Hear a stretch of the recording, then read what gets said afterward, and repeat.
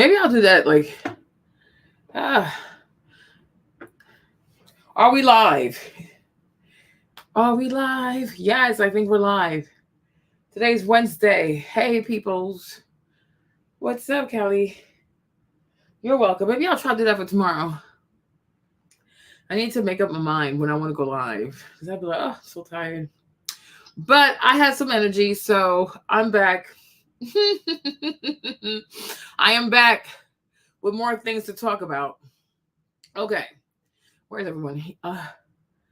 I'll try to do that more often. I'll try to let you know what time I'm going live so you can know. Me and my little hey Toya, hey Sonia, hey Fumi, hey Marie, comment vas-tu? I'll try to tell you guys what time I go live. Me and my little daytime TV show. I'm like, I should really have a daytime TV show. Like, I should be your new Wendy Williams. Because I'm like, what are we doing at like 12 o'clock, 1 o'clock, since we don't have Wendy no more? Want to see the belly? Here's the belly. Hold on, can you see it? It's getting bigger. Yeah, can you see it here? Like, boom. Hey, Lacey. So I was like, yeah, I should be the Wendy of YouTube, because nobody goes live around this time. Yeah, I'm like, I'm gonna help people like go through the day, because I'm like, we don't have Wendy now, so maybe somebody got to do it. Oh, Lord Jesus. Oh, thank you, Toya. Thank you. Oh my gosh, I know, it's super cute. Next week I'm 36 weeks. Oh, thank you, Jesus. Oh, thank you, Emmy. Oh, Emmy said the show be popping. I'll be at work listening, so thank you for entertaining us. I know that needs to be my job. I was like, Burley, you are so pretentious. You guys are going to actually be working and contributing to the economy, and then I'm going to be the hype man. Like, okay, let me talk to y'all while you guys are working, get you through the day. But I'm like, yeah, I should do that. Because I'm like, I was going to change the name of the channel again. Like, I'm going to change the name of the channel. Because I didn't know, like, what would I like? Go back to like do like hair stuff, skincare stuff. But I'm like, I've gotten to a groove of just coming here and just talking now. Like, I'm like, maybe I'll do another channel for that kind of stuff. So with Hey Callie, we should just go sit here and just talk. We should have like daily conversations. I think the daily talks. I think daily talks throughout the day get you through your day, get you through your work day, child. So you don't end up getting mad at them people. Okay, so. Ladies, we have a lot to talk about. Hey, Abby, we have a lot to talk about. Okay. We have a lot. Oh, I get it from here. Okay. We have a lot to talk. Hey, Dante, what's up? We have a lot to talk about, Chad. Are you ready? Are you ready? Drum roll, right? So we're going to talk about this podcast with Tiffany Cross, which is really funny. Because Tiffany's on 2 different podcasts. She's currently on, I guess she got this one. Seems like it started about a month ago. Then she also has another podcast with Angela Rye. Oh, Angela's always crying. Child, Angela's always crying. The Native podcast. Okay. She's also on this podcast. Hey, Mina, what's up? She's also on this podcast. I was confused, like, what? So she has 2 podcasts. So she has this podcast with Angela Rye and Andrew Gillum. They're a trio. The funny thing is, on this podcast, she don't put no makeup on. I'm like, girl, are you going to leave anytime soon? What is happening? Okay. On this podcast, she barely gets herself together. Like, she just, I just rolled out of bed. I'm doing the podcast, right? But then when you see this podcast, like her own podcast, she sure does put the makeup on. Music said, don't be biased. How would I be biased, babe? Oh, yeah, you told me you were subscribing yesterday. How would I be biased, Music? When have I ever been biased, boo? I try not to be biased. No, I really don't. I'm not biased, boo. I'm not. Another thing, like one lady was like, oh, she liked my video about Beyonce's hair because she's like, oh, I'm always the cynical one. I don't think I'm being cynical.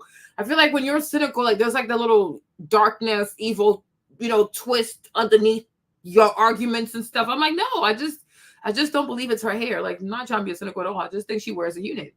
I think she leaves some of her hair in the front and then she has a unit in the back. I don't know why that's so hard to believe. But no, I don't think I'm biased at all. I'm an equal opportunity roaster. Okay. So she has two podcasts. I guess this one is probably her main podcast, so that way she gets the money. Because the other one is, but it seems like this is also iHeart that's doing this for her also. So I don't know. Yeah, it's giving a unit. Oprah does the same thing. Like Oprah's always done that. Oprah will always like leave some of her hair out and then she'll put a wig in the back because she didn't want to damage her hair. Because Oprah also has really long hair. Oprah has a lot of hair. But she never would let her hair out like that because the show, like you go live every day, 5 days a week, putting heat in your hair. Oh, no, no, no, no, no. You know? So I definitely think she has a unit. I don't know if her hair would be that long too, because I'm like, bleach hair being that long, I have yet to see that. Yeah, Oprah always does that. Oprah's always done that. Yeah, Oprah has beautiful hair. She has really pretty hair. Oprah has beautiful hair. It is a lot of hair.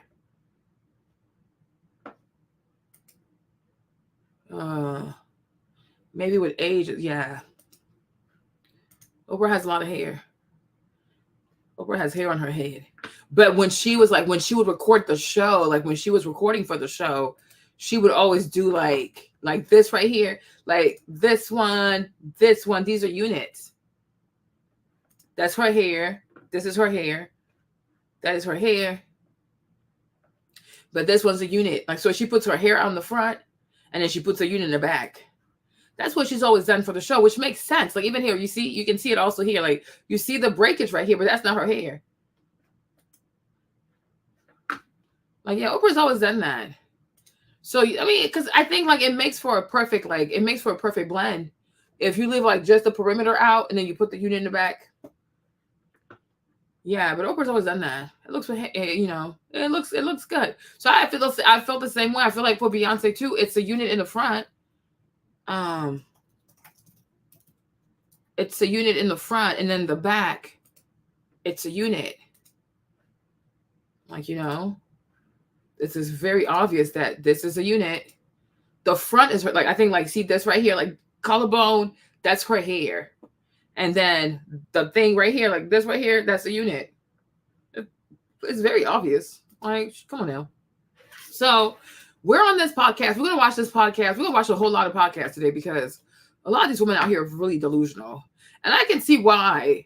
I can see why many of them are not finding love because you need help. You really need help. So let's watch this one.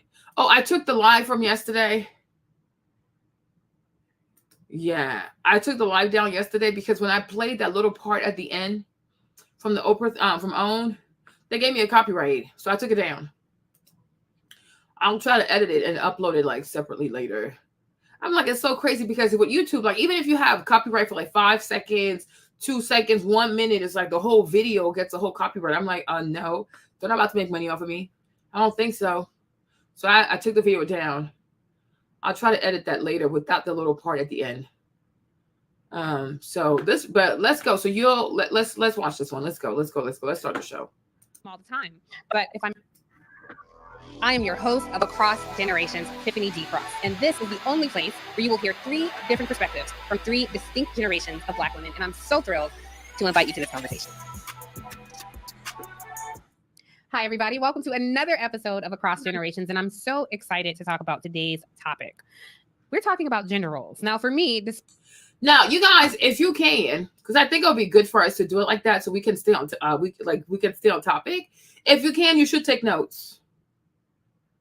If you have a piece of paper next to you and you have a pen or a pencil, as these women are talking, you need to take notes because notes need to be taken for this one because some people here are just seriously delusional.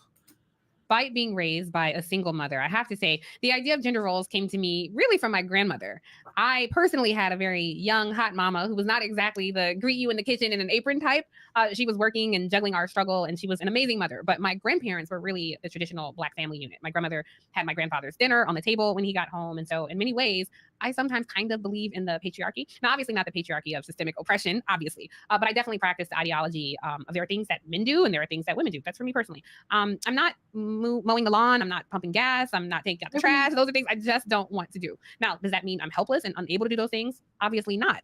I do them all the time. But if I'm in partnership with someone, there are things that I expect. There are things that he expects from me. And I don't think there's really any right or wrong way to do this. So this is not a judgment to anyone who has a different perspective. And this is not a rallying call or a decry of feminism. This is simply my view and my practice. And any man who wants to enjoy my company or is in my presence will likely need to know his role, just as I know mine. Now, when we get into income. Now, the thing I also want to say with her little introduction, her apologies or her platitudes, right? I think it's really sad that in today's generation, today's world, right, when you are addressing women, and I'm assuming in her case, when she's addressing Black women, because she made sure to say, oh, this podcast is about bringing Black women from 3 different generations. So, you know, people are really tribal over here. Black, black, black, black, black, right? But I think it's really sad that when you want to talk to Black women, you always have to defend why you feel that way. Oh, you know, I believe in patriarchy, but, you know, not the toxic patriarchy. Like, who would believe in toxic patriarchy? Right? It's so sad. I'm not trying to be funny, but it is so sad how easily triggered people can be, how hard of hearing people can be, how remedial people can be, how reductive people can be. Because sometimes, like, the kind of platitudes and apologies and trigger warning people have to issue people, I'm like, yo, that should be obvious, right? Who in their right mind would ever advocate for toxic patriarchy? So if you're talking about, oh, yeah, you believe in some type of patriarchy, we would assume that, yeah, we should assume that you mean that the healthy kind of patriarchy, right? Because there's, with everything, there is a healthy version and there is a destructive version. The same goes for this. Hey, Kevin, the same goes for matriarchy. There are healthy forms of matriarchy and there are toxic forms of matriarchy. Anybody, irrespective of gender, can be diabolical. And that's one thing I really resent is like this positioning of patriarchy is so bad. It is so bad. It is just so bad. No, certain aspects of it in the hands of men who are unchecked, hey, Diana, are bad. But the same also goes for matriarchy. There are women out here who are evil. There are women out here who are really wicked. Okay. And when you put these women in position of power, everybody suffers. Because what happens is, you know, when you are giving power, no matter what your gender is, if you don't know how to be humble and how to recognize that leadership is about service, you can hurt people. Anybody is capable of hurting people. Right now, a man might be able to hurt you more physically because by nature, men are naturally stronger. So they might lean more towards using physical violence when they want to be toxic and they want to misuse their patriarchy, right? But a woman, because she cannot be physical, but what a woman can do is be very harmful with her mouth, right? She can start rumors about you. She can attack your character. She can attack your personality. A woman could have you destroyed with her words and her lies and her manipulation. The manipulation of a wicked woman is probably even worse than the blows of 1,000 men. So it's like, we have to stop. You know what I'm saying? We have to stop. Anybody can be hurt. Anybody can be harmful. Stop making it seem like, oh no, one gender is harmful and the other gender is innocuous. No. Anybody is capable of being toxic. The same thing goes for complexion. Just because people are Black does not mean they're good, right? And then also, just because people are Black does not mean that automatically they'll be criminals. The same thing goes for white people. Just because a man is white does not mean that somehow he's Prince Charming. He can be diabolical, okay? There are evil white men and there are also good white men. And that's why we have to teach people to focus on the content of a person's character. Take the time to learn a person's character. And then yesterday we watched the other white man, Robert Greene. One thing he said was, you have to learn to read people's body language because the body talks more than the words that are coming out of somebody's mouth. And I was like, you're not lying. Somebody could say all kinds of things to you, but their body does not align with what they're telling you. We have to learn to go deeper. But I just feel like a lot of time, so much of how we assess a person and the merit of a person or how safe or benign a person is their skin color and their gender. You are insane. You are seriously insane. Have you not watched Griselda Blanco? Okay. Griselda Blanco was unhinged. She's a woman and she took pleasure out of having people beheaded. The girl's psychotic. Okay. She's psycho. She was in prison. She wanted to have her boyfriend murdered from prison. I'm like, what the heck is wrong with this lady? Okay, the lady who killed Selena, it was a woman who killed Selena. She was stealing from Selena. She was around Selena every day. She murdered Selena. It was a woman. It was not a man who took Selena's life. And I'm sure Selena was, oh, she's an old woman. Oh, esta no vieja. Esta no mujer muy vieja, my behind. Okay, abuelita looking ass. Okay, but abuelita ended up matar Selena, and now Selena is dead with a baby. Oh, think about with a baby in her belly. Anybody can do evil. Anybody can do evil. Do not be blinded by somebody's color. Do not be blinded by somebody's gender. Anybody can be seduced by evil energy, by evil entity to do some harmful things, and you will be blown away. Like, oh my gosh, how can you do such a thing? Because the person is a monster. And monsters don't have faces. They don't have a particular income. They don't have a particular skin color. They don't have a particular age. They don't have a particular gender. Anybody can be seduced to do evil. So we have to learn that in order for us to be around someone or to claim someone as your people, you spent the time to get to know the character of that person. And because you know their character and you have tried and tested the person's character, now you can say, okay, I trust you. I love you. You're my friend. You're my family. You're my lover. You're my this. You're my that. But until then, you don't know these people. Okay? Yes, Selena was pregnant. She was pregnant. Okay, she was pregnant, and then the lady killed her. She killed her and the baby. You know what I'm saying? I'm like, I don't think she knew Selena was pregnant, but she was pregnant. I'm like, look how evil that was. Look at how evil. And I'm like, even like, look at how easily a woman, can just start a rumor about another woman. So many women will spread rumors about other women. Oh, she slept with so and so. Oh, she's doing this, she's doing that. It's like the whole time it's a lie. Because you have a lot of weak women out here, when they don't like you, they want to encourage other people not to like you. So they start a whole defamation campaign about you to make sure other people also don't like you. The way a woman can sit here in less than 5 minutes and create a whole narrative and bunch of stories and stick those things onto another woman and make that girl wear a whole scarlet letter and have everybody excommunicate that girl. Like, I have seen and lived this with my own eyes. Women can be very evil. And the way women attack people is by destroying your character. The way a toxic man goes about his business, he gonna put his hands on you, or he's gonna use his money to make you miserable. But all genders can be evil, because power corrupts. And so if you have power and you're not humble, right, you can become a very destructive force. But I think it's very silly that when you address people, you got to give all these disclaimers. Like, oh, I don't believe in that type of patriarchy, but I believe in this type of patriarchy. Girl, you are 40 years old.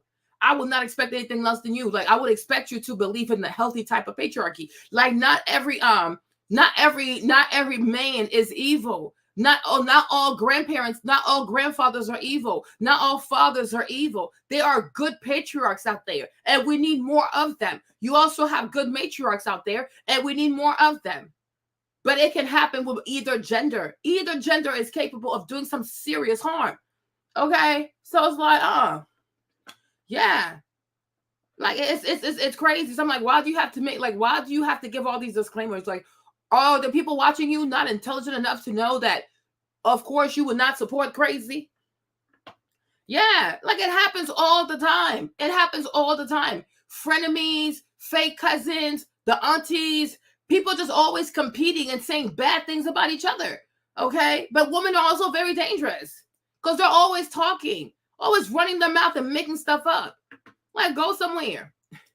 Disparity and children and all of that. It's a more nuanced conversation, and we're going to get into some of that right now. So let's get it started. I'm very, very excited to welcome Carla Hall, who's turning 60 this year. She's a professional chef. You guys know her. She's from the DMV, my neck of the woods.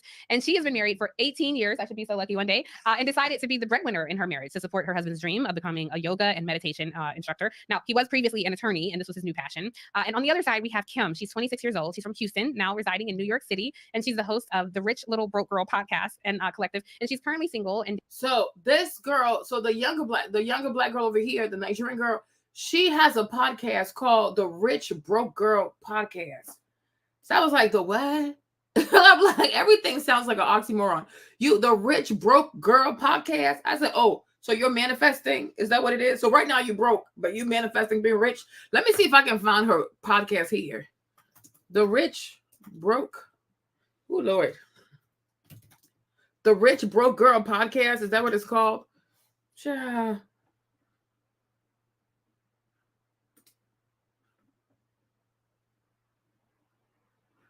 I don't know. Okay, so I guess she has no YouTube channel. Okay, so here she is. Rich Little Broke Girl. So it's on Spotify.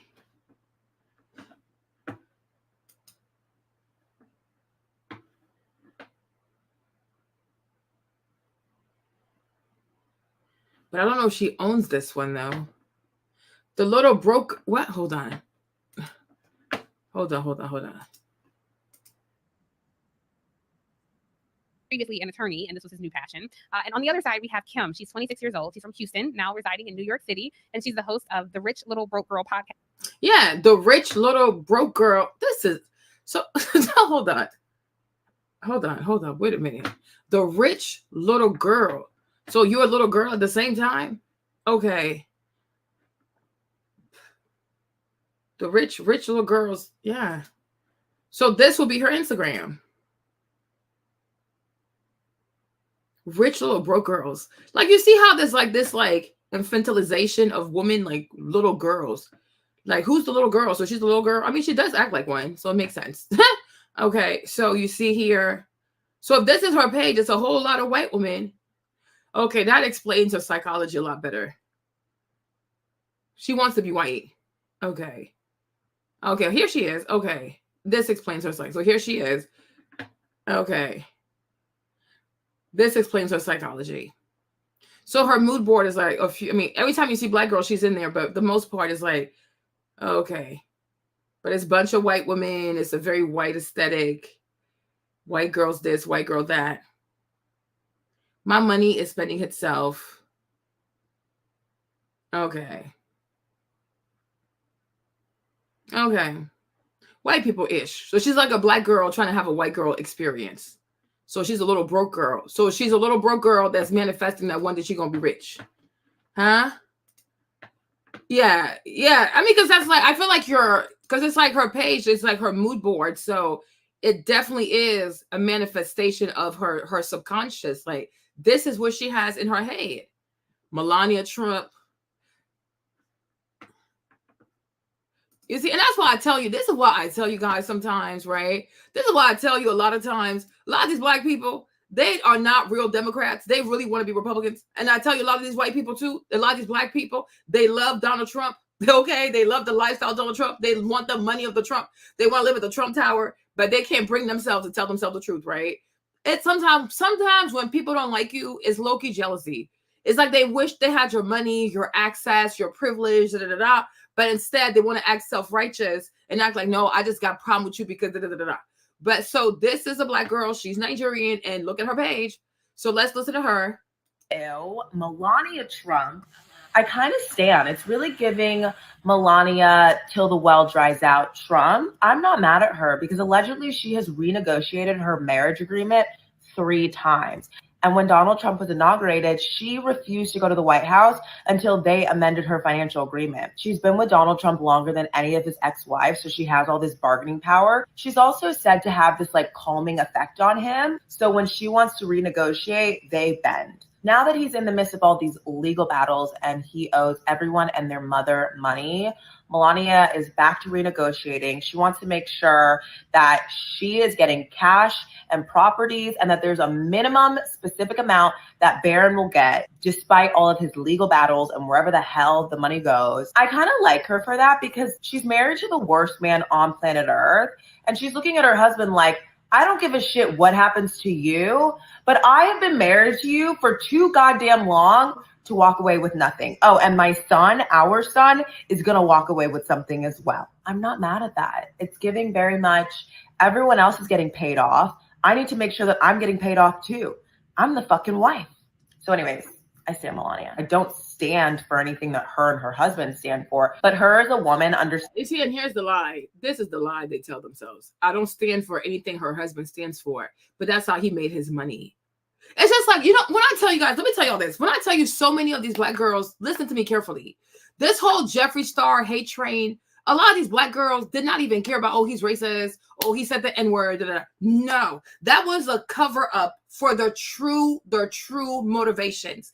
A lot of these Black girls were just shocked and jealous and envious of his lifestyle. They were shocked that this white boy had so much money, so much luxury, so many fancy cars, because now all these Black girls now want to have Birkins. Before Jeffree showed up, were people interested in Birkins? Like, look at the behavior of so many Black beauty influencers before Jeffree Star shows up on YouTube, right? Once Jeffree starts doing the haul, the LV all, doing the makeup in the back of a Rolls Royce and wumpty wump wump, the closet for the Birkin, and there's like a wheel that you turn. I'm like, what the heck is going on? All of a sudden now, you gotta pay all these girls, pay me my price, pay me what I worth, pay me this, pay me that, because they were trying to compete with Jeffree Star.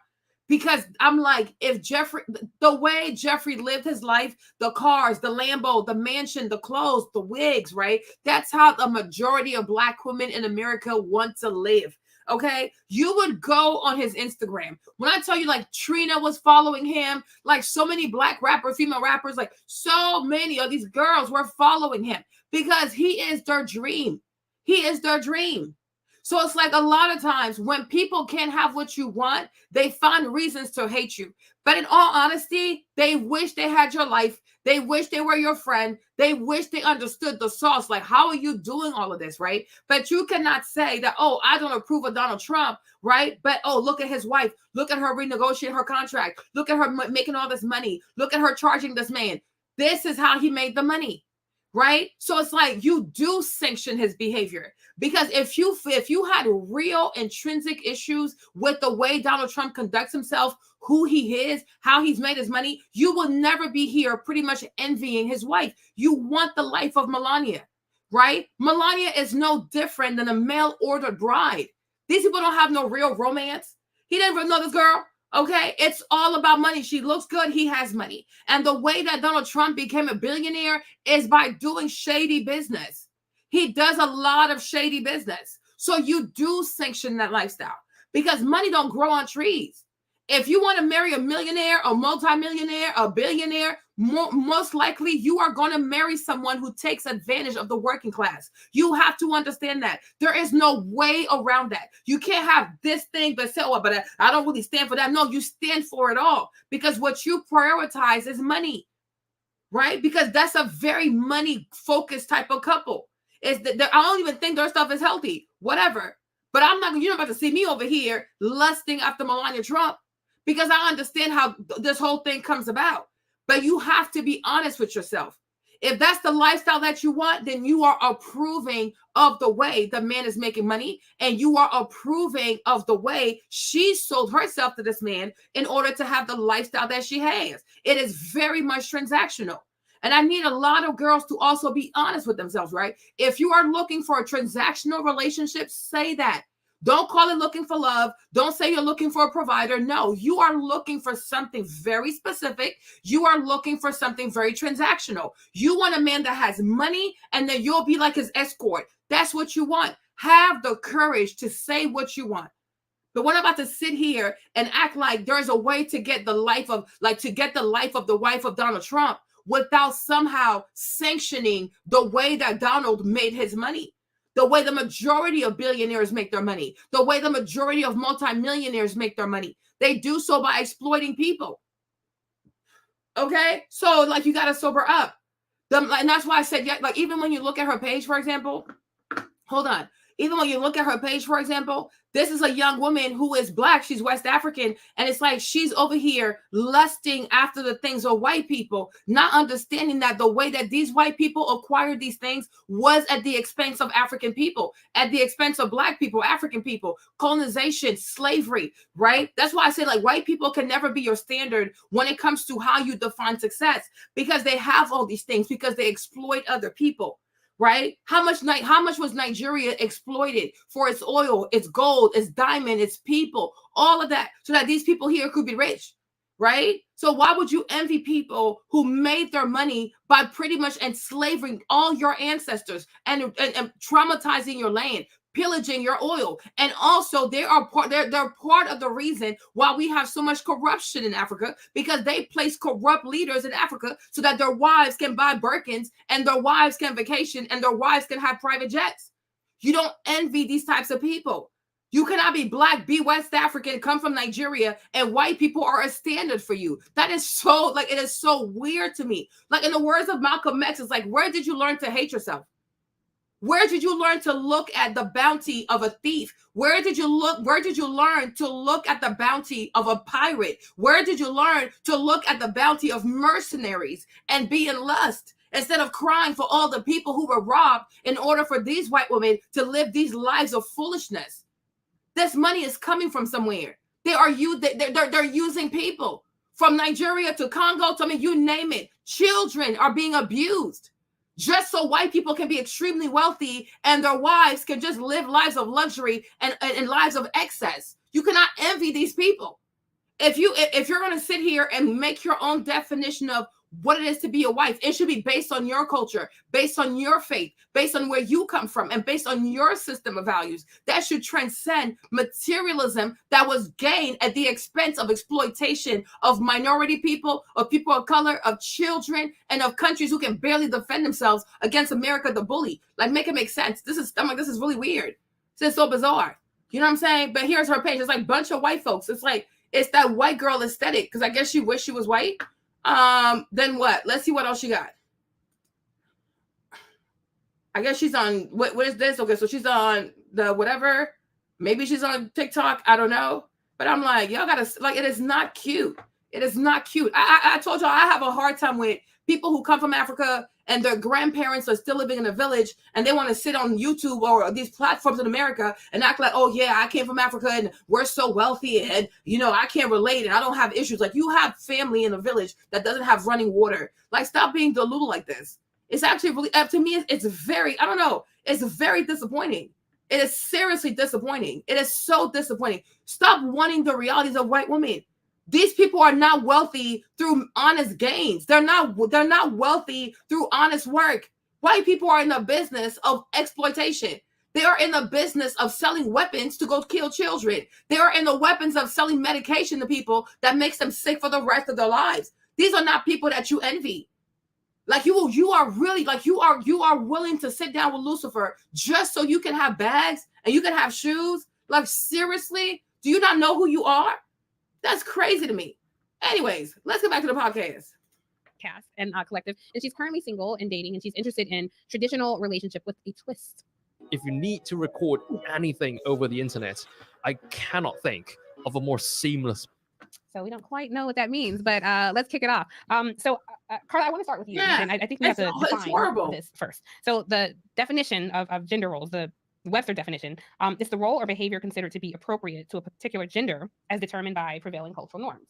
Now, I want to define patriarchy. That's a system of society or government in which the father or eldest male is head of the family and descent is reckoned through the male line. These are Webster definitions. The matriarch is a social system in which positions, dominance, and authority are primarily held by women. In a broader sense, it can also extend to moral authority, social privilege, and control of property. While those definitions can apply in general English, definitions specific to anthropology and feminism differ in some respects. So, because we're starting there, I'm curious, do you define either of those differently? You know, I consider myself the culinary matriarch of my family because I'm the one who cooks. And I'm the one who passes down these recipes for my family. When you talked about the gender roles in terms of being able or I feel that I'm able to do and want to do things that people would consider a man would do in my household. And I believe that you should do the thing that fills your heart. And sometimes that's not what that's not the role that you would think that a man would play or a female would play. So I am flexible. I'm a flexitarian when it comes to food. Yeah. And apparently I'm a flexitarian when it comes to patriarchy and I think these gender roles. I'm absolutely flexible because of how I grew up. Right. I can understand that. Yeah. I think it's interesting though that you are our more seasoned panelists and you're flexible, while our younger Gen Z panelists here, I don't know that you're as flexible, Kim. So do you disagree with those definitions, and what category would you put yourself in? I align with those definitions for sure. And I think because I align with, and I understand that we live in a patriarchal society, I'm pretty unwavering at this stage of my life. I'm 26 to, I'm pretty unwavering on my position of being traditional with a twist, right? Kind of like a soft girl with sense. I can take care of me, but if I'm going to be in a partnership at this stage of my life, then I need you to be able to protect and provide as well. And so I feel like given the fact that, power is funneled to men, quite literally, I don't think there's anything wrong, or I don't really understand the controversy around women expecting those same men to be doing better than them, right? And so when I look at dating and I think about, a partnership, what would I want now? I'm 26, I'm probably dating someone that's 36, 34. I do expect you to be doing better than me. And I do expect, if we're going to be in a partnership and I'm going to shift my focus to a relationship, that you are able to provide. What does that mean, able to provide? Provide what exactly? Provide in terms of financially, provide in terms of just taking care of me so that I can still achieve the things that I want in my life as I'm building my foundation now. If I'm going to give my focus to a relationship, then I also want that relationship to aid in me building this foundation. I have a lot of thoughts and questions about that, but let me just first jump in and say. So if you listen to her being in a relationship, it's about you are going to be an investor. That's pretty much what it is. She wants you to be her investor. So you're going to be in a relationship with her. You finance her as she pursues her dream. And you would also ask yourself, where is her dad? Because a lot of these girls, like people who sound like this to me sometimes, I wonder, like, where is your father? Because these things that you should want to do, your father should have provided those bases for you. Like if you had to go to college and you need your school paid, your father should have been able to provide. If you want to do a graduate degree, your father should have been able to provide. But it seems like these are girls, because, this young woman like her, they try so hard. They try so hard to seem sophisticated. They try so hard to seem educated. It's this faux sophistication. Like it's very fake, right? And it's giving you actually grew up poor. The majority of people who are obsessed with money are people who never had money. Okay. The majority of people who are obsessed with materialism are people who grew up lacking. Okay. It's just getting started. You grew up lacking. You understand? You will never see a wealthy person say, oh, this is what I need money from a man, because they already have it. They live in abundance of that thing. They worry about something completely different, right? They'll think about experiences, getting to know people, bonding and things like that. But people who grew up in lack, people who grew up poor are always the people who are trying to prove to others that they have enough, that they have this, they have that, they have this, right? Because you are looking for validation, right? Because you grew up poor. And I wish a lot of Black girls who didn't grow up with much, because I'm assuming she's first generation Nigerian. So when her parents came here, her parents didn't have a lot, right? And it shows. It really shows. Her parents didn't have a lot. And it probably traumatized her. It traumatized her in elementary school. It traumatized her in middle school. And most likely it traumatized her even more in middle school, recognizing that some children had a lot of ease. They probably had cars when they were 16. They probably had this, that. They probably went on summer vacation. They traveled. And she probably had to work. Her mom had to work. Her daddy had to work because, it's crazy. That's how it is to be an immigrant. It's not easy. Right. And sometimes you really got to make peace with that. And you have to heal with that. And you got to learn to be grateful for those experiences and how they molded you. Because is it always necessary to have everything you want as a child? I don't think so. Right. And does that mean that you're less than? No. Now I understand how a lot of high school experiences can be very traumatic for young people, especially when you always have to work or your parents always told you, oh, we don't have money. We can't afford this. We can't afford this. Like, what the heck? How come we never have money? But at least one thing you can say to yourself is like, at least my parents brought me to America. If you had stayed in Nigeria, it probably would have been worse. But you really have to heal with the lacking, right, of your childhood. Because it really is giving poor. I'm sure she thinks like it's giving like she's sophisticated. Hey, boo, she knows the nicer things and she knows the finer things, et cetera, et cetera. But I'm telling you, the people who are obsessed with money are people who grew up poor. The people who are obsessed with bags and shoes and this and that, they always have to have something. It's because they grew up having nothing. So when you grew up having nothing, you think having all kinds of stuff makes you somebody. And then you look at the people who grew up rich, they always look like they're homeless. They're not worried about having all kinds of things because that's a need for them that's already satisfied. It was already Yeah, it was already satisfied, right? Because when you have money, the next thing you look for are meaningful relationships. You look for meaningful experiences. People who have money, instead of chasing money, they actually want to use their time to do things that they truly, truly enjoy. And chasing money is not a thing that they enjoy. You will never see children of rich people sit here all day, every day, obsessing about money, how to make more money, how to use people, how to get in relationship and make more money. Like, no, they're looking homeless. They're starting their own companies. They're starting tech companies. Sometimes them kids are so rich, they drop out of these fancy colleges because they spend all day at the beach. Some of these kids will go around the world and backpack all around the world. Like, they are so not attached to money. Sometimes you'll go to the airport. People who are really rich, they travel with the least amount of stuff. But yet they're about to be in first class. They have the least amount of stuff. You don't even know. It's not until you go to the lounge or like you go to check into your flight that they say, oh, I saw him. Oh my gosh, I didn't think he was going to be in first class, because the person is so uninspiring because they have nothing to prove. They already got it. But then the people who don't have money, they're the ones with the Louis Vuitton backpack, the Louis Vuitton carry-on, the Louis Vuitton this, the Louis Vuitton loafers, the da-da-da-da. I'm like, you are crazy. You are crazy. Right? I was watching some of the videos of the Fenty event with Rihanna, right? And you had girls at the event trying to do too much. I'm like, how y'all gonna try to act like y'all got more money than the Rihanna? Rihanna went to her own event. She wore a very simple dress. She wore a very simple dress and she wore a very simple wig. Okay. But I'm like, she's about to make like $100-200 million. Right. But look at how she was dressed. Hold on. Did y'all see it was some yellow dress. Hold on. Right. Look. This is how she was dressed for her party. It was so simple. Like, okay, I'm gonna put this dress on because she has nothing to prove. Right. But then you'll have other people doing the very most. And I'm like, child, this lady right here is worth $1 billion.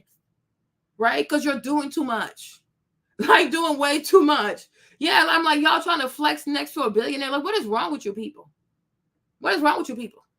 One time they had, what's that boy's name? The one who, Jay Morrison. Right. Another one. Jay Morrison was invited to an event.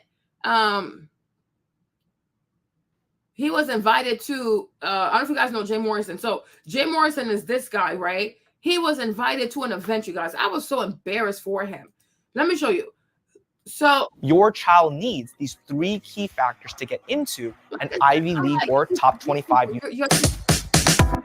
Okay, so here's an event, right? This was the event, you guys. They invited Don Pebble, so he's like a huge. This is like one of the biggest Black real estate developer. The man does like $1 billion real estate deals in New York. But he's nothing to play with. This man is nothing to play with. This Black man right here, he owns all the Mercedes, and I know he owns all the BMW dealerships in the DMV, DC, Maryland, Virginia. All the BMW dealerships are. I even think he has a Lamborghini dealership. Girl, this man has money. This man got way more money, right? So they gave the microphone. The people gave the microphone to Jay Morrison. Like, just since you're in real estate, just talk a little bit. When I tell you that man was talking for almost 40 minutes, I said, if you don't sit your ass down somewhere, right? Like, do you not, like, y'all don't know how to read the room? Like, Don Pebble, he's actually doing, like, right now he's working on a $5 billion deal in New York City. This man right here has all the BMW dealerships in the DMV. Plus, I think he's the first to have the Lamborghini dealership in the DMV. You guys, when people give you the microphone in the presence of your elders, in the presence of people who are way wealthier than you, who are way more successful than you, you grab the mic for just 2 minutes. Okay? And then you say, oh, I'm so glad to be here. It's an honor. My name is Jay Morrison, right? This is what I do, but I look forward to hearing more about you, Mr. Pebbles, and Mr. So-and-so. It's an honor. Okay. I'm a student. I don't even know nothing. Okay. Like, come on. No. This man is, first of all, he had to fundraise his money. So it's not even like investors gave him money. Okay. He did a whole crowdfund me to get the money. He only has 14 million in like that people gave him. and he wants to waste the time of billionaires. So let me show you something. Okay, here he is. He wouldn't shut up. You guys, I swear, he would not shut up. Position of power, not for me, but for the crowd investors that I represent. He would When not we all shut come up. together and invest together and control our own dollars, we do amazing things. And once again, we are thrilled to have had the opportunity to partner. Y'all look. Washington, D.C.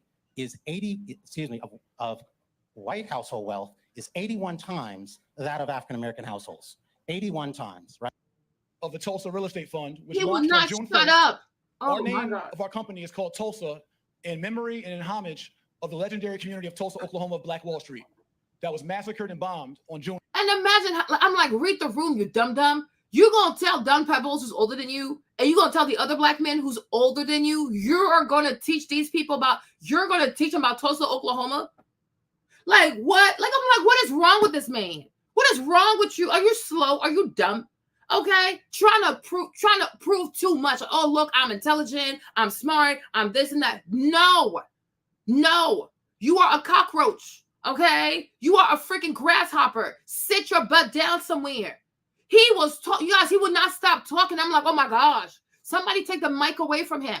Hey T, nobody came here for you. Okay, we are not here for you. Are you insane? These are billionaires. These are billionaires talking. I mean, the other black man with the car, he's not a billionaire, but he's probably like worth like 100 million, 200 million. These people have legitimate businesses. They have never been to prison, okay? They have real estate deals. They have over 30, 40 years in the game. What have you done? And then you want to sit here, you want to stand up there and just hoard the microphone. He will not shut up. And then he's going to teach these people about Tulsa, Oklahoma. Are you kidding me? I'm like, do you go to the same school with Amanda Seals? Like, this is ridiculous. He would not shut up. I'm like, you guys, this day I wanted to die. Like, I was like, I'm going to die. I was so embarrassed. First of 1921. So we just experienced history. Many of you may not know it yet. We're working on Black Enterprise covering it now. Many of you may not know it yet, but we actually had not just Black history, but American history happen on June 1st of 2018 this year.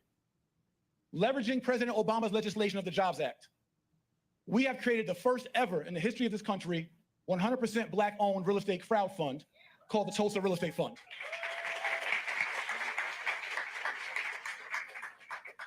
Not only after 2.5 years of due diligence, research, and development to pull this off, did we launch the fund on June 1st and raise millions in 24 hours and 10.1 million in 1 week. He's bragging about $10 million in 1 week. These people make $10 million per hour. Shut up. Like, I don't understand. Shut up. Did you not read about these two men before you show up there? Like, you want to talk about your little $10 million? What is $10 million to somebody who has a $5 billion real estate deal? I'm like, even Mr. Pebbles, have you seen his house? Do you know how much his wife spends on the weekends? I'm like, y'all little braggadocious, goofy stuff y'all be doing on Instagram, okay? There's a time packet. There's a time and place for that kind of stuff. These are billionaires. You think I'm a stand in front of a billionaire and brag about how I raised $10 million? Like what? Raised $10 million? Child, sit your butt down somewhere. Like he would not. You guys, I was watching this. I was just like, oh my gosh. Somebody please take the microphone. Somebody please take away the mic. In this legendary fund, but we did it without major institutional investors. Our highest investment was $40,000. The average investment, $1,100 of 9,145 of my co-founders, partners, and crowd members. Some are here in the crowd because some stopped me today. Any Tulsa members in the crowd? She's a shareholder. So we got more to get now. So what we did, what was legendary, is that our fund is focused on revitalizing that Black Wall Street spirit within us of group economics. We've proven that the crowd itself can raise 10 million in a week. It's not something that I did or my team did, something that we did, our community did. Ladies and gentlemen, I have the wonderful opportunity to introduce to you Thomas A. Moorhead. Thomas A. Moorhead is the owner of Sterling Motor Cars in Northern Virginia, and he is a veteran of the automotive industry. The most important thing for Thomas Moorhead has been creating opportunities for people of color to be successful in all endeavors. Mr. Thomas Moorhead.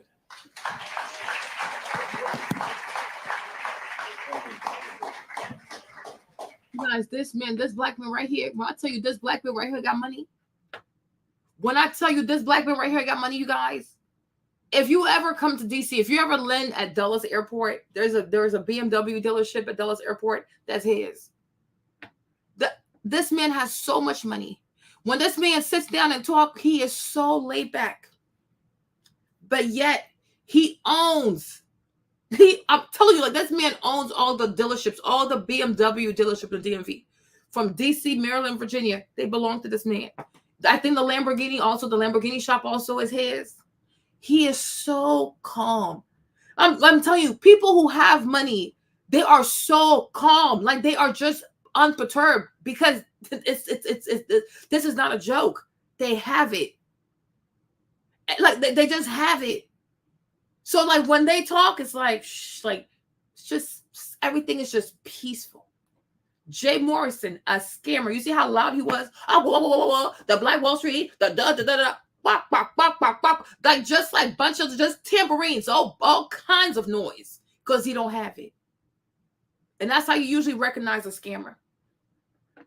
I'm gonna play a little bit. So I want you to see the demeanor of rich people.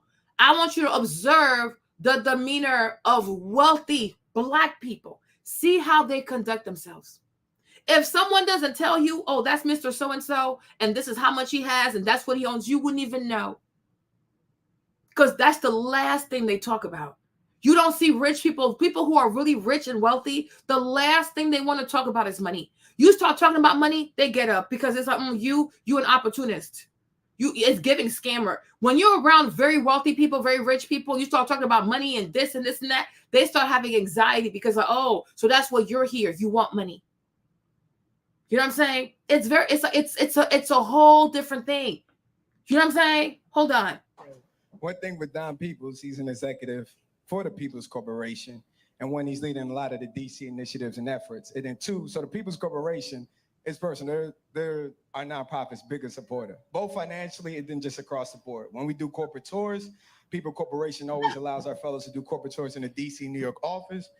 DP3, he's spoken at so we do youth STEM initiatives. So he's spoken at our youth STEM initiative we held at Benjamin Banneker in New York, hosted, sponsored by Goldman Sachs. This one also talking a whole bunch of students. So he was one of the keynotes for that. Oh my God. And then also he spoke on a meeting of the minds last year.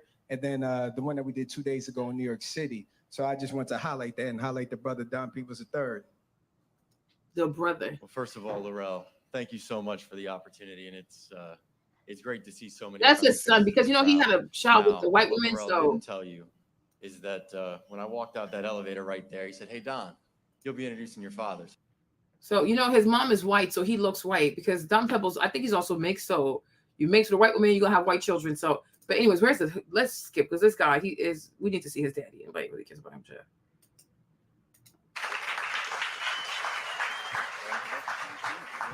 Can each of you tell your story of how it all started? And one thing you notice too, these people are always married.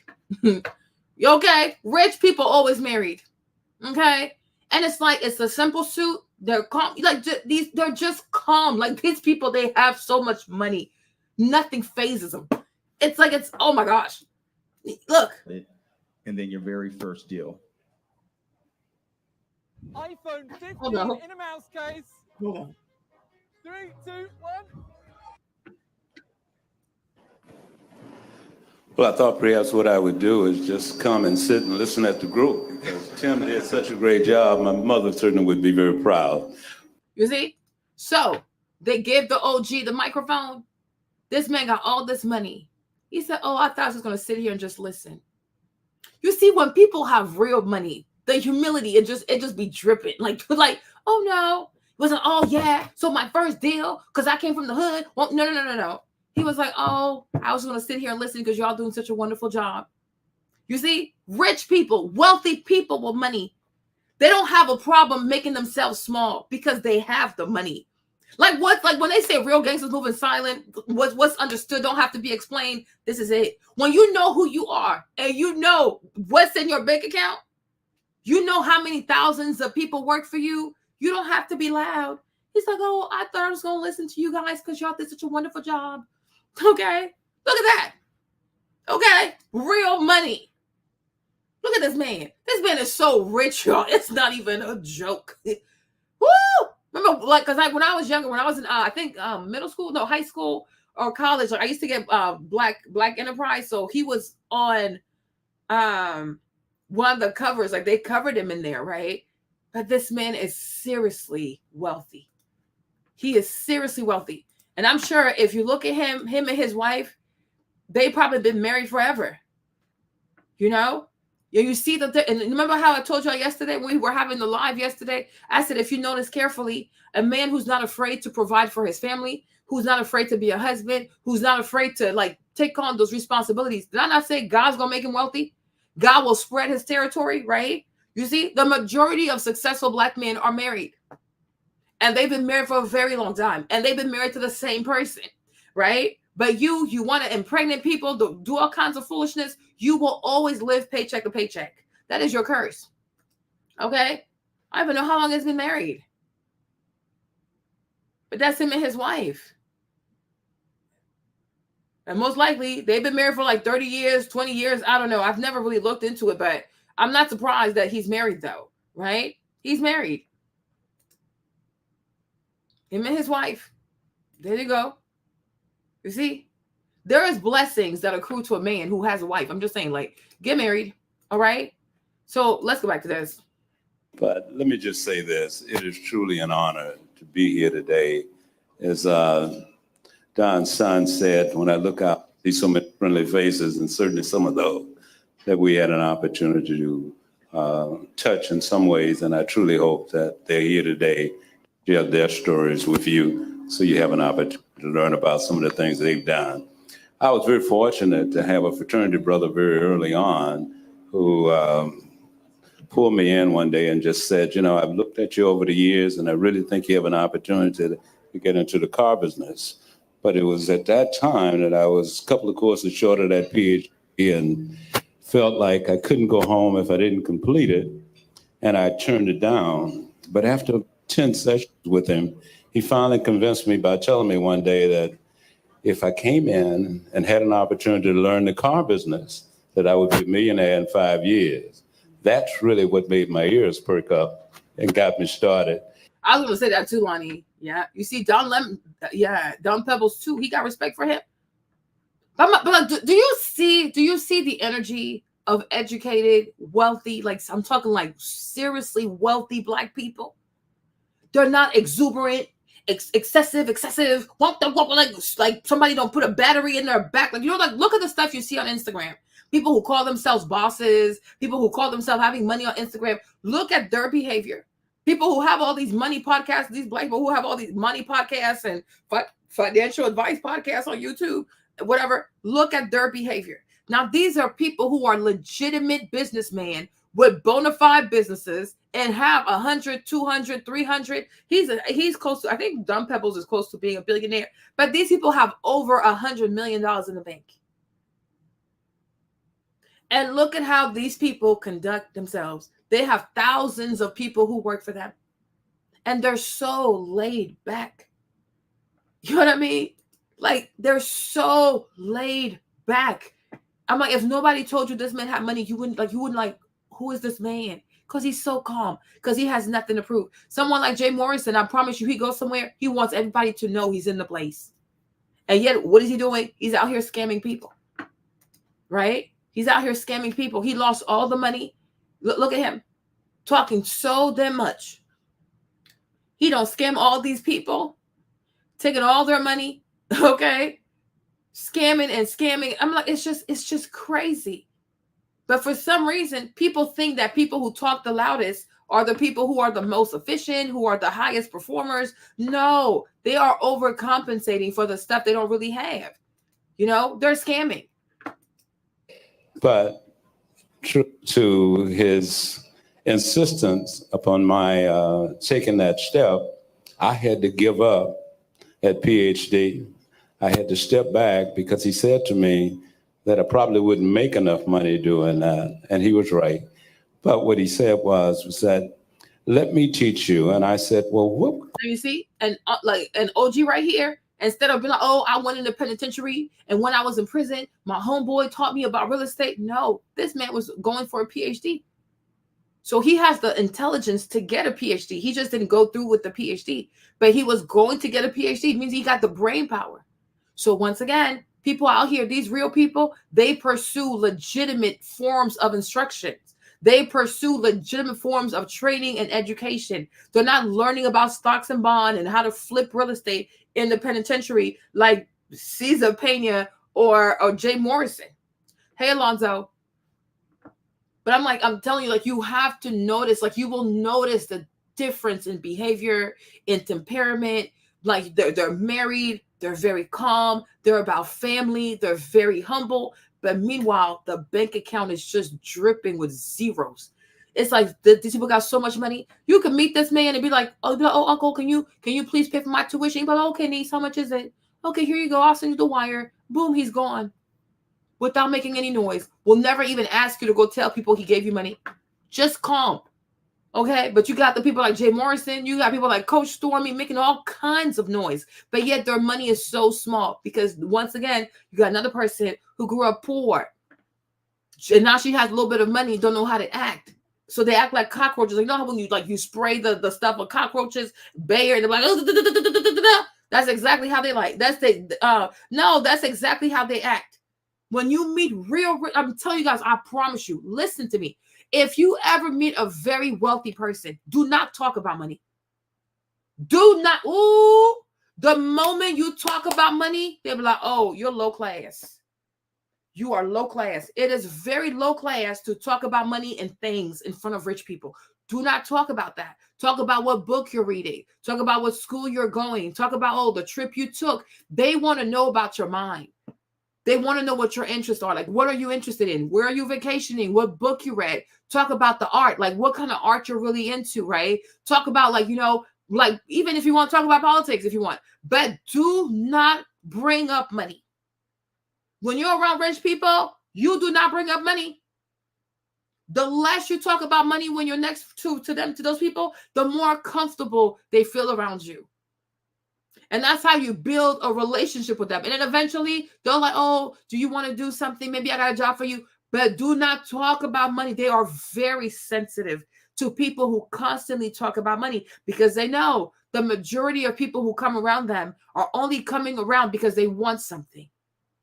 They expect people to ask for things. They expect people to want things because that's all people think about. Oh, how can I get more? How can I? You want to prove to them that you're not that type of person. You're here to talk about life, experiences, you know what I'm saying? Talk about spirituality, and ask them also, oh, what are you interested in? Like, what do you do on your free time? Like, if you weren't doing this, what else would you be doing? Oh, wow. I've never had somebody ask me that, right? But do not talk about money with these people.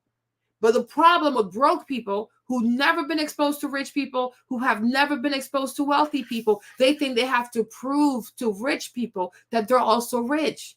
No, you can't teach these people nothing. But before you were born, they were already counting hundreds of millions of dollars. You only got 10 million. These people probably, like him with the cars, you sell a car for 200,000. You have all these basketball players. They probably do transactions like this every single day. Maybe they do $20 million a day selling cars in DC. You and your little 10 million, like shush, be quiet. You are crazy. I'm like Jay, you are insane. What can I do? What department can I manage for you? Yeah. He said, you can't manage what you don't know. So he started me off selling cars. I sold cars. Listen carefully. But it was at that time that I was a couple of courses short of that PhD and felt like I couldn't go home if I didn't complete it. And I turned it down. But after 10 sessions with him, he finally convinced me by telling me one day that if I came in and had an opportunity to learn the car business, that I would be a millionaire in 5 years. That's really what made my ears perk up and got me started. But true to his insistence upon my taking that step, I had to give up at PhD. I had to step back because he said to me that I probably wouldn't make enough money doing that. And he was right. But what he said was that, let me teach you. And I said, well, what can I do? What department can I manage for you? You see, listen to what the OG said. You see this? You see this? You see me, Marlene? I need to write a book. He met the man. The man's already selling cars. He doesn't say, oh, give me money. Oh, I think I can't. No. He says to the man that's already selling the cars, what problem can I solve for you? You see this? Do you see? Oh, but I have a PhD in my school. I studied this. You see, he led with a spirit of service. He humbled himself because the man said, if you leave the PhD program in 5 years, I'm going to make you a millionaire. He's like, oh, he said, my ear started to perk up. So instead of saying like, well, I have a master's degree. If I'm going to come work for you, I need to be a manager. I need to be in the office. He don't do none of that stuff, child. He humbles himself and he says, I'm going to be just like everybody else who works with this man. He says to the man, what problem can I solve for you? That's how you know he's a Christian. He led with a position, like he had a disposition of humility. He offered to solve a problem for the man. That touches people. Because you could have been like, oh, I got a PhD, I got a master's degree, I'm more educated than all these people over here, I got more degrees than you, like Amanda Seals. Amanda could not do stuff like this. Because this right here, it takes humility. And that type of humility is God only who can give it to you. That's the Holy Spirit. So he says to the man, what problem can I solve for you? And if you remember, hopefully you do remember, like most of y'all Christians over here, right? When Joseph met Pharaoh, right? Hold on. When Joseph met the Pharaoh, what did he say to him? Right? Let's look at what happened when Joseph met Pharaoh, because you're going to see.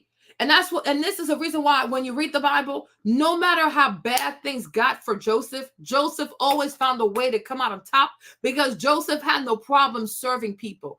And when Joseph served people, he served people so well, they always had to promote him. Potiphar promoted him. In the prison, they promoted him. When he meets the Pharaoh and he interprets the dream, he says to Pharaoh, hold on, I'm gonna find this. I'm gonna find it for you. Okay. So here, let's go over here, 25. Then Joseph said to Pharaoh, can you guys see this? Hold on. Then Joseph said to Pharaoh, the dreams of Pharaoh are one. God has revealed to Pharaoh that what he's about to do, the 7 good cows are 7 years, and the 7 good ears are 7 years. The dreams are one. The 7 lean and the ugly cows that came up after them are 7 years. Then the 7 empty ears blighted by the east wind are also 7 years of famine. As it is as I told Pharaoh, God has shown to Pharaoh what he's about to do. There will come 7 years of great plenty throughout the land of Egypt. But after all them will arise 7 years of famine. And all the plenty will be forgotten in the land of Egypt. The famine will come consume the land. And the plenty will be unknown in the land by reason of the famine that will follow. For it will be severe. And the doubling of Pharaoh's dream means that the thing is fixed by God and God will shortly bring it about. Now, therefore, let Pharaoh select a discerning and wise men. Set him over the land of Egypt. Let Pharaoh proceed to appoint overseers and over the land and take 1/5 of the produce of the land of Egypt during the 7 plentiful years. And let them gather all the food of these good years that are coming and store them up grain under the authority of Pharaoh for the food in the cities and let them keep it. That food shall be a reserve for the land against the 7 years of famine that occur in the land of Egypt, so that the land may not perish through famine. Right? So Pharaoh has a problem because Pharaoh's having all these dreams. He's not understanding it. Joseph comes in. He interprets the dream. So he's solving a problem for a very rich, powerful man. Right? And he doesn't say, oh, well, I know all the answers, so appoint me. He's like, no, this is what the dream means. Right? And so I recommend that you appoint someone who is wise and who has enough sense to deal with this, because you're going to have to store the food, because for 7 years, there will be some serious famine. So then it says, this proposal pleased Pharaoh and all his servants. And Pharaoh said to his servants, can we find a man like this, in whom is the Spirit of God? Then Pharaoh said to Joseph, since God has shown you all of this, there is none so discerning and wise as you are. You see this? Discernment and wisdom. The Bible says your gift shall make room for you. It talks about gifts of the Spirit, not designer bags and bragging and all that kind of foolishness. Okay. So you shall be over my house, and all of my people shall order themselves as you command. Only as regards to the throne will I be greater than you. And Pharaoh said to Joseph, See, I have set you over all the land of Egypt. Then Pharaoh took his signet ring from his hand and put it on Joseph's hand and clothed him in garments of fine linen and pulled a gold chain about his neck. And he made him ride in his second chariot. And they called out before him, bowed the knee. Thus he set him over all the land of Egypt. Moreover, Pharaoh said to Joseph, I am Pharaoh, and without your consent, no one shall lift up a hand or foot in the land of Egypt. And Pharaoh called Joseph the name Zaphenath-Paneah, and he gave him in marriage to Asenath, the daughter of Potiphar, priest of On. So Joseph went out over the land of Egypt. Okay. Joseph was 30 years old when he entered the service of Pharaoh, king of Egypt, from prison to becoming the second most powerful person in Egypt. Not because he bragged, not because he said, oh, well, I have this gift and I can do this. No. Okay. He used the gift that God gave him to serve other people. It's the same thing with Daniel. That's why Daniel always had favor. Okay. 30 years old, from prison to becoming the second most powerful man in Egypt. Because he had a humble spirit. He had a humble spirit. He had a discerning spirit. He had a spirit of wisdom. And Joseph never had a problem with service. He never had. That's why I say when you're a Christian, you cannot assimilate with the ways of these secular heathen people out here. They are not your people. They are truly not your people. Their ways are not your ways. But you listen to the OG. He went to meet this really rich man. He put everything he knew to the side. He's like, I'm going to go work for this man. And Jacob did the same thing for his uncle too, right? He said, what problem can I solve for you? You start talking to rich people like that, they will draw even closer to you because, you're not coming here to just be about yourself. You're here for the team. You're here to make this better. Wow, that's interesting because the majority of people who come here, they think about what can they get? What can I get? What can I get? Me. You will never go far just thinking about yourself. Okay? You will never go far just thinking about yourself. And this is why this man right here is broke. He lost all the money. And that's why these two men right here are making way more money than they ever made. He said, you can't manage what you don't know. So he started me off selling cars. I sold cars for a year. Mm-hmm. Everybody at the University of Michigan thought something was wrong and that perhaps I had gotten to a point where I'd lost my mind to give up everything to start selling cars. But it was that process that taught me so much about the business. And at the end of the year, I went to him and said, I am ready to get into the program to be an automobile owner. And he said, I don't think you're ready yet. Let's try it. Young Pebble has money. It is not a joke. That's why they out here lying. Oh, Jay-Z a billionaire. I'm like, Jay-Z gonna surpass this man. But a lot of black people in this country don't like to read. And if it does not pertain to hip hop and the rap music and the blogs, they don't make it their business to truly know who are some of the true wealthiest black Americans. Listen to me carefully. Listen to me carefully.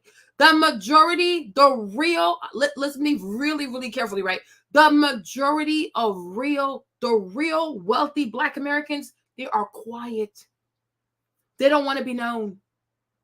It's these rappers and them people with their fake money, their fake valuations, they're the ones making the majority of the noise.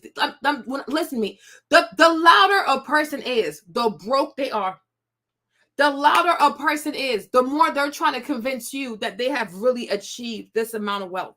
You understand me? Right? But the real black people in America, like black Americans that have real money, like I'm talking like real money, they could write you a check. You could actually go to the bank for $100, $200, $300 million.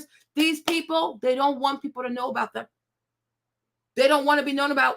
They are very quiet. They have families, they go to church, they play golf, they take care of their grandkids, they take care of their business. They are seriously quiet. People who are mainstream, who talk about money, they don't have it. That's why they pay these magazines to lie about valuation. I'm valued at this, that. You do not have it. You don't have it. You're not going to see Don Pebbles out here trying to sell perfume, sell hair care, sell this. No, you don't have to. They have one business. They have one domain that they're in, and they are probably the best at it. And that's how they make all their money. But unless it's like when you want to buy a Bugatti Unless you know, you know. If you don't know, you're not gonna know. Like Bugattis, like these luxury cars, they don't advertise. Well, if you know, you know. Okay? Like these, like them type of people, either you know about them or you just don't know about them. But do not expect them to say, oh, let me brag about this. Let me try to be in this magazine. Let me try to be a commencement speaker. Let me try to, no. If you know, you know. Because these people, they have nothing to prove. And the most important thing too, these are real businessmen. They're not influencers.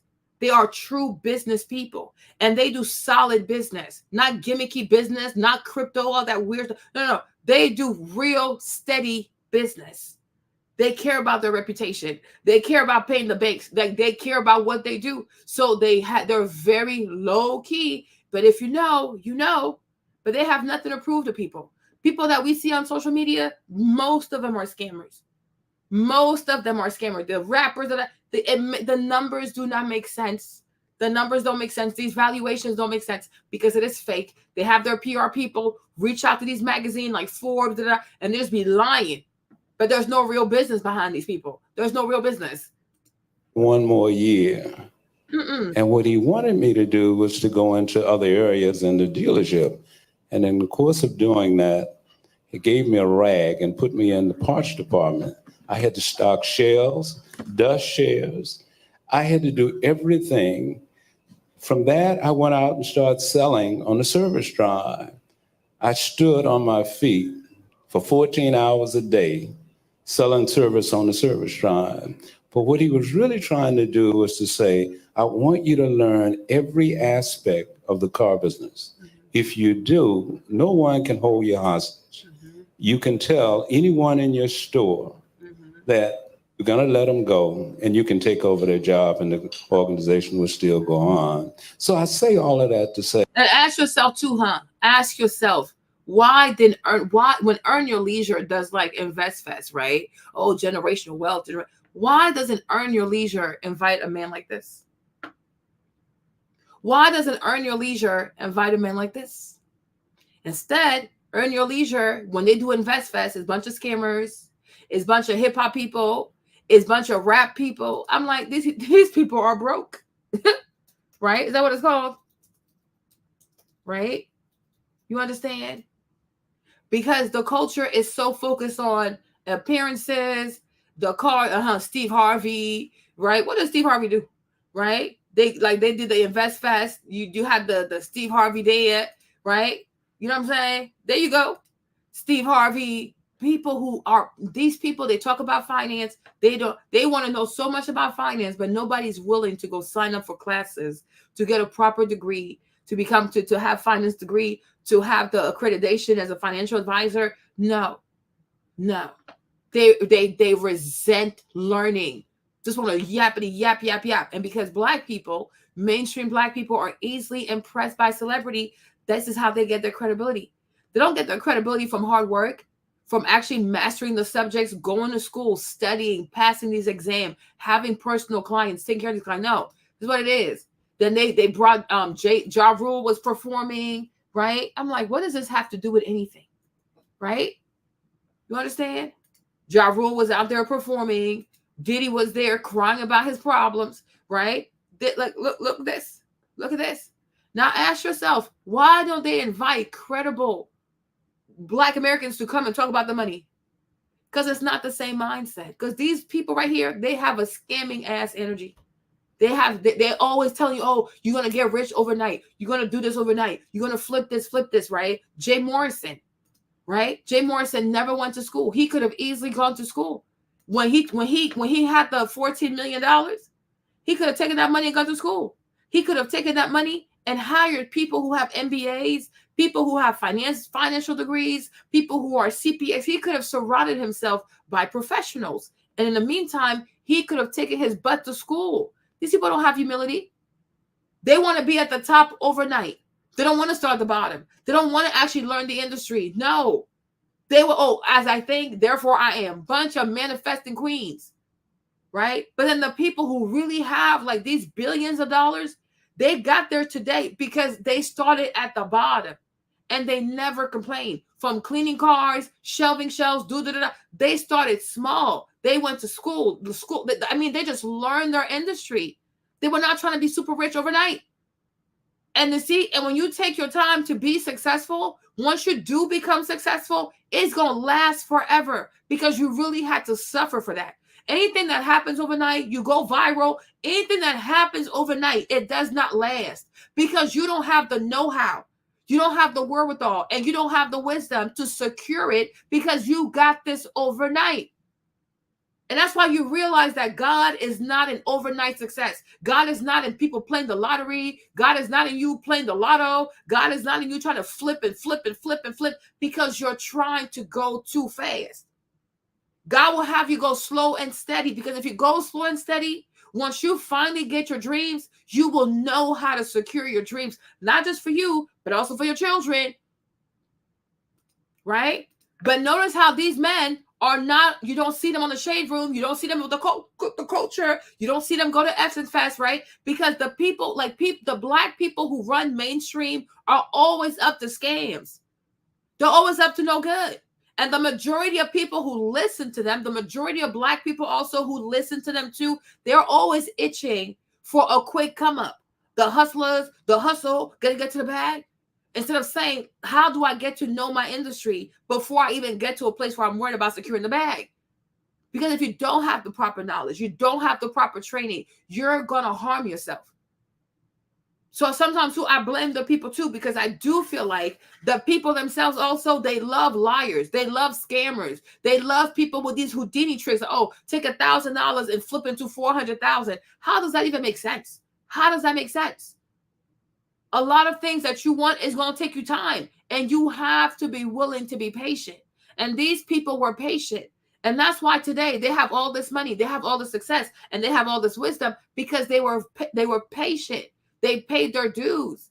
They were not looking for a get rich quick scam. But when you go on social media, that's all that is. Everybody wants to be rich overnight. Everybody wants to be a millionaire in 2 days. It does. Oh my.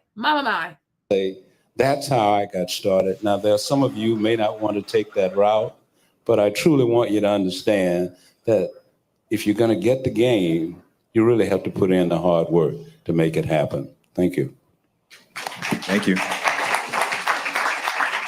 Don, same question for you. Yeah, first, I want to thank my son, Donahue, for a wonderful introduction. He always inspires me and gives me a sense of pride, and so I want to thank him. And also, I'm sure his mother's very proud who's here as well. I grew up in Washington, D.C., so I started off by being lucky. I was born in 1960 in Washington, D.C., and Washington, D.C. in 1960 was a totally different place. So my mother could have me in one private hospital in this city, and that was Freeman's Hospital, which is now Howard University Hospital. She couldn't have me at GW, couldn't have me at Georgetown, couldn't have me at Sibley or anyplace else. And so during that time period, Washington, D.C. changed. I remember the riots of '68.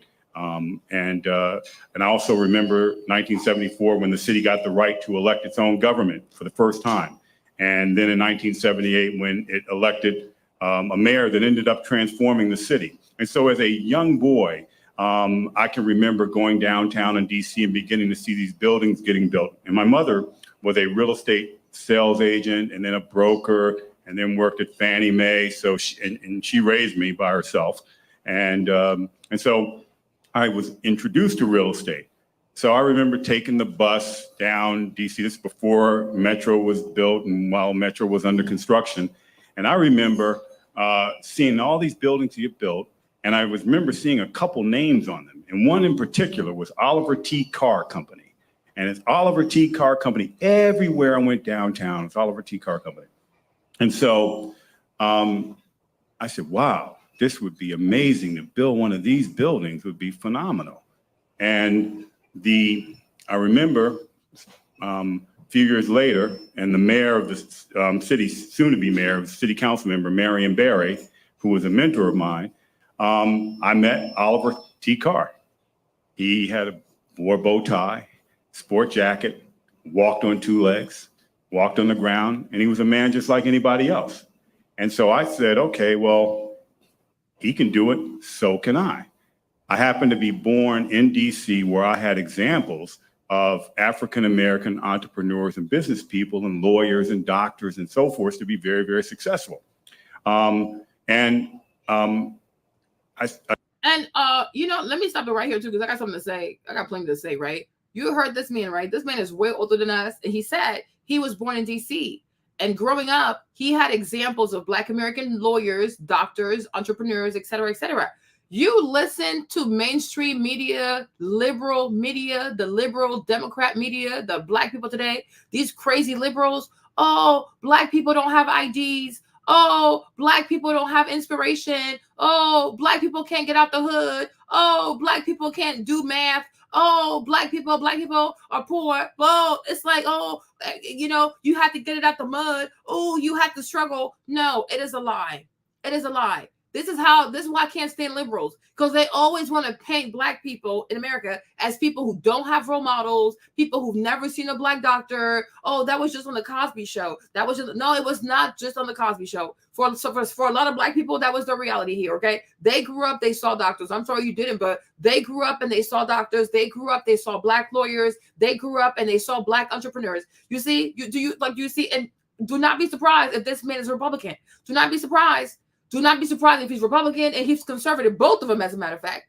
These people are not sitting here feeling sorry for themselves. If they were, I'm telling you, if they were Democrats, they would start crying over here. And I was denied for a loan because I was Black. And it was hard because I was Black. It was hard because I was Black. Because I was Black. Because I was Black. Do you hear any of them make excuses? And these are men that are probably born in like the 50s. They're like born in the 50s, probably like 50s, 60s, right?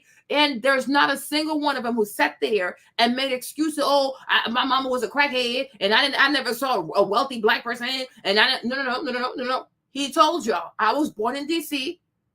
I saw Black doctors. I saw Black lawyers. I saw Black entrepreneurs. Okay, exactly. Born in 1960. You listen to mainstream media, you listen to these Democrats, these liberals, these wokies, these weirdo people. They will have you thinking that every Black person in America is from the hood, doesn't have a daddy, doesn't have a mom. They just grew up seeing a bunch of crackheads and a bunch of crack pipes everywhere. There was drug everywhere. They had no food. They grew up on welfare. You need to rebuke that lie. It's the reality for some people. Just like for some Black people in America too, it was their reality to see successful Black people. It's not that far-fetched. like what the heck is this? It's a lie. And that's what that's why I cannot stand these people, because they always portray Black Americans as people who are helpless, uneducated, don't have ID. They have a hard time with school. Nobody in their family went to school. They don't know how to apply for college. They don't know how to do for themselves. Oh, shut up. Shut up.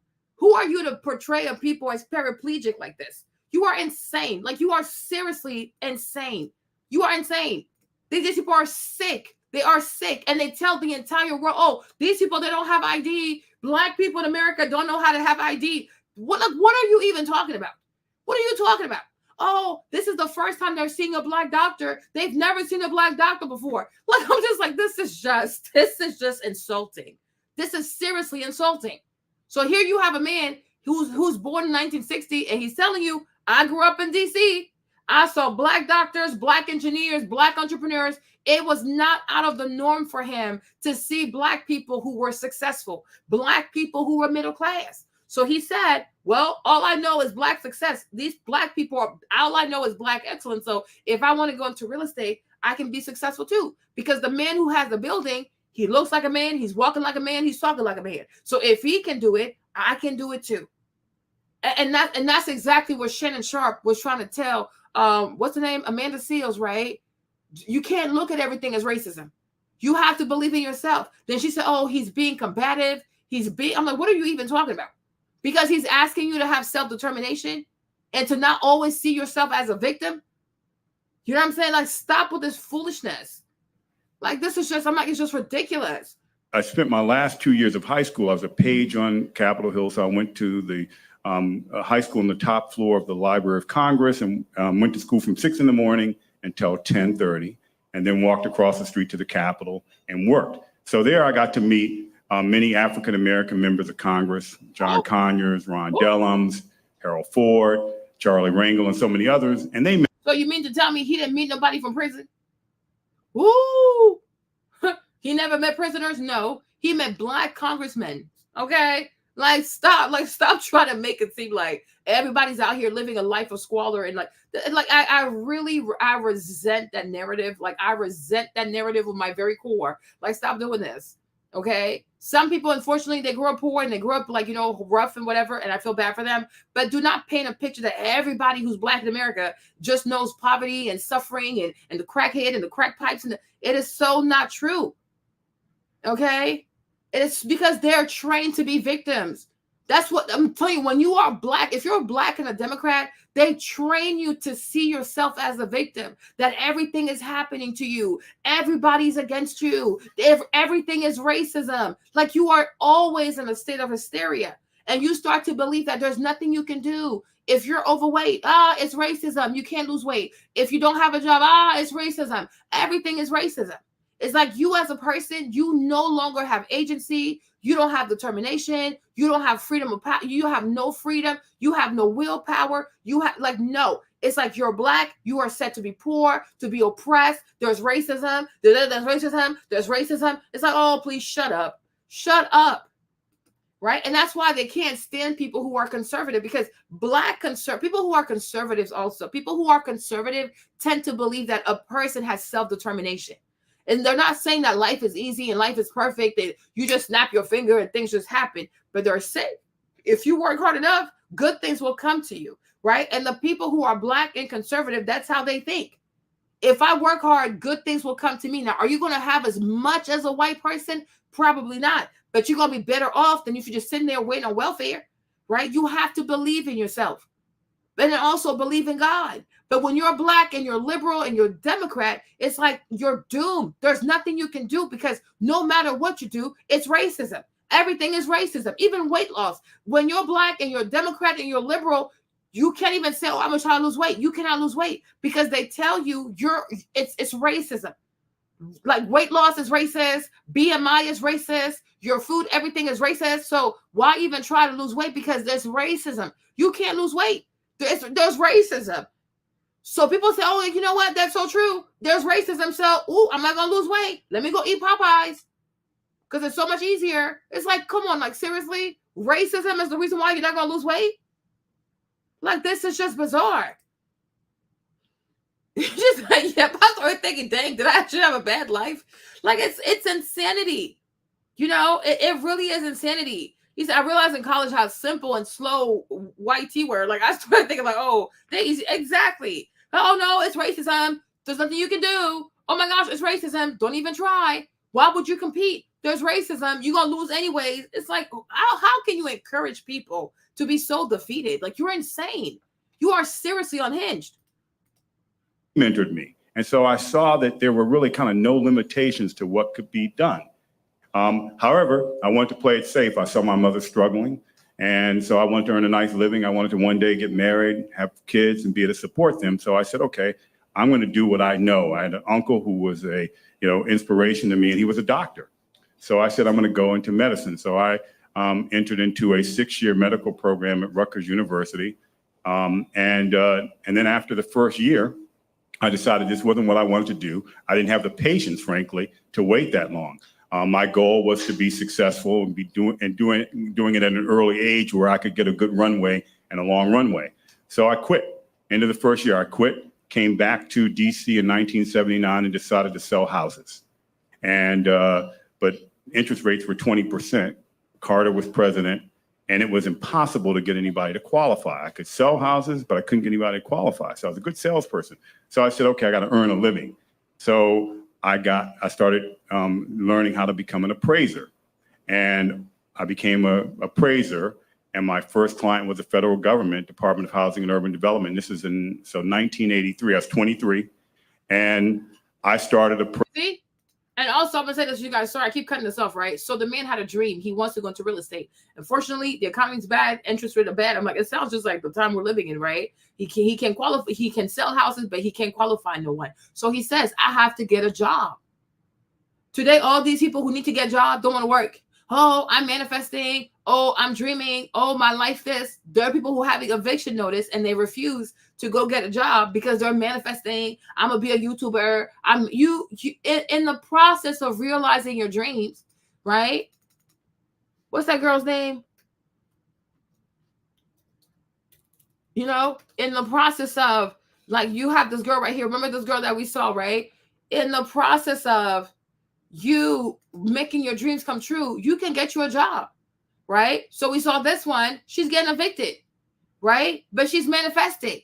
Instead of going to get a job, getting out of this eviction, moving back with her parents, doing what she has to do, no. Because this generation wants, like, if I have a dream, that's it. That's all I'm going to focus on. No, you can multitask, right? Your dream, sometimes it can take a backseat until you deal with reality. You need to be in reality. You don't have money. You're facing an eviction. If they're trying to evict you, you're going to court. It's been 7 months. You haven't paid your rent. Okay, yeah, she definitely manifested an eviction.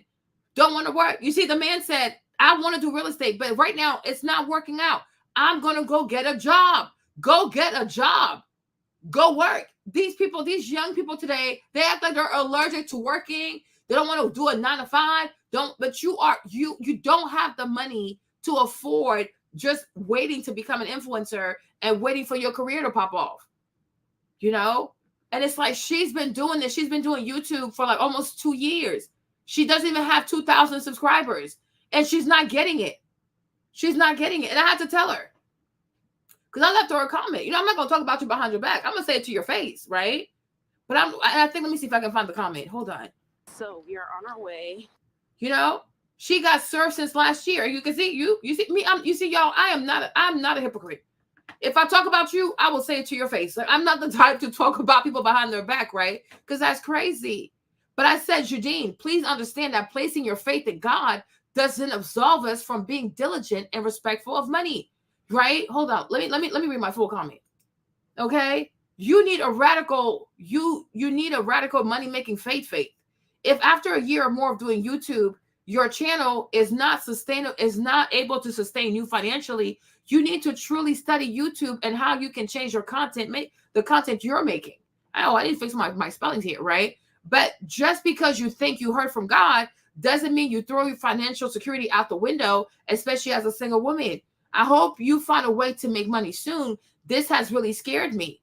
No, I'm not fake, y'all. Y'all know me. Hold on. Let me fix my mistakes right here. Okay. You don't need, that's what I meant to write. You don't need a radical money making faith. Boom. Okay. If after a year or more of doing YouTube, your channel is not able to sustain you financially, you need to truly study YouTube and how you can change the content you're making. That was my phone. But just because just because you think you heard from God doesn't mean you throw financial security out the window, especially as a single woman. I hope you find a way to make money soon. This has really scared me, right? So then she liked the comment. Of course but girl, I ain't scared nobody. What's up, Nessa? Okay, I ain't scared because somebody has to talk to her, right? So then I guess she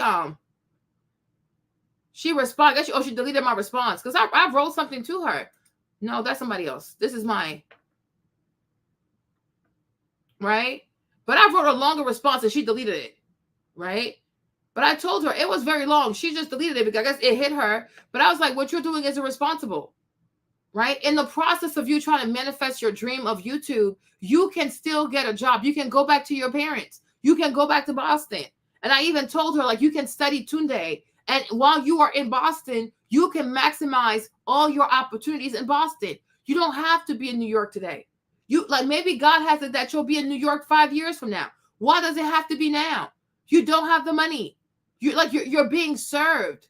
You're going to court. This can mess up your credit. Like, why are you not scared? Right? And I was like, plus, you're sitting there, right? You don't even know how you're going to pay this man. You're lying about how you intend on paying this man because you don't want to work. Like, what are you doing? Like, get a U-Haul and go home and get a proper job. New York can happen. It doesn't have to happen on your time. Just because God said he gonna do something for you does not mean he gonna do it by tomorrow. He might do it in 5 years. He might do it in 10 years. You can't force God to do things when you want him to do things. They will happen whenever he sees fit for them to happen. But in the meantime, you cannot be occupying an apartment that you can't afford. Because as a Christian, you are stealing. You can't afford this. And then this man, if he knows that you call yourself a Christian, but you're not paying your rent, how does that make you look? It's crazy. So I had to tell her. You know, but she's really sitting here. She's really here getting evicted. And she thinks it's funny. And then she hides behind God. Oh, God told me no. God's not going to put you in a situation where you can't pay your rent and you have not paid your rent in 7 months and you're sleeping on people's couches. You got to use your intelligence. Make it make sense. Hold on. Praising low-income housing for HUD-insured mortgages around Washington, D.C. And so it took me all around the city to do that. And so that's where I started off. So appraising houses at $125 an appraisal. First, it started off at $60, but then HUD raised per appraisal. Then HUD raised it to $125 an appraisal. So you had to do a lot of appraisals to make any kind of living. And so I did that. And then I got appointed to the property tax appeal board by the mayor when I was 23. And then 24, I became chairman. So all the major property owners came before the board appealing their assessments before this board. So I was 24 years old. I was chairman of the most powerful board in Washington, D.C., thanks to a transformative African-American mayor who gave me a chance. And so anyway, I go in my business. I said, I want to have the biggest appraisal business I can possibly have. And so I opened up offices in Georgetown, and I took more space than I needed because I said, we're going to grow into it. So I sublet some to some real estate brokers. So I was trying to get into the development business, looking at different stuff downtown. And one day, since 1986, a member of the tax appeal board, who was also a broker, who was one of my subtenants, came in and said, here, I got a piece of property I got listed in Anacostia on Martin Luther King Avenue, and you should buy it. I said, man, I don't want to own anything in Anacostia. I want to build downtown. I want to be a big developer, you know, like Oliver Carr. And he showed me a letter. And the letter said this, it was on the letterhead of the mayor of the District of Columbia. And it said, this letter constitutes a commitment by the District of Columbia government to lease office space in a building that you proposed building. And it was addressed to another developer. And so my friend told me, the broker said, look, you can buy this for $900,000, the lot for $900,000. This developer's offering $750,000. I went so they're arguing over $150,000. And I'm thinking they're going to build a building here, 22,000 square feet or so. So I checked out the zoning and found out I could build a 100,000 square foot building. So I said, okay. I went and set up a meeting with the seller. I had the broker set it up. And I said, I'm going to pay your price. I brought in some partners. I'm going to pay you your price. And I need time to make the deal. And I brought in 3 partners who collectively put up all the money. And we split 50-50. And I put up no money. They put up all of it. And then I went to work. And I wrote the city a letter saying that now I own the building. And I know that the mayor was committed to economic empowerment east of the river. So I'm going to build a bigger building. And I'm going to charge you less money per square foot, but it's going to be a much bigger building, and it's going to transform the neighborhood, and so on. So ultimately, the mayor and the city signed the lease to lease the building at 2100 Martin Luther King Avenue. And right after that, right before that lease was signed, I got a call from the Washington Post, and I returned the call. And you know, I thought it was a human interest story. You know, young African American entrepreneur does well. You know, rebuilding our communities. And it turned out it was an investigative reporter for the Washington Post. And he said, I'm looking into the relationship that you and the mayor have and want to understand why he's leasing office space from you in Anacostia. And so a long story short, I was on the front page a few days later, top fold of the paper, right next to Ronald Reagan and the Iran-Contra affair. And there was my little building in Anacostia. And so ultimately, the mayor, we signed the lease, built the building a year early, $900,000 under budget. And I still own the building today. The city has released it 2 times thereafter. And Donahue is overseeing the renovation of the building right now because the Bowser administration renewed their lease. They kickstarted the revitalization of Anacostia, which continues today. That building made me a multimillionaire. So that building, I think, back then cost about $9–10 million. And today I run a $4 billion business, but it all started right there. And I wouldn't be sitting up here today if it weren't for that building, and if it weren't for Marion Barry, and it wasn't for being born in Washington, D.C. Wow. I hope you guys paid attention, right? From the time he started real estate, it was 1979. When he's actually able to do what he wants to do, it starts in 1986. So it took him 7 years. And between those 7 years, he had to find something to get by because you need money, right? But it took him 7 years. So 1979, he drops out of med school, I think, and he doesn't really start what he really wants to start, like building, real estate, whatever, until 1986. So it took 7 years to happen, right? So dreams don't happen overnight, right? And you fast forward, he said like now he has like a $4 billion business, right? But I'm like, it does not happen overnight. So that was a good little video. Now let's go back to our main podcast. Where are we? Let's go back here to these people. So let's start over a little bit so you guys can be refreshed. Hold on. Myself smaller. These women today are crazy. Personally, I'm not mowing the lawn. I'm not pumping gas. I'm not taking out the trash. Those are things I just don't want to do. We're talking about gender roles. Now, for me, despite being raised by a single mother, I have to say the idea of gender roles came to me really from my grandmother. I personally had a very young, hot mama who was not exactly the greet you in the kitchen in an apron type. She was working and juggling our struggle, and she was an amazing mother. But my grandparents were really the traditional Black family unit. My grandmother had my grandfather's dinner on the table when he got home. And so in many ways, I sometimes kind of believe in the patriarchy. Now, obviously not the patriarchy of systemic oppression, obviously, but I definitely practice the ideology of there are things that men do and there are things that women do. That's for me personally. I'm not mowing the lawn. I'm not pumping gas. I'm not taking out the trash. Those are things I just don't want to do. Now, does that mean I'm helpless and unable to do those things? Obviously not. I do them all the time. But if I'm in partnership with someone, there are things that I expect, there are things that he expects from me. And I don't think there's really any right or wrong way to do this. So this is not a judgment to anyone who has a different perspective. And this is not a rallying call or a decry of feminism. This is simply my view and my practice. And any man who wants to enjoy my company or is in my presence will likely need to know his role, just as I know mine. Now, when we get into income disparity and children and all of that, it's a more nuanced conversation. And we're going to get into some of that right now. So let's get it started. I'm very, very excited to welcome Carla Hall, who's turning 60 this year. She's a professional chef. You guys know her. She's from the DMV, my neck of the woods. And she has been married for 18 years. I should be so lucky one day. And decided to be the breadwinner in her marriage to support her husband's dream of becoming a yoga and meditation instructor. Now, he was previously an attorney, and this was his new passion. And on the other side, we have Kim. She's 26 years old. She's from Houston, now residing in New York City. And she's the host of the Rich Little Broke Girl podcast and collective. And she's currently single and dating, and she's interested in traditional relationship with a twist. So we don't quite know what that means, but let's kick it off. So Carla, I want to start with you. And I think we have to define this first. So the definition of gender roles, the Webster definition, is the role or behavior considered to be appropriate to a particular gender as determined by prevailing cultural norms.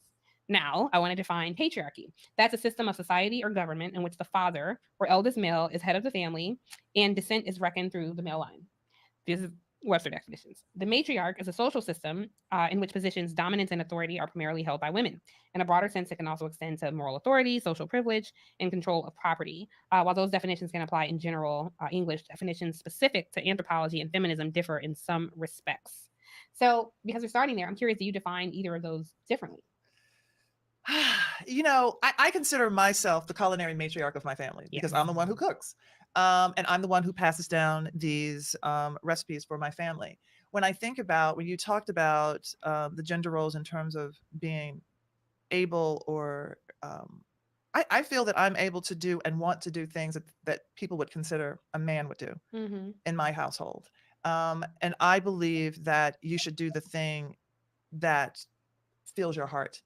And sometimes that's not what gender would, that's not the role that you would think that a man would play or a female would play. So I am flexible. I'm a flexitarian when it comes to food. And apparently I'm a flexitarian when it comes to patriarchy and I think these gender roles. I'm absolutely flexible because of how I grew up. Right. I can understand that. Yeah. I think it's interesting though that you are more seasoned panelists and you're flexible, while our younger Gen Z panelists here, I don't know that you're as flexible, Kim. So do you disagree with those definitions, and what category would you put yourself in? I align with those definitions for sure. And I think because I align with and I understand that we live in a patriarchal society, I'm pretty unwavering at this stage in my life. I'm 26 to, I'm pretty unwavering on my position of being traditional with a twist, right? Kind of like a soft girl with sense. I can take care of me, but if I'm going to be in a partnership at this stage of my life, then I need you to be able to protect and provide as well. And so I feel like, given the fact that, power is funneled to men, quite literally, I don't think there's anything wrong, or there's much, I don't really. This girl, and as she says that power is funneled to men or through men, it's like, but what kind of power? Because we have different types of power in society. We have different types of power. Financial power is one of them. Military power is one of them. Sexual power is one of them. Rebirth, like the ability to procreate, is a form of power, because if women don't want to have children, there goes humanity. Okay, so there are different forms of power. So which power is being given or funneled through men? I don't know, right? When she says that she is traditional with a twist, either you are traditional or you are not. People have to stop perverting things out here, right? So I'm like, okay, what kind of power is given to men and what kind of powers are given to women? Because we have to talk about that. Women have power.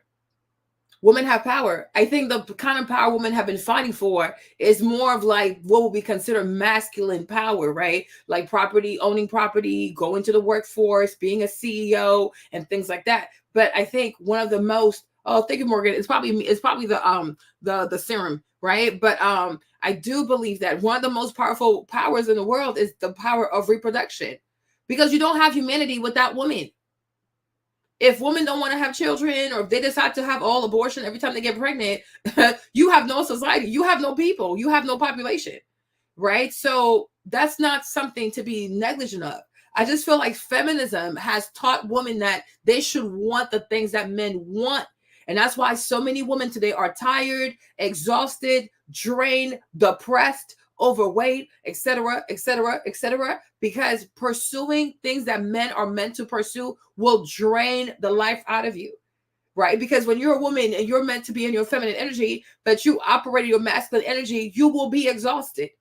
You're going to be exhausted. You are going to change. You're going to be more aggressive. You're going to be more crazy, because it's a lot, because these are not things that naturally you are meant to pursue, right? You're not meant to pursue these things. And that's why today you're noticing a lot of traditional wife content on social media, and the traditional wife content is doing very well because the women are tired. They don't want to work no more. They don't want to compete in the workplace, the corporate ladder. They don't want to climb anything. Okay? They want to breathe. They want to rest. They want to enjoy their children. Okay? Like, people are tired. Understand the controversy around women expecting those same men to be doing better than them, right? And so when I look at dating and I think about, a partnership, what would I want now? I'm 26. I'm probably dating someone that's 36, 34. I do expect you to be doing better than me. And I do expect, if we're going to be in a partnership and I'm going to shift my focus to a relationship, that you are able to provide. What does that mean, able to provide? Provide what? And also she talks about the man providing. I'm glad Tiff's going to ask her. But I'm like, she never talks about what she's providing. She says she uses the word partnership. Partnership has a very distinct definition, right? Partnership means something. People use words. People have this veracity, right? But it's like they use words without even, I don't even know what the words actually mean. Okay, here they're saying, would you guys see this? What they say? Partnership, a formal arrangement by two or more parties to manage and operate a business and share its profit. Okay. Right? A partnership is a relationship between two or more people to do trade or business. Each person contributes money, property, labor, or skill, and shares in the profits and the losses of the business, right? So when we're talking about partnership, it means something very specific, right? Because these young girls, they're very silly. This is like the little TikTok generation. A word means something. A partnership is two people who come together. They agree to contribute money, property, labor, skill, time, right? And then they're going to share the profit and the losses, right, of the business. And I feel like this is where a lot of women, this is where this is where being a strong woman stop, because they want a partnership, but they don't want to contribute anything to the partnership, or they want to decide how much they get to contribute, but the man has to overly contribute. They only want to reap the profit, but don't want to inherit any losses. Partnership has a proper definition. And so when we use words, we have to understand the definition of these words. So if you say to a man, right, if I say, oh, Kevin, I want us to be in a partnership, right? Me and Kevin agree that we are real partners. We will take the good and the bad. It's not just like, oh, when there's a profit, oh my gosh, Kevin, remember me? I'm your partner. But then when there's a loss, it's like, well, Kevin, you're a man. You figured that out. And also, partnership knows no gender. Okay? Partnership knows no gender. Because if there's a loss, you can't say, oh, well, I'm a woman. I shouldn't take any losses. No, you are a partner in this. You are a partner. So if it's good, we all eat. If it's bad, it's all us also. Nobody gets to cop out. When it's good, when it was good, you love Kevin. If it's bad, you also gotta love Kevin, because you agreed to be partner with Kevin. So like that's how it's going to work. That is a partnership, right? Otherwise, it's something else. It's a scam. I don't know. Okay, I don't know. But you can't talk about partnership and then only say, oh, it has to serve me, but the other person, they get absolutely nothing. That is not fair. That's not fair. You're looking for a slave. You are looking to exploit somebody else's child. That's not okay. That's not okay. Let's go back over here.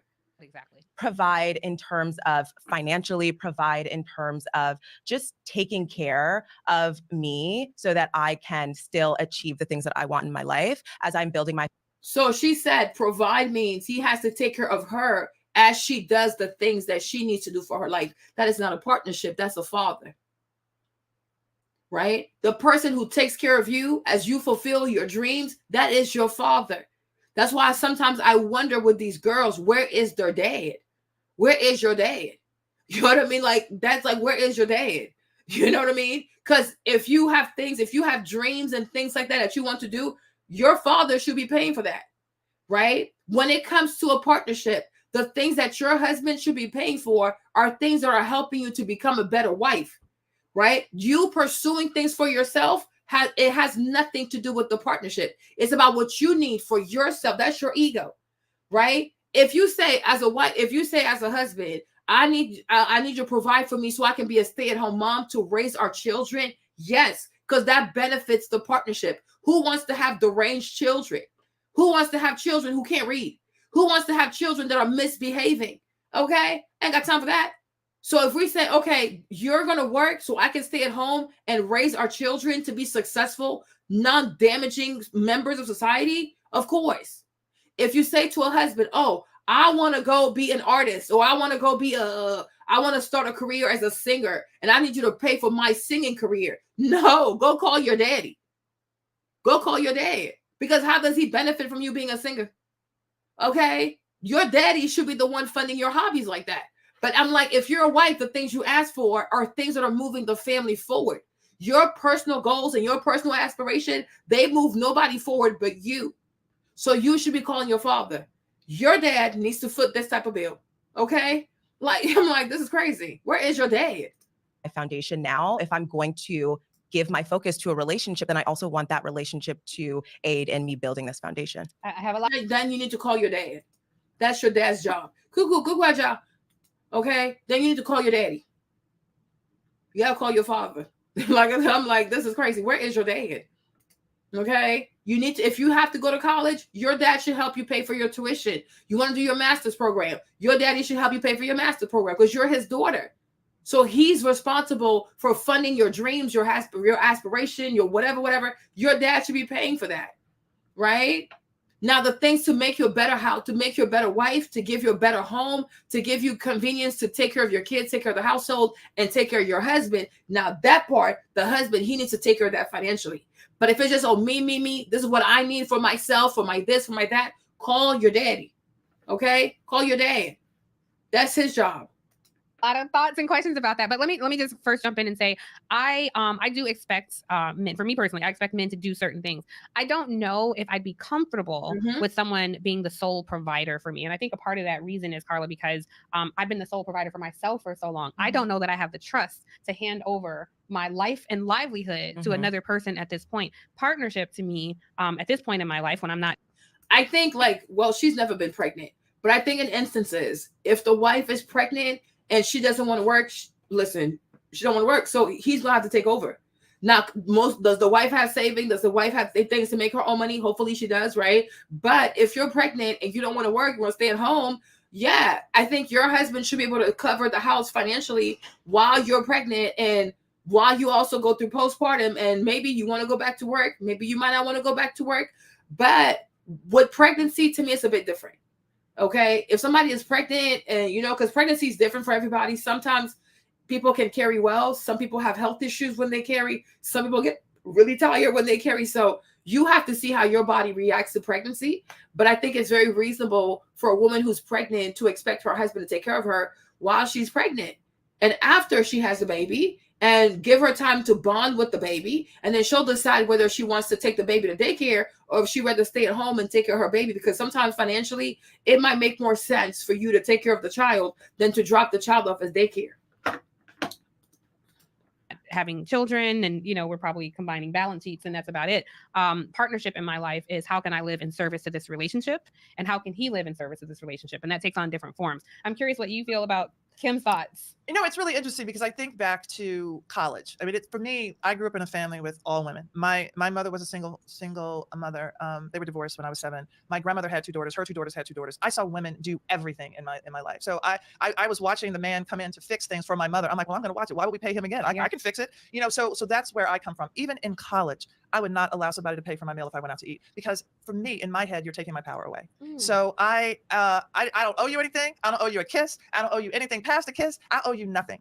So for me, it's always been my power to hold my power. And I think because of the way I grew up, that's why I feel that way. Now, when it came to in my marriage, the whole honey money thing is real, because I didn't get married until I was 44. So my money was my money. And so it took me 5 years to sort of come into the thing. It's our money because I was so used to providing for myself.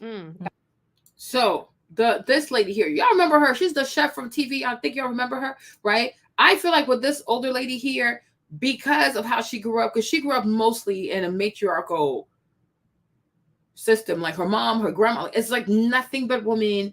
And I guess like they had to be both genders. So it's like, it's a very, maybe like most likely masculine type of woman, right? So that's the kind of matriarchy that she grew up in. And so in that mindset, money is power, right? Money is power. You don't give money, so I feel like that probably played a part as to why it took her so long to get married. Like she was 44 when she got married, because sometimes you think you're doing good because that's what your mom did, your grandma did, your auntie did, but sometimes they didn't teach you right?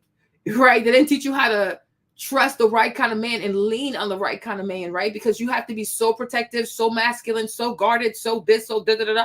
It probably makes it really hard to bond with a man, like with the man, right? But then she gets to be 44, and I guess she decides to try something different. So then she meets her husband, so I think, so now they've been together for 18 years, and now she is the breadwinner, and he's pursuing his passion because he helped her first. Now she's helping him.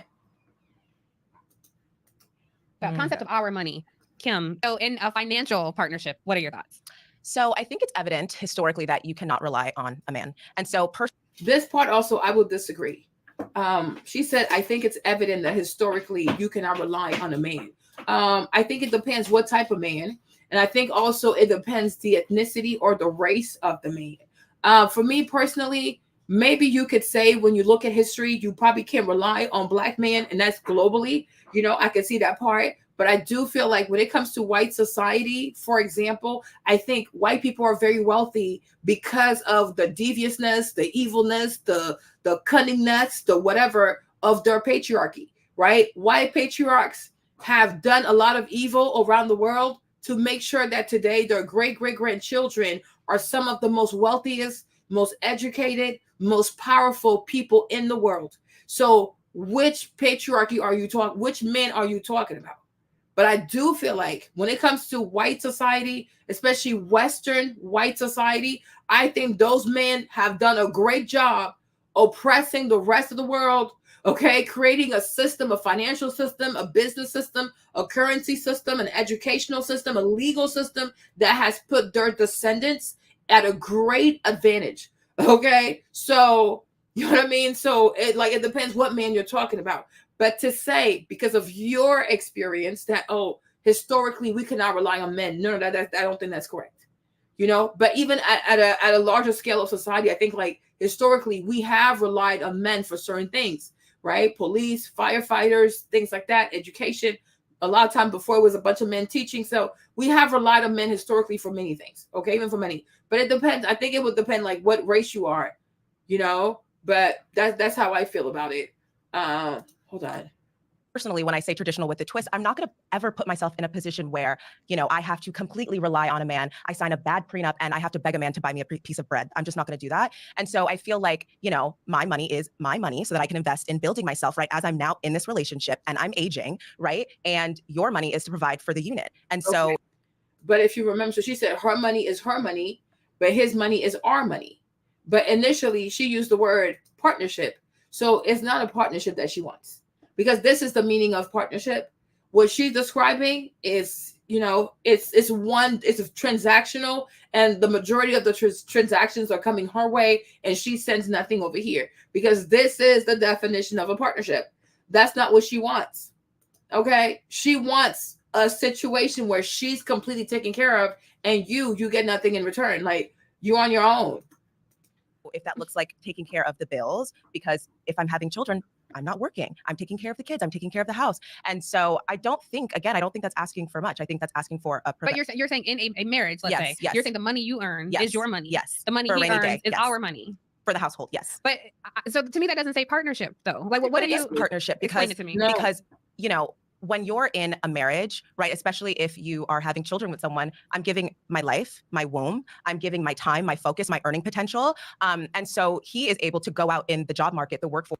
So once again, and this is where I feel like, I'm not trying to be offensive, but this is where I feel like a lot of women tend to oversell themselves, right? Because she's saying the reason why she feels like she deserves more because she's giving her womb, she's giving her time, etc., etc.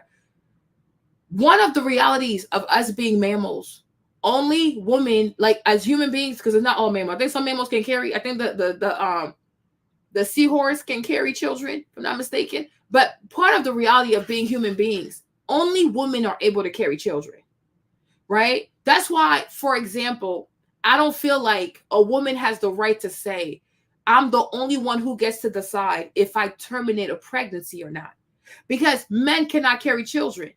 So when you, by nature, by God's design, you are the only one to do a certain thing. Your power when it comes to that thing should be checked. Hopefully that makes sense, right? Because if like, let's say two people a woman is pregnant. She's the only one who can be pregnant. What if this man says, you know, I never thought I could have a child. This is my first pregnancy. I want to have the child. And the woman says, well, I don't care how you feel. I want to terminate the pregnancy. And I do feel like the man's choice also matters, because that's also his seed. By nature, he cannot carry he cannot carry a pregnancy. Only you can do it. And I do feel like a lot of time when it comes to the conversation about abortion, it's only the woman who has a choice because it's her body. Oh, it's my body, my choice. But it's like, no, because technically that child has two. It's a mix up of two people's seed. It's your egg, it's somebody else's sperm. You are carrying a life that was created by two people. You didn't just create this life by yourself. There is a father. So like he also should be able to have a say so. Because that's also his seed. It is his sperm. Because by yourself, you just have an egg. You are pregnant because you slept with the person. You both had sex. So when he puts his sperm inside of your egg, it becomes a thing. But it's a collective thing. It doesn't just belong to you. But you get to have the last say so because it's your body. But it's like if the shoe was on the other foot. If men were the ones to get pregnant and women were not the one to get pregnant. Imagine if you wanted to have a baby and then the man says, well, F what you want. I'm having an abortion. And that's the only child you could ever have, because some people have diseases. People could die. People could have issue. And you're like, wow, you're not going to also consider how I feel? Because what if the other party wants to have the child? And you just want to terminate the pregnancy because you're mad, because you're in your feelings, because you're bitter, because you're this. But it's like, is that fair though?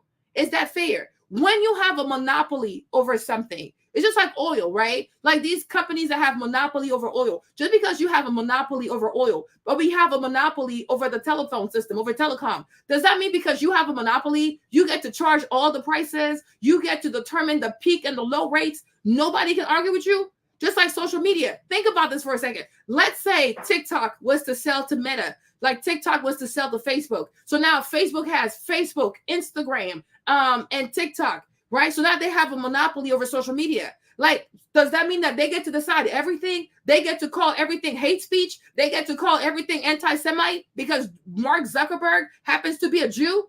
So now we don't have the right to speak because you own everything? Like, yo, gotta think about that. You know what I'm saying? Like you really got to think about that. Because what if this man, like you have a situation, the girl is pregnant. She's pregnant. The guy says, I really want to have this baby. She said, well, you didn't pick up my phone call yesterday, so I'm going to have an abortion. Meanwhile, maybe his mom has cancer. So his mom is like, wow, I really wish I would have a grandbaby. Like, I wish I would have a grandbaby. And then he's telling her, you know, my mom is going to have cancer. My mom is about to die. And I really want my mom to see my first child before she passes away. But you said, well, I don't care. It's my body. It's my choice. Fuck your mom. Fuck her cancer. I'm going to do what I want. I'm going to do what I want. It's like, is that fair? Because what if the shoe was on the other foot and your dad was dying of cancer and you wanted your father to hold your child before he parts? How would that make you feel? But we say, oh, because it's her body and she's the only one who can, it's the only gender who can carry children. So therefore, we have to pretty much be slaves to whatever she feels like. If she wants to keep it, don't want to keep it. If she watches the TV video, she goes on Instagram, whoever influences her besides the father, that's who she gonna listen to. And I'm like, I don't think that's fair. Because there are a lot of guys who want to have their baby. There are a lot of guys who want to have their baby, but the girl, she'll go have an abortion just to spite him. And I'm like, that's some wicked shit.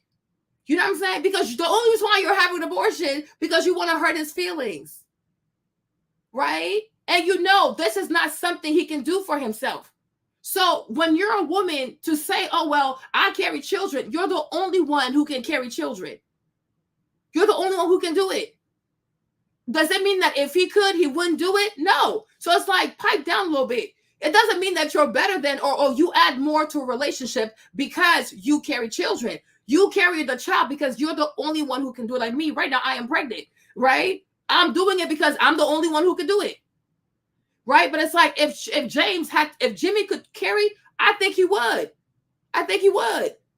Right? I think he would. So it's like, imagine if I said to James, oh, you know, I don't want to have a child. I'm 39 years old. So I'm going to go have an abortion. It's like, but what about if he wants the child? Right? What about if he wants the child? Do I get to say, oh, well, it's my body. So whatever. You know what I'm saying? Like, it's like, we got to think about that too. So to me, it's like, just like me, Marlene, right now, I am pregnant. He cannot be pregnant. But it doesn't mean that in the marriage, because I carry children, I represent more to the marriage than him. That is not true. That's just the way it works. You know what I'm saying? That's just the way it works. I'm not gonna act like I'm on a higher ground than him because I'm the only one who has the ability to carry children. That's just the way God made it. It could have been the other way, but God said no, it's gonna be this way. So for me, it's like, don't think that you deserve more or that you are, I don't know how to say this, like, you have a higher standing than him, because the fact that you can carry children is not something that you had to work for. You were born like this. When you're born as a woman, you have the ability to carry children, right? When you're born a man, all you can do is just put the seed. You can't carry the child. You know what I'm saying? Like, and I'm like, it's a lot of power to have. And so when you have that much power, you also got to reflect on like what this power truly means. And it's not something that you say, well, you know, since I'm the only one who can do this for you, you know what I'm saying? Well, I'm the only one who can do this for us. Well, this is how much you're going to pay me. Because that's what she's saying. It's like, but that's a God-given gift. You know, being able to carry children is a God-given gift. You didn't have to work for this. You didn't have to go get a PhD for this. You didn't have to go climb Kilimanjaro for this. It's a gift. It's a gift that God has given you without you having to ask for it, right? She said, are you saying you don't want to work or you feel like you can't work while pregnant? Me personally, I don't want to, and I don't even think I can. Okay, this thing has knocked me out. I've been taking like 2 years off. I've been chilling for the past 2 years. She said many women work well in the third trimester. Yes, some people take it well. It depends. Everybody's pregnancy is different. You know, some people pregnancy for them is very easy. Some people get very, very sick. Some people need a cerclage. Some people, their cervix will rip. You know, everybody's body will carry differently. The way I carried my first pregnancy and the way I'm carrying this one, child, it's like night and day. Like this one just knocks me out.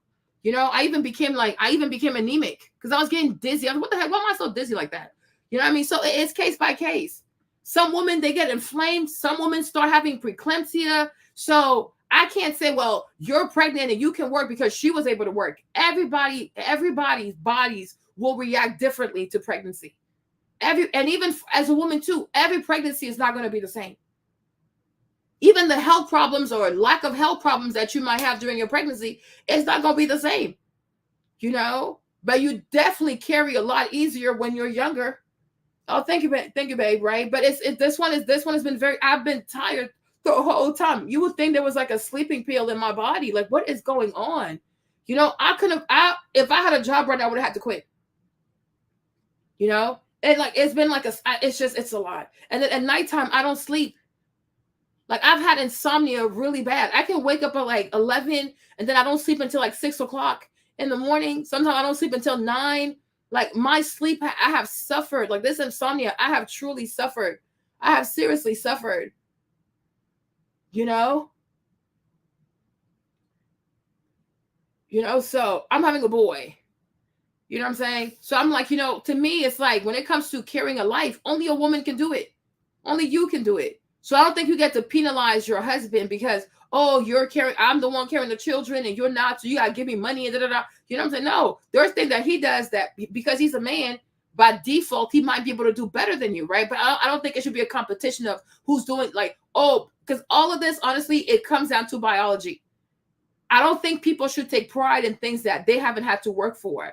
Like your complexion, you didn't have to work for it. Like, you know, oh, I'm black. Okay, and to me, I'm like, it's not an accomplishment, right? It's a complexion. You didn't have to work for it. God gave you the baby. He said to Jamie wanted the baby. Well, he put the baby in there. I didn't even know I was pregnant. He was like, Marlene, I was like, what? So I was like, oh, let's go get a pregnancy test, right? And so then it was like positive. I was like, oh my gosh, I know I was pregnant. You know, but I think initially he was kind of scared of it because, like, you know, like I'm 39. He's 41. Because he was like, oh, after Stefan, I am done. Because he's been counting like when the boys turn 18 and he can take a vacation. So I don't think he was too excited about that. But I was like, it happened because I was like, that's kind of weird because why would this baby wait 9 years to show up? Like, that's crazy. So I said, oh, you must want to be born. You know, I was like, oh, you must want, because I'm like, this is bizarre. Because between James and Stefan is 5 years. Stefan and this one is going to be 9 years. James and this one's like 13 years. I'm like, why would you wait 9 years to come? Like, you could have came during COVID. We were at home, not doing anything. Like, you chose to come. So then when I took the pregnancy test, I finally went to, when I went to see the OBGYN, and she asked me like when I thought it was my last period. I thought it was September. Come to find out it was August. So when I was working out like crazy, I was like, oh, I was pregnant, didn't even know. Then what happened? Then she told me my due date. And she was like, oh, it's June 1st. So when she said June 1st, I was so happy. I was like, oh my gosh, it's a little Gemini. I was just so happy. And I was like, what? But Jimmy was a bit in the blues. Like he was confused. Like, child, I'm about to be a dad all over again, have a baby. But like now he's okay though. Yeah, so this is really, but I'm like, this child probably, like, I was like, God, like, this child probably really wants to come because why would you wait 9 years to show up? You are crazy. But I guess it's like some big Gemini thing. Yeah, it is so bizarre, but it wasn't planned though. It was just, I was like, okay, I guess. So I was like, okay, I guess he wants to show up. But it's like, you know, only you could do it. But I could have been like, oh, I'm trying, because I'm like, I was trying to lose weight and be skinny and wear my dresses for TikTok, you know? I could be like, oh, I have my plan. I'm on the Stairmaster. I'm losing weight. I'm gaining followers. You know, I go, well, you know, but I was like, whatever. If it took 9 years and this person showed up, like he probably really wants to show up. Like he probably wants to live. I was like, okay, sure. There you go. And like, oh yeah, June 1st. But then when they told me that, that I had like some bleeding, subcutaneous hematoma, whatever, it was like 12 centimeters, like 6 or 7 centimeters. But then like, it just kept getting smaller because she told me I was going to have a miscarriage too. She's like, oh, this nurse was like, oh, you might have a miscarriage because by the time you're 6 to 8 weeks, usually it should be gone. Right. I sure was planning to be snatched, Kevin. You know, so it was like, I was like, what? She's like, oh, you might have a miscarriage. So y'all, I was having anxiety out here. Every time I felt like peeing or I felt kind of wet, I was like, oh my gosh, it's about to happen. I was preparing myself for a miscarriage. I mean, it was very stressful. Child, it didn't happen. I'm like, girl, you're crazy. Yeah, because I'm like, why would you wait 9 years to show up? And then I go there, and then she's like, oh, the due date is June 1st. I said, June 1st, it's going to be a Gemini. I was like, oh, that is just so cute. That is so cute. Then this lady was like, oh, but because, so that's, you go for the sonogram. Then I had to talk to the nurse, and the nurse was like, well, you have a subcutaneous hematoma. It's like 6 to 7 centimeters that usually when you're like 6 to 8 weeks, it should be gone. Y'all, people trying to stress me out. So she was like, within the next 2 weeks, prepare yourself to have a miscarriage. I was like, well, I don't even know if I'm gonna be able to keep the pregnancy. So it wasn't even like, well, do we want to keep it? I don't know. It might not even stay. But yeah, then the 2 weeks came, nothing happened. And now here we are, we're 36 weeks because then it just kept shrinking and shrinking and shrinking. Then the girl was like, oh, I don't even know. The girl who did Whitney, the girl who did the sonogram, she was like, well, I don't even know why she would stress you out. Like, this is normal. Like, usually, like, it just, child, then people try to stress me. Like, it was like, she's like, yeah, you could have, and she was like, oh, because she was like, usually, like, how do you carry? I was like, oh, I carry pretty well. I was very confident. And then she's like, oh, well, because of your age, you know, it's considered a geriatric pregnancy. This white woman, she's like, oh, because of your age, it's considered a geriatric pregnancy. You have a subcutaneous hematoma. You know, that usually when you're 6 to 8 weeks, it should be gone. But now it's here. So there's a strong chance that you might have a miscarriage. So within the next 2 weeks, just prepare yourself. So the whole Thanksgiving, I was in bed because I was afraid. I was like, oh, I don't want to go anywhere. And then I start bleeding. No, I'm here. We're back in view. We got a bunch of family. Like, no, they have work to do. They're gonna be all right. You know, she said Gemini's, what she say? Gemini gonna get their way no matter what. He sure did. You know, so like, oh, it was all of that. I was like, what the heck? This is crazy. So I was just sitting down. She's like, oh, don't work out, don't do this, don't do that. So this is why I said, you know, exactly like this is why I said, like, you know, everybody carries differently. And even just because you had one easy pregnancy, the second one, the third one, you know, you don't know because the body is, everything is different. Every baby is different, you know? So, you know, but when you're younger though, usually when you're younger, you have a lot of energy, like your entire pregnancy, you can move. And when I had James, when I was pregnant with James, I had a lot of energy. I was going to school, driving and stuff. But this one, you guys, I am knocked out. Like, it is not a joke. And the insomnia is crazy. So I've been taking the vitamin D to try to get back to sleep. I'm forcing myself to sleep. But right now I'm waking up at 4 o'clock in the morning. So I can wake up at 4 and I can just stay up until like 3 or something or whatever. Then I'll go back to sleep again. So, but I've had insomnia really bad. You know, I can't sleep. So I'm like, how would I have worked? So I'm like, yo, you know, so I do feel like when a woman is married, that's when I'm like, yeah, if she doesn't want to work, she doesn't have to. And if her body is not responding well, you know, some women early, their cervix rips, so they have to be in bed. You cannot move. Because like some people, like their cervix, like they start dilating like super early. So they have to be in bed for weeks. And I'm like, wow, pregnancy can be hard for some people. Some people, it can be hard. The whole pregnancy is like, you just praying to God that nothing bad happens to the mom and the baby. So not everybody can work. Some people can, but some people really have to be on bed rest because it's a high risk pregnancy. So it just depends on the person, right? But I do feel like, here's what I would say. I don't think anybody should put their biology on top of somebody else, but I do feel like everybody should be appreciative, you know, because it is a sacrifice to be a mom, to give your life to risk, you know, but at the same time, you're the only one who can do it. Just like him as a man, if there's a war, he might have to go do it because I'm not gonna go die. You know what I'm saying? Like, so we appreciate your sacrifice. We really do. So everybody should be kind to each other. Force continue to excel, and now I'm taking years off to watch the children, right? And so I need to make sure that I'm protecting myself if things go awry, right? But what you're saying, but you can. My thing is, I'm gonna say this. When it comes to, but I'm gonna stay at home and take care of the kids. Ultimately, too, these are your kids. These are your kids. So when you talk about partnership too, that's part of it. Now, I would hope a man's not gonna be asked or whatever. Even though we saw with what's that man's name? The guy that was messing with Fannie Willis. What's his name? Fannie Willis, that guy. Yo, what's his name? Oh, Nathan Wade, right? So you do have instances like Nathan Wade, for example. So Nathan Wade, right? I gotta be real, right? You do have instances like Nathan Wade, married his wife is like what, 19, 20, right? She stays home. She stays home to take care of the kids, right?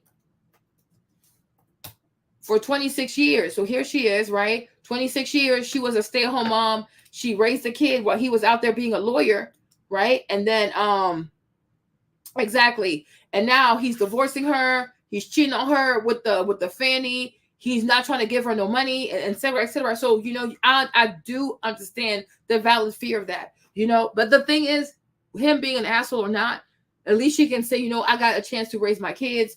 Her kids are in college. I think they're doing really well. Hopefully her kids will be really successful and they can pay it forward to her mom. So there are instances where some men are not appreciative of the sacrifices of their wives. I can't even sit here and lie because we have Nathan Wade, y'all.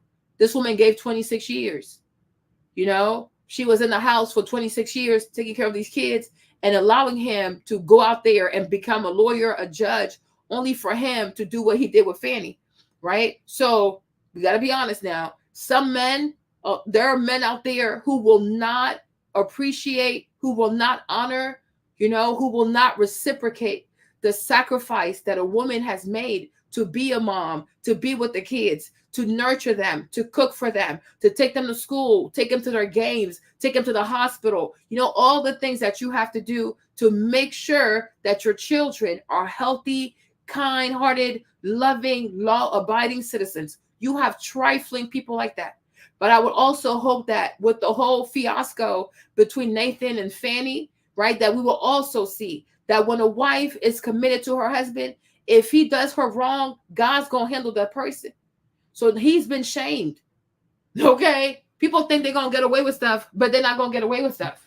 Okay? He's paying for it. Because the way his name is out here, he's been exposed. He has lied on the stand. He has to pay all this money. He had to quit the job. The entire world knows that he only has one testicle. Okay. He's had prostate cancer. His testicle don't work. He only has one testicle that's operating. Okay. He can't have sex. I mean, all kinds of stuff. Like, we know this man, all his business. Okay. We know all his business. We know he was taking money from his clients. I mean, he's been exposed. So you see, you don't win when you do dirty. You're not going to win when you betray the wife of your youth. You know what I'm saying? Like, I'm serious. Like, this worldwide, you know, he's a lover. He was sleeping with his boss. They're going on trips. I mean, the way this man has been embarrassed, dragged, his, you know, like, he might even lose his law license. So what the devil meant for harm, God turned it around to shame Nathan Wade. So no man who does right, who does wrong by the wife of his youth, like, you're not going to get away with it.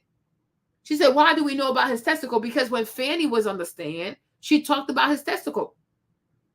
Okay, to prove that there was a time where they couldn't have had sex because since he had prostate cancer, he had to have operation on his testicles. So he only has one testicle that works.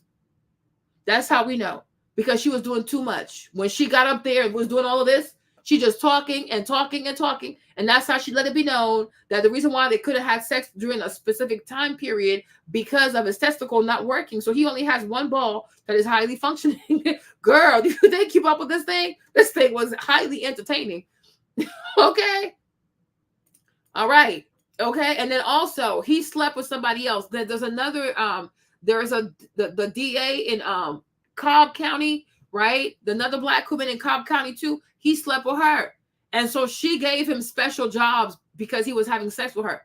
and he still has not written the report that he was supposed to write for her. And then after he slept with that black woman, he went to Fulton County, and then he was sleeping with Fanny in Fulton County. So it's not just Fanny he was sleeping with. Okay, I think the girl's name is Ashley or whatever her name is, but these two black women, he was smashing them. Okay, so my thing is, like, you pay for this. Yeah, it's a mess. He's really, like, I'm like, everything he just exposed. Everything is just exposed. She was buying him. You know what I'm saying? Yeah, it's crazy. She emasculated that black man while saying she would never emasculate me, and she sure did. So that's how we know about his testicles. Because she was she was talking too much to just prove that she was innocent. So in the process of talking too much to act like she had nothing to hide, she just let it be known. Okay, so I do understand why some women will have the fear of, if I give up my career to be a stay-at-home mom, what if this man does me dirty? You know, I do get it, because example number one, okay, Nathan Wade, 26 years of marriage, 26 years of being a stay-at-home mom, and this is how he treated her. He was only, before everything blew up, he was only giving her $700 every 2 weeks. Meanwhile, he got like $650,000 from Fanny.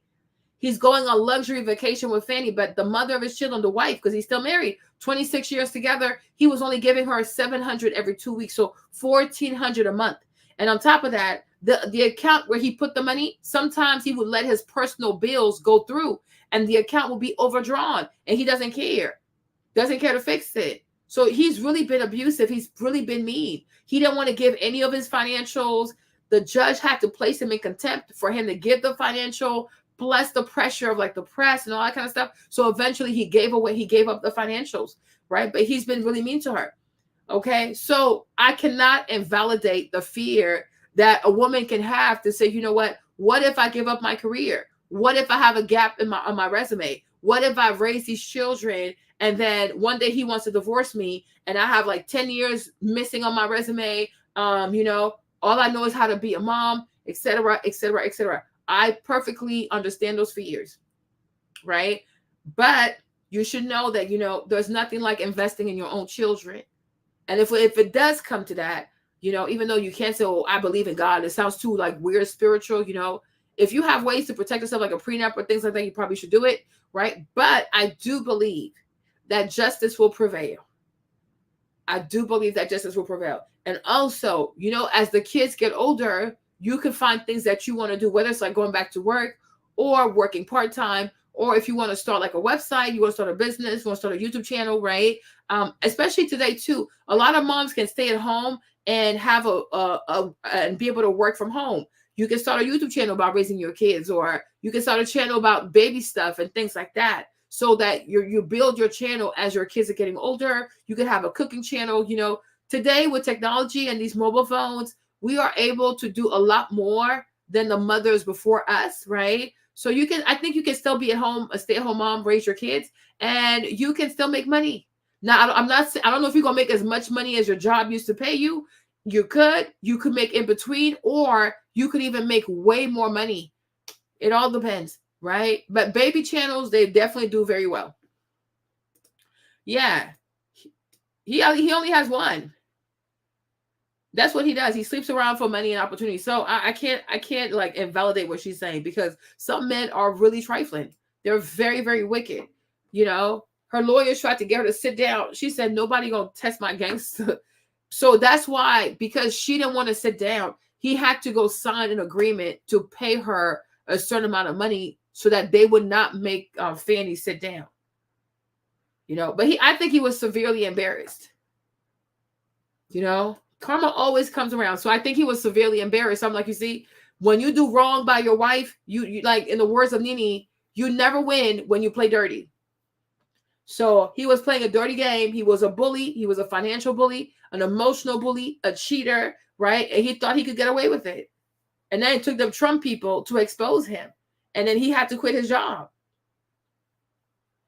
Yeah, it really is. It's embarrassing. You wear all these fancy suits, but you're a whole cheater, right? So A lot of these trad wives, mommy bloggers end up making more than a husband. Look at Only Tabitha. Exactly. So you can monetize, like before I could kind of understand the risk, but I do feel like today, being from home, you can have a little schedule to yourself where you're able to make content or, start a blog, work on a book, you can do certain things. You might make as much as you used to make in the corporate world. You might make slightly less, or you might make even more, So do not let that be something that like paralyzes you. Like, oh, I can't let go of my job to raise my kids, because when it comes to children too, kids, they grow really fast. Children grow up really fast, So don't let the fear of a man doing you wrong keep you from spending quality time with your children. If you want to stay home and raise your kids and make food for them and raise them and help them with their homework, I do feel like it's very fulfilling, it's very rewarding. And mothers who are involved in their children's life, those children tend to do very well academically, behaviorally, spiritually, financially, because during those formative years, having your mom next to you, it's going to make you more successful than other people, and then you have a bond with your kids. I'm sure she has a great bond with her children. And when they do become successful, they'll take care of their mom. But him, he gonna die alone. Like everything you do, like this life, everything you do in this life, you gonna pay for it. So make sure you do good things, so you're gonna be rewarded and not. What it sounds like is I am planning on this not working out. When if you're living in service to a partnership, that money is I am earning this money to build us collectively. It sounds to me like you're saying I am earning this money for me because you've given me children. You're gonna provide stability, and then the second I get tired of this, at least I have some money in my pocket to walk away from it. No, I don't see it like that. I see it more so like I am protecting myself, because I understand that 50% of marriages end in divorce. Not that anyone goes into. Do 50% of marriages end in divorce because of attitudes like that? Yeah, because you're wanting a guarantee. I think you're going in wanting a guarantee, and I truly believe that once you think it and you have that mindset, it will happen. Okay. Yeah, it will happen, because you're already setting yourself up to kind of have the fail safe, because you want a guarantee and you want to protect yourself. You go in, but is a prenup protecting yourself? Yeah, I agree with the elder. I agree with this lady, but she's 62. So you see, wisdom is everything. I do agree. If you have ideas that this is going to fail, 50% of 50% of marriages end up in divorce, men cheat, patriarchy is evil. If you don't heal with those types of things, if that's your mindset, if these ideas, these thoughts are always rummaging in the back of your head, you will end up manifesting that for yourself. You know what I'm saying? You can't believe in something and say, like, even me, like right now I'm pregnant, right? Like if I was like, oh my gosh, you keep thinking that something's going to be wrong with the pregnancy, something's going to be wrong. Eventually something will be wrong, because the things you keep thinking about, you keep obsessing with, before you know it, you are manifesting it, because that's what you want to see. So then it'll become a self-fulfilling destiny, right? If your husband starts having to work more hours, oh, you see, he's probably cheating, right? If he's not answering your phone, he's probably cheating, because you're looking for a reason to say, oh, I was right. I knew I was right. I knew this was going to happen, right? You want to have more arguments because you're trying to prove to yourself that 50% of marriages end up in divorce. So you have to really check these things. That's why I tell y'all, sometime when it comes to social media, stay away from negative content. All these ladies always complaining about a man, oh, man in this, the man in that. Girl, I feel bad for you, but you have to understand that these are your experiences. I tell you guys all the time, do not internalize somebody else's BS. Because a lot of ladies, when they come on social media to talk about a man did this, a man did that, they're not really telling you what they did. They're not really telling you how they also contributed to the mess, right? Because they want you to feel bad for them and they want you to take their side. But nobody is innocent. If a relationship goes left, both people had something to do with it. Now, I can't say it was 50-50, but they both played a part in their relationship going left. But she's not going to tell you that, because it's very hard for a lot of women to say, I also had a part to play in my relationship going left. It's very hard for them. You hear most women talk, they're nothing but angels. They do nothing wrong. Okay, they're so amazing. They're so kind. They're so devoted. And the man was never grateful. The man was crazy. No, that is not how real life works. You did something too. Maybe not as bad, maybe not as major in your eyes, according to you, but you also had your part to play. You both played a part in this thing going left, right? So that's why when I listen to people, I don't internalize what they're saying. Because I'm like, okay, what does that have to do with me? Right? We're not the same person. And we don't solve things the same way. We don't look at things the same way. I feel bad for you. But I'm skeptical as if, have you truly taken accountability? You saw Amanda Seals. It is very hard for her to take accountability. You date a woman like this, if it doesn't work out, she'll say everything was your fault because Amanda never does anything wrong. She said that divorce number goes down by 36% and both people are college educated and over 25, right? They want to decenter men by fear mongering. It's odd. They never do. When you ask, they swear they did nothing. Your thoughts can also ruin your relationship. Your thoughts can ruin anything. Even your own thoughts can ruin the relationship that you have with yourself. If every time you look in the mirror, you keep saying bad things about yourself. I'm ugly. I'm unattractive. I don't have pretty girl privilege. I'm this. I'm that. I wish my nose was smaller. I wish my eyes were bigger. I wish I had more lashes. Oh, even you, with your own thoughts, you are able to have a very destructive relationship with yourself because you keep saying evil things about yourself. That's why I say I never engage with the, oh, I'm dark skinned. Nobody wants me. Oh, I'm dark skinned. People think I'm ugly. I don't engage with that kind of content. Hey, Bree. Okay. I don't engage because what does that have to do with me? I will never join the collective of the sad dark skinned girls. I don't know these people. I don't claim these people. I am not a miserable dark-skinned woman. I don't look at myself like, oh, I'm the dark-skinned one. I'm the ugly one. As a dark-skinned woman, nobody wants me. No, that is not my mindset. But you have a lot of dark-skinned Black girls who love to feel sorry for themselves because they're dark-skinned instead of taking pride and joy in their dark skin. Like, you know what? I'm dark-skinned. I'm going to make my complexion beautiful. I'm going to make my complexion shiny. I'm going to have the best skincare. No, they want to look at being dark-skinned as some type of punishment. I don't have time for that. You know what I mean? That, like, I don't want, you are more than welcome to victimize your complexion, but to me, that's not healthy content. I don't want to hear that stuff. I don't partake in that stuff. I don't engage with that stuff. You make those types of videos, I'm out. Because there are plenty of dark-skinned Black girls who love themselves. I'm going over there. Okay? I'm going over there. So the whole pity party thing, I don't partake in that. Okay, like I'm not doing that.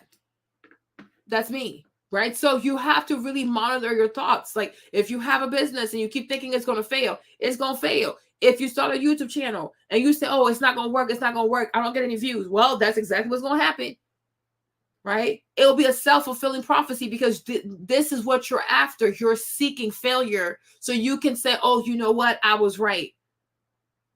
But the whole time, you were working against your own marriage. The whole time, you were working against your own YouTube channel. The entire time, you were working against having a healthy relationship with self because you wanted something negative to happen just so you could say, oh my gosh, I was right. No, you were not. No. You think about that. So that's true. I mean, it depends on what terms that you're putting in. Yeah, exactly. But I also think that, especially because I'm coming from the Gen Z perspective, right? And so we've seen the silent generation, right? Our grandmothers, our grandfathers had their cake and they got to eat it too. Mm-hmm. So I make all the money. You take care of the kids. I can do whatever I want. You take care of the household. I can beat on you. I can cheat on you, and you're not going to go anywhere. Then we have. So this is another thing that she does. I didn't like it. She said she come from one generation, and they saw the silent generation where the grandfathers were beating on the grandma. They would have their cake and eat it too. They would beat on people, you know, whatever. And once again, I hate when people do these things, right? Maybe that's her experience, right? Like maybe your granddad beat your grandmother. You know what I'm saying? People got to stop. Like, I hate when people do that. Oh, you grew up seeing what? What you saw pertains to your family. Right? Were you going down to everybody's house and say, oh, what is your grandpa doing? Oh, I see your grandpa. I see her grandpa. I see her grandpa. No. Or maybe in your community, that was what was happening, right? But most likely, if you saw this, it was happening in your family, right? My granddad, both of them actually, may they rest in peace. Both my grandfathers, they took great care of their wives. Okay? My mom's mom, she even had her own house. Like she just do too much. Okay? She had her own house. He gave her money. Like this lady was living real nice. So whatever she did, he took great care of her. I did not see that with both my grandparents. You understand? So I'm like, if you talk about granddads who got to have their cake and eat it too, and they kept the money, they beat on the woman, etc., that pertains to you, your family, your culture, your community. I don't know, but don't put that on everybody, because everybody did not grow up seeing that. That is not true. You know what I'm saying? That is not true. There are a lot of grandfathers out here who did not beat their wives, take all the money, go cheat on their wives. Now, some people did. I can't say that they didn't do it, right? But that has to, you gotta be reasonable when you make these like blanketed statements to make it seem like, oh, we just saw a bunch of grandparents. Okay, easy. Yeah, she probably didn't even have grandparents. Exactly. Because sometimes they go on social media and they adopt other people's experiences. And they say, oh, growing up, we had all these grandparents. I'm like, no, I did not. I did not. I truly did not. I'm not trying to be funny, but I did not. So me, once again, I'm not going to internalize that because that's not my story. That really not my story. My dad's dad was a school teacher. My dad's mom, he was a general. He was into politics. Like, they really have money. My grandma really had money. That girl lived her life. Okay, she really lived her best life. My mom's mom was extra. Okay, so my grandma didn't beat on her. If I think she probably beat on him. Okay, like she was very much a strong woman.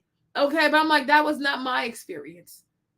I didn't see my granddad beat my grandma. Like, what the heck? Or like, my grandma's a destitute, no money and things like that. Nope. For both of them, my dad's dad or my mom's dad, I didn't see that. I'm being honest. So, that's not my story. I'm not going to inherit this. I'm not going to adopt this. I'm not going to claim it. Maybe she did. Maybe she didn't. She's just making up a narrative because she needs more things to be afraid of. Because it's like she's looking for reasons to be scared. So maybe her granddad or both her granddad, because she says she's Nigerian, so maybe her people beat the mamas, the grandmamas. I don't know. But I'm like, you got to be specific. If in your family, one of your granddad or both of your granddads beat the grandmothers, say, because I come from a family where I saw my grandfathers beat on my grandmothers and neglect them. This is why I feel this way, right? But don't put that on all of us, because it's not all of our stories. You know what I'm saying? Yeah, you're undermining experience. Like, you are crazy. Sometimes I wish my parents would make a YouTube channel to show real Black love, but I understand why they don't. Yeah. There are many bougie grandmas living their best life. Hot girl summer year round. He said, I'm realizing a lot of Black people don't really like or understand what Black love is supposed to mean. I don't know if they will really appreciate it. I think your parents chose well. Well, yeah, give me his own line. Okay. So people have to be very careful with the things that they say, because I'm like, who are these granddads who beat on these females? Like, that's not my story. So I'm not claiming this. I don't claim a whole lot of stuff. And that's why I say, like, when you're Black, you have the right to say, this is not my story, and I'm not claiming this. Like, I hear what you're saying, but I didn't grow up seeing this. I didn't grow up seeing any of my granddads forsaking my grandmothers. Like, I did not. I really did not. You know what I'm saying? At one point, like, my dad, my mom's parents, they weren't living together because my man was a lot, and he likes his peace. My grandma was very controlling, but she had her own house, though. He built her a house. She could have whatever she wants. But he's like, I need my peace. You know what I'm saying? So she lived there. He lived there. But he always took care of her, though. She didn't want for nothing. She had her own business. She was well taken care of. She had restaurants. She was minding her best life. My dad's mom, too, same thing. But I didn't see anybody get beat, tossed up, knocked up. Like, I did not see this. I really did not. Yeah, she said my grandfather was hardworking and taking care of their wives. I really did not see this. So I don't know who she's talking about. She said, this is probably in her story or song. God bless her, though. I'm like, I did not grow up seeing this. So that's just me. I didn't see it. Our mothers, the baby boomers, right? Overcorrect. I'm an independent. I can earn my own living. And then at the same time, they still have their husbands. They have their cake. They eat it too. Great. You go to work. And when you're done with work, you come home, you take care of the kids, you cook, you clean, and you take care of me. And so now it's Gen Z and we're trying to protect ourselves. So maybe that's what happened in her household. So maybe her mom had to work, come clean, and do all of that. So I wish she would just claim her stuff. Like, in my household, the way I grew up, my mom still had to work, come home, clean, and cook, and things like that. Like, I wish people would be a bit more specific. Because I'm like, I think that's more of her reality. That's not everybody's reality. A lot of wives don't cook. A lot of husbands cook. So you're not gonna throw this narrative on all of us. I don't claim this part. Also, I don't. Right, mitigate the risk of, well, I need to be independent and provide for myself, but I also want to have a partner that can provide for the household and for us. And that's, I suppose, where we're at. Your house is different. My house is different because I make the most money. However, when I'm thinking about providing, I don't think that it is just money. I don't think that it is. So even though I may be bringing home more cash, my husband, even before we started, oh Lord, hey honey, before we started, separating, he was still working at the FDA. I mean, he would cook, clean, he'd do the laundry, and people were like, "Well, what did you do?"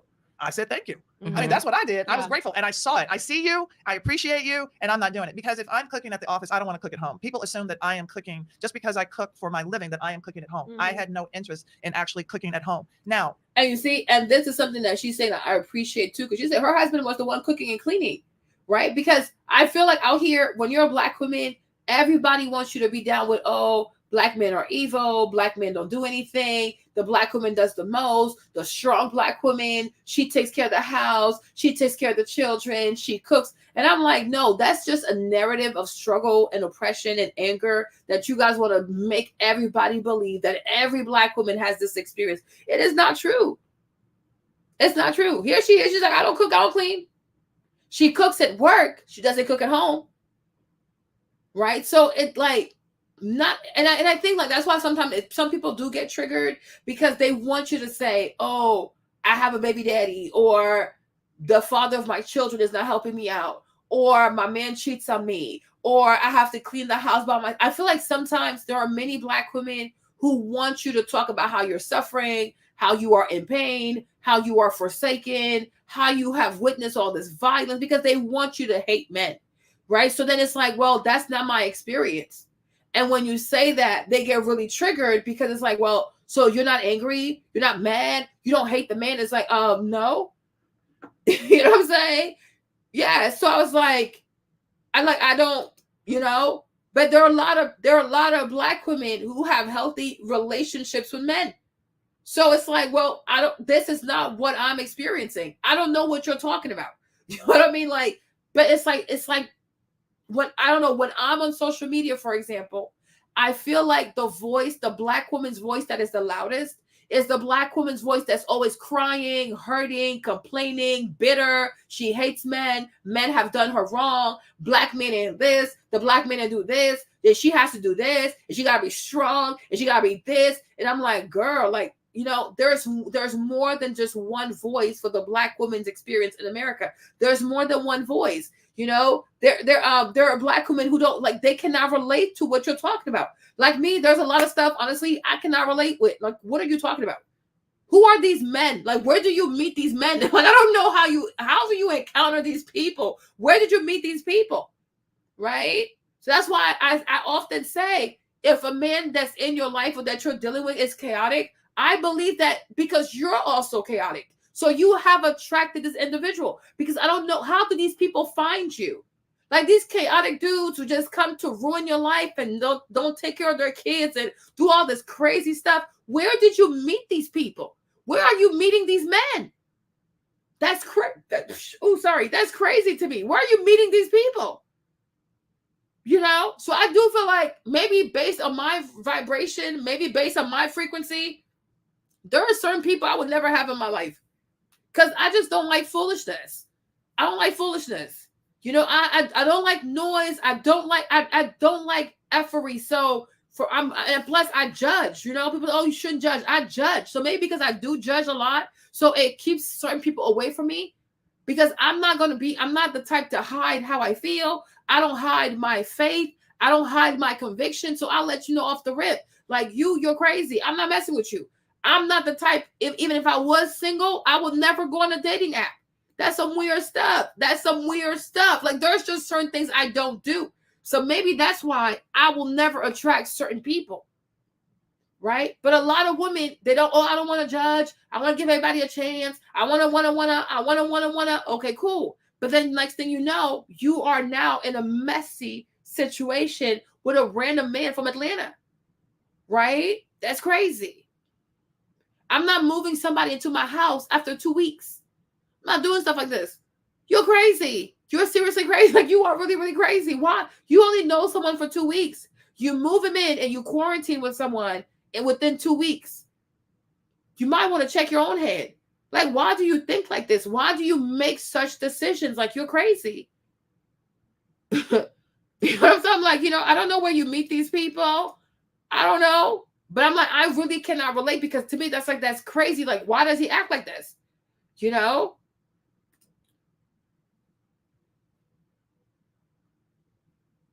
She said, yep, sister went back to med school after 4 weeks, and her husband took 6 months paternity to look after the baby. He cooks and cleans too. Exactly. Right? So you got to really put the emphasis on finding men who are responsible. But if you're like, oh, he cute, I'm gonna date him, or he make me laugh, oh, he cute, he makes me laugh. Okay, sure, whatever. Okay. Make sure you have someone who at least has a college degree. Some people don't even care that a man, he has a college degree or no college degree. Okay, well, what do you want me to say?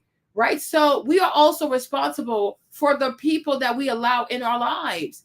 And you are responsible for having discernment, and you are responsible for vetting people accordingly. But I don't know how you're going to be a grown woman and you're going to date someone without even a college degree. Like, what are we doing? Like, what's happening? This is bizarre.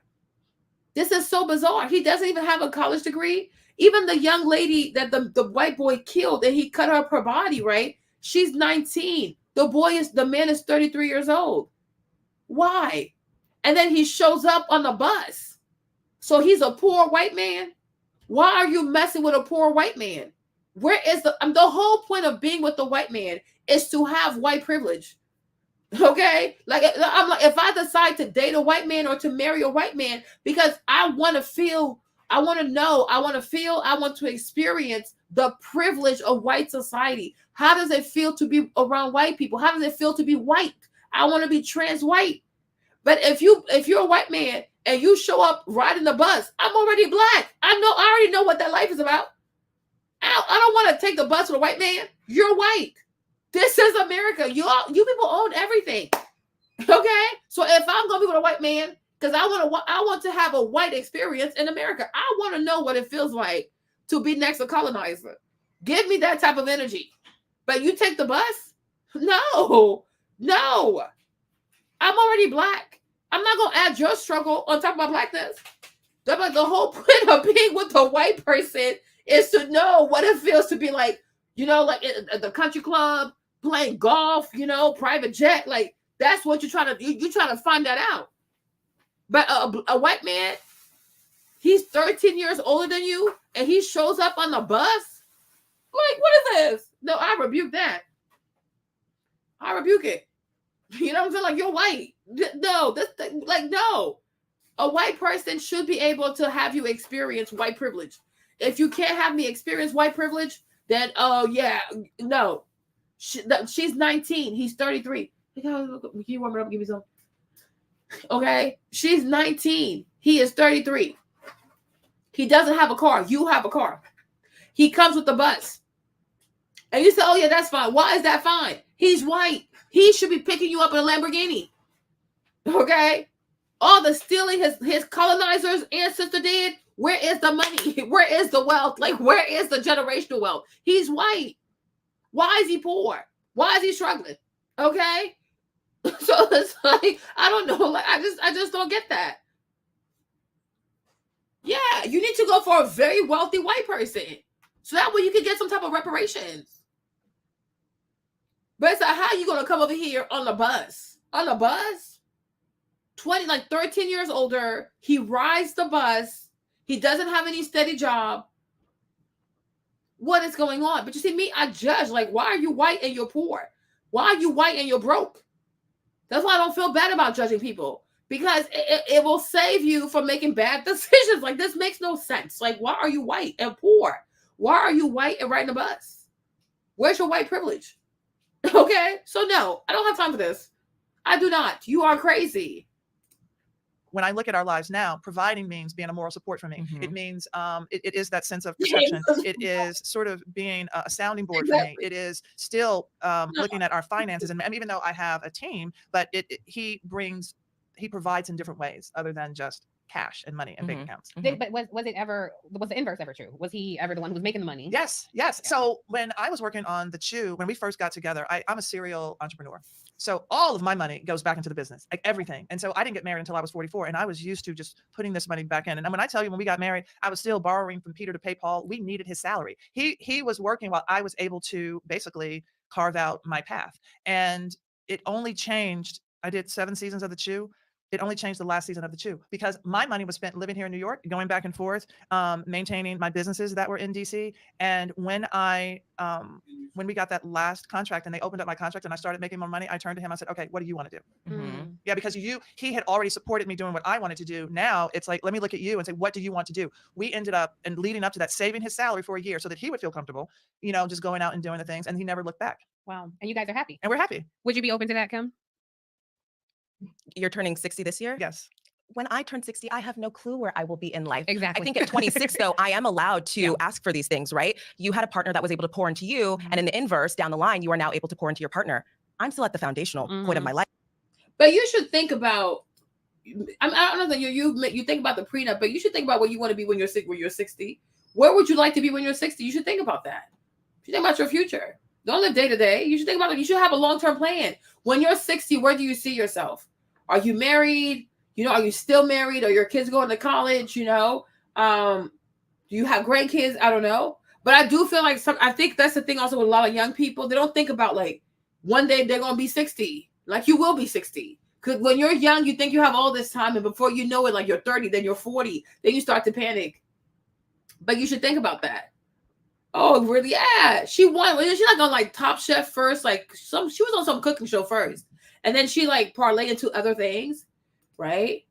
Because if you don't think about where you'll be when you're 60, how you want your life to be when you're 60, you're going to be very silly when it comes to the dating game because, oh, well, I have more time. I'm only 26. I'm not going to settle. Then 26 becomes 30. I'm not going to settle.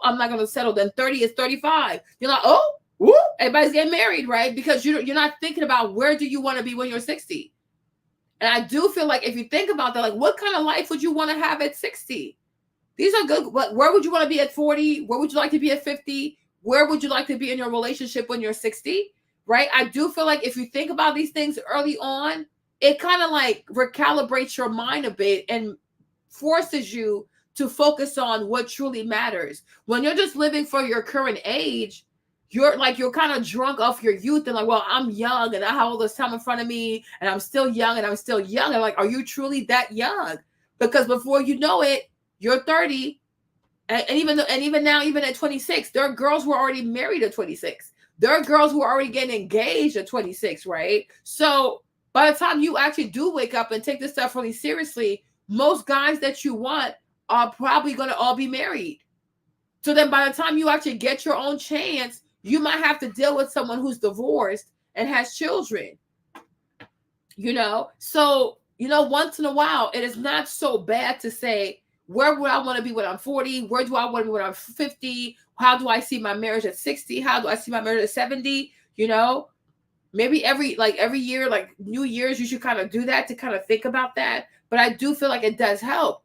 That's why when you go for a job, they do ask you like, okay, where do you see yourself 5 years from now? Where do you see yourself 10 years from now? Because they want to make sure that not that it's going to be exactly that, but they want to make sure that you kind of know what you want out of life, right? But for someone who's talking so much about, partnership and being at home, you should be able to say, well, when I'm 60, I see myself like having grown kids who are heading off to college.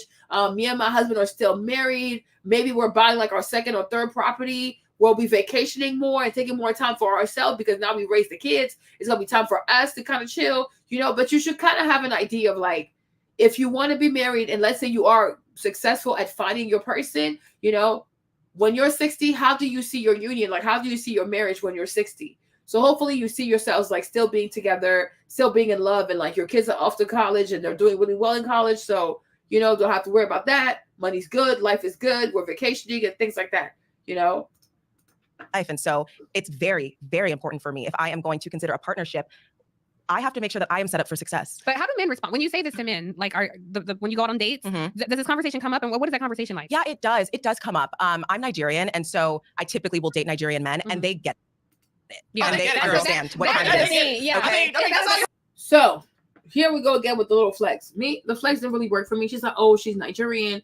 So that's why I said earlier when she spoke about the grandfathers who beat on the woman and took all the money and had their cakes and eat it too. I said, maybe this has to do with your culture, right? Because, if you are West African, you do know polygamy is a thing, right?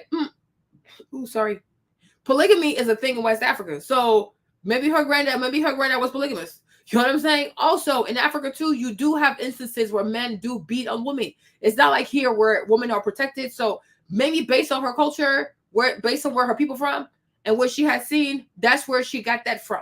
I don't know. Maybe not. But I do believe that even if I think for the most part, when it comes to a lot of West African men, Nigerian men, West African men, do they understand like being providers? Like, okay, they're going to go to school, get a master's, a PhD, and be providers, take care of their family. I think most do. I really do think most do. However, there's a flip side to that because nothing out here is free. When you decide if you want to marry someone who's African, if you want to marry an African man, he's going to have his African man expectation, right? So there's no situationship where an African man is going to work, be a doctor, for example, and his wife is going to stay at home, but she's not going to clean, or she's going to stay at home and she's not going to feed the children, or you're going to be a Nigerian wife married to a Nigerian man and you're never going to make rice. Like the way people love to eat rice out here, you're crazy. You're going to make some type of meal. If you are Nigerian, he's Nigerian too, you're going to have to deal with your mother-in-law. Like there are things that come with the security that you get from being married to a Nigerian man. It's not just, oh, he's Nigerian, he went to Harvard, he has all these big degrees, and I'm going to be in the house and look like a trophy. It doesn't work like that.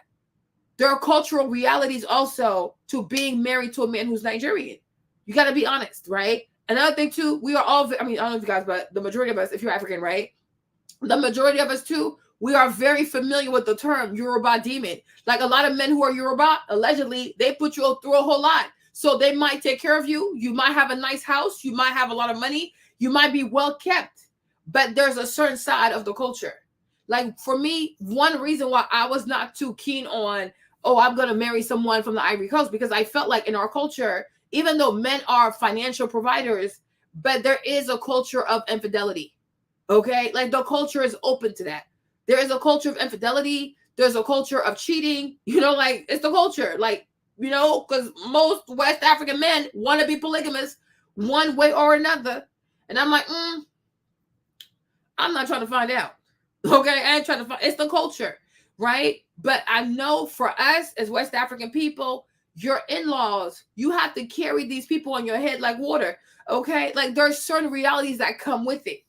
Because this young Nigerian man that you're going to marry, who's very successful, he has a very involved mother. That's why he's so successful, because he had a mom who pushed him and pushed him and pushed him and pushed him. So when this young man makes money, you better believe he gonna take care of his mother. You better believe that his mom will have a lot to say in your marriage. So it's not, I just don't, to me, it's like, I don't know how to say this, but to me, it's not really a flex, because she's trying to flex that, oh, the Nigerian men just get it. They get it. But the Nigerian women also get it too. Like we both know what we're signing up for. You understand? Nigerian people, especially like Yoruba people, when they get married, you have to like lay down before your parents. Like you lay on the ground before your parents. Like you humble yourself before his parents. You lay down before his parents. Like there's a lot of humility. Like, let me show you, right? Hold on. Like they get on the ground,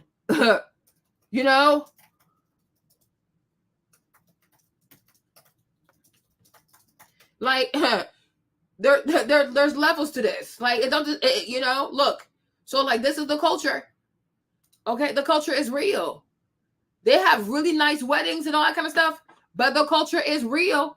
You get down. Like you see these people? Like you lay down before your mom and your dad, then you go see your in-laws, you lay flat on the ground, you humble yourself, they bless you, they bless the husband, you get up, you go see the other in-law, you lay down, they bless you and things like that. So the culture has expectations. The culture has serious expectations. You're not going to be like, oh yeah, I'm a Nigerian wife, but I don't cook, I don't clean. They don't work like that. It don't work like that. You're not about to go get you're not about to go marry this woman's son who's a doctor. Talk about, oh, you don't cook. You don't do what? What you say? It's not gonna work. It's not gonna work with his mom. It's not gonna work with his aunties. It is not gonna work. Like you are insane. Like you are really insane. In order to have, like, if you want to be thank you so much. I appreciate you, right? If you want to be with a Nigerian boy who went to med school, has a lot of degrees, whatever, there are things you have to do. Because that type of boy, he's considered to be a prize. He is considered to be a prize. So if you want to marry him, you also know, like, in order to marry this kind of man, I have to be willing to do this, and that. That's how the culture goes. So if we're going to talk about stuff, let's be honest, right? Yeah, David, let's talk about David, right? But even David and Chioma too, like, you see, he's always cheating, but he's very wealthy. He's a provider, but he's not going to be faithful. Okay. You also saw the video where he was crying on his knees, asking for forgiveness. Yeah, they be out here cheating. I mean, the Yoruba men have a whole reputation though. Like they're known internationally as the Yoruba demon. Like they're real, but they're great providers though. But there's a flip side. There's a flip side to everything, you know. But you cannot say that, oh, I'm gonna be a Nigerian wife and you're never gonna cook. You're not gonna try to make any type of meal. Like you're not gonna try to make any type of dish. You never cook. We're gonna order food all day. Uber Eats all day. No. Please stop. Like, please stop. So, like David, his long-suffering wife. No, the culture does not work like that.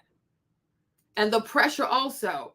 African marriages, there is a real pressure to have children as soon as you get married. It is a lot. It's a lot. It's a lot. So like every culture has its good and its bad. Like, but you like, if you explain something, you got to explain the good side and the flip side because listen, it's not easy. African marriages are not easy. African men are not easy. African men are not easy. They are really not easy. Even a newer generation, they're still complicated people. And a lot of them too, a lot of African men, they have a lot of pride. They have a lot of pride. They are really stuck in their ways. It is not easy. So don't sit here and sell this, oh, if you marry a Nigerian man, he gonna take care of you. Yeah, he gonna take care of you. But he's also going to have some serious expectation. And your mother-in-law, she gonna be part of your marriage too. So all of that, you have to be able to, like, you know, properly assess everything. It's not a joke. That's not even saying. A Nigerian man wants to provide for you. I mean, that's in their matriarchal, patriarchal system. Yeah. Okay, go ahead. Sorry. However, because I don't just date within my race, right? Okay. So I'm not just dating. No, I don't. I've dated all around the world from all the different continents. Do you notice that different men respond differently? Yes. And so I have tended to Jewish, Nigerian, West African, African in general, Middle Eastern men, they understand as well. Now, when we talk about American men, that is when you have to start defining things. And this is what I want, and this is why I want it. And you have to explain yourself, over-explain yourself, because they just don't get it, you know? Yeah. So I date for my audience. So the other thing that I want to ask you, you're 26 and you also realize that you need someone who is older. And my thing is, right? And I'm like, if you also listen to her and her, she's a bit delulu. If you truly dated these Nigerian men, right? And these Nigerian men are willing to give you the life that you want, why don't you marry them? Right? Because if you say, I dated Nigerian men and they understand that, they understand provision, being provider, the wife sits at home, etc. Why didn't you marry them? Or why did any of them marry you? Why did you have to go date white people, black people, these type of people? Because obviously Nigerian men understand what you want. She said, yeah, she did for her audience. So she's weird. I'm like, why don't you marry the Nigerian guys? One of them. Because you're 26. You're old enough to be a wife. You're not that young. 26, you can be a wife. Yeah, you're old enough to be a wife. Why did any of these Nigerian boys marry you?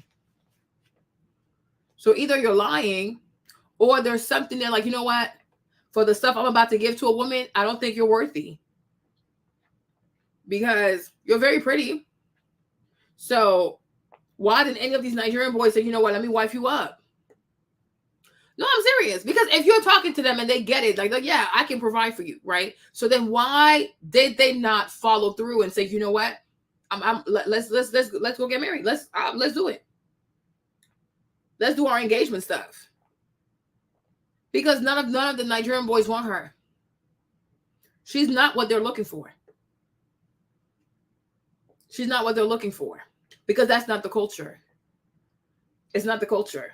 You know, West African culture is not a culture of, like you say, me. It's not the culture. It's like, what's wrong with this girl? Right? Because in the culture, you have to be feminine. Like, you gotta, I cook, I clean, you make little meals. You know, you even like most African girls know how to make a little bit of puff puff. Okay. Do you even know how to make puff puff? That's like the basic stuff. Like, you should know how to make puff puff. You should know how to make a plate. You should know how to make a little bit of white rice. You know, you should know how to make at least one soup, like one soup, one stew. You should know how to make a little bit of oxtail or something. Like, you know, the basic. You ain't got to be like a whole chef, like Simi over there, right? But you got to know how to make something. She said, I know this girl. I follow her on TikTok. Unfollow her. She said, dating a West African man is not for the weak. Jenna said, I am not dating no Nigerian man. Oh, they're a lot. They are a lot. So she saw. He can probably give you the life that you want, but it's not easy. It's not easy. So it's okay. Let me go try my luck with a different ethnicity, right? So I did outside my race. Being Nigerian is not a race, it's nationality. Okay. But I'm like, why didn't you marry these Nigerian boys? Because you know what comes with it. Because the culture is not a joke. You know, there's no way she's going on dates with these Nigerian boys and she's saying this. There's no way. You're not about to go on a date with a 4-year medical student, a Nigerian resident student, and talk about, this. No. No. It's not going to work. Otherwise, she should have been proposed to by now. She's 26. No engagement. You're not a fiance at 26.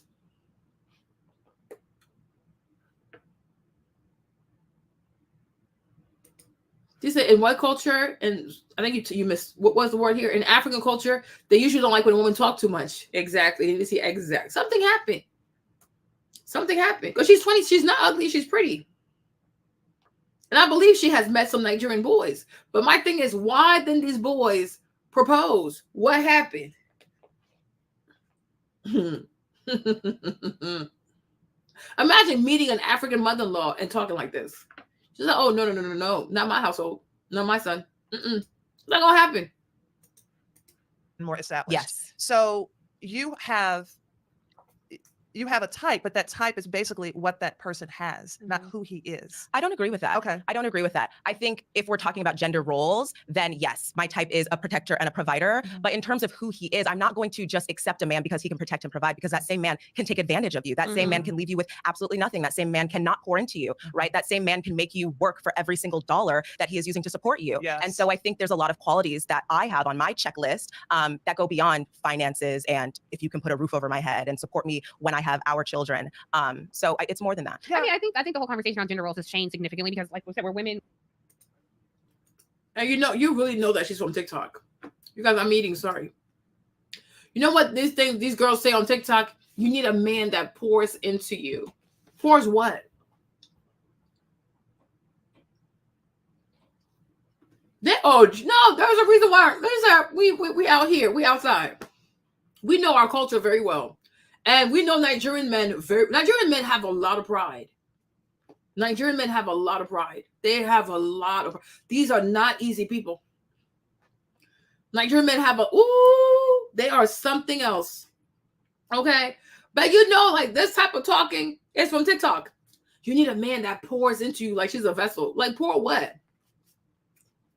What is a man supposed to pour into you? Is he the Holy Spirit?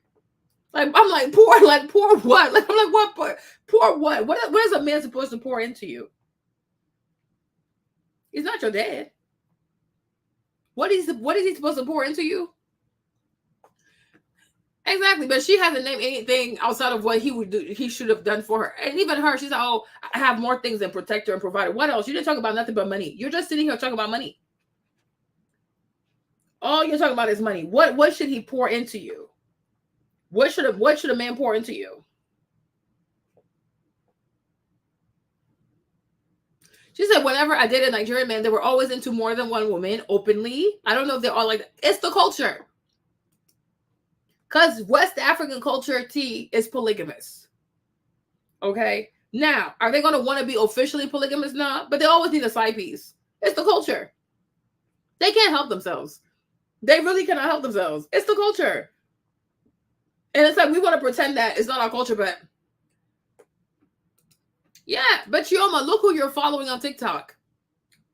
You're like, oh, I know her. I follow her. Well, there you go. You're 30. Okay, you see this? I'm not trying to be funny, but you follow people like this, foolishness gonna be in your head. Because these people are not about partnership, Chioma. They are really not. Like what it takes to secure a man, they have no clue. That's why they have that. I got married at 20. I got married at 25. That's why I say she's old enough to be married. I was married at 25. My mom was married at 22. And the majority of us who are African, our mothers were, even most African American too, though, if they're being honest, because they like to deny their culture. Okay. But most African American too, if they're being honest, their grandparents, their mothers, they got married very young. It's our culture. It's by going to these white liberal colleges that Black women become crazy. But before, whether it's Black America, Black West Indies, Black Caribbean, Black Africa, Black people did not have a problem getting married at 22, 23. It's the culture. People get married very young. Nobody had a problem. It's not until you start letting all these Black girls go to these white liberal colleges where they are being instructed by white lesbians and feminism that all of a sudden, oh no, I gotta wait, I gotta go get a master, go get a PhD, go get whatever. So what is happening to you? Are you okay? We marry young. Black people we're really like Latinos. But then again, Latinos do have the African blood too, though. But we're really like Latinos. Chioma, how old was your mom when she got married? But I said, the more you depart from your roots, the more confusion you're gonna have, right? T, how old was your mom when she got married? Like, let's be honest.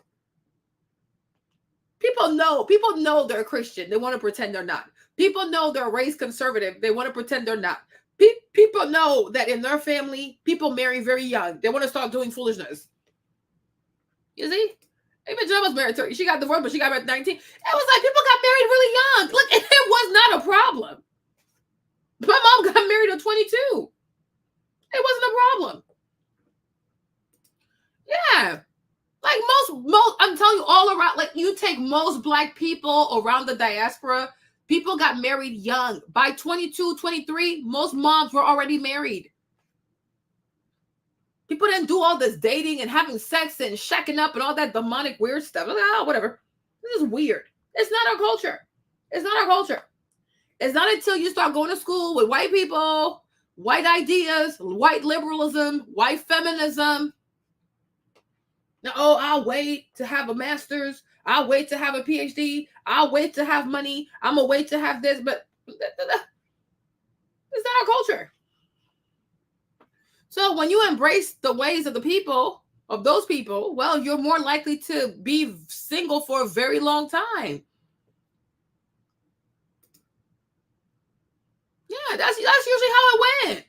That's the culture.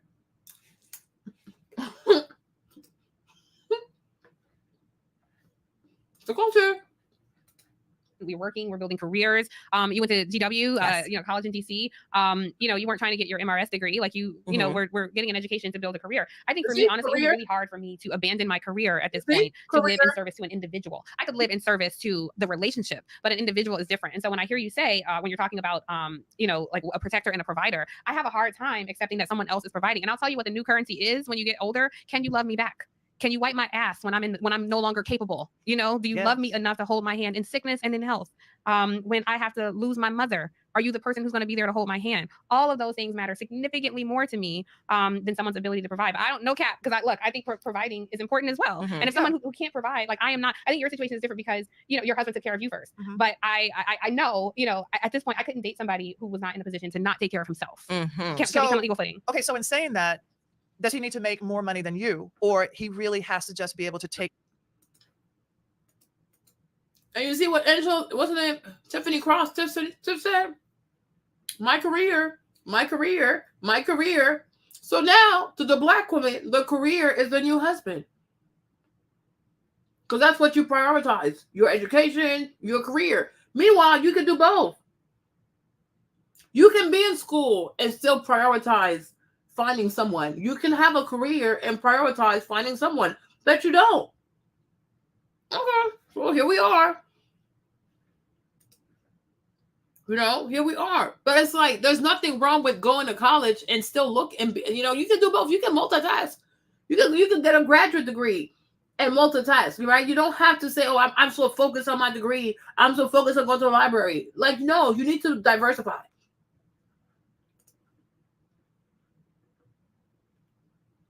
You know? But it's like a lot of Black women, they don't put that much energy into, like, they don't really focus on finding the person. It's an afterthought.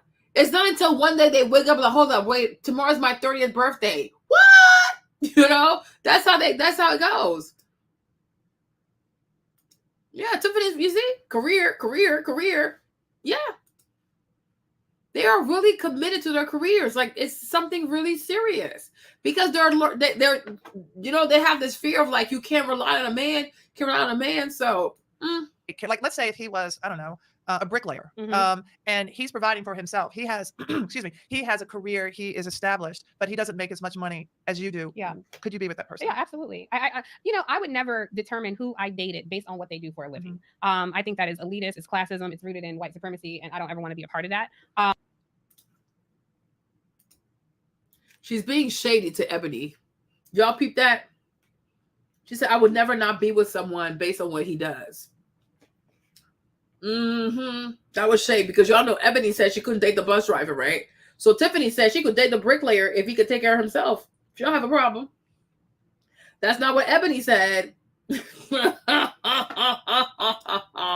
I do think there is something to be said for, are we compatible intellectually? Do you have intellectual curiosity? Are you desiring to take care of me? And there's a lot of ways, I will tell you, there's a lot of ways a man can take care of you that have nothing to do with finances. And, you know, if you fall in love with somebody who has a different idea, I think it does get complicated if you fall in love with someone who has a different idea of what partnership looks like. But for me personally, I'm not asking for your resume before we go out on a date. But I would like to know, are you somebody who values me as an individual? You know, and when people ask me, what's the best thing about being married, or the place where you want to get? And I say, the best part is going to the bathroom with the door open. That's the best part, because they see you when you stink. There's no... So both. We're saying when you do number one or drop a deuce, we're leaving the door open? Yeah, the door is open. You know.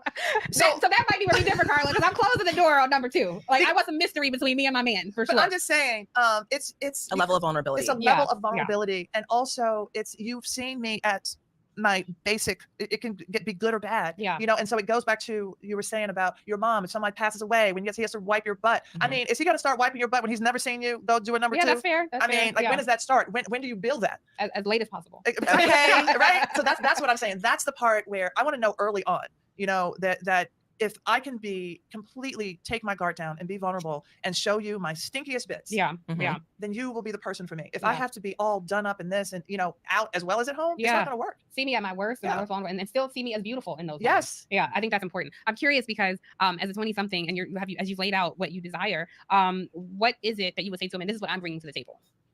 I love that question because I bring a lot to the table. While I may not cook and clean. You don't cook or clean? As in, I'm not a chef. I'm not an award-winning housekeeper. I can manage to get those things done, right? I can take care of it. Like, when you come home, there will be food on the table and the house will be spotless. Did I physically do those things? No, I did not. However, I believe in outsourcing the work that you're just not good at. Are you working? I guess I'm asking, are you, like, you didn't do it because I was working all I didn't day. do it. Or are you saying, I'm home, I'm not home, working, but someone else is paid to do these things for us? Depending on, you know, what the situation is. If I have children, then I am focused on that, and I have someone that is helping us with those things. And so when we talk about what do you bring to the table, oftentimes when we speak to women, it's like, do you cook, do you clean, or do you work? Right. Failing to realize that I bring so much value, you know, in the form of my education, my network, my ability to network, my mind, my optimism, my organizational skills, my management skills. But that's what you bring to the table, I think, in a professional capacity. I guess I'm saying in a relationship, but those things are not as important, because you said you want a man who provides. This girl needs a big sister. Like, she's delusional. You know, I'm gonna say this. I don't think a woman should be measured by how many meals she makes, how she cooks, how she cleans. But I do feel like those are acts of love, right? Like, the way you want a man to provide for you, and that's your act of love, that's your love language, right? For a man too, not saying every day, because who wants to cook every day? But I do feel like if a husband is a great provider his love language or for him receiving acts of love from you could be that you cook. Even if it's you making puffs, if it's you frying plantains, maybe sometimes you make jollof rice for his birthday or you make him a birthday cake, but these are acts of love. It's not to say, oh, as a wife, you got to be Sally the maid. That's a lot, right? But it's like, it's nice to be like, wow, my wife loved me enough to make a meal for me, or she thought about my favorite thing. Da, da, da. It's a love language, right? It's not so much that we don't know that we can hire maids to come clean. We can hire people to come cook, but it's nice to know that the person that you're married to, like sometimes they think about what you want to eat and they make it for you. Okay. Now, if you're 26, 27 and you only have one child, why do you need a nanny? If you stay at home and you just have one child, why can't you not raise your child yourself? Why do you need a nanny? Like, where did she get this from? Because I'm like, even in her life, did she have a nanny? Like, why do people pretend to be something they're not? You were not raised in Buckingham Palace. You were not raised in Malibu. You're from Houston. You are a first generation Nigerian living in Houston. So most likely you helped out around the house. You helped your mom clean. You helped to raise your younger siblings. You helped your younger siblings with homework. You yourself didn't have the nanny. If anything, maybe if you were the older sister, maybe you helped to raise your younger siblings, right? But you yourself didn't have a nanny. So why do you need a nanny? You only have one child. Like, I'm like, do you know how much money somebody has to make? It is hard to raise a child. You gonna pay the nanny next to you got nanny money? Like, how much you gonna pay this nanny? So it's like, if you say you have a nanny, then we expect you to work, because if the nanny is there and she takes care of the child, what are you gonna do?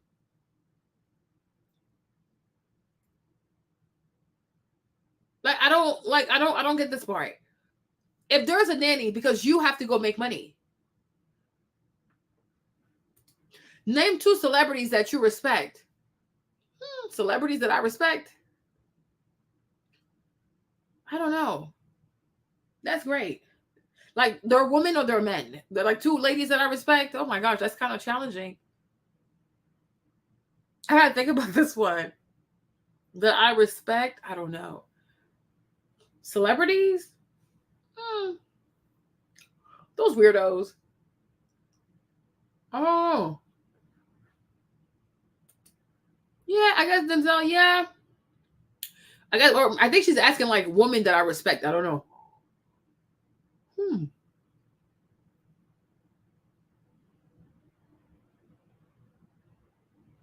Like, respect based on one, like as wives, as like people, as workers. I don't know. 2 female celebrities that I respect. Ooh, yeah. Let me think about that one. I don't know. That's crazy. I don't know.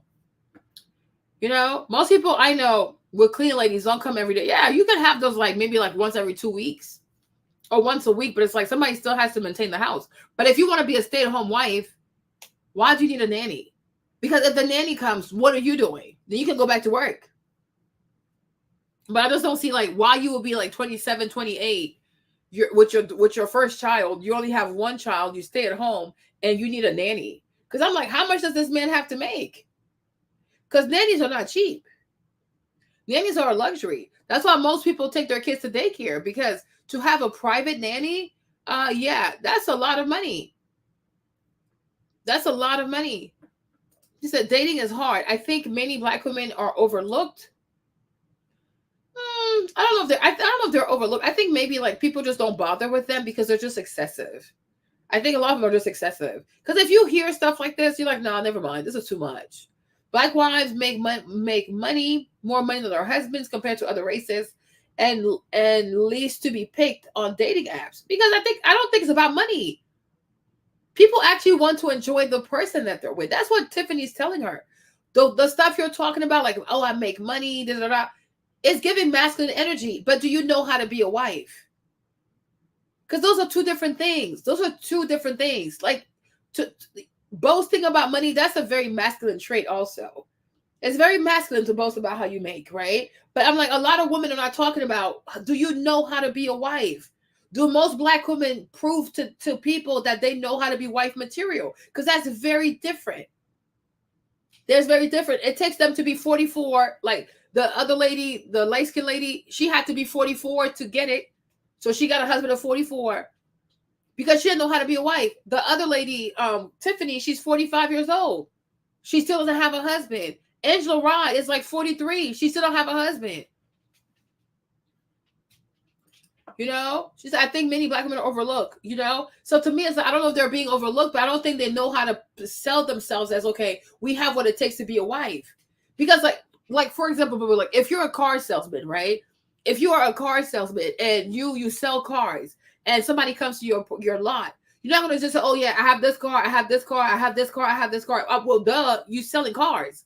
But you're going to ask questions, okay, what are you looking for? Do you want a used car? You want a new car? What is your budget? How often do you drive? How many miles you think you'll put? Like you'll start asking the person more questions so that you know what kind of cars to show them. Because there's no point in showing people cars they can't afford.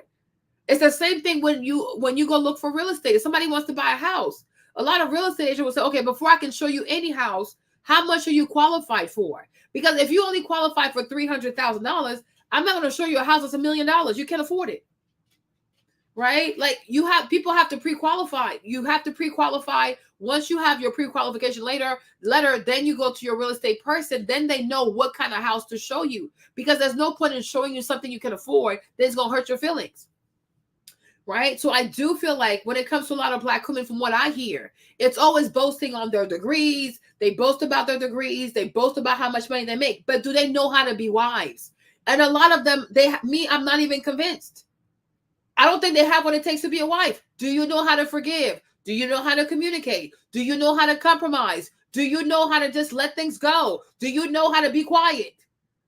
You know what I'm saying? Do you know how to work well with other people? If you don't like your mother-in-law, can you find it in your heart to still find a way to like her just to keep the peace? You know, people don't talk about that. Like, what does it take to be a wife? They want to go date a man and tell a man, well, this is how much I make. He's not gay. Why are you coming here with your masculine energy? He's not trying to date a man. You know what I'm saying? She wants to do nothing. She's a Kardashian. Yeah. Do you know what I mean?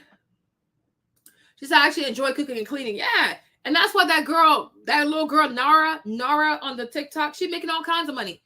Right? Because she's doing something that a lot of people like a woman that cooks and cleans. Like, it is very pretty. A lot of dating stats are old. There are new stats that say that black women are not last. There are nuances. We do well on apps. Don't give up. So Bridget, don't give up. You know, even daycare is expensive. What advice would you give to a black woman who want to be wives? Like, I would say learn how to communicate. Learn how to be kind. Which is really hard. Learn to be kind. Sometimes maybe let them be right. Oh, just fine. Just you can have it. But it's a different skill set. Like, you have to know how to be a wife. And many black women don't know how to be wives. They know how to make money, I'm sure. They know how to be masculine, I guess. They know how to get degrees. Cool. But that's not what it takes to make you like desirable in front of someone. Oh yeah, I really want to marry her. When you marry someone, you actually want to enjoy the person's company. Yeah.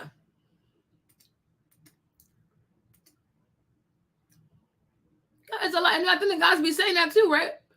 Like, be more feminine. Don't talk too much. Don't be argumentative, right? But let's like just be a pleasant person. You know, prove that if you have kids, like, oh, I can take care of my kids. I can love with my kids. I know how to talk. I know how to be friendly. You know, I know how to be supportive. I know how to be calm. You know, I don't have to always like go tit for tat. I don't have to prove that I'm intelligent, you know, but a lot of girls, like, they are really competing. She said Angela Rye is single because she's a nutcase. She's proved that being beautiful woman is not always, because child, I'm sure Angela don't know how to stop. Like, she goes because she's a lawyer, so now she gonna be in a relationship and be a whole lawyer. Like, girl, it's a lot. She said to be a wife, you only truly need one thing, and that's to give your man full cooperation. Anything less, the relationship gonna be a risk. Yeah. She said other races of women struggle as well, especially on dating apps. Most likely it'll be white women, especially the feminists. I don't need no man, because a lot of these white feminists are crazy. But a lot of young white girls who are like, okay, I want to be a wife, they find a husband in college and call it a day.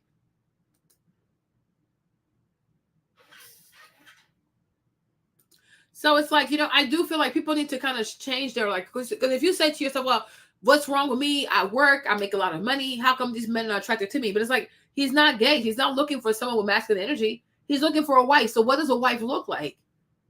People want to be married to someone that is feminine, like who's nice, who's kind, who's sweet. They okay, that's actually a woman. That's not a man. Because you can look like a woman on the outside, but your energy can be very masculine, and you might not even be aware that it's masculine because that's all you've ever done. So you don't realize it until somebody tells you, like, it's a lot. It's a lot. You are a lot. Like I feel like Tiffany's trying to tell her, but she's not even seeing that it's a lot. Like, it's just too much. Hold on.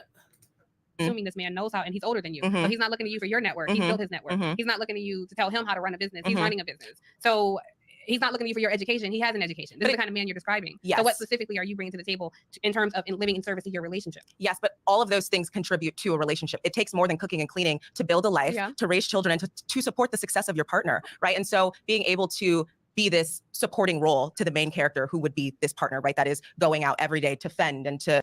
But my question for her is, does she even know what it takes to raise successful children? Does she even know? Let's say, okay, fine. It matters. If you're a wealthy man, you do want a woman who can raise your kids to be successful. No problem. Does she know how to raise successful kids? What experience does she have raising children or helping any child to be successful? With schoolwork, with behavior, with sports, with whatever. What, like, because just because you're going to be a stay-at-home mom does not mean you're going to be a great mom. You can be a lazy mom. You can have kids that be at home and all you do is watch TV. Like, but do you know how to do homework? Did you have good grades when you were in school? Make it make sense. Accumulate resources and things of that nature. It doesn't just require cooking and cleaning. You want to be a project manager in your house. The CEO of the household. I can do that. If you're over 50, you don't want to use traditional makeup. As we age, our skin tends to lose. Well, I think there may be a man out there looking for a project manager. I'd be curious. We're gonna keep in touch because I want to know how this life how this life pans out for you. And look, maybe you onto something that I'm not. Personally, I think managing my own life, sometimes I do think, I think I need a wife sometimes, I need help. And I do take your point about there's more to our value than cooking and cleaning. I take major issue when, when I was younger, men, you said, we gonna cook for me, like people don't really do that now. So I take your point. Well, I say people, when I say people do that now, I mean men who I encounter, like they know that we're a little more seasoned, like we know better. Like they don't say it. I think men don't say it, but I definitely think they're thinking about it. You think? I think they learn what not to say. If you say that to me, they know that they're gonna get side eye, stink eye, all the eyes. Yeah. But I really still think that men harbor some ideas of a woman and what they want. And that's why, I applaud you for actually saying these things out loud, even though I'm like this. But it takes some guts. Also, I wanted to say really quickly, because you're Nigerian and because of how the economy works, let's say in West Africa, Nigeria, you have people to come in and cook and clean because it's part of the economy. So you have somebody come in to help you because you are going to give back to that person who needs help. So those are the people you're going to, but did you grow up there? No, I didn't. I grew up in the States. Yes. Yeah. But I grew up culturally in a Nigerian household, right? Yeah. So like growing up, we had someone that would come in and help clean. We had people that would, deliver food to us. We had, as we were coming up, being... No, she's lying. She is lying. If you vacation in Nigeria over the summer, yes, because the labor is very cheap. Stop with us. Okay. If you are living here in America as an immigrant, like your parents are the first ones to come here, and you were born here as a Nigerian American, like first generation, you did not have nannies and cooks and maids and cleaners like that. Do not do that. Because if you really did, you will be married by now. Because those types of wealthy Nigerian families, they marry within. Don't do that. Because if we go and look it up and see what your mom was doing, what your dad was doing, yeah, it's not given that you had a nanny and you had maids and this and this and that and that. No. Stop lying. Okay? Stop lying. When you come to America, you have to be self-sufficient. It's not like Africa. But when you vacation, exactly. She's talking about you're not telling the truth. If you vacation back home, yeah, you have lots of help because it's cheap. The labor is cheap. But you were living in Houston, Texas. Your family your parents were the first ones to come to America, and you guys had maids and nannies and people delivering food. This girl is sitting here just lying. Girl, you need to stop. You must be stopped. If you say that maybe every 2 weeks your mom was paying for a maid to come clean, I can believe that. But even that too, I find it hard because I don't see a Nigerian auntie who's going to have a bunch of daughters and she's not going to make y'all clean. Like, no, we were all cleaning. We were all cleaning. Like 16, 15, 17, 18, 19, we were all cleaning, child. We were scrubbing floors, okay? We were all scrubbing floors out here, child. You take the brush and you scrub the floor, like the bathroom floor, you be scrubbing it. The kitchen floor, you be scrubbing it. Don't lie on these people. Don't sit here, oh yeah, every black person that come from Nigeria is like super wealthy. Like, nah. Because if your family was super wealthy, you would already be married by now because it's arranged. The rich people be arranging the stuff. Like, yeah, she's dumb. Don't do that. Young children, we had people that would help my mom take care of us. Mm-hmm. And so, I'm not opposed to any of that. Was back in Nigeria. When you came to America, did you have people help your mom take care of you? No. Maybe if your grandma came to visit, then she was helping you guys. But just to say your mom went and hired help like that, no.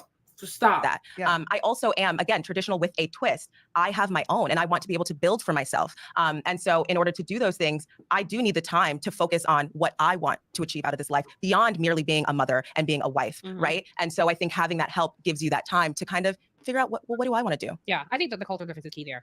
Carla, I'm curious, does your husband make any money? Does he contribute to the household? Does he pay for things? He does. He pays for, well, actually, he pays for his stuff. Wait, hold up. So basically, Kim, he is you in our relationship. His money is his money. He is paying for his stuff and his business. And yes. How do you feel about that?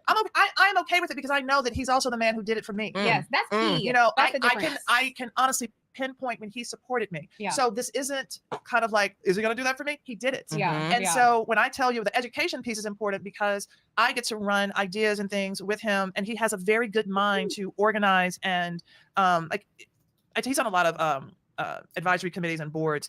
And I'm like, you're perfect for that because of how he thinks. He is incredibly smart. And so when you say you want somebody like intellectually, compatible and curious, he is that person. I can call him and I'm like, look, Matthew, I left something out. I need you to ship this to me. It gets shipped. I got to come home. I need you to go to the grocery store. It gets got. It gets bought. Yeah. So he supports me, and he also supports me when I need someone to talk to about all the things that I've been going through, as I am talking to him about building his business. So the way that I look at his business is that it is growing, and I'm going to pour into him what he poured into me and giving him ideas about his business. Yeah. There was a conversation not too long ago about splitting bills 50-50. And look, I say, I don't appreciate when people want to like use their culture and trying to flex. Like, nah, tell the true, child. Every culture has its ups and its down. But I'm like me, and even us, we had like me growing up, even growing up in the States too, like based on my dad's visa, right? We actually came with a maid. Okay. We came with the maid. Like when we left the Ivory Coast, my dad, because of our visa, my dad was allowed to have a maid. Like it was like a special thing. But even though and it's really rare, you guys, I have to be very honest also. So because I think that really matters too. The way that we immigrated to America, I was very privileged. You understand? Like we probably had one of the best visas out there. Like we really had one of the best visas. Like my dad worked for a really big company. Okay. So we were very fortunate. That's why I guess we landed in DC. So, but the majority of African people who come to America, they do not immigrate like we immigrated. You understand? Like for us, it was very fancy, y'all. I can't even lie. I cannot lie. Maybe that's why I'm very chill when it comes to certain things because it's real. My dad got a job with a really big company, right? So that visa came with a lot of privileges. They packed all of our stuff in the Ivory Coast. It came, they didn't have to pay for it. We all came business class from Abidjan all the way to Dulles Airport. Everything was business class. When we landed in DC, we were staying at a very fancy hotel downtown DC. My dad, part of the privileges of my dad's visa was that he could have a maid. So because my mom had just had my little sister, plus my youngest one was like they were really small. So because of that, they got to sponsor an Ivorian girl to come here to be a maid. So my dad did that for my mom because he would travel a whole lot. But that is a very privileged experience. You understand? Even like with the visa stuff, like the company he worked for too, like they would sponsor the education. So we all went to private school, and like my siblings went to private school. I've told you, like their high school looked like a golf course. It looked like a country club, right? But it's a very privilege. It's a really privileged experience. You understand? So there's a lot of things as an African immigrant, honestly, I didn't get to experience because my dad really had it good, y'all. I can't even sit here in front. But that's not the reality for most African people, right? If you usually know African people who immigrate to DC and do certain things, usually they're involved in certain things. So that's why we're out here weird, like we were in DC because of that, right? But most other African people who have to live in Maryland, live in Texas, live here, there, you know, they have a very different immigration experience, okay? Or unless, like, you know, I was very privileged. I can't even lie. I was very privileged. Okay. To this day, I'm very privileged. I guess I can say I'm very spoiled. Like, I'm very, very privileged. So that's why a lot of things that don't impress me, right? But even though we had a maid, right? We had a maid.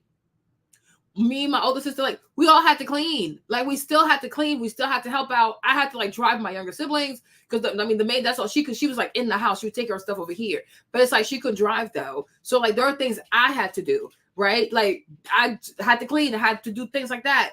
You know, we had to cook sometimes to learn how to cook and things. So, I'm like, I take issue with you sitting here and trying to make it seem like you being Nigerian in... Because there are certain companies, like if you are African and your parents, your mom or your dad, they work for certain companies, I can understand the flex. Like, but these companies are usually here in DC. Okay? They're usually here in DC. If you're an African immigrant and you're not in DC, the odds of you having those privileges, okay, no, I don't think so. Okay, so like, but you were out there in Houston, Texas. There was no maid like that. Like, your dad could not get you didn't come here with a visa where you could sponsor a maid out of Nigeria. Like, these are very bougie, fancy ass visas. Okay, so it's like, no, you had to clean, you had to help out, you had to help your siblings, you had chores on Saturday, you had chores on Sundays. Like, life was not like that. Don't do that. Like, do not do this. So, when we were growing up, we had nannies.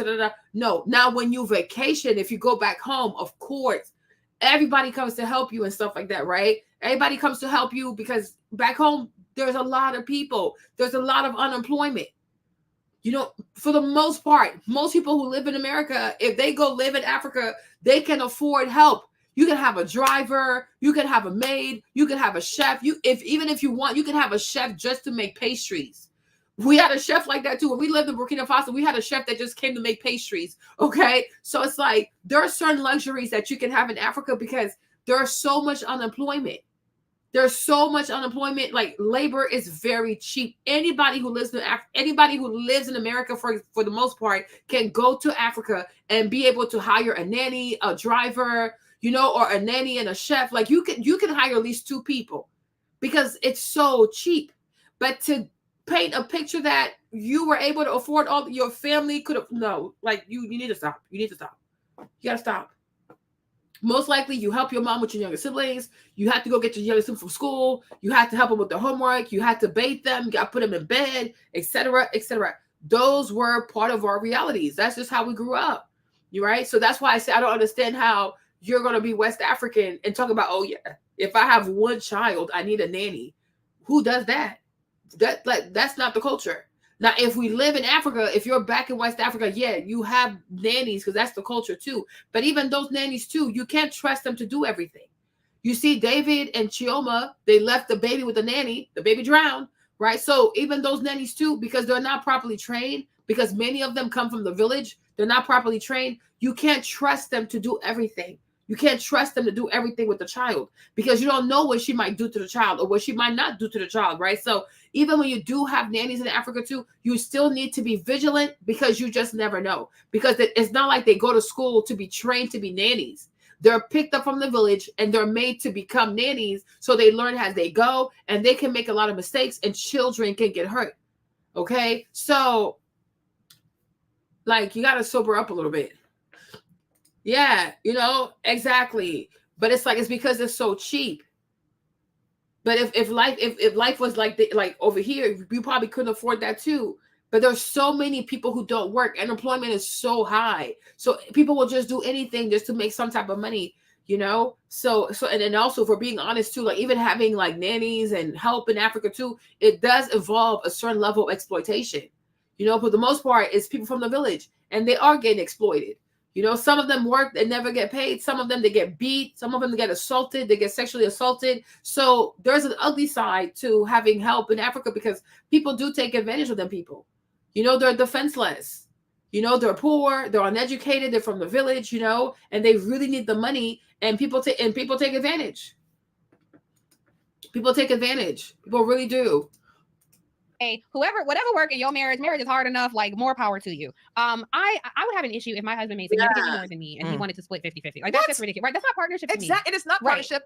I just had this conversation with a couple that I know very well, and he is like, you have to work because you need to contribute to the household. But yet he wants her to make all the meals and do all these things. And I'm like, girl, you need your own money. Never do that. Yeah. Do not, because she's going to need her own money because that independence and not give her power away Yeah. because he wants all these things. And his job travels. Every time his job travels, she has to quit her job and go find another one somewhere else. Right. Yeah. What you're giving to the relationship is that you quit your job and you're moving. Yeah. That's your wealth. Yeah.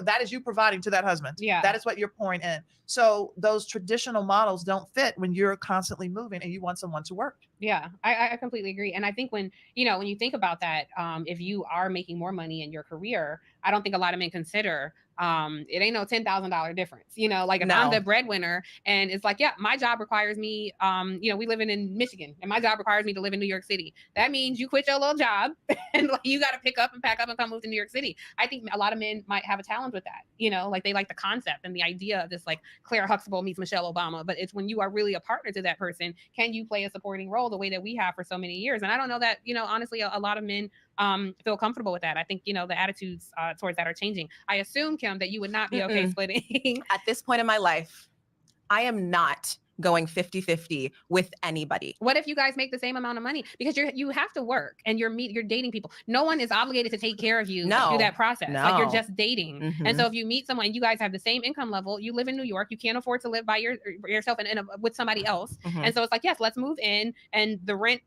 is too damn high, as we know, in New York. And it requires a second income. Yes. Are you willing to walk away from love because this person can't provide the life that you want? So I think that's where the patriarchy comes into play, right? We live in a patriarchal society that funnels power to men. Yeah. So if you cannot manage to do better than me, then it just doesn't really add up to me. And so especially looking at the men that I'm dating, if I am 26, I'm dating a man that's about 36. You have 10 years on me. Why are we earning the same amount of money? It doesn't add up for me. And so, no. But my thing is, I think this girl is lying. I really think she's lying. I'm so sorry, you guys. If you are 26 and you're 26 years old, and you date a man that is 36 years old, that's a 10-year difference, right? Let's assume he can provide and do all these things, right? You're going to have to listen to what he tells you to do. Like, there is no 26-year-old that is going to boss a 36-year-old man around. That's not happening. Okay? The majority of the time, when you have a man who's 36 and a woman is 26, right? He is going to have the majority of the voice in the relationship. That's how it goes. Okay, and you can see it with like your girl Beyonce, Jay-Z. I think they have about like a 10, 12-year age difference, right? But anybody that has that much of an age difference, right? As a young woman, there's a reason why he picked you. Okay, there's a reason why you're 10 years younger than him. He's going to control this relationship. So that's why I say everything she's saying is just fugazi. It is not real. If you're 26 and your boyfriend's like 28, 29, I could see how you could finesse him to be a simp. I could see how you could finesse him to be a doormat, because you guys are close enough in age that, if you have a very dominant personality and he's never had a pretty girl before, yeah, he gonna turn into a doormat. I can see that. But if a man is 36 years old and you are 26 years old, right? Yeah, he has the majority of the power in the relationship. And not just that, if he's dating a 26-year-old, exactly, if he's dating a 26-year-old, I'm going to feel like you're not the only 26-year-old he's dating. Because what does a man who's 36 want with a girl that is 26 years old? Something is off. Okay? If he's 36, he's almost 40 years old, and he's out here trying to date a 26-year-old, yeah, you're not the only little bone, the young bone he dating. He's messing with other little girls your age. And out of other little girls your age, he gonna pick the most submissive. He's gonna pick the one who says yes, yes, yes the most. He's gonna pick the one who's the least disagreeable. He's gonna pick the one who just, okay, I'll do whatever you want me to do, because she's impressed by his age. She's impressed by his house, his apartment, his condo. She's impressed by his car. She's impressed by his status. So he's going to leverage that. So I have a hard time believing what she's saying. You know, you're going to tell a man that is 36 years old that, oh, I'm staying at home and you're going to give me a prenup. You're going to sign the prenup. I'm going to stay home. You're going to pour into me. I'm pursue my hobbies. That's not how it works. That's not how it works. There's this girl I knew in New Orleans. She dated a man who was older too. He was rich. He was older. She used to sell perfume. So he gave her luxury lifestyle. But as a consequence, because she's dark skinned, she's like biracial. But as a consequence, like she had to cook. She had to clean, take care of the house, et cetera, because it's like, yeah, he's older. He gonna treat you like he gonna be your daddy. He's gonna be your dad. You think this luxury life is free? Like, you think if a rich man, a man that's 10 years older, 15 years older, comes into your life and he gives you a luxury lifestyle, you think it's free? No. He's gonna control how this relationship works. It's gonna be his rules. Now he'll buy you. You can shop. You can buy the nice things. You can lie to your followers on Instagram, right? But in the house, he makes all the rules because he's so much older. He is so much older. If you're closer in age, you have a chance to, like, you know, make him feel like, oh, happy life. What's it called? Happy life, happy wife. But if he's 10 years older than you, there is no way you're gonna outsmart this man, run circles around this man, and whatever stuff she's talking about. No, she's just talking at the mouth. Because what I do feel like is, like, a lot of these young girls on TikTok, they want to exude confidence so badly. They want to seem so confident. They want to seem so in control. They want to seem so sophisticated and so intelligent, right? They just be saying all kinds of crap. And because the majority of the young girls who listen to them don't have enough experience when it comes to dating, marriage, they are easily impressed by this faux display of confidence. But think about what she's saying. If she's 26 and a man is 36 years old, you even have Beyonce and Jay-Z, for example, right? Do you not see how Jay-Z controls Beyonce? Did I not show you Beyonce on the TikTok talk about, oh, you taught me how to be a woman. Before you, I didn't know how to be a woman, okay? Because Jay-Z is like, he's older. He's a lot older than her. And that's a really powerful way. That's a really powerful way of having a lot of control over a woman, because the age difference is so big. So it's easy for you to make her feel like she's an idiot, because everything that impresses her, you've been there, you've done that, right? Her little body, she thinks she's so cute, whatever. The girl, I slept with girls that are way prettier than you, right? Like, when a man is older than you, he has experienced life before you, especially when he has a lot of money, right? There's nothing you can do to impress him. So what that does is somewhere it creates an insecurity. And this is why, even when you look at Beyonce, no offense, she's doing more and more plastic surgery because she wants to keep this man's attention. Because it causes you insecurity. When you look at all the girls Jay-Z's been with, right? Even when you were 17, 18, look at your body. By that time, look at the girl he was messing with. Look at their bodies. Like, it does something to you. You're so much younger than this man. You married this man. He cheats on you. Look at how it affects you. Right? Because it's like everything you want to do, he's already done. Any type of sex position you want to do, he's already had sex like that. Maybe he had sex on the balcony with a girl that had bigger titties than your ass. You understand? You know, oh, but I'm a woman. That girl, shut up. Whatever type of blowjob you think he's gonna do, he probably had a girl do a way better blowjob. Like, all this stuff gonna start playing in your head, like, oh my gosh, oh my gosh, oh my gosh, oh my gosh. Because there's nothing you can do to impress this man. All these, like, the restaurants that he takes you to, like, you're so impressed. Like, oh my gosh, it's like, child, he's been there with so many other broads. And all of that, this is how these men who are older just wrap you around their fingers. And after a while, you just, like, he just molds you. Because he's going to make you very insecure. Because 10 years is a lot. That's 3,650 days of experience on you. You understand? Right? That's a lot. That is a whole lot. And it's and you gotta be incredibly phenomenal as a girl to not be insecure by that, because everything, he's done it all. He knows it all. He has it all. Right? Yeah, maybe he'll need a caregiver, but by that too, if he has money, he can take care of himself. But you gotta think about, like, for a man that has a man to have a 10-year difference, age difference, to be with a younger woman, it's just to mold her into like, he's gonna mold you into what he needs. But you're not gonna be able to change this man. Like age difference is real. It's very real. And it's going to affect you. I don't care what you say, it will affect you. Right? If you move into his apartment, let's say he has a really nice apartment, chances are he slept with mad girls in that apartment. Like, what experience can you give this man that he hasn't had already? You have the mind of a child. You're 26. He's 36 years old. So he's going to control this relationship. That's exactly what's going to happen. You can shop, you can buy stuff, but ultimately he has the last say so in this relationship.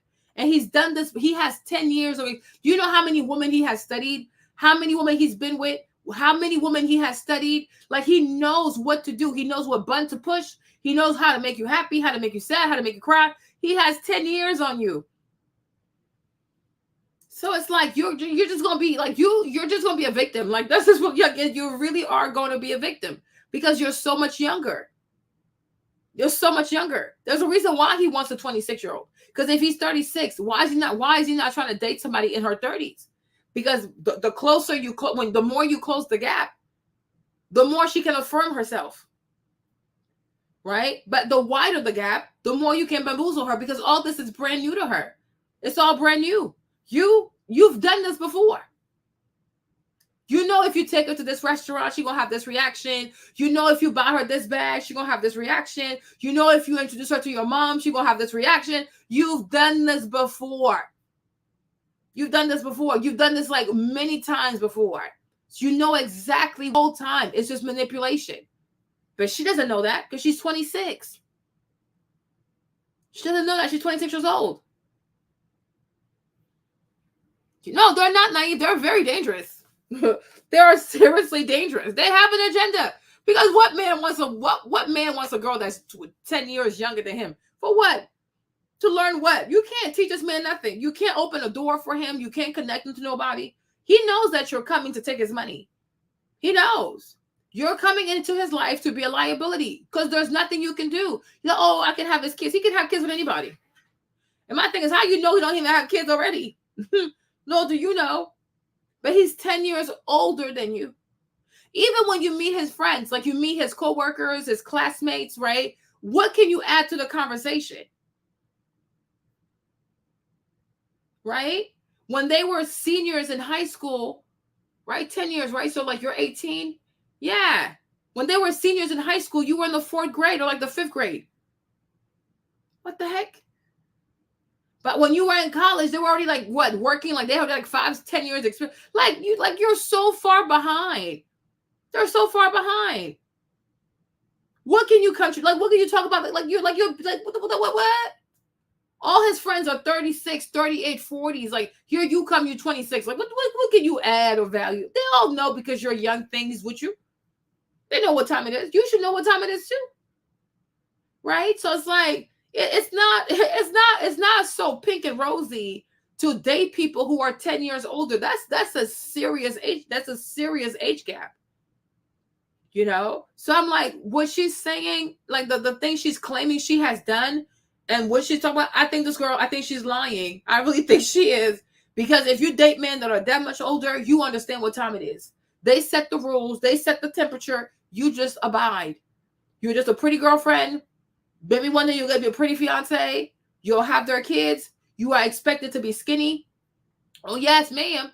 If you're 26 and you go marry a man that's 36 years old, you have expectations for your body. There are expectations for your weight. Okay, you have to maintain yourself. You have to remain skinny. You got to give him as many kids as he want. Like, there's all types of stuff you have to agree to. They don't marry young girls for them to be fat. Like the girl in New Orleans, like she really had to keep up with herself because he wants, like, he's dark skinned. He wants a biracial that's giving like goals and stuff. I'm like, girl, good luck with that. You know? So it's like, why doesn't he date someone that's like in his age bracket? Yeah, some of the stuff she's saying is not making sense. She's trying to give like, because she knows some of her fans will be watching this. I'm like, you just want to give this girl a sense, like you want to make it seem like you're so confident, like you know what you want, you don't waver, you don't compromise, you want. And that's how I know this girl has not been on a single date in the past 12 months.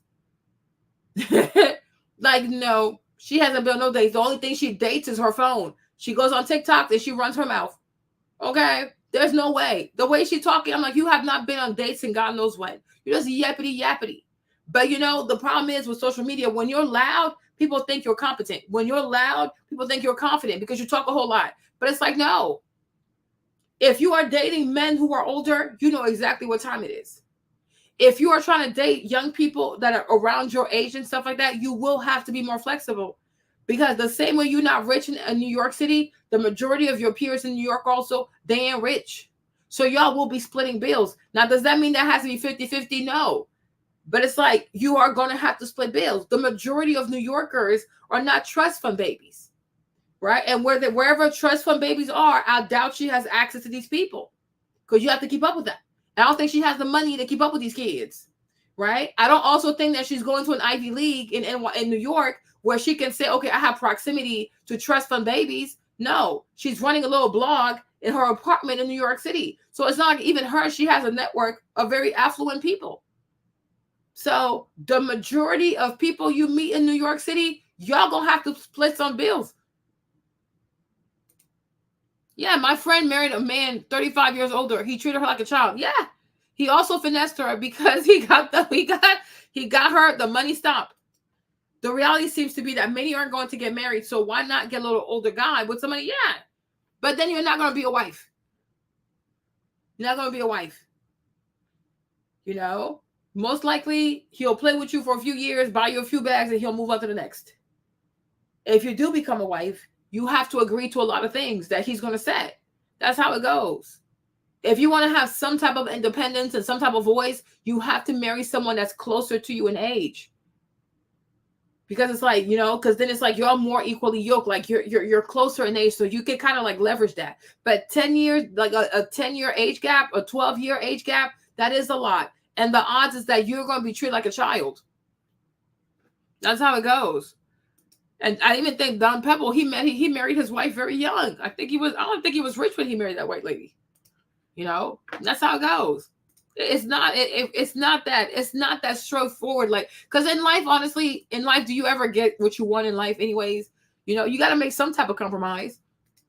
No, I'm not going 50-50 with him. I can support myself, and I am not in a position in my life where I can start supporting someone else. Yeah. Okay. So, like I said, for me, ideally, I think it would be great not to go 50-50. But if you're 26 and you're dating somebody in his 20s also in New York City, the odds of him doing well in New York City, like New York City, even a tiny ass apartment is $5,000, $6,000. So it's like, you know, people have to have roommates in New York. That's just the reality. That is just the reality of it. Maybe if you live somewhere like outside, like if you live in a different, like Texas, maybe like there's more space in Texas. So I'm sure like apartments are not that expensive in Texas. But for most young people in New York City, like most young career people, young professionals in New York, they have roommates. New York is crazy expensive. Okay. Let me see. Like New York City? Nah.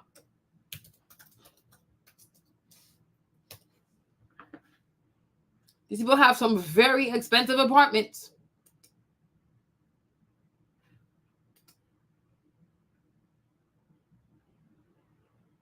You know, even if you want to go live in Jersey, Jersey also is quite expensive.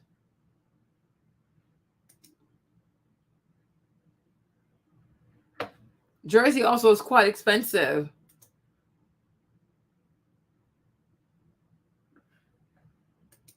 So it seems like, look, some of the prices here, but I'm like, where are we? We're in New York, right? Where's the city?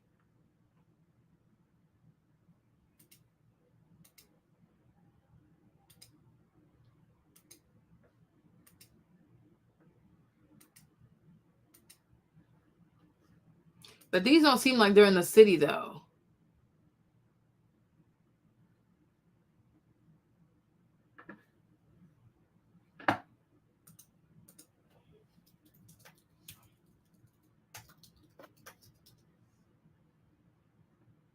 Oh, you see? Look at Brooklyn. So if you want to go live in Brooklyn, look at these prices. So I don't know. I have a hard time because I'm like, I have a hard time believing that with her little blog over here, whatever she got going on TikTok, I have a hard time believing that even now she doesn't have some type of roommate if she's living in New York City. I have a hard time believing that because look at these prices, y'all. 4,000, almost 3,500, 3,500, 3,500, 4,000, 5,000.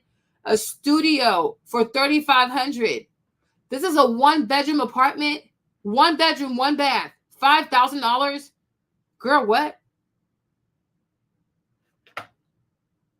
Wow. Okay, so that's Brooklyn. You're not even in Manhattan, like you're just living in Brooklyn. Look at the prices. So I really do find it hard to believe that even now, with her current living situation in New York, that she doesn't have a roommate or somebody helping her. What does she do that she can afford this rent by herself every single month on top of like every other expenses? So no, even now as we speak, you have a roommate. So I do feel like realistically, someone like her, if she has a man in New York, they're going to have to split bills. Now, is it going to be 50-50? Probably not, but they're going to have to split expenses. This is ridiculous. These prices are ridiculous. That is madness. Look at this one, y'all. 4,600. If you want a 1-bedroom, that's $4,660. If you want 2 bedroom, that's $4,993. What in the world? This is look at the kitchen. 4,500 for this place. They are insane. Look at the bathroom. Oh no, these people are scamming.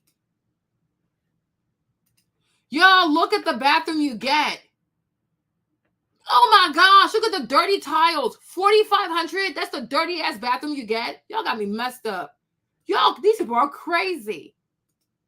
Look at that. Do you see this? Look at the filth. Like it's so dirty. Ew. I'm not taking a shower here. That is just nasty. 4,500. They are insane. They're on drugs.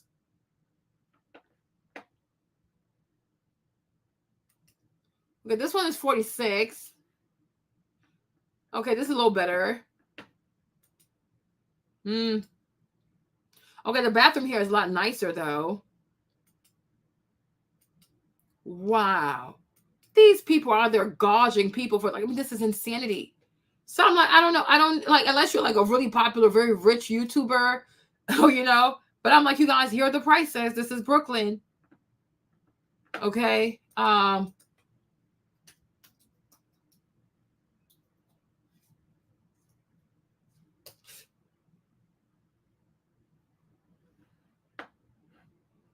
I guess Manhattan depends where you go. Wow. Wow. Okay, so this one right here, that is disgusting. Like, those are so nasty. Okay, so this one, a studio. Wow, a studio is 4,200. Okay, between 4,200 and 4,500 for a studio. 1 bedroom, 1 bath. 5,163 to 5,000 to $683. Are they nuts? Are they possessed? It's a nice building though, but dang. Okay, this one 668 square feet from $5,500 to $6,000 for 1 bedroom. And if you want a 2 bedroom, 2 bath, it's gonna cost you almost like $9,500. They are insane. These people are unhinged. They are seriously unhinged. Like, you gotta be super rich for this. Y'all, who can afford, like, y'all, let's be serious, okay? For as much as a man should be able to provide, if we're all young in our 20s, like we're young professionals, yeah, we're gonna split that bill, sis. You're gonna have to split. This is pure madness. Seriously, like, is New York that amazing to live in? Like, seriously. Oh my gosh. So if you have, like, so if you are a family in New York and you have a child and you want to have a 2-bedroom, one for the master bedroom, like mom and dad, and then you want to have a special room for the baby, you have to pay almost like 10 grand a month. Oh, wow. Oh my God. Y'all, this is rich. This is seriously rich. Before you get a roommate, you need to find a good roommate. If you find a good roommate, you are in trouble. Oh, heck no. Some of them have shared bathrooms. Yes. The bathroom was gross. Yeah, it was nasty. But these look like luxury apartments. So for the rich people of New York, yeah. But I'm like, look how much they're spending, though. Like me, I would just move to Texas. I'm like, all this, I got to go live in New York. I don't see what's so special about New York nowadays. Like, what can you do in New York that you can't do in Texas? Because, like, do you know what kind of house you could have in Texas for that kind of money? Hold on. House for sale. Hold on. Let's do let's do $1 million house for sale in Houston, Texas. Let's go to Houston, Texas. Okay, let's go with Zillow. But let's look right here. Ooh, it started 36 million. You go crazy. Maybe from like 1 million to 3.5. Okay, now here's Texas. This is Houston, Texas. You got some nice houses here. Which one do y'all like? I kind of like this one. Okay. This one will come out to what? 24,000 a month? Okay, that's just a little too much. Hold on. Let me change this to. Let me make it like, let me say 2 million. Let's see what happens. Okay, 2 million.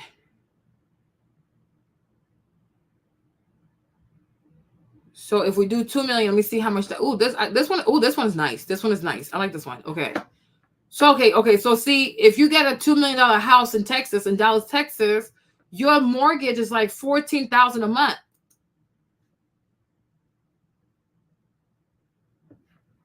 You always said, I live in New York. She said, it's really not. I live in NYC and it's trying. But why don't you move? Leave that place, girl. Leave that place. Go to Texas. Go to Texas. So what, like, so if you go to if we're in Houston, Texas, the house is like 2 million. Your mortgage is like 14,000. I would rather go to Texas and live over here. Look at this house, y'all. This is a nice house. But 14,000. Look at how much real estate you can get in Texas. Why would I bother myself? Look at this kitchen. Why would I bother myself to go live in New York? Like, no, I'm not doing this. I'm not getting scammed. Oh, this shower is nice. Oh, this is nice. Okay. Oh, wow. Okay. This is a nice house. Look at the backyard. Oh, this is fancy. Yo, we might have to move to Texas. I like the house. I really do. But I feel, okay, 14,000. So maybe if we go down to, let's go down to like 50. Let's come in right in the middle, the middle. Okay, let's see right here.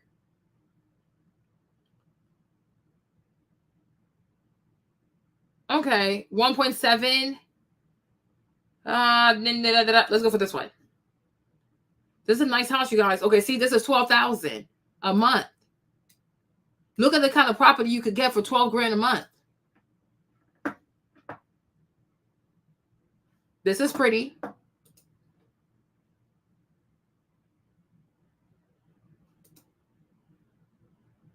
This is pretty.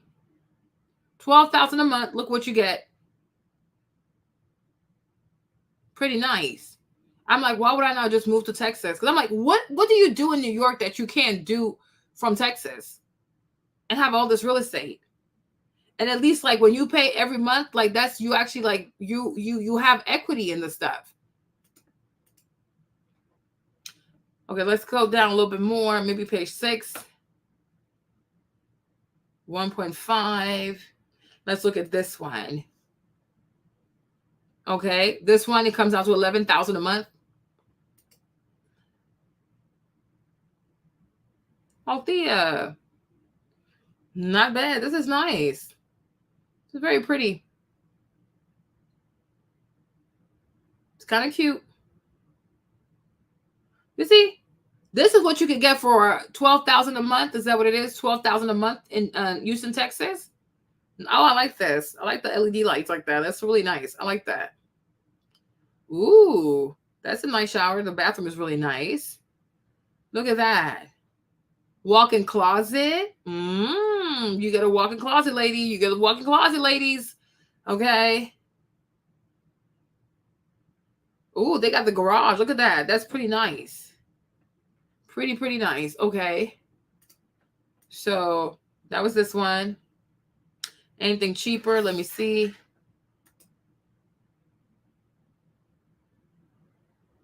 But I'm like, I would rather go live in Texas. Why would I stay in New York? I'm like, why would I pay these prices?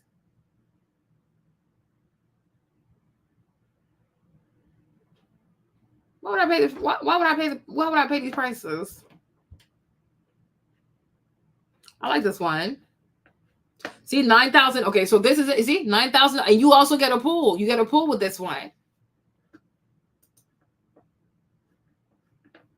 She said, I live here, and the divide is pretty wide. There's a lot of wealth and extreme poverty. We just managed to buy a townhouse, and it's essentially a dungeon. You talking about like New York City? Mary, are you in New York? Yeah. I'm like, what do you guys do in New York that you couldn't do in Texas? Like, I don't get that. Like, why are you guys suffering like this? But y'all, oh, look at the staircase. Look at that. You can get a whole house in New York. You can buy a whole property in New York. Live like this. Have so much room for you, your children, your makeup, your hair, your clothes. You can even have like your own little hair salon in the house and everything. No, you rather be cooked up somewhere in New York over there. Like, look at the laundry room. Like, you have this nice washer. You don't have to go to a laundromat. Get your own sink. Okay? Why are you torturing yourself? See, walk-in closet. You have his and hers. Okay, that's nice. Nice staircase. You get nice office. Because that's the basement. No, that's upstairs. All these different rooms. You have a pool. Look at that. You get a nice pool out here. Little backyard area.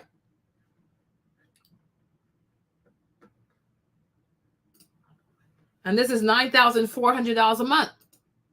Whereas like over here, you get 2 bedrooms, 2 baths for $9,000 to $9,554. Why would I do that?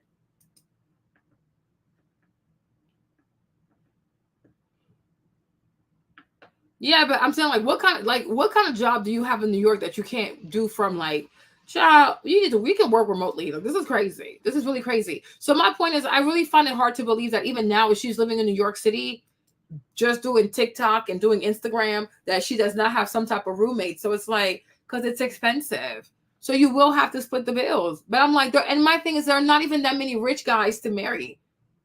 There are not, like, you have more regular people than you have rich people. Like, what are the odds of finding a rich man that's single, faithful, honest, caring? You know, you're more likely to find that with a regular person. So you will have to split the bills. But does that mean like it's going to be 50-50? No. But, you know, y'all both going to have to contribute because New York is really expensive.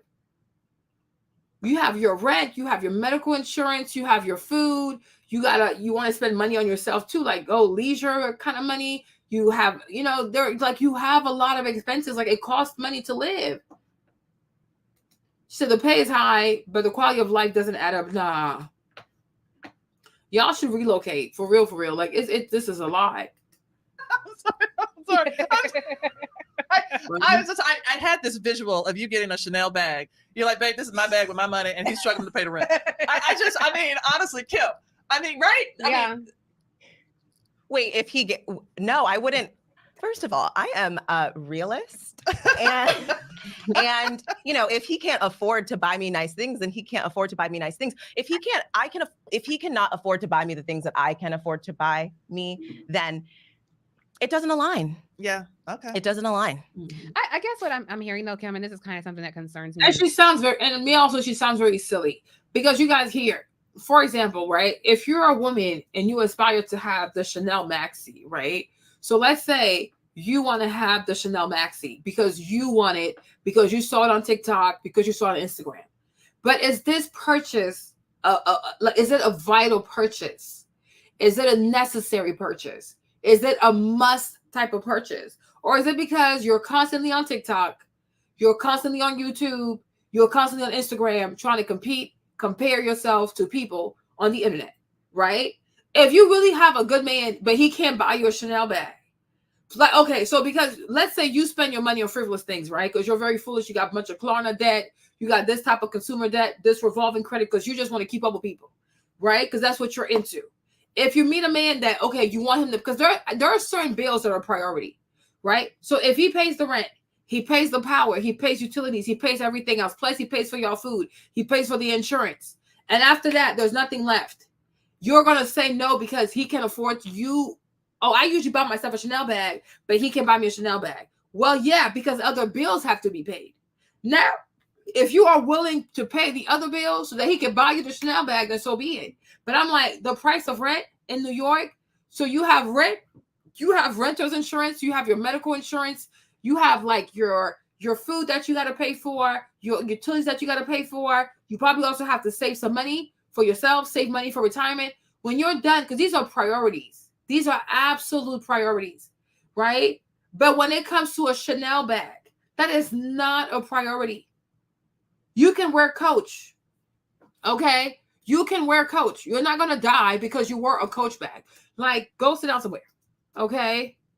The tabby one, tabby's really cute. I like the tabby. It's really, really cute, okay? You can wear this. This is also very cute. This is also very pretty. I like this one. This one's cute. I like this one. I like this one. I like pink though. But I really like the tabby. It's really, really cute. Okay. But you can be reasonable. Like, okay, he's already paying for this, this, and that. So you know what? Maybe as long as he can afford me this, I'm okay with it. Right. But does it really have to be a Chanel bag? Because there are other bills. Look at this one, $12,300. You guys, we have to be really serious. Right? We need to be serious. How many men can really afford to cover all the bills and buy you a $12,300 bag, y'all? Unless he's selling drugs. Because at this point, you want a drug dealer. Because this is crazy. this doesn't make any sense. Like, this is crazy. How many people can afford, how many people can afford this for themselves? $12,300 for a bag? This is not realistic. And this is why these girls, even the girls on the YouTube, are giving away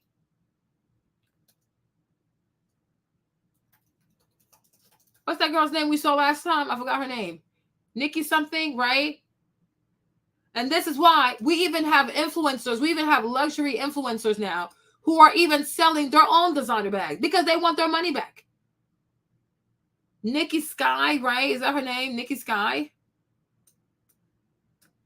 You know, you have so many of these luxury girls now who are just selling all this stuff because like they want their money back. The economy is bad. You know, exactly. Why you want a Chanel bag at 26? Because I'm telling you, it's YouTube. Social media, YouTube, TikTok, Instagram, and these influencers who are receiving brand deals are completely deluding these women and making them think that having a Chanel bag is like, it's not a big deal. It is a big deal. These things are like regular people, even regular people with high paying jobs cannot even afford these things for themselves. You know, like social media creates, like there's so much cognitive dissonance because of social media. These girls, these content creators, many of them have brand deals. Many of them, they have the brand deals, they have their AdSense, they have their affiliate, they do a whole lot. So they have ways to get these bags. But the average person, even working people, even an engineer, a working person, $12,000 for one bag?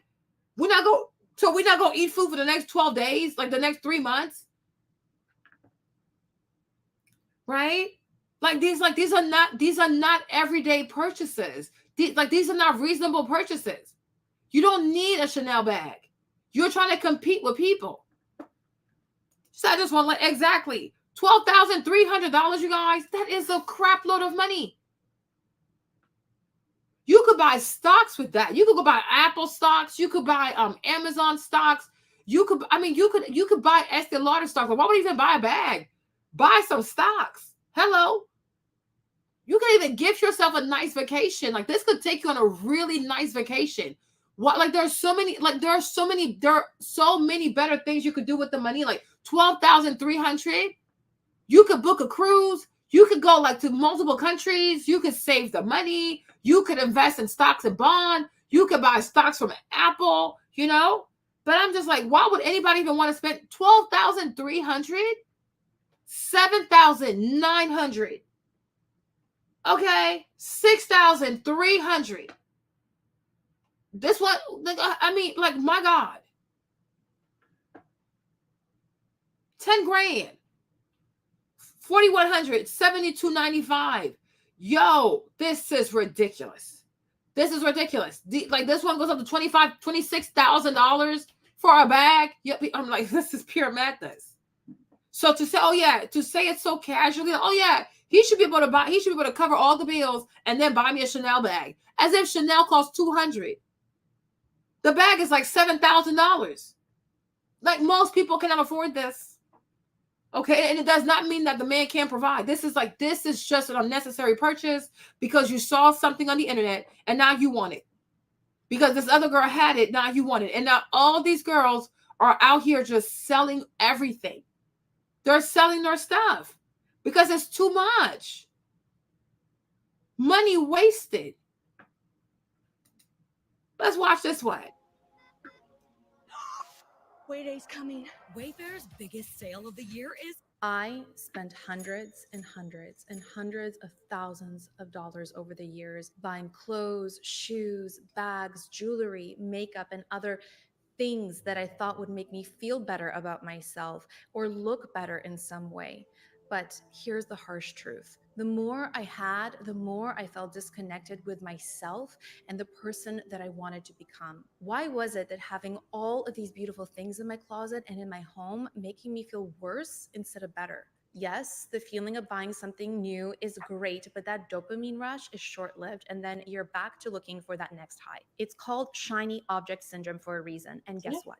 That's exactly the kind of trap our consumers culture wants us to fall into. Recently, I've been doing a lot of inner work that helped me realize that I was part of this problem. For years, I've been buying things I didn't need just because I liked them, or so I thought I liked them, or I saw them on someone who convinced me that I should like them, you know, like an influencer. And basically, I ended up with too much stuff I thought I liked, but in the end, they weren't me. I also realized that I was influencing you guys to all do the same, falling into the same trap of consumerism by talking about the latest fashion trends, the coolest items in my closet, unboxings of rare handbags. You get the idea. All of these things were just illusions I thought would enhance my life in some way, but I was wrong. I'm truly very, very sorry if I made anyone feel this way too. I recently shared some stories on my Instagram showing the process of me purging things from my wardrobe, and I received numerous messages on this topic. Some of you were confused about why I was doing this. Some of you wanted to know more, and many of you were so lovely and supportive of my self-discovery journey, and for that, I thank you from the bottom of my heart. In this video, I will be sharing all the reasons I decided to get rid of almost all of my clothes, shoes, jewelry, makeup, and more, what was the catalyst for me, and what are my plans for my wardrobe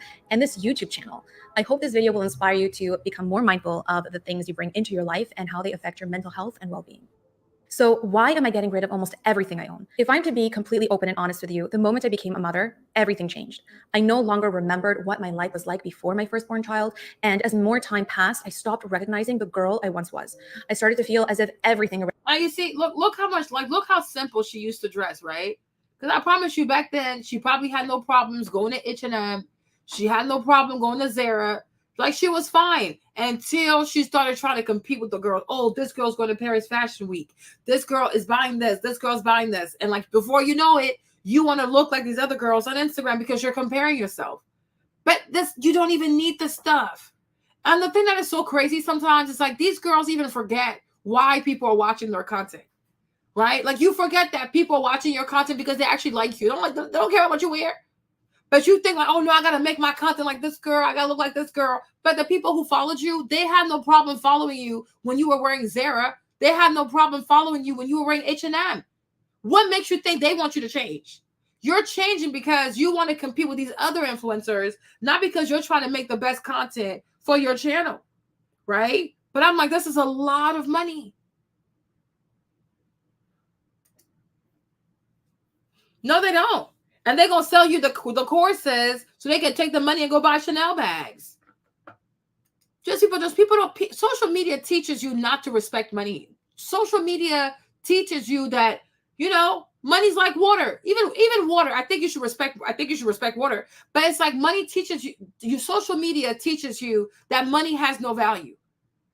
You make money with this hand, you spend money with this other hand. You make money with this hand, you spend money with this other hand, right? Social media is always teaching you the part with your money, the part with your money, the part with your money. It's like, this is pure madness, you know? And so if you have low self-esteem, you will be broke. You will be in debt. You will get into the whole Klarna stuff. So many people now are in trouble with Klarna and Afterpay because they can't keep up. Because when you keep splitting something in 4 and 4, you think it's not a big deal. But when you miss the payment, the interest rate is crazy. You understand? So I'm like, and I do feel like part of being with the man, that's in his masculine energy is that he needs to stop you from yourself. If you have shiny object syndrome, your man should stop you from yourself. Like, wife, you need to snap out of this, right? Because your man, as your man, he should remind you of what really matters. Like, we're trying to save for a house. We're trying to save for a car. We're trying to be debt free. That's what he should do as a leader. Not engage you or like, you know, play with you with this foolishness. A man should not encourage you to be a shopaholic. You know what I'm saying? If you used to spend all kinds of money on all kinds of foolishness, once you meet the right man for you, he should put your ass on a budget. Like, you are excessive. This is crazy. You know what I'm saying? Like, somebody got to save you from yourself. But if you with a man and you foolish and he allows you to be foolish because he's afraid that you're going to be mad, then he's not the one for you. Because you need someone to tell you no. You really do. That's crazy. Why are you wasting your money like this?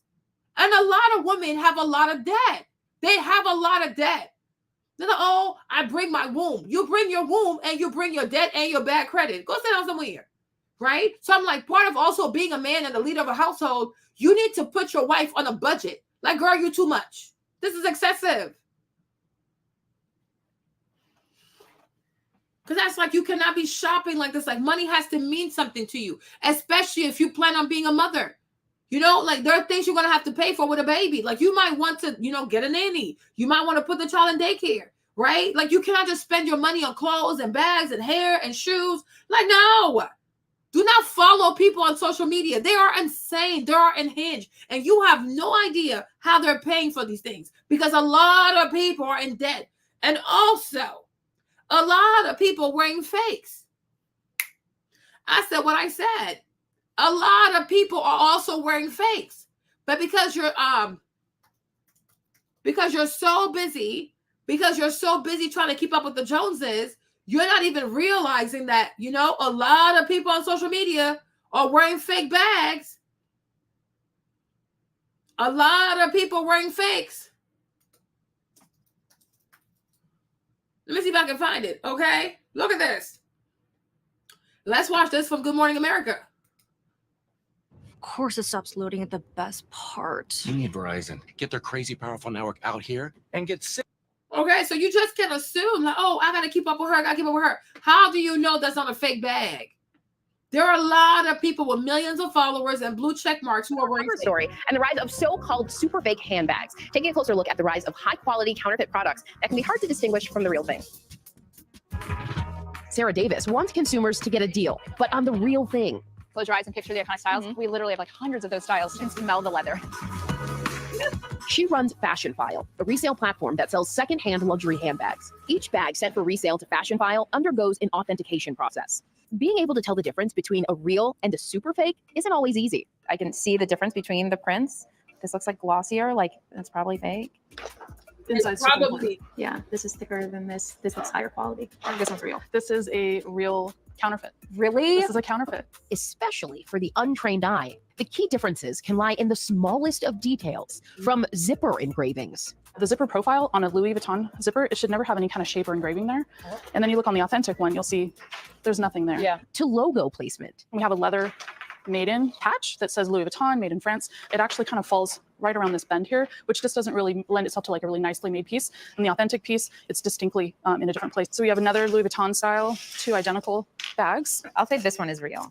This one is the genuine counterfeit. Oh You're 2 for 2 today. Buying yourself a counterfeit handbag won't land you in jail, but selling counterfeits is a federal crime. 38-year-old Vulcan Yilmaz is offering an alternative high-quality leather goods without breaking the law, with a popular series discussing whether luxury brand purses are actually worth the price. Is it worth it? Leatherstein wants to help consumers get a product that's worth the price, but he draws the line at counterfeits. Somebody is stealing the brand's property, that's intangible prestige they created, right? Which is insanely difficult to create. But I'm no one to judge who makes it, who buys it, who sells it. Like, it's none of my business. I can't believe they fooled you. Yeah. So, and the thing is like in one of the clips, I was going to tell you guys this while the story was on. I actually had one of the purses that we then had one of the fake examples of. I couldn't tell the difference. Wow. And all I felt like was that I'd spent too much money. So that was such a fun story to do. Yeah. It's a really great deep dive. So you see, you trying to keep up with people, and the whole time they're probably wearing fakes. And here you are spending all your money or going into debt or taking on debt to buy a bag. Meanwhile, the girl you try to keep up with, she's wearing a fake, but you can't tell because nowadays some of these fakes are so good. They're just so well made. Nobody can really tell a difference. All these Birkins you see, a lot of them are fake. Oh, there's no way all these girls are able to have all this. They don't make that many bags. So a lot of people are wearing fakes. There are a lot of people wearing fakes. Okay? There are a lot of fakes out here. So it's like that's why you don't compete with people. Because you have no idea where people are getting their stuff from, how they're paying for it, and you don't even know if they're actually wearing the original. You have no idea. So mind your business. And as more time passed, I stopped recognizing the girl I once was. I started to feel as if everything around me no longer aligned with my values or my essence. I started to feel more and more disconnected from the world around me and my work. I sold my lucrative hair extensions business because I didn't feel passionate about it like I once did. And I started to fade into the background with my YouTube videos and Instagram posts. I've never felt so disconnected from my surroundings, yet so connected to this little human that I brought into this world all at the same time. After I had my second baby, it was as if a switch had been turned on in my head and I finally started to see the light. I realized that I was going through a radical transformation, and slowly but surely everything would just start to make sense.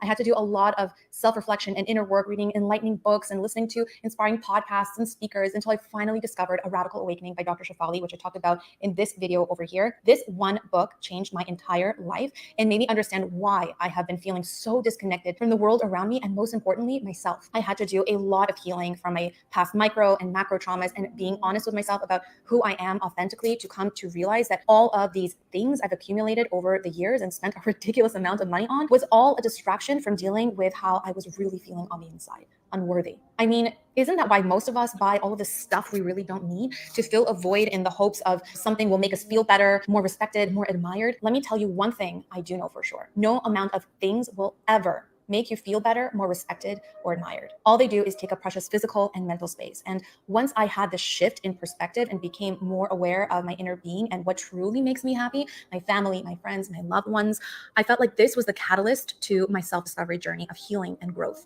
It started a shedding skin process where I felt the urge to shed everything and anything that didn't feel like me anymore. My clothes, shoes, bags, jewelry, makeup. I even want to remove all of my tattoos. Just to clarify, it's not that I ever prioritized things over loved ones and put fashion on a pedestal. It's just that I felt like when I wasn't buying certain things, I wasn't thinking about whether those things truly aligned with my authentic self. And because my content is so intertwined with fashion, as a creator, I felt so much pressure to keep up, even though my heart was telling me to slow down. It took me a course of a week to clear out my closet and all of my drawers and cupboards in my bathroom of things that didn't align with my inner being anymore. And I had to be really, really honest with myself and let go of anything that didn't serve me anymore. Let's be real, as a mom of 2 small children, there's absolutely no need for me to. No, she's marketing it to her audience because she needs them to buy it.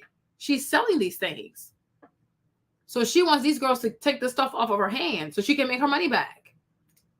Like she's selling these things. Like that's why she's getting rid of them, you know? So I'm like, you have to be reasonable. You have to be reasonable. And I really do feel like if you're a woman that's very frivolous with money and you're really bad with money, part of your man's job should be to help you see, like, you know what? It's enough. Okay. It's time for you to fix your finances. It's time for you to work on your credit. It's time for you to have a good saving account. You know what I'm saying? Like, you don't have to compete with this. You know, you're enough. You are good enough. Like, it's enough. Like, you know, but I'm like, a Chanel bag, it's not a necessary purchase. It's a lot. It is a lot. And so for a 26-year-old to expect a $13,000 bag, like, when did y'all become so entitled like this? That's crazy. That's really crazy. Across, because I think there's something beautiful about when we come together and love each other. Yes. And I hear a lot of financial implications and not a lot of, because no one, I said I want to live in service to the relationship, not in service to him, not in service to his household, but in service to the love that we have for each other. Therefore, it is my pleasure to make you happy. It is my pleasure to do what is provided. It's my pleasure. If you want to quit being a lawyer and go be a yoga instructor, it is the delight of my heart to be able to provide that for you. And I don't hear that from you. It seems to me like the relationship is all, how does this service me and what I want? I think you will find somebody like that if that's what you want, for sure. But I just wonder if you've considered that part, that the whole construct of the relationship is living in service specifically to your needs and your desires. And you have invented this person who you say, well, this is the only way I can serve, and this is how I will serve. And if you don't fall into that category at 26 years old, you're saying this, then it is not in alignment in my life. Are you prepared to make that declaration being so early, and maybe you haven't felt love in a deep way that shook you to your core, that you might have a different perspective? I think that, at least when speaking about, 50-50, I think about finances, right? However, there is a lot that I am willing to contribute to a relationship beyond, like, whether I'm earning income and things like that. Especially when it comes to, when I think about marriage, I think, because so far she said she doesn't want to pay the bills. She doesn't want to cook. She doesn't want to clean. So why would anybody marry you? Like, what? Like, you marry her for what? Even me, if let's say she was a lesbian, I'm a lesbian, right? Why would I marry her? And I think, like, that's why sometimes girls, black women are not wanted. Black men don't want black women. Da, da, da, da. But listen to y'all, seriously, be so for real, right? There's like 65 of y'all here right now. Everybody that's in the chat, right? Would you marry this young lady? Like, whether you are straight, even if you're a woman, assume you were a lesbian, or assume you were a man and you were looking for a wife. After everything you've heard this young woman say, would you marry her? If you were going on a first date with her and she said all these things, would you call her back for a second date? Because I'm like, what does she do? Yeah, you see, but if you were a black man, you mean, you hate the black woman and you're a colorist, but I'm like, we have to be very serious. If you were a man yourself, would you date this young woman? No, would you even ask her out on a second date? Would you date her? Would you marry her? Because this is pure madness. She doesn't want to cook. She doesn't want to clean. To take care of the children, she wants a nanny, her own children. She wants a nanny to help her take care of the children, right? She doesn't want to pay any bills. All her money is her money. So we marry you for what? Because a man marries you, he will have a heart attack. You're going to kill that man. He's not going to live long. Because I'm like, me, Marlene, if I was Marlene, I can't. It's too much. You're like, you're out there. Like, she said, to be honest, no, there are actually a lot of good women who do all these things, but are still unmarried. That could be for a different reason. They could be unmarried for a different reason. But based on her mindset and the things that she has said, even you would marry her. So I feel like it's kind of nice that she said I could buy a painting. Okay. But it's kind of nice that even you as another woman can be like, you know what? If I was a man, I'm not even asking you on a second date. She's a perfect match for herself. She's searching for herself. She needs to remain single. Like, this is not possible. Because it's like somebody would say, okay, if I pursue this girl, if I want to date this girl, I want to be her boyfriend, I want to be her fiance. What do you get out of it? Problems, heart attack, gonna be broke. You're gonna spend money every single day. Because she's not ready for a relationship. She wants a sugar daddy. Like, that's really what it is. You want a sugar daddy because this is crazy. This is really crazy. This is pure madness. So I'm like, if you go on dates talking like this, if this is how you present yourself to people that are eligible, I can see why you're still single, because that is a lot. That is truly a lot. Even in friendship, like if this girl was your friend, you would run, because everything would be about her birthday, what she wants. You constantly have to give to her. But as a friend, what is she gonna give you? Yeah, no, you can't do it. It's excessive. Even like Tiffany's confused. Yeah, she wants a sugar daddy. She does not want a real relationship. You know? So it's like, be honest with yourself. Think about having a family and having children. And that takes care, and that takes emotional support, and that takes stepping away from my dreams. That takes stepping away from my focus on bettering my. But even right now, your dreams, do you have anything concrete? You talking about, oh, I'm stepping away from my dream. Your dreams are not making you money. So don't act like you're sacrificing something. You're sacrificing nothing. If you actually have a steady job, let's say you have a job that pays you $100,000 and you have to quit your job to be a stay-at-home mom. Yes, I'm like, okay, becoming a mom is going to cost me $100,000 because you're about to lose your job. But a dream, your dream does not have a currency. Your dream is not making you money. Oh, I'm stepping for my dream. That's what most adults have to do. Most adults are stepping away from their dreams to be able to meet their financial problems. Like people have jobs. People have jobs for a reason. Most people in this world are not working their dream job.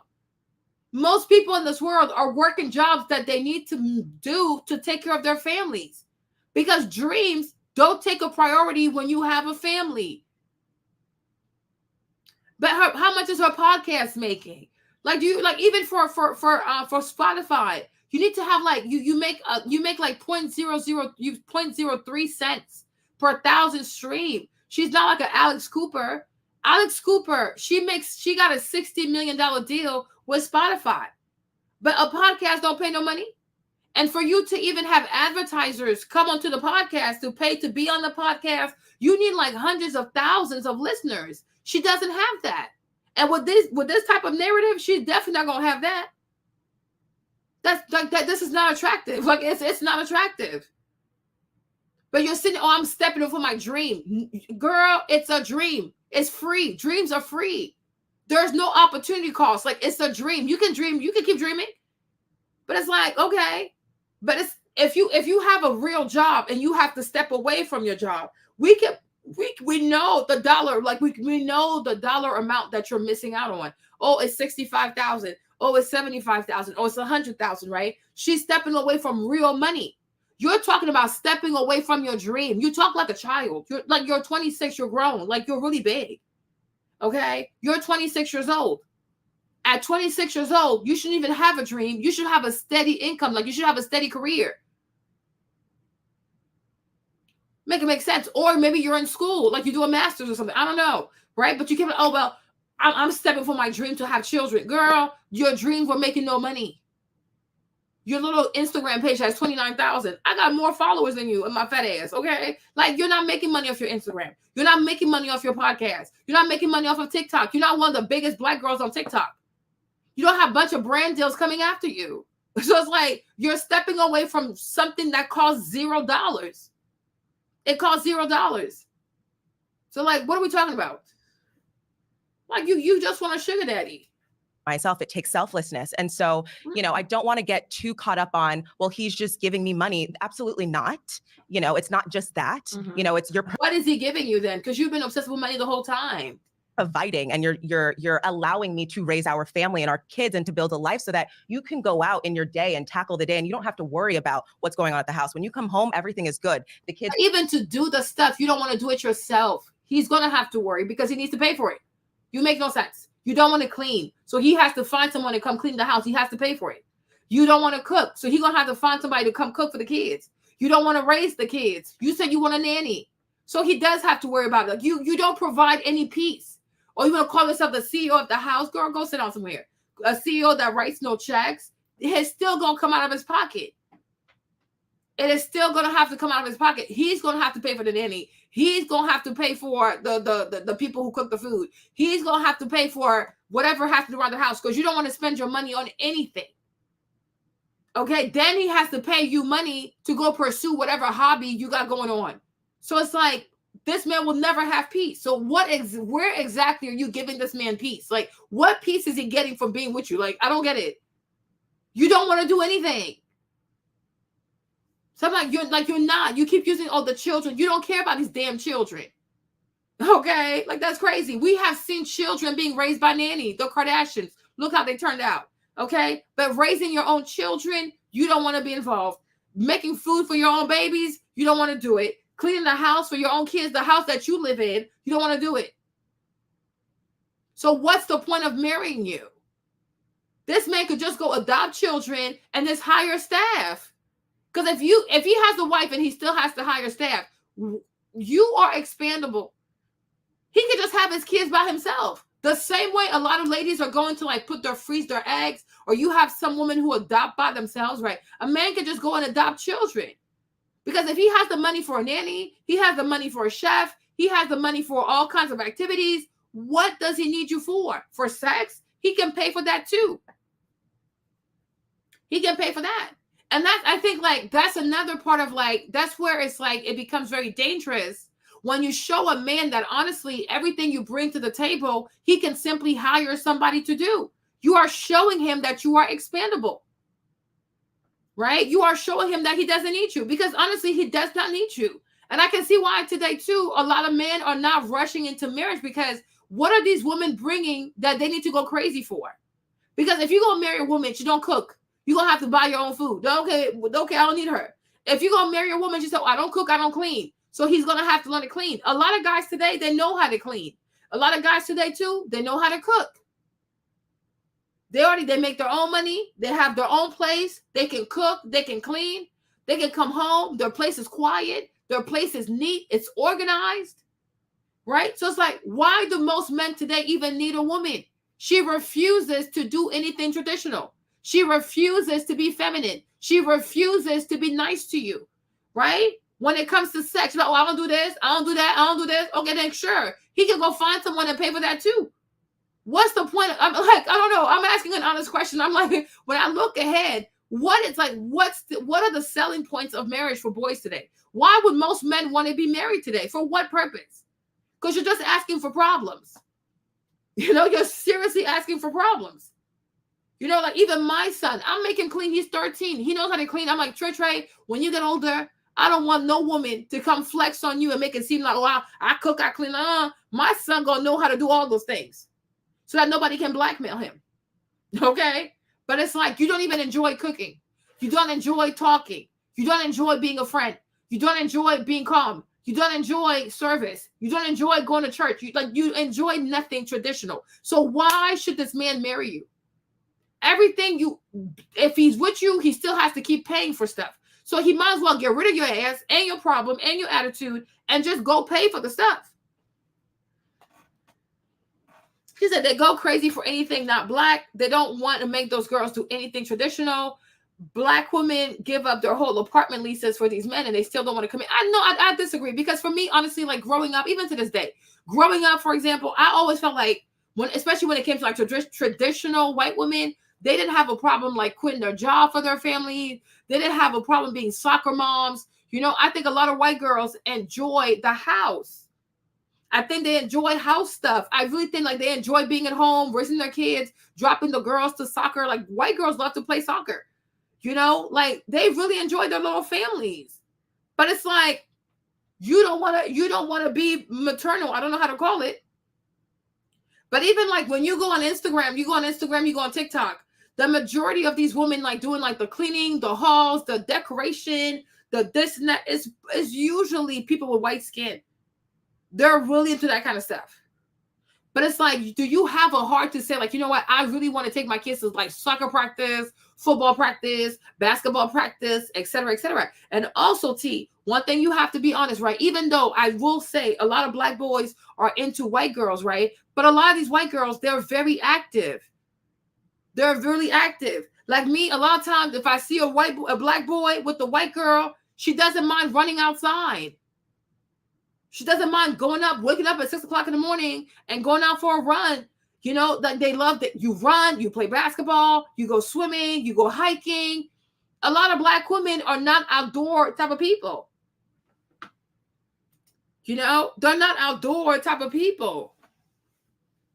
But do we enjoy? Do you like going outdoors? Like, are you okay? Even if you marry a white man too, if you're a Black woman and you want to marry like a very successful white man, most likely he's into running. You know, a lot of these white boys who have money also, they like running. They wake up at 5 o'clock, 6 o'clock. They put their little Garmin watch on and they just like running 6 miles a day. You know what I'm saying? So like, because that's what successful people do. They take care of their health. They're out. They like to be outside. But it's like, are these girls gonna wake up and start running? You know what I'm saying? Because you run. Like, look at New York City, for example. All these rich white people, they're always running in Central Park. They run in the morning. They wake up early. They go running. When they come home from work, they run. Like, they're very active. She said, yeah, my white boyfriend loves walking outside, running. It's their thing. They like to be outside. She said, I'm outside as we speak. They love to be outside. Like, she said, I compromise by hiking. Yeah. Like these bougie white boys, like these really fancy bougie white boys, they are very into like the outdoors. They love to be outside. They're running, they're hiking, they're trail. They do like the little trail stuff. They walk up these mountains and stuff. It just like it excites them. Then they have the little Yeti, they have Yeti cups, Yeti coolers and things like that. They like to be outside. You know? So it's like a lot of successful people, they're very active people. They don't watch a lot of TV. They read a lot of books.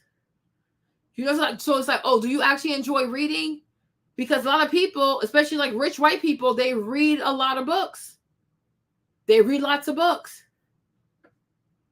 Yeah. Because that's their lifestyle. Like, oh, I want to go shopping all day. It's like, oh, well, we're not compatible. Because shopping is not on their mind 24/7. Like spending money is not on their mind 24/7. They're thinking about going outside, walking outside, hiking outside, running outside. Like they really enjoy being outside. So if you date a girl and she doesn't want to go outside, she doesn't want to run, she doesn't want to walk, doesn't want to hike. It's like, okay, but what do we have in common? I don't want to shop all day. You know, they're more into like experiences. Like, let's go out there and try new stuff. But you can't be shopping all day. You know, so I'm like, things have to change. Mindsets have to change. Because this young lady here, no, she's crazy. Are well adjusted, like everything is handled. And so it's more than finances. It's emotional support. It is a partnership. It's you are working and I am working in a different capacity. You know what I love about what you're saying, Kim, is that at the heart of what I hear you're saying is you're placing value on those things, which I think sometimes society has overlooked, you know, and it's almost like going into a business and you're like, look, I'm providing the sweat equity. You have the money, you have the investment, I'm giving you the sweat equity. And your sweat equity, from what I hear you saying, is all the things that you're pouring into like the family and this, And I get that. It's just building. So as you are finding yourself in relationships, it took me a while to find myself in relationships. And the same way that I would ask for one thing starting out in a job versus having the experience, by starting at your top level, you may not get there because you have to work up just emotionally. You have to become the person that person wants. Exactly. So in becoming that person, those first relationships, they may not have those things that you want. So that's what I'm saying. I hear you 1,000%. And your husband is a Black man? Yes. Black American man? Yes. Yeah. I kind of want to shift gears a little bit and just talk about this kind of role of feminism, you know, because what you're saying, that's why I'm struggling with some of what you're saying, because it's like you are making legitimate points about my value should not be how many meals I'm cooking you a day and how well I clean a house. You know, I fully support that. I think there are very nuanced differences for me in how I define feminism. And a lot of that, I think, is how this American society has defined feminism through the lens of a white woman. You know, some people grew up and they saw Gloria Steinem as the face of feminism, while Shirley Chisholm was completely erased from that, you know, feminism storyline in history. And so I think feminism has taken on a different perspective today. And like, how do we define feminism now? Because some people say, no, feminism was all about like going out there and getting in the workforce, you know? And I think feminism is about choice. It's like what you want to do. If you want to work and build a career, that is feminism. I agree. But some men have, you know, tried to define, and I even see women buying into this with these like YouTube videos on how to be a high value woman. And, you know, like our entire identity is on how we're valued by men. How do you define feminism, Carla? I think for me, it is my choices. It's having the power to make the choices that I want to make, not thinking about other people.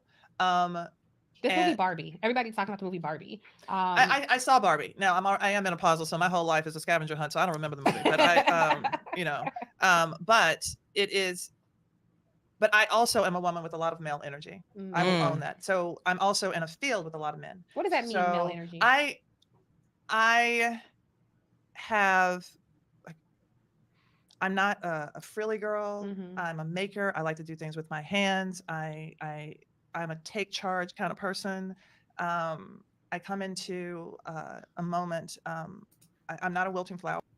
I don't think, I think you say, why is our value seen through men? I think it depends what you're asking for, right? If a woman says she wants to have a husband, then what the man thinks matters, because who's going to marry her? Unless she's a lesbian, right? I feel like if the majority of women were looking for a wife, like, oh, I want to be somebody's wife, I'm a lesbian, I want to be married to a woman, right? Then you would care about what a woman thinks of you because you want to be married to a woman.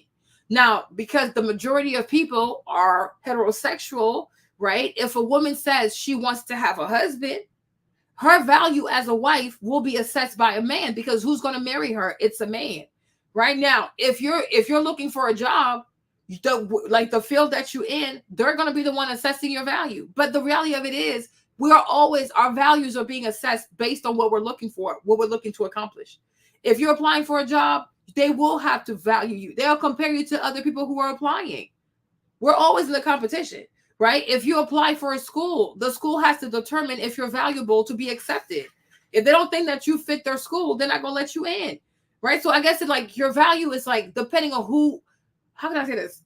Your value is going to be measured by whoever or whatever institution you are looking to gain access to.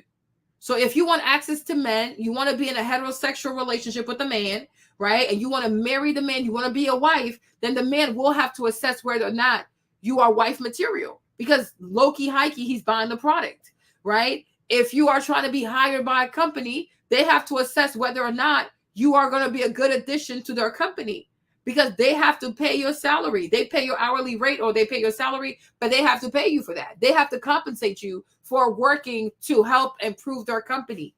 If you are going to a school, based on the school you're trying to go to, the program, they have to see whether or not, if you come here, are you going to be a great addition to the department?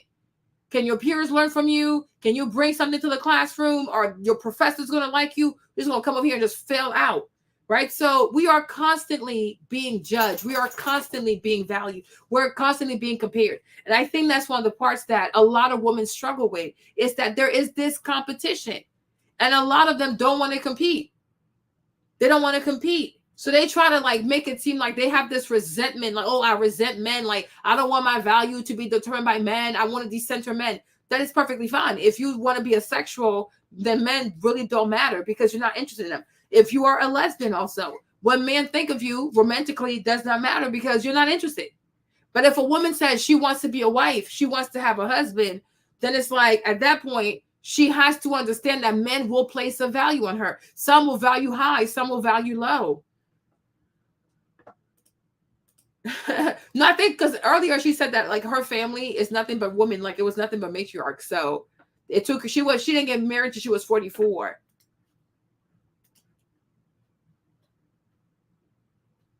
That's why a lot of people don't love to be in New York. You don't stay home, you go outside, you work out, you walk. Yeah, because the apartments are so small. She said that depends on the definition of value according to men. If you're going to be in a relationship with a man, they have the right to assess your value just like you do to them. Yeah. I think I'm saying as a whole, all day online, you see men putting black women down. Oh, but these people are bored. They need to get a job. They're bored. But it's like in this life, you know, in this life, T, we are constantly being valued by somebody.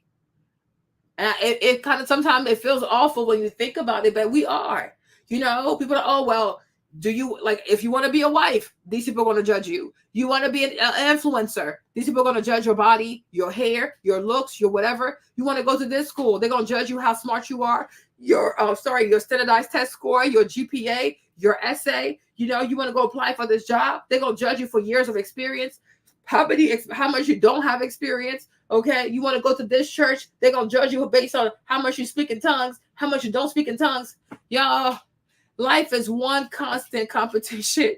You know, we're constantly being judged. And you have to, like, I guess you got to prioritize what really matters to you. And then I guess, like, the things if you feel like this is something that you really want and you don't mind changing for it, if it's healthy for you, then you change. Otherwise, you just got to make peace with it. You know? But if somebody, just like somebody wants to be a husband too, women will have to judge if he's worthy of being a husband. You know, you can be a man, you can be handsome, you can have money, you can be educated, and the girl's gonna be like, no, I'm not interested. I don't like your personality, your breath stinks. You know what I mean? One foot is too long compared to the other. You know, so men, their value also depends on what women think of them. And I think that's why a lot of men put a lot of pressure to be rich, to be successful, to have nice bodies, but they definitely put pressure on themselves to make a lot of money. And that's why a lot of men are in prison. You know, that's why a lot of men are in prison, because they want money to impress women. So I think, to me, the pressure goes both ways.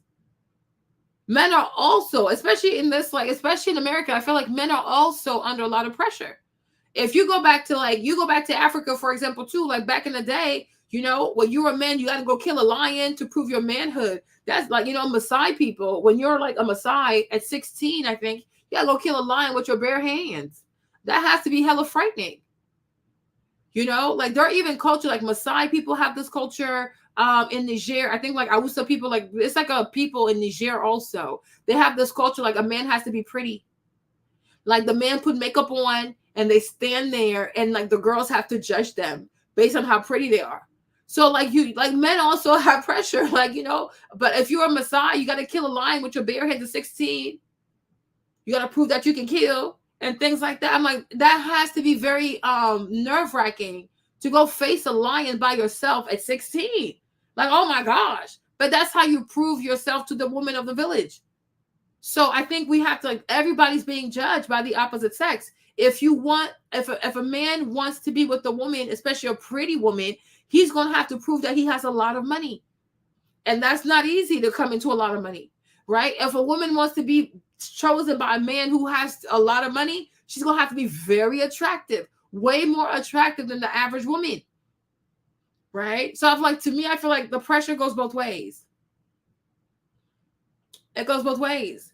But because a lot of men want to impress a lot of women, that's why we have a lot of men in prison. Because they were trying to impress somebody. And now they're in jail.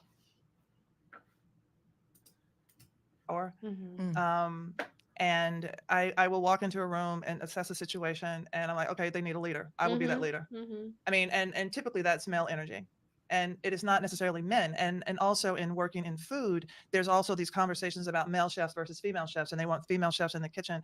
And but I think it's male energy versus female energy. I mean, I know men who have a lot of female energy in their food, and you eat their food, and you're like, oh my gosh, I know this man loves his mama. You know, and I just love it. And then you can taste the love, right? And then I think female energy is very nurturing. Male energy tends to be egoic, and not that I'm egoic, but when you have a plate of food that is all about the way that it's presented, and it's about the look versus the taste and nurturing, that's male energy versus female energy on a plate. I think I cook with female energy. I think that I move through the world with a little bit in my business with male energy. You know, I when you said that, I'm thinking about that. Do I have male energy? I think I have perhaps some male energy in the sense of it depends on the man. I will quote the amazing Jill Scott, and she says, if you can tell me what to do, you can tell me what to do. If you can't tell me what to do, you can't tell me what to do. So if you want me to have some feminine energy, come to me with your male energy. You know, like I can't be the realest at the table. It's only, you see, and this right here, where she says she thinks it's cute, right? And it goes with, you know how women say, oh, well, a man has to be able to handle me. Why? Are you a package? Are you a package? You don't know how to handle yourself? Because you see, she's saying this, like Tiffany says this, and she thinks it sounds cute.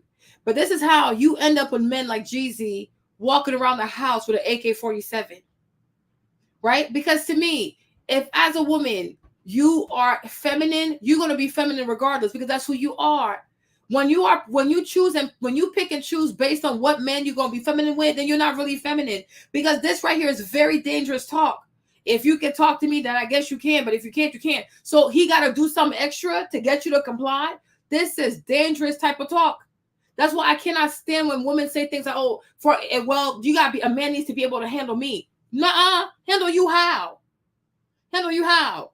Right? Because you should know how to handle yourself already. You should know how to carry yourself. There's no need for anybody to do anything extra. That's why I told y'all yesterday, right? Jeezy recognized that in order for him to be successful with Jeannie, he cannot be like Freddie. Because she wanted Freddie to be crazy. But Freddie, it's not in his nature to be crazy.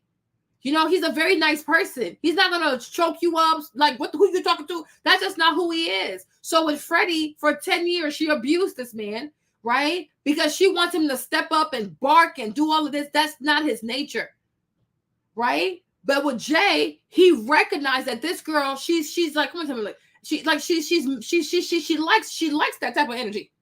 That's why he walked around the house with the AK-47. I promise you, it turned her on. You know what I'm saying? Because they want men to be toxic. Because what you're saying here is for him to be toxic. Because if a man says to you, "Oh, Tiffany, please stop," that should be enough. He gotta be like, "Woman, what I tell you?" Like, what the freak? That's extra. You should know how to self-govern. So I'm like, you're either feminine or you're not. So I'm like, so this, like, whatever she's saying right here, no.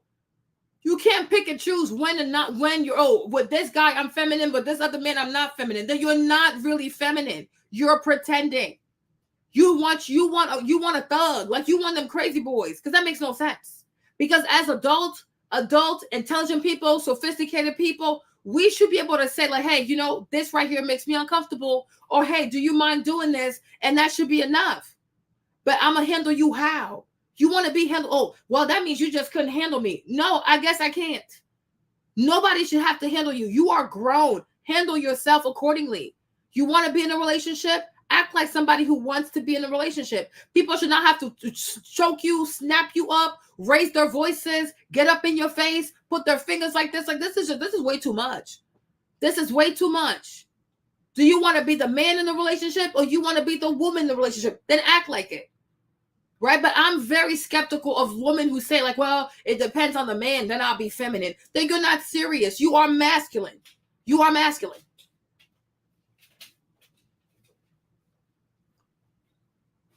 She said, when I dated, she said, I kind of agree with her. When I dated men that I was basically taking care of, I was a bit more masculine. When he took care of his own bills and such, I was much calmer. But that's the thing, T, right? That's the thing. Could you also be real with yourself and say, one of the reasons why you dated a man that couldn't pay his own bills, because maybe you wanted to have more control, right? That, like, that stage in your life where you were comfortable dating a man who could not do for himself. Can you concede to the fact that deep down inside, you had a need for control? You needed to control the relationship. So you picked somebody who couldn't provide. So that way you can justify saying, well, you can't check me, I pay the bills. Okay, thank you, sis. At least you're honest. Thank you. You needed control. Because at that, you know, like life, I'm telling you, life, the sooner we all become honest with ourselves, God gonna set us free, right? Because at that place in your life, maybe you were hurt.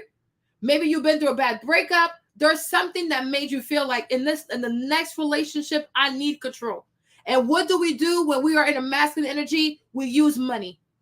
Like earlier, when I started the live, I said, when you notice the traits of toxic personality, toxic patriarchy. Toxic patriarchy does what? It uses physical violence, because by nature, men are usually stronger. And toxic patriarchy uses money for submission. Toxic men will use their money to control you. So when a woman operates in her masculine energy, because it's toxic for her, it's not natural for a woman to be masculine. When she becomes masculine, she will do things like that. She will use money to control the relationship, because that's what a toxic man does. If he can't put his hands on you, he's going to use the money to control you. Yes, you were toxic. You were toxic because you were hurt.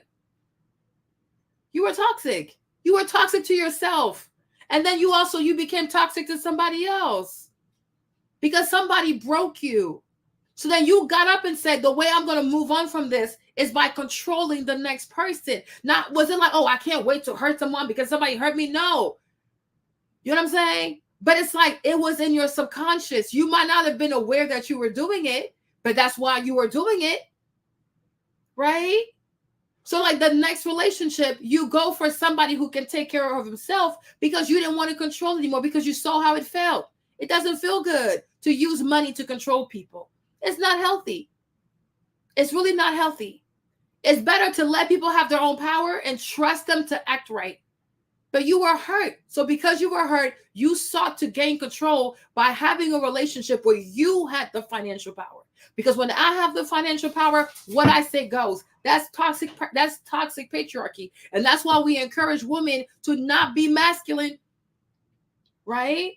So it's like even Tiffany, she's giving good advice to the younger girl because she's a lot younger. But even Tiffany herself, she needs a lot of deliverance. Tiffany has a lot of ego, right? Because I'm like, you are either going to be feminine or you're not. You're either going to make peace with what happened in the past or you're not.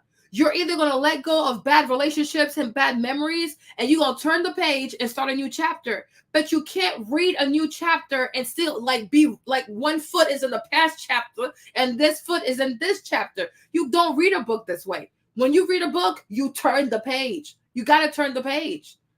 You have to turn the page. But what she said, even though she means well, this is how you get the whole Jeannie and Jeezy situation. And this is how you get Kanye and Kim Kardashian situation. Where these guys, they know that they are dealing with women that have very strong personality. And in the past, the reason why these girls have not been successful with their relationships, right? Because they dominated the man. So Kanye says, well, for me to be with Kim, I'm going to change her closet. I'm going to change her fashion. I'm going to throw away all her. Kanye was very controlling of Kim. Because he was doing way too much because I'm sure he was afraid that she was not going to let him be a man. So he did too much. You know what I'm saying? When it comes to Jay and Jeannie, right? I'm sure he probably liked her too. But she also has she's also very strong. So he decides that, okay, I'm going to be crazy then. Because if I act like a crazy ass thug, she calms down because it turns her on. You know what I'm saying? She said, I would date someone who's used to taking care of men. They are dating dudes who are not that bright or put together. They automatically assume that other men are the same. It's an instant turnoff, you know? So that's why I said yesterday, because I'm like, why would he walk around with the AK-47? It's to impress her. Because I'm like, who's coming after him? Right? All the stuff he does, like, oh, where are you? Come over here, because he wants to impose himself, because he knows with Freddie, Mama Mai, she walked all over Papa Mai. Papa Mai had to go find the chicken in a trash can. He never stood up for himself. Freddie, for 10 years, he was abused. She's on TV. She called this man a Mitch. Oh, you're a Mitch. You're this. You're this. I'm like, what the heck? For 10 years, she was verbally abusive to Freddie. He never stood up for himself. But that's not who he is. Right? So I'm like, if you're Jay and you're dating this kind of girl, you see her mom, how she treated her husband. You see her daughter, how she treated her first husband. You say, oh, hell no. I ain't going to be the punk. So you do, like you become toxic. You become toxic because you're trying to get this girl to submit to you. But it's like, if you can control yourself and you know what to do and what not to do, and you know how to stay in your place, we don't even have to go this far. But we heard Jeannie say, oh, I know how to trigger him. I know what buttons to push. She likes you. She wants you to go crazy. And I feel like maybe that's why he also filed for divorce. Like, at this rate, if we keep acting this way, something really bad is going to happen. And maybe that's why he filed for divorce first. But you see, had he never filed for divorce, she would have kept it going because it turns her on. She likes that type of weird stuff. Right? And even Jill Scott, I'm sure Jill Scott also likes that crap. She's from Philadelphia. These people are unhinged. But I'm like, you should know how to check yourself. But like, nobody should have to check you. If you want to be in this relationship, you need to know how to make this thing work. Nobody has to raise their voice, do all kinds of weird stuff, use money, withhold money, withhold sex, not talk to you for 2 days, do all kinds of stuff. Like, you have girls out here who want to fight just to have great sex. You're toxic. You are seriously toxic. Why do you need to start an argument for you to have great sex with this man? You are a freaking weirdo. You need some help. You're crazy. But I'm like, y'all, that's why I said yesterday when it came to Jeannie and Jeezy, I'm not taking a side, because I can really see how this girl was turned on by his bad boy persona. Because when you are a good man, when you're kind, you're sweet, you're gentle, Jeannie is going to walk all over you. She has no respect. She thinks you're a man. And just like she said, just like the chef right here, like she said, oh, because I have a business, so I'm masculine, right? Jeannie said the same thing. Oh, as a businesswoman, because I hire people, they let that stuff get to their heads. So when they're in a relationship with men, they think, oh, that's your worker. They forget, like, oh no, that's my relationship. That's not my business. So a lot of these dudes, the ones who want to be crazy, okay, well, I gotta be a crazy man, crazy dude, I gotta snatch her up, I gotta do this. And then she's like, oh, I'm afraid of him, I'm scared. Oh my gosh, Jay. Oh, whoa. I said, girl, you crazy. You are really crazy. It really can be. There's a way to have a business and be a businesswoman and still remain feminine, but they don't want to, because we are so accustomed to toxic male leadership. And we think, oh, but they were successful. Yeah, but everybody quits, though. Everybody quits. Only one woman in a relationship. It's well, that's my husband's a woman in this relationship. But that is in traditionally defined roles. Yeah. I think, with younger generations, like you're a traditionalist, but there are some younger people who, feel differently. Like, I honestly thought these roles would be reversed. I thought that, our seasoned panelists would be the traditionalists, our younger person would be, no, I have no such ideas about, that's all old fashioned, so I think, you both are maybe anomalies in that sense, or maybe there's just more people who feel that way who I don't know. But I think in terms of men desiring this, it's like, if you want to be my king, you better be ready to wear that crown, because that comes with a lot of responsibility. Mm-hmm. And I for me, I'm like you. If there is no leader, then I'm going to be the leader. It's only one of these in a relationship, and I got that covered. You see what I'm saying? You see? Masculine energy. Oh, there's only one leader. If you decide for him to be your man, let him lead.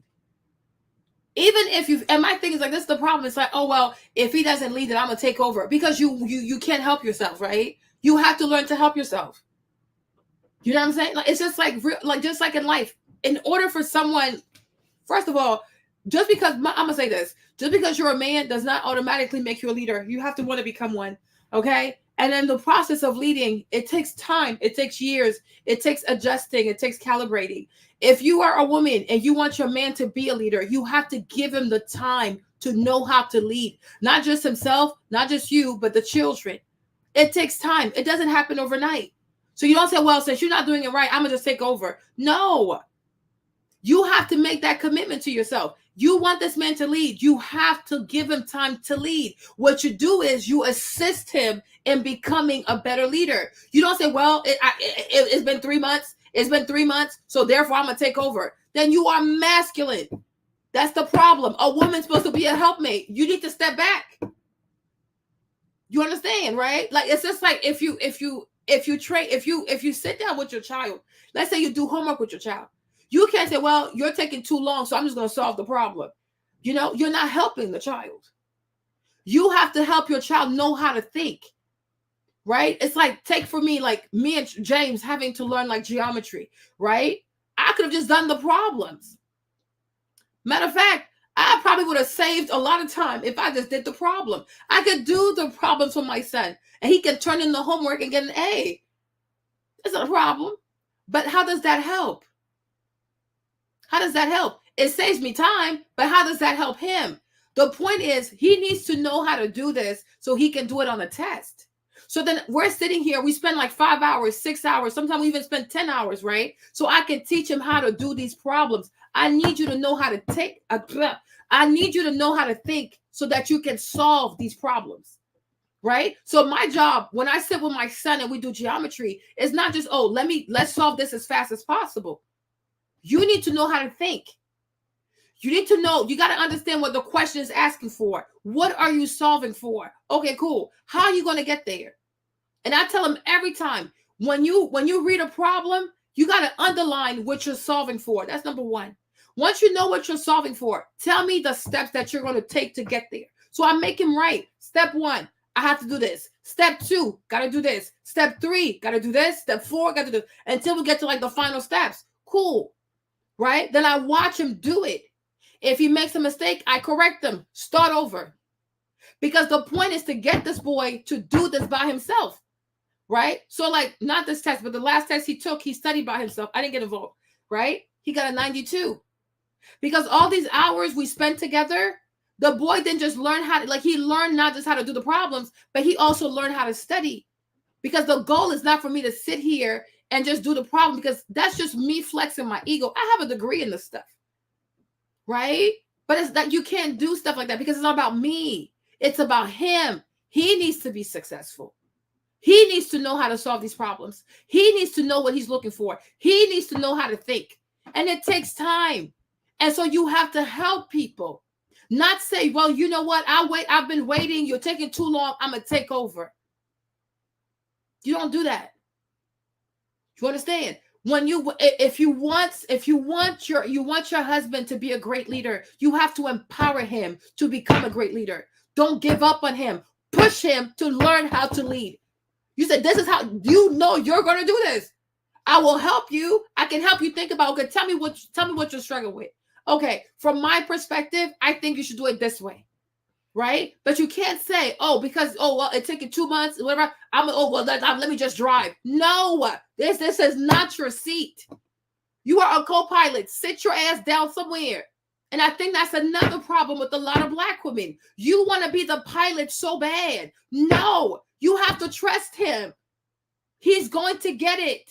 But you're so afraid because you think about what your daddy didn't do, what this man didn't do, the stuff you heard on TikTok. You have so much fear inside of you. You think you're going to crash. It's like you're not going to crash. Trust him. He's going to do it. Just like when I was studying with Trey, right? I would say to my son, your job when you take a test, when you take a geometry test, well, all the tests, but when you take a geometry test, right? I need you to think about you have to land the plane.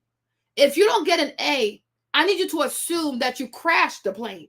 So we were doing like the 56, the 80, the LHI, the plane don't crash, right? Once we started getting to like the 93s, the 94s, I said you landed the plane. Nobody on your plane died, right? Because the whole point of being a pilot, when you land the plane, you got to hit the tarmac. And you are responsible for people on that plane, yes. I gave him that analogy. I also said, when it comes to you taking a test too, consider that you are performing a heart surgery. So if you're a doctor, will you be satisfied with an 86? If you are performing a surgery, open heart surgery on somebody, is 86 enough? Can you say to somebody, as a doctor, I have an 86 chance, you're going to have an 86 chance survival with me? That's not going to put your patient in a place of confidence. I'd be like, you know what? I have a 92 to a 98 chance of survival for you. You want your patient to trust you. But if you go, you take a test and you get an 83, you get an 88 because you made a bunch of silly mistakes, you've killed your patient. He's like, oh, mom. I'm like, you killed the patient. No, because you need these children to understand the gravity of what they're doing. If you look at your test as if you're doing open heart surgery on someone, you're more likely to pay attention to details. Right? You got to pay attention because that's a patient. An 88 is not going to cut it because the man might die. What you going to tell his family? Maybe I'll call him so he can tell y'all. That's just how I train him. Yeah, he did. And there's time where he has killed the patient because 88, you killed the patient. So he had to go do a retake. Then he come back, got an A. But I'm like, but imagine telling a patient too, I did a pretty good surgery, but we're going to have to go back again because I left something in there. That's unprofessional. It's like you got to get to a point where you take the test, you take it one time, and you get the best grade you can because otherwise you're killing your patient. No, I'm being serious. Well, what the problem is. But he gets it. He gets it. Right? Last time he got a 92, he wasn't happy about it because he said, he felt like he could get higher. Before, when he was like getting worse a grade, he was happy But now he understands, like, yo, like, this is serious. I got to do better. So he goes by himself. He goes and he asks the teacher to retake the test. That's leadership. You take accountability. You understand, right? Like, and that's like, that's how I parent. I don't hit my children. Right? But I'm gonna talk some real stuff to you.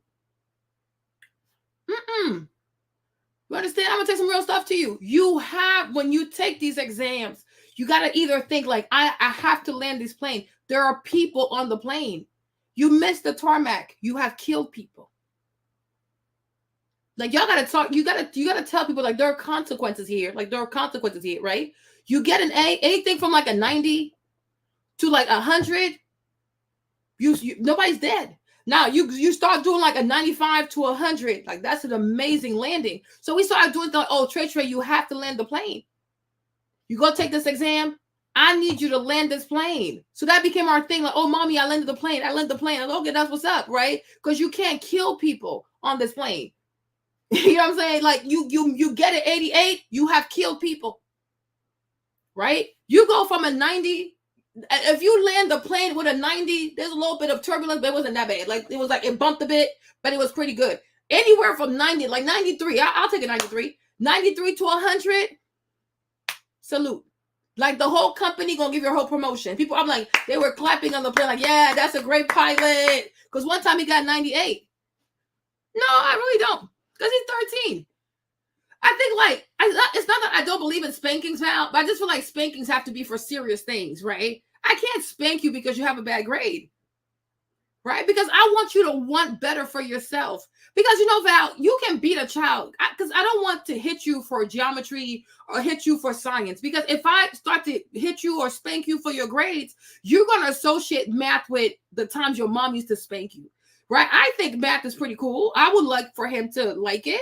So I try to make it as enjoyable as possible. So I don't want corporal punishment to be associated with doing geometry, right? So for me, it's like, how do you get this child to realize that this is serious?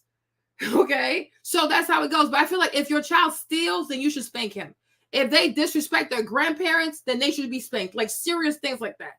But like homework stuff, like studying, that's more about, like, to me, him desiring to study, being competitive and wanting to be the best in his class, that's motivation. I need to make him want that with the way I talk to him. Because once you desire to be at the top of your class, I don't have to pressure you. You know, when a child wants to study something, it is the best thing ever because you don't have to force them. They'll sit there for as long as you tell them to because they want that for themselves. I want you to want success for yourself, not for me. Because once you understand these, like, math courses, whatever, you're going to do so much better than most people. But it needs to be enjoyable. But at the same time, it's enjoyable because you practice a lot. The more you do it, the stronger you become at it. Right? So for me, it's like, it's a lot of talking. I talk a lot. As you can see, I can talk a lot. You know what I mean? I talk a lot. But I would tell him, like, it's like landing a plane. If you are in the 80s, the 50s, you are killing people. I was like, Trisha, you're killing people. You are killing passengers. They will fire you. You'll go to prison. Okay? You understand? Yeah. You got to have a perfect landing. You take the test. You highlight, like, every time you read the test, read the question, highlight what, like, you put or you underline what they're asking you to solve for. Once you know what you're solving for, I need you to write the steps down. First, I have to do this. Then I do this, do that. You got to train your mind. And because he likes computers. I said, this is nothing more than an algorithm. When you write these codes, you are writing an algorithm, right? So to solve this problem, you're going to have to write an algorithm to yourself. I do this first, then I do this, I do this, I do this, I do this, right? Then once you get to your final answer, the last step is you have to check your answer. Look at the numbers. Make sure the numbers actually make sense. Right? That's how you solve for things. You gotta teach kids to be problem solvers.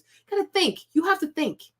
A lot of problems we have today is that so many young people don't know how to think. They can't think for themselves. You gotta think.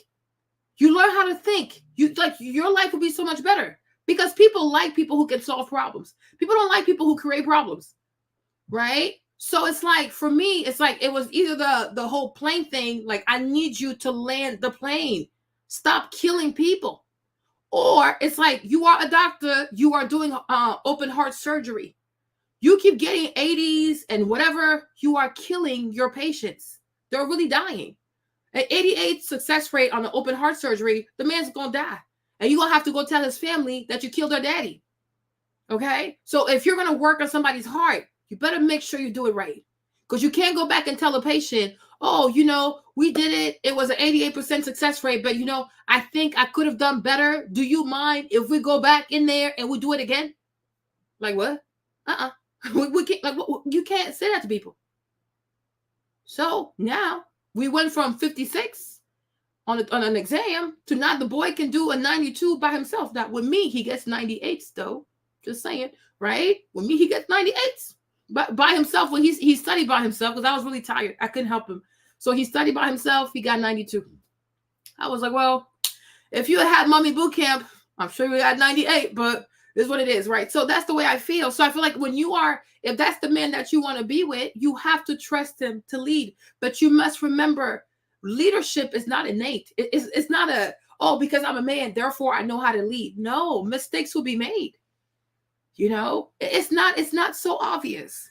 Even CEOs who have to lead these companies, some people have like MBAs from Harvard and things like that, and they do a poor job.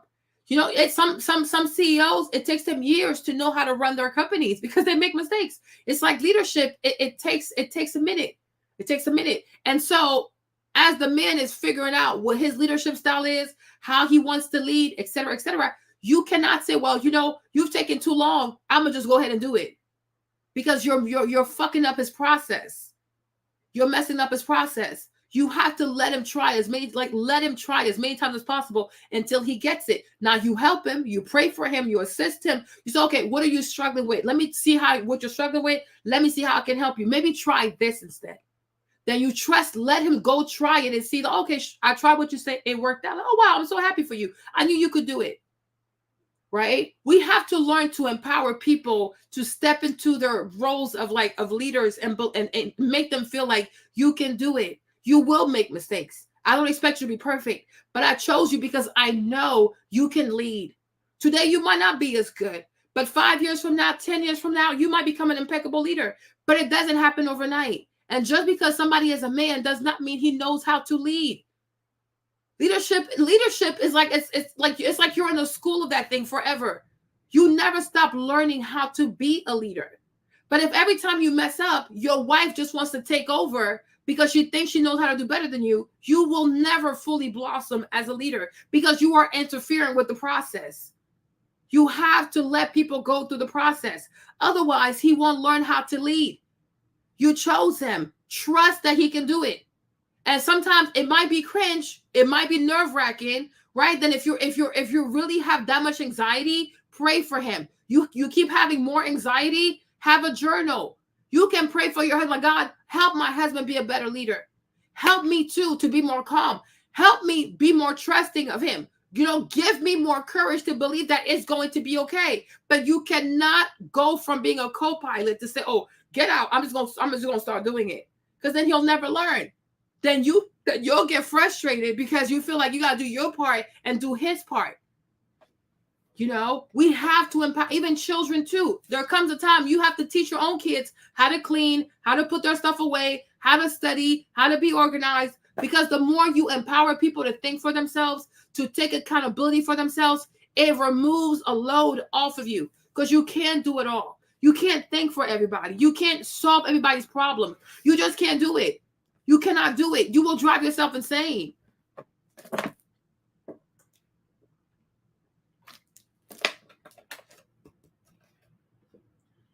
Yeah, I'm like, You know, how much you guys were saying?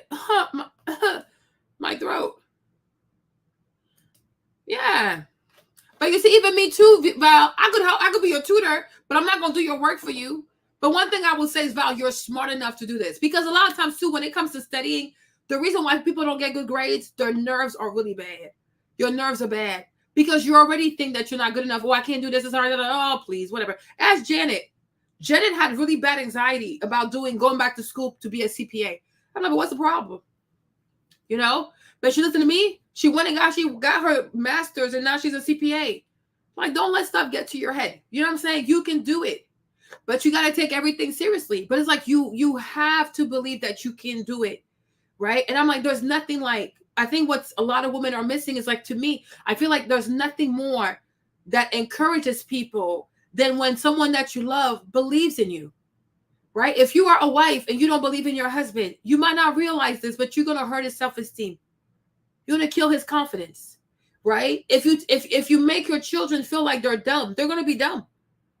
If you make your children feel like you have what it takes to be, you can be at the top of the class, they will do it. You know, when I was in Mason, like I was taking math because I used to be afraid of math. I was like, what the heck? This me and my brain, it don't make one. It just don't align with that thing, right? And I had a professor, this white woman, Professor Grenfield. And so I was taking pre-calculus because when I started in the math department, I got to start at the bottom. Because I didn't take pre-calculus in high school. I did everything I could to avoid it because I didn't think I could do it. Right. So when I got to Mason, like I was like, oh, maybe I'll do math or whatever. So then I had to take pre-calculus.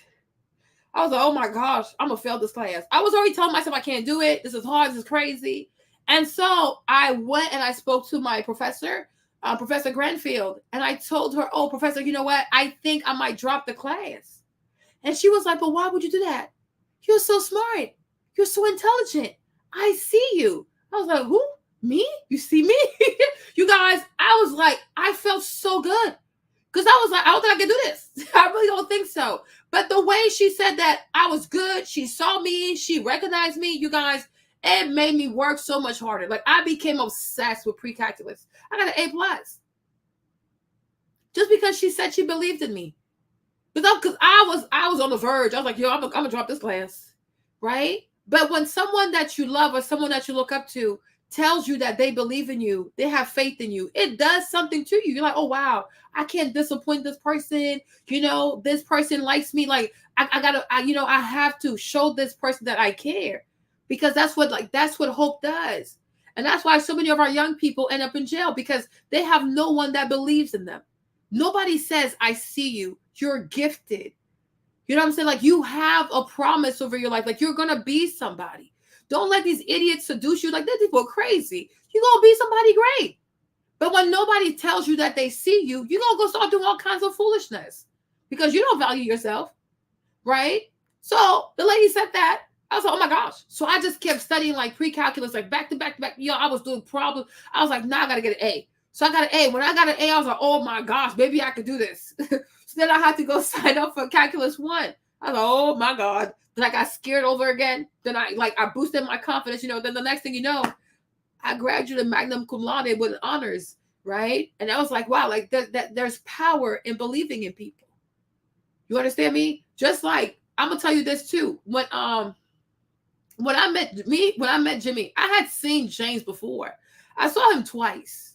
The first time I saw him, he smelled like reefer. I said, oh my gosh, how you gonna come to probability class smell like this? You are crazy, right? So I didn't pay him no mind. Then another time I saw him, he was making up a test. I'm like, oh, here goes that guy, right? Then the third time I saw him, we had a summer class. It was real analysis. And I was like, does he have a tattoo on the back of his neck? I'm like, here you go. So I was like, child, I left that class. Then I hear somebody running behind me. And I was like, what the heck? So that I remember we talked and he was like, oh, I forgot what he said. But then I asked him what his age was, because he has a baby face. He's like, oh, he's 26. I said, show me your ID, because I don't have time for this. So then he pulls out his ID. Yes, the first time it was probability. It was probability. I was sitting right behind him. He smelled like reefer. And I'm like, what is wrong with this kid, right? So that was the first time. The second time he was making up a test. Okay, cool. I said, well, okay, yeah, whatever. Because I didn't like the first time I met him. Like, that was not a good impression. But the third time that summer, I hear somebody like running behind me. I was like, what's happening? So anyways, he talked. He's like, oh, he told me his age. He's 26 because it was about to be his birthday. I said, let me see your ID. Because I don't do younger men, you know? So I'm like, so before I even talk to you, let me make sure that you meet my requirements. I don't believe in doing the younger men thing. I don't believe in that. You need to be older than me, okay? So then he pulls out his ID. I was like, oh, yeah, you're right. I'm like, dang, you look young, right? So whatever, we started talking there, right? And then by talking to him, I get to know, because he went to Morehouse. He went to Morehouse first. He didn't finish Morehouse. And I think like what happened in Morehouse, it affected his confidence. You understand? Because when I met James, Jimmy was not doing that well academically because I think he was depressed. I think me, you know me, because when it came to the math department, girl, I ran that department, child, and he wasn't like he lived really far, so plus his own thing. I think he was depressed. That's if you ask me, he said, "Oh no, I'm not," but I was like, "Yeah, you were. Shut up, Gemini. You were depressed, right?" So it wasn't like it was not given. Okay, we got together. I guess like me talking to him, encouraging him. I guess him also seeing me because I'm black, he black, whatever, right? And then like all my friends, whatever. Something started clicking in him. I'm telling you, when somebody believes in you, something changes, right? So that's that story with the bachelor's degree. When it came to him doing his master's, that was my idea. Because he was like, oh no, he doesn't want to do his master. Yeah, I'm like, y'all, I'm crazy. So he didn't want to do his master. I thought, but if you don't do your master, like nobody's gonna hire you. So I did the whole application because like y'all, I just ran the department. From the math department to the school of engineering, like everybody probably, like pretty much everybody knew me. Okay, that's just Marlene. I just know all kinds of people. So we got the application, did all the essays. Like I talked to like Dr. Shapiro, all the professors. So I guess they realized he was my boyfriend, so they probably wrote some really nice letters and stuff like that. So he got into our engineering school. You guys, when I tell you James started getting straight A's, you don't understand. You don't understand. Like maybe one day if he wants to, he can show you his like transcript. When I tell you that in the master's program, Jimmy was getting straight A's, you will not believe it. Because one thing that happened was certain things changed because I always told them, Jimmy, you can do it. Like I see you. Gemini, you got this. Like Jimmy, you're smart. Your brain works. Believe in yourself. Like whatever happened in Atlanta, you got to let that stuff go. Right. One time he had like, because for the engineering department, like they had to do a presentation, like a NCAP project. And I had this one friend, Afia. So she's Ghanaian. Right. So Afia ran and she came and found me. She's like, Marlene, you should have seen James. I was like, what happened with James? Because they had this NCAP presentation. She was like, he presented so well. And then the people kept asking him questions. And then James kept answering the question. I'm like, oh yeah. You know, but by the time he gets to the master's program, he has completely changed. Like it's a whole different person. Like the guy I first met in probability that used to smell like reefer is not the same person who got a master's degree. Because that's what happens when you really like, y'all, depression is real. Like depression is real. Low self-esteem is real. Not seeing yourself for what you're worth, it is very real. But when I tell you, and then like in the master's program, Jimmy met these white boys who are part of the Coast Guard. So those Coast Guard too, like these white boys in the Coast Guard, I think they were Christian, they were married, and they would have these like study groups, right? And they really liked them. So he would go study with them too. And because I guess like the Coast Guard was paying for it. So they had to get straight A's. So when Jimmy saw that they were getting straight A's, he's like, well, F this, I'm getting straight A's too. So he started messing with these white boys. They would study together, do all like their operations research. I'm like, operations research stuff. And like you work with these huge like database stuff, like huge data sets, right? Then they had this other kid who was Iranian. Like now he was nothing to play with. Like he was real serious. That boy was serious. The guy from Iran, now they were scared of him. He was serious, but it was friendly competition. By the time we get to the master's, by the time he gets to the last semester, I'm like, it is a completely different person. Like if you see how much he makes, I'm like, but damn. But I'm like, I always saw that for you though, because he's very smart. When we first met, like that, I think the day we talked, like the first we met, I sent him a text message, and I think I said something like, I'm very proud to see a black man in the math department. You know, like I really do, because I'm like, it's very impressive. Because even I think at Morehouse, he was majoring in math. I don't know, right? Like I said that to him. I'm like, I really believe in you, right? Now, computer science was not his forte, but I got him a tutor for that too, so we fixed that real quick. But by the time you get to the master's program, this is somebody who didn't even want to do the master's program. Let's start there. He didn't want to do it. Then you go there, and he's like, it was me, it was all the people, but the guys that he met, the Coast Guards that he met at the school of Valgeno, they were gangster. Like these white boys were gangster. So he started messing with them too. So that increased his gangster. Like he felt more competitive. Y'all, the man was getting straight A's at a master. So like I was like, you see, it was always in you. You were just depressed. You were just depressed. Right? And it's like, even today, like if you see him at meetings, you like, it's like, I was like, as a Gemini, you are quite impressive. You know what I'm saying? But it's really impressive. It really is. But that's what happens when somebody says, I believe in you. Something small like that, it could just trigger something in somebody's mind. And the person is just like, they will do things. You're like, oh my gosh, I can't even believe that's you. Because you tell the person, I believe in you. And I'm like, how often do people say to each other, I believe in you. You can really do this. I didn't say it's going to be easy now, but I believe in you, right? So it's like you have to allow these men to become leaders and to believe in themselves. Because a lot of men are broken. A lot of men also, they're depressed. A lot of men have low self-esteem. A lot of men also, they also might be scared. They might not want to tell you they're scared, but they're also very scared though. So when he's already scared and you're like, well, you're not getting this right, so get out of the way so I can take over, okay? You're crushing his self-esteem. And the more you keep taking over, he's going to feel like he's not good enough.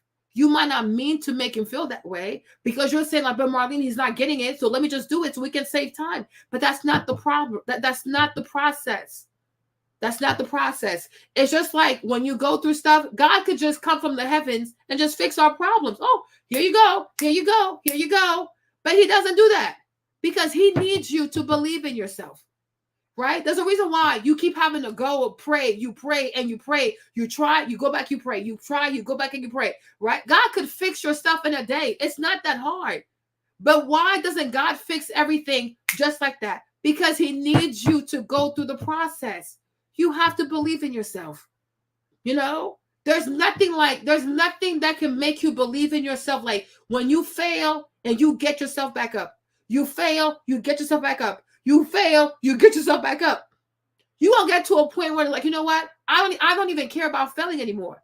I don't even feel bad about being a failure. I don't even feel bad about making mistakes because I will keep getting up.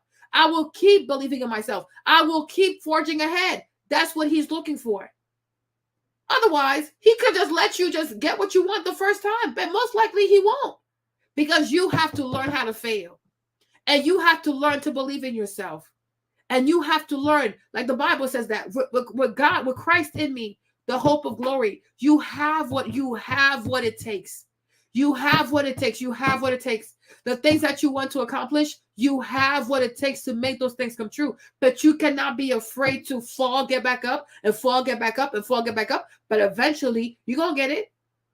Eventually, it's going to make sense to you. Eventually, everything is going to start clicking. Like, oh my gosh, why was I tripping? Because you didn't believe in yourself. Right. So it's like you have to, if you want to be with this man, you have to let him learn to lead. You have to let him lead. You have to let him find his leadership style. And, and when he messes up, say, okay, like, what do you think was the problem? Right. So maybe try this. I don't know. Try it out. See what happens. Right. Empower him and tell him he can do it. It's like, just like anything, you have to nurture it.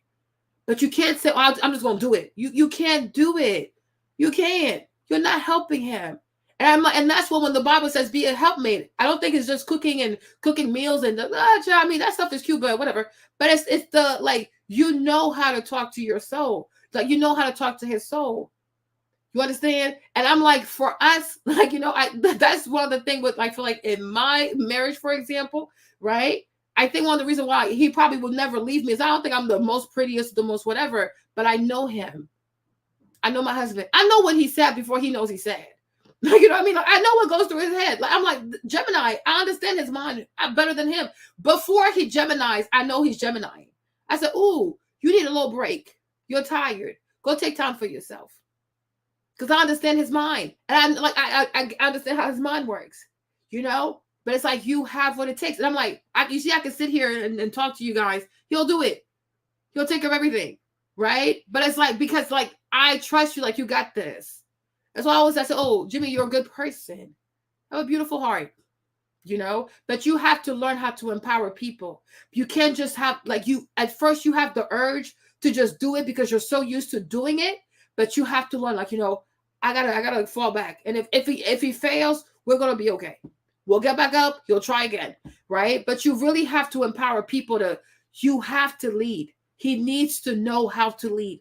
And I do feel like, especially here in America, right? Especially here in America, when I look at Black America, for example, Black women have taken the lead for so long that a lot of these men don't know what to do anymore. They're emasculated. So they have time to go play with pornography. They got time to go play with this, that, and that, because she's going to do it.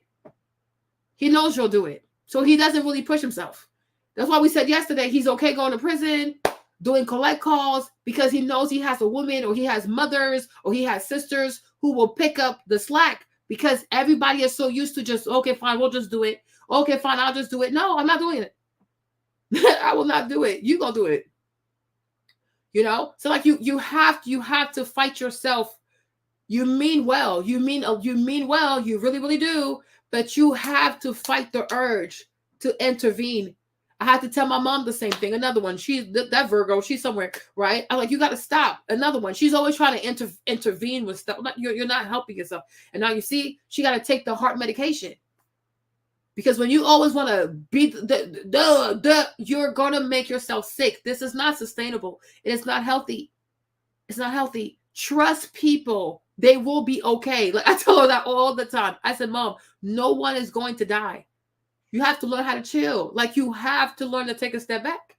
If you want to help people through prayer. Pray for them. Encourage them. But do not interfere. They have to go through this process. They have to. He has to. He will never know how to lead this family if you always take over. If you always take over, he will never do it. And every time you're going to have to do your part, his part, the kid's part, you are going to be exhausted. You're going to be exhausted. Everybody needs to know how to do their, you got your lane, he has his lane. The kids also, they have their lane. These children, 13 years old, put up, like you clean, you put your shoes away. You have to train these kids, because the sooner they know how to take care of themselves, put their stuff away, be clean, it's going to make your life so much easier. And not just that, it makes your marriage so much easier, because you're not stressed with all this cleaning all the time. They can do it. When they go to school, they pick up after themselves. So why, when they come home, they can't pick up? You know what I'm saying? They're not fragile people. Young people, little people know how to clean up. Little people know how to clean up. You know, you can buy like the storage units, like, oh, I can buy you this storage. Like, tell me what you need to be organized. But we have to train our children to be neat. We got to train our kids to be clean. We have to train our kids to like value stuff being clean. Whether you are a man or a woman, your space should be clean. Put your stuff away. You wake up, you brush your teeth, you get out your pajamas. Act like somebody that got something to do with your life. You cannot be in your pajamas all day because it's Saturday. You are not a bum. You want to be a bum? Okay, then. You wake up, you brush your teeth, you change your clothes. Have some business about yourself. Parents should not let children stay in bed all day because it's Saturday. You're not helping them. And then one day they go to college, they'll behave like this. Oh, I don't want to go to class. I don't want to go to class. I don't want to go to class. And they're going to waste your money. Waste your money, drop out, and come right back into your house. Oh, I don't think so. Like, I really don't think so. I don't think so. It's okay. Like, you have to. You know, they don't know how to do it. We're going to do it again and do it again until you know how to do it. Because the sooner you become independent, the less pressure it's on me. Right? And then everybody just like, and then it's like, it's a beautiful experience because people know how to act. Right? But I'm like, you have to. With children, you have to. With your husband, you have to. With your family, your friends, you have to let people learn to be like, to lead themselves. Like, I'm going to pour into you so that you can know how to do this for yourself. Right? But as a family, I married a man so that the man could be the man and the woman could be the woman. You have to learn how to lead your family. It's not obvious, but in due time, if you keep practicing, you will become better at this. You know what I'm saying? But Tiff, she has an urge, like when she feels like, oh, he's about to crash this plane. She's like, oh, we're about to crash. Oh, just let me do it. It's like, no, Tiff, you're not going to crash. Calm down. Chill. He got this. If anything else, y'all can take the little airbag and just jump out. You'll be fine. Yeah. Don't let children stay in bed because it's Saturday or Sunday. Get your ass up. Make your bed and definitely get out of your pajamas. That is a thing you have to teach children. Like on the weekends, we get you at a certain time. You have to get out of your pajamas. You cannot be in your pajamas all day on Saturday. You can't be in your pajamas all day on Sunday. you're going to learn bum behavior. Like, seriously. Yeah. She said, my uncle never let his two sons, my cousins, sleep in. He will wake them up and tell them he has things for them to do. They are both married with their own kids doing well. Wake up. You're a man. You know, because one day when you're married, you got to, on Saturday, you wake up, you enjoy yourself a little bit, but you got to go cut the grass. Your wife is not going to cut the grass. You know, Saturdays, like, a man has to be up on Saturdays. There are things to do around the house. Get your ass up. But if that's something that you've done since you were a kid, it's normal to you. You know, but when your parents always let you sleep in. When you finally get into a relationship, you think you can just lay there and sleep like a woman. Like, what is this? Get your ass up. It's a very unattractive for a man to sleep past 8:30, right? I don't think a man should sleep past 8:30 on Saturday. I don't think a man should sleep past 8:30 on a Saturday. You can take a nap later, but you got to wake up early. You gotta wake up first before everybody else wakes up, just to make sure the house is safe. What if I wake up and there's threat at the door? I don't feel comfortable. Well, thank you. Yeah, Dory, like, no, you're not helping them, baby. You're not helping them. You're not helping them. You know what I'm saying? If you want to do stuff for your nephews, you need to, like, do stuff that builds character, not you trying to be their wife. Because once again, you see, you might not mean harm. But if these young men know, I have Auntie Dory, they will never take their relationship seriously. Because whatever they can't get from a woman, or they need to work it out, why am I going to bother? I'll call my auntie. So, like, low-key, high-key, you become the little wifey. You might not mean to, right? And that's why sometimes when you have a lot of doting mothers and doting aunties, they mean well. But what you also make it harder is, like, you're going to make it harder for them to have a proper emotional connection with the woman, because they have you. So as long as they know I have my aunt, that's all I need, they will never fully try to connect emotionally with a woman for a relationship. So if you want to do things for them, you got to put them in activities that's going to help them build their character as men, right? Because one day you kind of have to say goodbye to your nephews. They need to be somebody's husband. They have to be fathers. They have to be husbands. So if they're always attached to you, or they know that you're there, like you're like little wifey for them, it's not going to be good. Yeah, it's not going to be good. Yeah, that's me, right? Yeah, like, I mean, but it's like, you should have seen it. It was real. I was like, what the heck? I was like, James, how you get all them straight A's? That's crazy. But he really enjoyed his masters. He was a complete different person. I was like, wow, the things that happen when you believe, the things that can happen when you believe in yourself, and when somebody tells you, like, I believe in you, right? So you got to be very careful. Yeah, Jimmy did really well. Y'all would have been proud. It was really, y'all would have been really proud. I mean, Afia, she just ran like, Marlene, you should see James right now. I was like, oh, really? That's crazy. I said, Jimmy, what happened? Right? But he does that today too. Like, even in meetings today, he does that really well. But that's what happens when you are in an environment when people believe in you and people give you compliments and encourage you. Like, you start to have more confidence in yourself. So I was like, when it comes to Tiffany, like, you have to learn to let him lead. He needs to discover his leadership style. You have to allow this man to discover his style of leadership, because once he knows what good leadership looks like, everybody's going to be safe. Like, even Pastor Vody, was not always that way. But when you have a wife who allows you to discover your voice and know how to lead, that's why we can sit here and be like, wow, Pastor Vody is so awesome. He's so amazing. But you think he started off that way? No, he did not. Maybe I should, right? But you can't. You have to resist the urge to take over. I know it's hard. It's like, you're like, Marlene, I could just do it. I could do it fast. I could do it quick. I know you can. But then what? What about next time? What about the time after that? What about the time after that? After that, you will just keep doing it and doing it and doing it. And a person who always does that and who won't let her husband lead is Dr. Simone. That's why she's always screaming. Dr. Simone, she's always screaming because she's tired. She's tired. She screams all the time because she doesn't want to let her husband lead. And so what happened was it trickled to the boys. He spoiled the boys. The boys are extremely spoiled. The one he fails out of Howard, he goes back, he fails, and he's studying out of state, right? But like when you're someone like Dr. Simone, for example, she doesn't want to let her husband lead. She has to lead the relationship. And you see how tired she is? Oh, she's always screaming.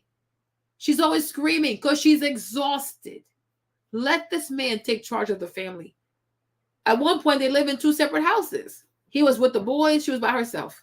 That's when he started bonding with this other woman. He had like a emotional affair with another lady because that lady probably listened to him.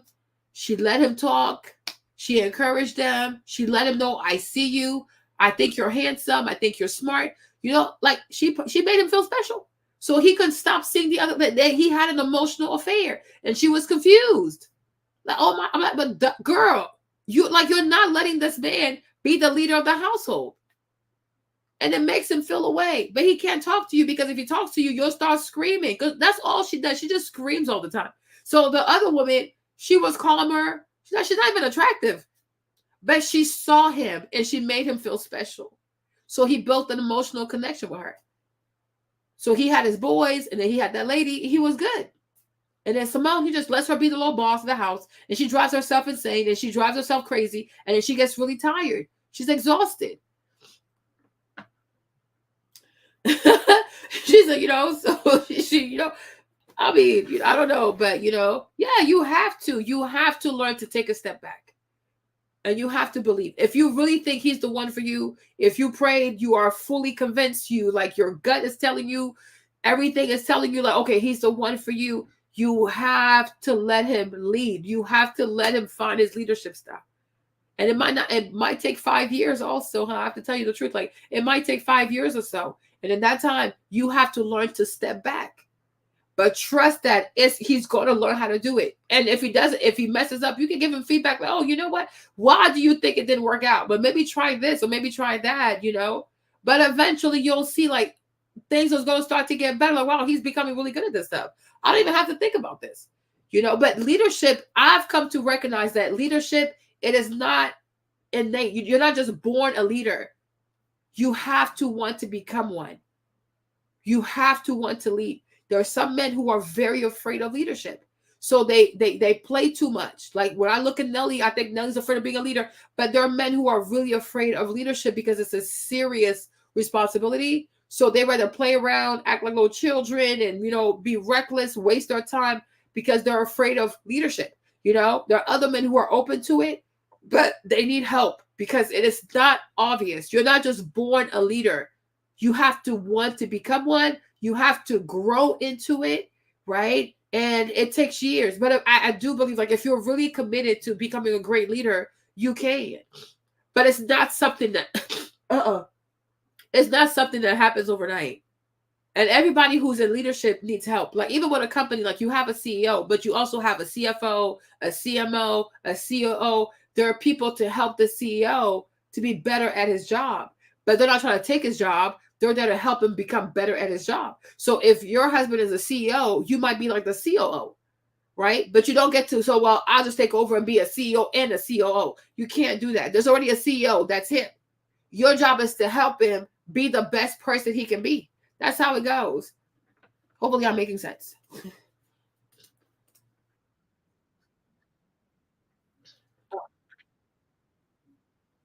In terms of men desiring this, it's like if you want to be my king, you better be ready to wear that crown because that comes with a lot of responsibility. And for me, I'm like you. If there is no leader, then I'm going to be the leader. It's only one of these in a relationship. There is a leader. It's him. Now he might not be like, no. Like if you're talking about, for me, because I feel like this is what I'm gonna say, right? If it comes to who's going to lead the family overall, he needs to do it. That needs to be his thing. I'm telling you, you don't want that for yourself. It's too much. It really is too much. If it comes to the children, who should really lead the children and nurture the children, that should be the mom. And that's why mom can't do both. Because if you are doing the leadership of the household and raising the children, the kids will never get to see that mother side of you. They will see a meaner side of you. And then your kids will grow up to resent you. You know, because you didn't have enough like space to do your own job, because you can't do the job of two people. You can't be the COO and the CEO and the COO. You cannot. You really can't. Like, it's just life is, you can't have it all, right? So I do feel like when it comes to mom should always be the nurturer. Mom should be the nurturer. Mom should be the one that knows what's going on, talks to the kids, makes them feel empowered. She's the motivator. Like, that's what mom is. Like, she makes the home a home. She makes everybody feel safe, right? Does that make sense?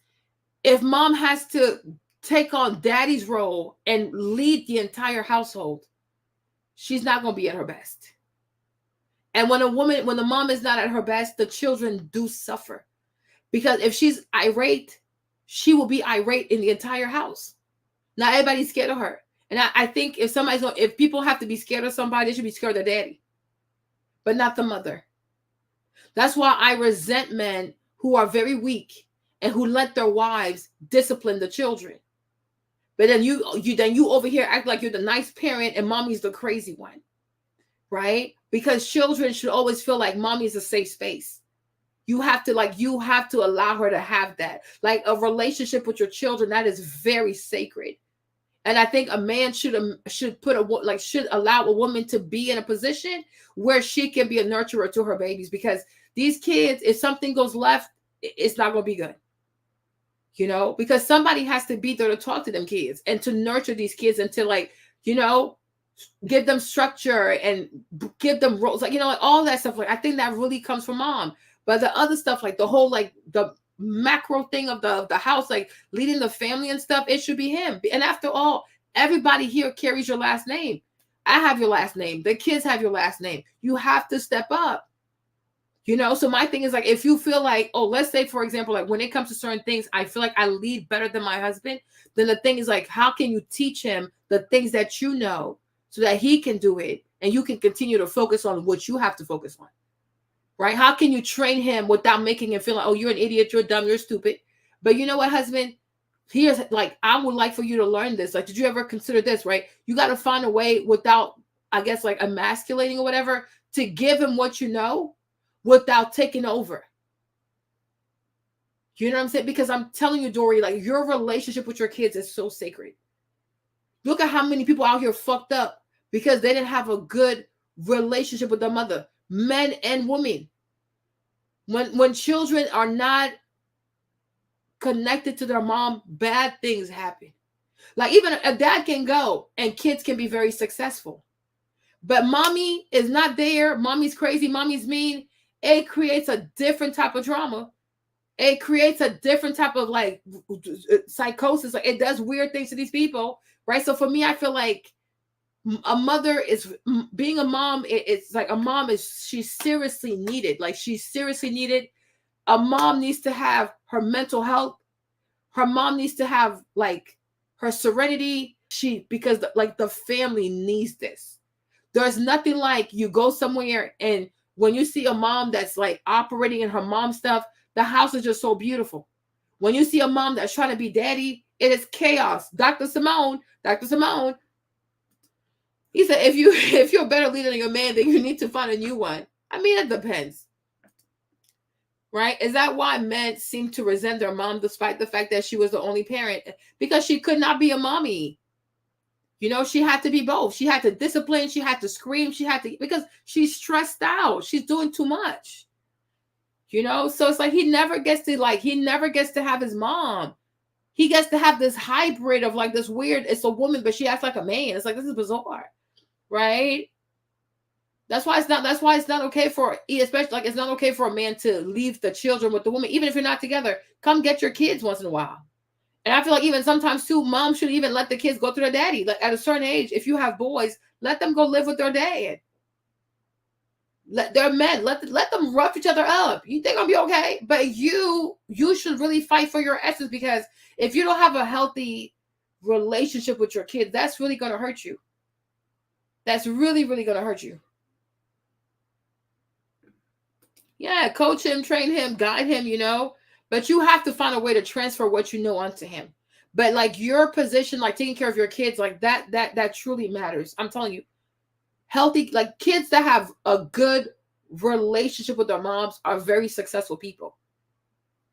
They are very successful people. Children who have trauma with their mommy, like mommy issues, oh, they are a lot.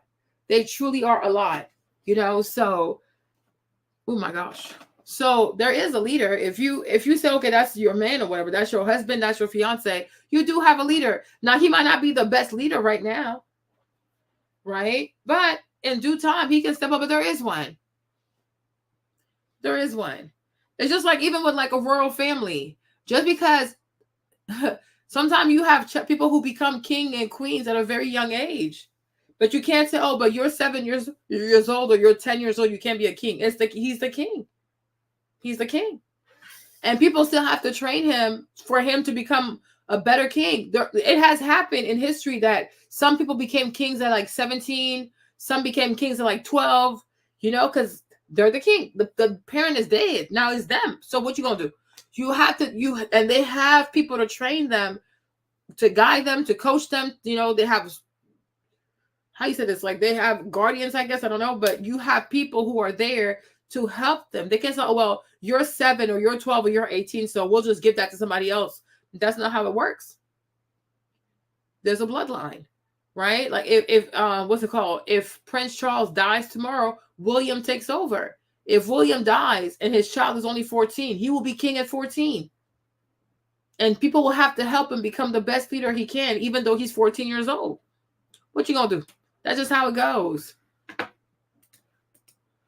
And I got that covered, you know. So if you want to come and have yours swinging through, then swing it through, you know, because if not, we're gonna pull it out on the table. And if mine is bigger, it's a problem. It's a problem. It's not a good dynamic in a relationship. Well, it's so see, you cannot, you see, and even that it's giving like, oh, if I have a bigger penis than you, then I'm a lead. It's like you can't even, to your woman, you can't talk like that, right? If you decide to be with this man, he de facto, he is the leader. Now, is he gonna be the best leader? No. Because that's his first day on the job. You know, strides have to be made. But if you help him, if you encourage him, you pray for him, you guide him, like, you know, I really think you can do this. I think within 5 years, you can see a great change in that man. People can change. People can change for the better. No, I think men, no, a lot of boys resent their moms. They do. A lot of boys resent their mom because a lot of moms they had to be very they had to be extra. You know, yeah, the queen. But even the mother has to step aside. Mother will have to step aside because now it's like, oh, the father's dead. So the mom has to step aside. The son has to be like, the son becomes the king, even if he's like 12, 14. That's just how it goes. Now he's the new king. He's 14 years old. What we gonna do? That's just how it goes. It's not a good dynamic if you don't understand the people. My husband is very nurturing, very can't that be male energy though? Like, why can't that be considered? But he has male and female energy. In certain instances, he's a Cancer. He's a touchy-feely king. Yes. I'm a Taurus. I'm a bull. I'm an Aquarius. I don't know what that means. But I feel, but it works in our relationship. There's a balance. There's an ebb and flow in our relationship. And so it is not based on the roles that other people say. You have to find your own roles in your own relationship, I think. After this conversation, I mean, that's what I'm going to walk away with. There is nothing that is typical about anyone's roles. Gender, I think, with feminism. No, there are some things that are typical. I think the thing with her, this lady here, I think her thing with her husband, his leadership style is that he's a gentle leader. He's just a gentle person. That's his leadership style. He's not gonna be like, he's not like, blah, blah, blah, you know, because that's what I said, like everybody has their style of leadership. He's probably more like, oh, let's sit down, let's talk about our feelings, let's write things out, you know, that's what, from what I'm hearing, her husband, he's giving like his leadership style is like he's a gentle person. He leads with gentleness, you know. And so if you want to come over here and be super aggressive, you probably will not respect that because you think leadership is violent. You think leadership bullies people. But some people, some men, based on who they are, I guess like Freddie too, some men, their leadership style is like they're very gentle. They don't yell, they don't scream, they don't force it, you know. So in those situations, if you're someone who likes all the rah type of stuff, you also are going to have to learn like, okay, this is something different, right? This is how he leads. He's not going to bully you. He's not going to pressure you, but he knows what he's doing. And also, why do I feel like somebody has to bully me or pressure me or stress me out for me to feel like, you know what, maybe this is a good idea? You see? Right? So, because anybody, that's why I said earlier, like leadership stuff. First of all, I said this, number one, being a leader is not innate. Just because you're a man does not make you a leader. Because if that's the case, we would not have all these issues out here. You can be a man and be very toxic. Okay. Leadership is not innate. You have to want to become a leader. That's number two. You got to have the desire to lead. Number three, everybody's leadership style is different. So even though you might pour into your husband, you might coach the husband, train the husband, help the husband, you still have to respect the fact that he's going to lead in his own way. Like you give, like just like with people, even you, somebody might give you advice. Ultimately, you're going to decide how you want to take that advice and how you want to implement the advice, right? So he's ultimately going to have his own leadership style. Hopefully he incorporates what you tell him, because it's actually, if it's good, he should incorporate that, but he's going to do it his own way, right? Her husband, her Cancer, because like you say, he's a water sign, so I guess like very sensitive. So he's going to be more of a gentle leader. He's not going to bully you, right? But he knows what he's saying. It's up to you now to understand that, oh, wow, this is a very different frequency. He's not going to yell. He's not going to force me. He's not going to pressure me, right? But he's talking to me. So I need to be calmer. I need to be wise. Like, you know what, husband? I think that's actually a good idea. Right? Because you have to also respond to the frequency, right? Leadership is not, we have to get out of this mindset of like, leadership tells you what to do, when to wake up, like the drill sergeant type of stuff. That's different. I don't even think if you call that leadership, I think that's like a form of like, I don't know if it's indoctrination. Oh, more food, right? Thank you. But that's a form of abuse. So to me, that's excessive. I don't know. I think a lot of people think, oh, to be a leader is that you tell people what to do, you boss people around. I don't think so. Right? I don't think that's what leadership is. I think that's dictatorship. You are a dictator. It's very different. Right? So everybody has different leadership styles, right? So this man, it seems like he's a very gentle leader. Like he leads in gentleness. So if you're looking for him to bamboozle you, traumatize you, pressure you, withhold things from you, he's just not going to do it, right? And you might miss out. So you also got to be connected to his frequency and understand that he means you well. He thought about it. It's going to be okay. Like, okay, husband, let's do it. I don't know. No, well, that was actually quite a good experience, right? Cool. That's how he leads. Some people, they might lead a bit more with a bit more force, like, you know what I'm saying? Okay. And you feel like that's leadership, but it comes in different ways. I'll give you a good analogy. It's like when you go to church, right?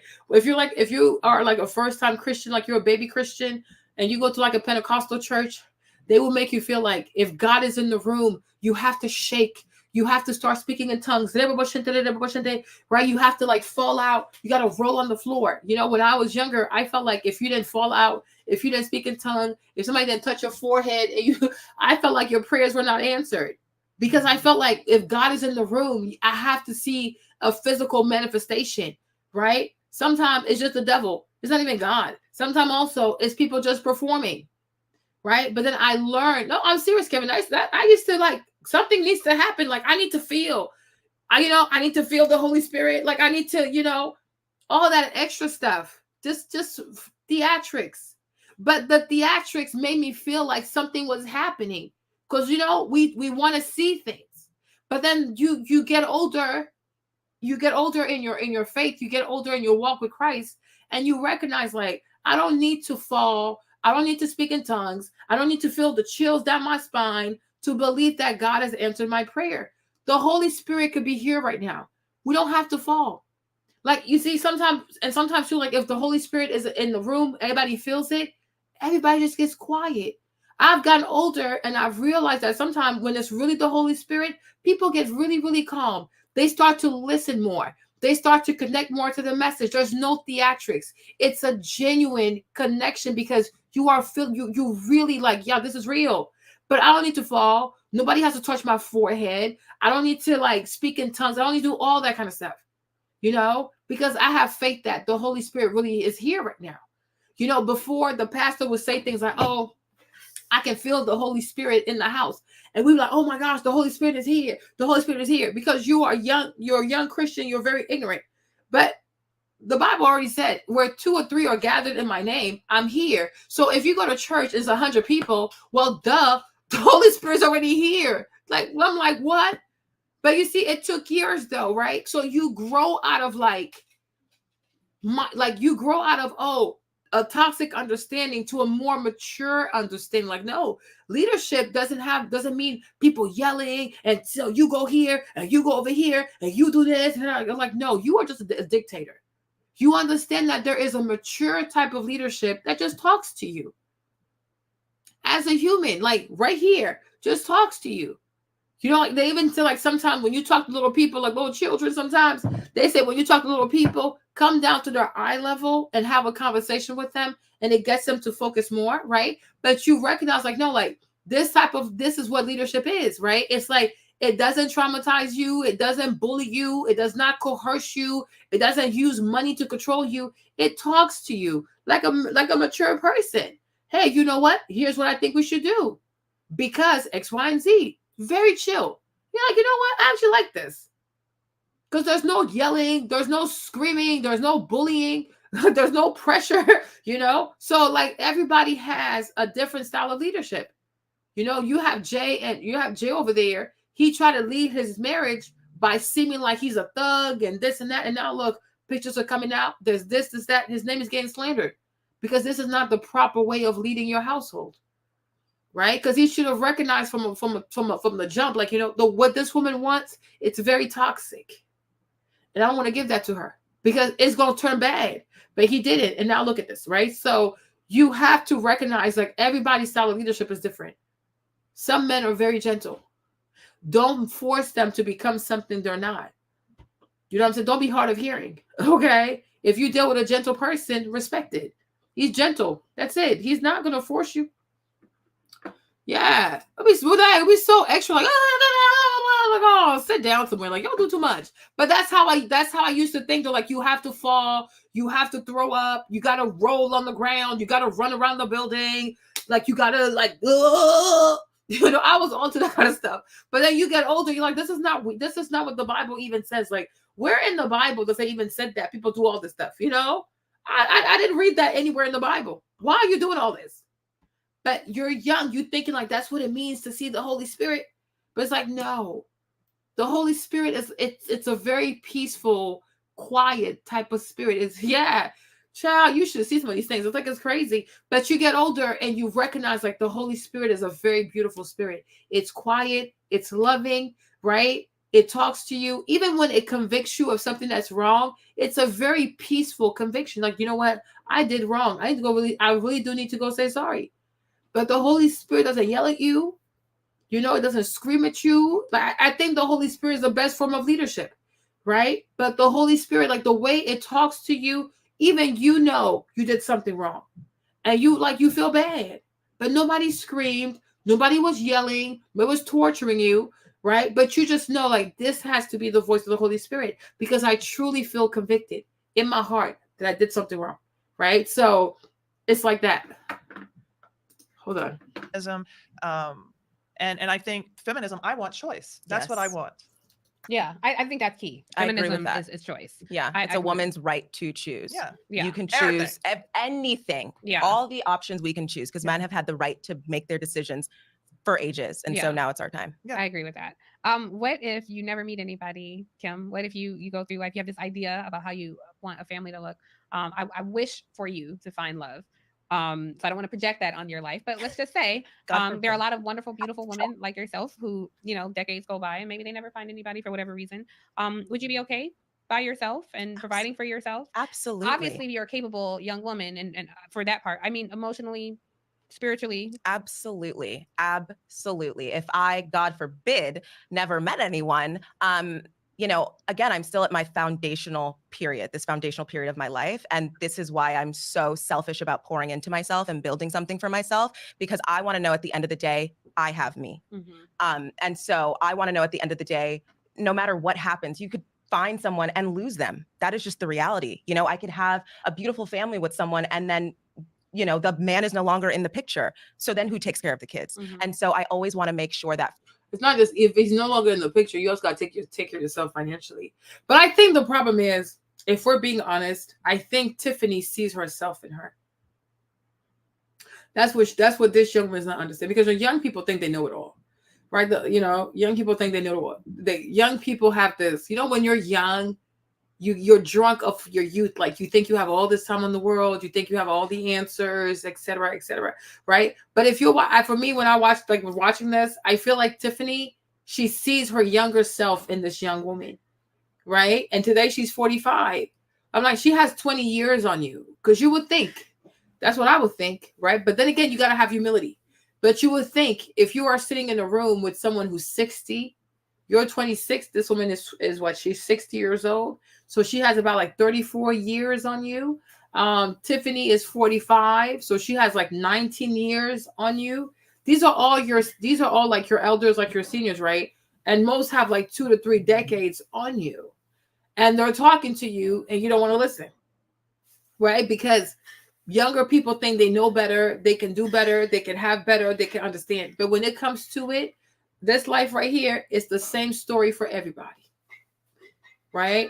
Generation after generation, it's the same love song, it's the same stories, it's the same everything.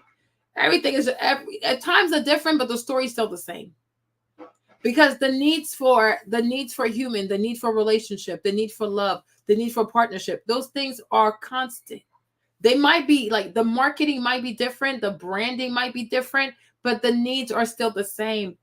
The love songs are still the same. It's still the same. The need for partnership, that need right there is still the same. Now, it might play out differently, right? But people still have the same need, because love is love. Love is love, right? When you as a person needing to be loved, it's the same thing. It's the same feeling. Whatever it was in the 1920s to what it is, commitment, like having someone that you love with all your heart in 1920s, in 2024. It's the same thing. It's the same thing. Having your heart broken, whether your heart was broken in 1920s or your heart gets broken in 2024, it hurts the same.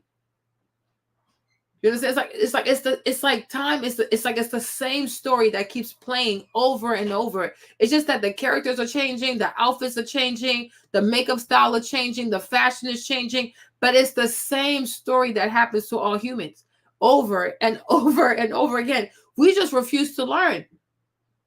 But this is like, I'm like, this life right here, it's like sometimes it feels like it's the same movie. It just has different characters. That's it. Right? But I'm like, all these ladies, they see themselves in her. I guess she doesn't get it, but they do. But what she's trying to tell her is, if you keep thinking this way, you're going to be by yourself, because you're not the only woman. There are other girls out here just like you. And not just that, she's 26. In some people's books, she's actually old. There are girls that are 20. There are girls that are 19. There are girls that are 22. There are younger girls out there. There are prettier girls out there. Yeah. She said our stories may be different than our parents. And yeah, the story might be like, the story might be different, but like the crux of the story is the same. We're all of us are looking for love. Like, all of us want love. We want family. Now, how we go about it is different. And I would say, if you compare us and the generations to come, or who are here, like younger people, to the grandparents, I think young people today are even more miserable. I think young people today are actually sadder. I think they're lonely. I think they're lonelier. I think they're sadder. I think they have more addictions to drugs, to alcohol, to sex. They look for things that I think most women do look for love. All of them, even the ones who are lesbians. Because we are meant to be loved. Like, that's just part of your nature.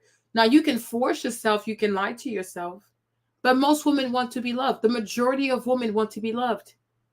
Not just by a partner, but even loved by their friends, even loved by strangers. That's why we can't wait to go to social media and show what we bought, where we're vacation, how we're eating.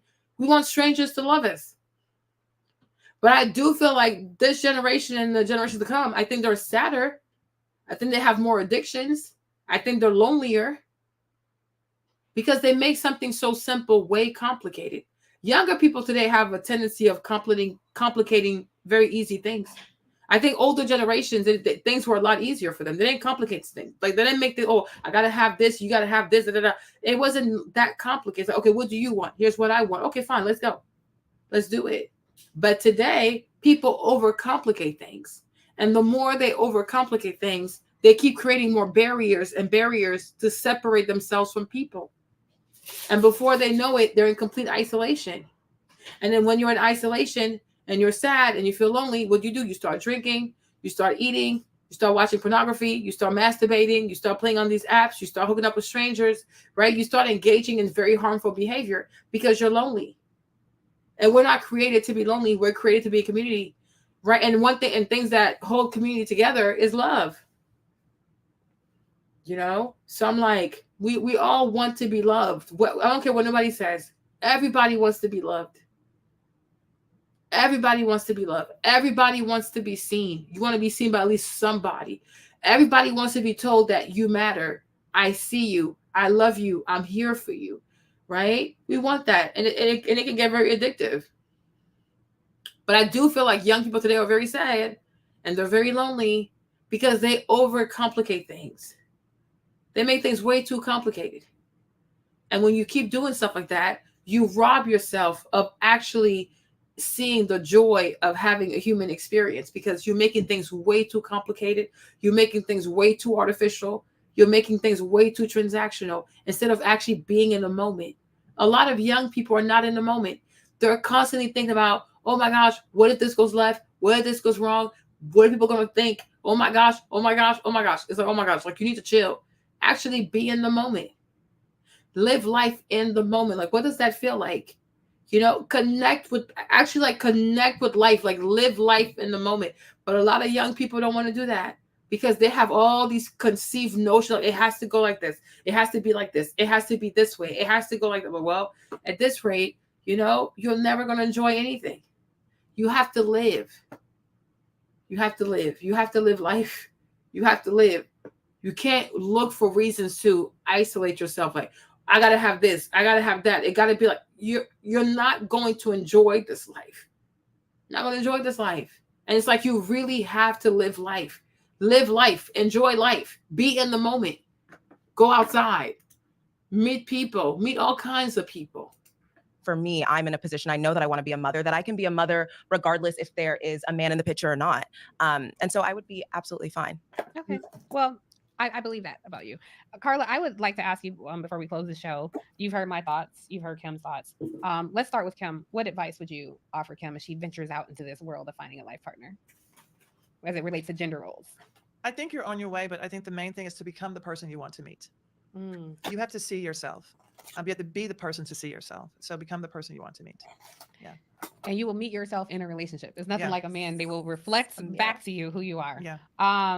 And what is your advice for yours truly? I think intuitively, you know what came to me? I didn't let go of the reins. Because I think that you are a strong woman.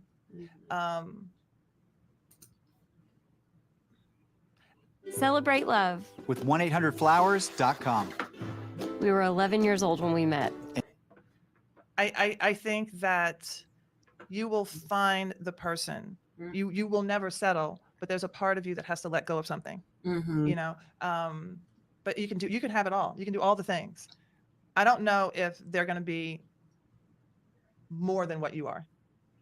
Are you okay with that? What does it mean? They're not. I mean, I don't think that. What do I mean?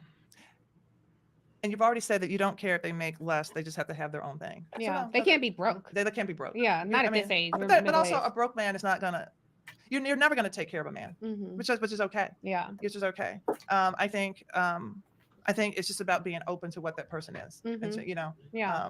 Because I think what it takes in relationships is flexibility. It took me 5 years to become a we. So that is my dynamic. So the longer you are single, the longer it takes to become a we. I was a me in my relationship for 5 years. Did I not tell you guys? It takes 5 years for you to it usually takes about 5 years to let a man find his leadership style. Did I say that earlier? And I'm watching this with you guys in real time. But did I not tell you earlier, it takes about 5 years to allow a man to find his leadership style so he can lead the family? She just said it, 5 years. I should write a book. But I'm glad she told Tiffany, you need to let go of the reins, because Tiffany has a control problem. She has a serious issue with control. And it's like, you think about it too, you feel bad for her. Like, from one Aquarius to another Aquarius, I'm gonna start praying for her. Because she really wants love. She truly wants love. You guys, I'm being really serious. Like, nobody wants to die alone. Nobody wants to die alone. Nobody wants to live life and be like, oh, I never experienced like true love. I never experienced my person. I never got to be married. Like, it keeps you up at night. It really does. It makes you really sad. Now, people can lie. No, I don't care. My career is like, yeah, girl, whatever. But it hurts. I literally could walk away at any moment. It took me 5 years to become a we. And I think that knowing that to become a we is a process. Yeah. That I receive. Yeah. To become a we is a process. That I receive. And I love how you pause, because I didn't want to interrupt you. Let them use you. Give me all the message. I think that's amazing. I thank you both for the conversation. My takeaway, because I think you said some things too, Kim. I disagree with some of your perspectives, but it's your life and it's not for me to disagree. I just have a different perspective. But hearing you both, I think the takeaway I hope that our audience and our viewers gets is, and what I would offer is, love is key, and living in service to a relationship looks however you want it to look and however you want to define it. I would love to see us have more love in the community. We hear so many things about Black women being unlovable, unmarriable, undesirable. And, Carla has found love and is in a marriage that takes on different roles. Kim is looking for something, a traditionalist with a twist. And I am open to however love comes to me. And the one thing that I've discovered in life as I've gotten older. But this is where, I'm sorry, you guys, I keep cutting this stuff. You guys are still here, right? Sorry. I keep cutting this off, but I need to stop her. From one Aquarius to another. I can't stand when Aquarius is not being honest with herself. You cannot say that you are open to love, however love comes to you. But then previously you said, what did you say again? What did you say again? That, she'll be submissive, but it depends what kind of man it is. Those two things, they're not congruent. Okay? If you're open to love, whatever way it comes to you, then you have to say, when the love comes to me, I'm open to saying, okay, I'm going to be feminine. I'm going to be like, sorry, oh my gosh, you can talk to me, okay? If this is the love, you're going to allow this man to talk to you. Not say, well, for you to talk to me, you got to be able to talk to me. Like, oh, you got to be able to handle me. Or say things like, well, somebody got to have to be a leader, because if you're not leading, then I'm going to lead. You cannot, you can't say things that are contradictory. If you are saying that you are open to love, like, today, right now, where I'm standing right now, I'm sitting here in this chair, and I know that I want to be in love. I want to be in a relationship. If love walks in right now, submit to the process. Don't start having like, well, I know I said I wanted love. Yes, he just walked in the door, but how does he lead? Is he not going to lead? I don't know. I got to test if I want to be feminine. I need more time to see. No, then you're not serious. Because I'm like, you can't say one thing and mean something completely different. Because let me say this, right? When you say you want something, I truly believe that you are creating frequencies for that thing to come to you. We don't know how it's going to come to us, but because we put it out there, it's going to come. Don't then turn around and sabotage it because now you want to put like this condition and that condition and this condition. No, you said you wanted love to come. Love is here. Act like someone who is grateful for the love that she asked for and be open to the process. And that's what she's trying to tell her. You have to let go of the reins. You cannot say, oh, I want love to come in my life. And then when love walks in the door, well, I don't know if I really want to submit to you. I don't know if I'm going to really be feminine. I don't know if I'm going to be doing this. I don't know. You're 45 years old. You don't have that much time. Okay.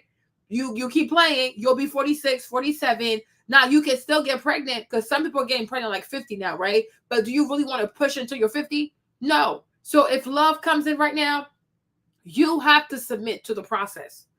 Don't start adding layers to it. I hope you guys are here. You're listening to me, right? Oh, sorry, you guys. Whew. These heartburns, they're like, it burns, right? But it's like this. If this is what you want, if it walks through the door, submit to the process. When you ask for something, believe that you have received it. Hold on. Let me find this for y'all.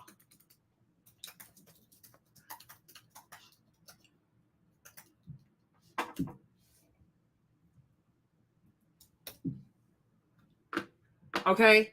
So, are you guys still here? Make sure this my stream is not down. Okay, right? But you see how this passage says, right? What is it? Mark 11:24. Therefore, I tell you, whatever you ask in prayer, believe that you have received it and it will be yours. So if you're sitting here, right? But she can't, no, of course, maybe, how's it going to be a felon, boo-boo? Where's she going to find him? Like, how they go? No. It's not going to be no felon. It's like, where would they even meet? How's that even possible? Right? No, we're talking about God, like she's praying for love, like she wants love, right? We're saying you want love, believe that God is bringing that man to you. Of course, it's not going to be a felon. God's not going to send you no felon, right? God's going to send you someone that is good for you. It's the person.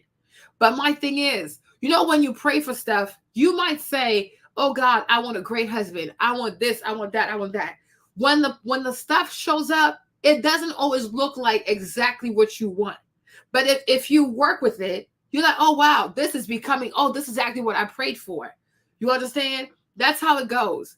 Like when you pray for stuff, it's never gonna be like, oh, like I remember one time, Bishop Jakes, have you been swallowed? Have you been swallowed, right? One time Bishop Jakes was praying and he was like, oh, you can't pray and ask God to give you a chair. God does not make chairs, but he can give you a piece of wood. Now it's time for you to go make the chair. I was like, okay, you know, like kind of like that, right? You'll ask for something. God might bring, most likely God will bring the person in the raw form. Not a felon, but it's going to be the person in the raw form. But that's your person. That is truly your person. The problem where a lot of people, a lot of women get deceived is they think, oh, if I pray for something, he has to show up like Prince Charming, where he checks all the boxes. Like, you know, he's just like, he's rich, he's tall, he's handsome, he has this, and that. And the majority of the time, it's a scammer. It's a scammer, right? If you go like, I guess like if you want to look at it like from the Bible again too, right?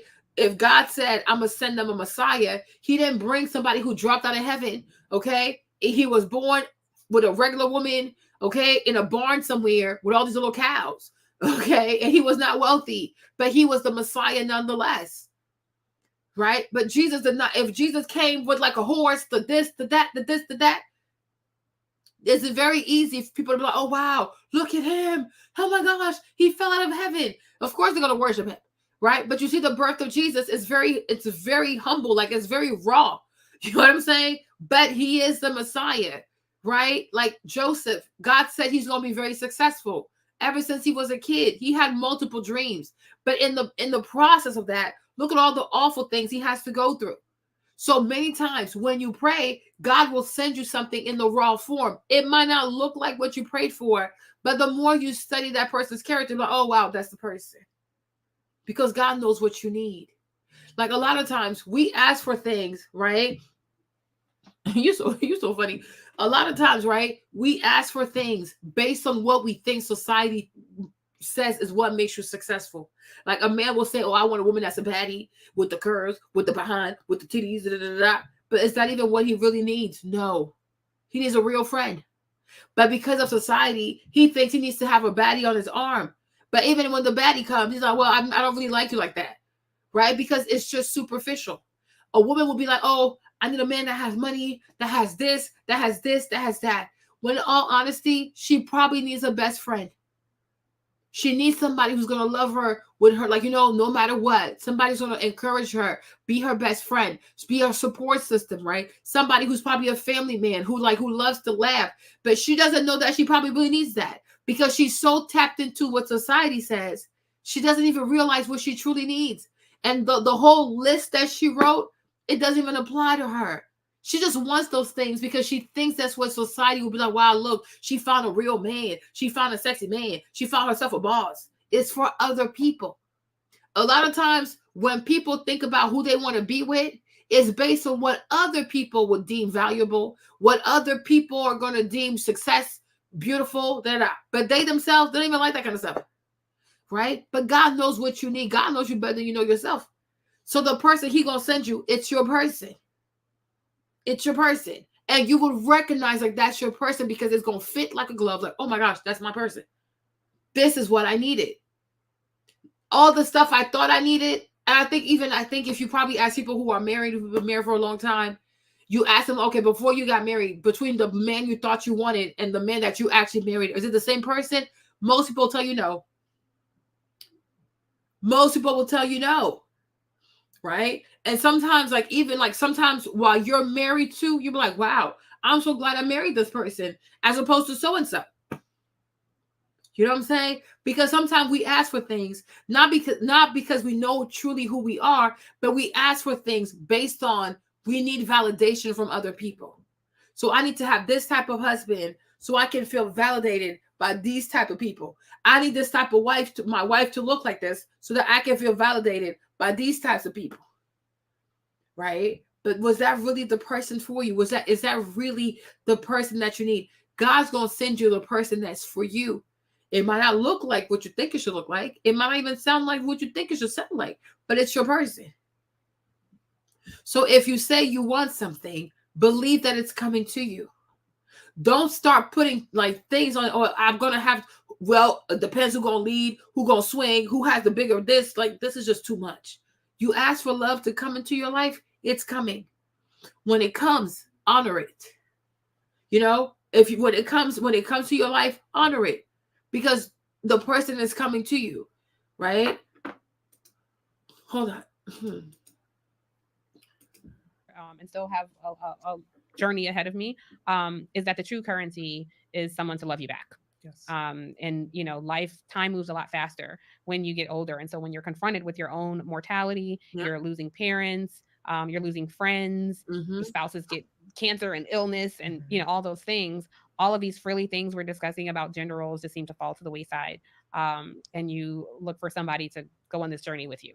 And that's the most important thing. So I wish love for everybody out there watching. And I definitely want to thank Carla Hall, the amazing Carla Hall, for being here. And Kim, I thank you for being so open about your life and what you desire. And we're definitely going to check back in with you because I want to know how that's going. And I thank you guys, most importantly, for tuning in to another episode of Across Generations. Thank you so much. Weigh in with comments. Hit me up on social media. Let me know what you think about this conversation. And we will see you back here again very soon. No. So even me too. I pray for Tiffany. Like, I really do. What are you talking about over here? I really pray for her because you can tell she really wants to be with someone. You know, it's hard. It's really hard. Being lonely can really hurt some people. You know, being lonely can really, you know,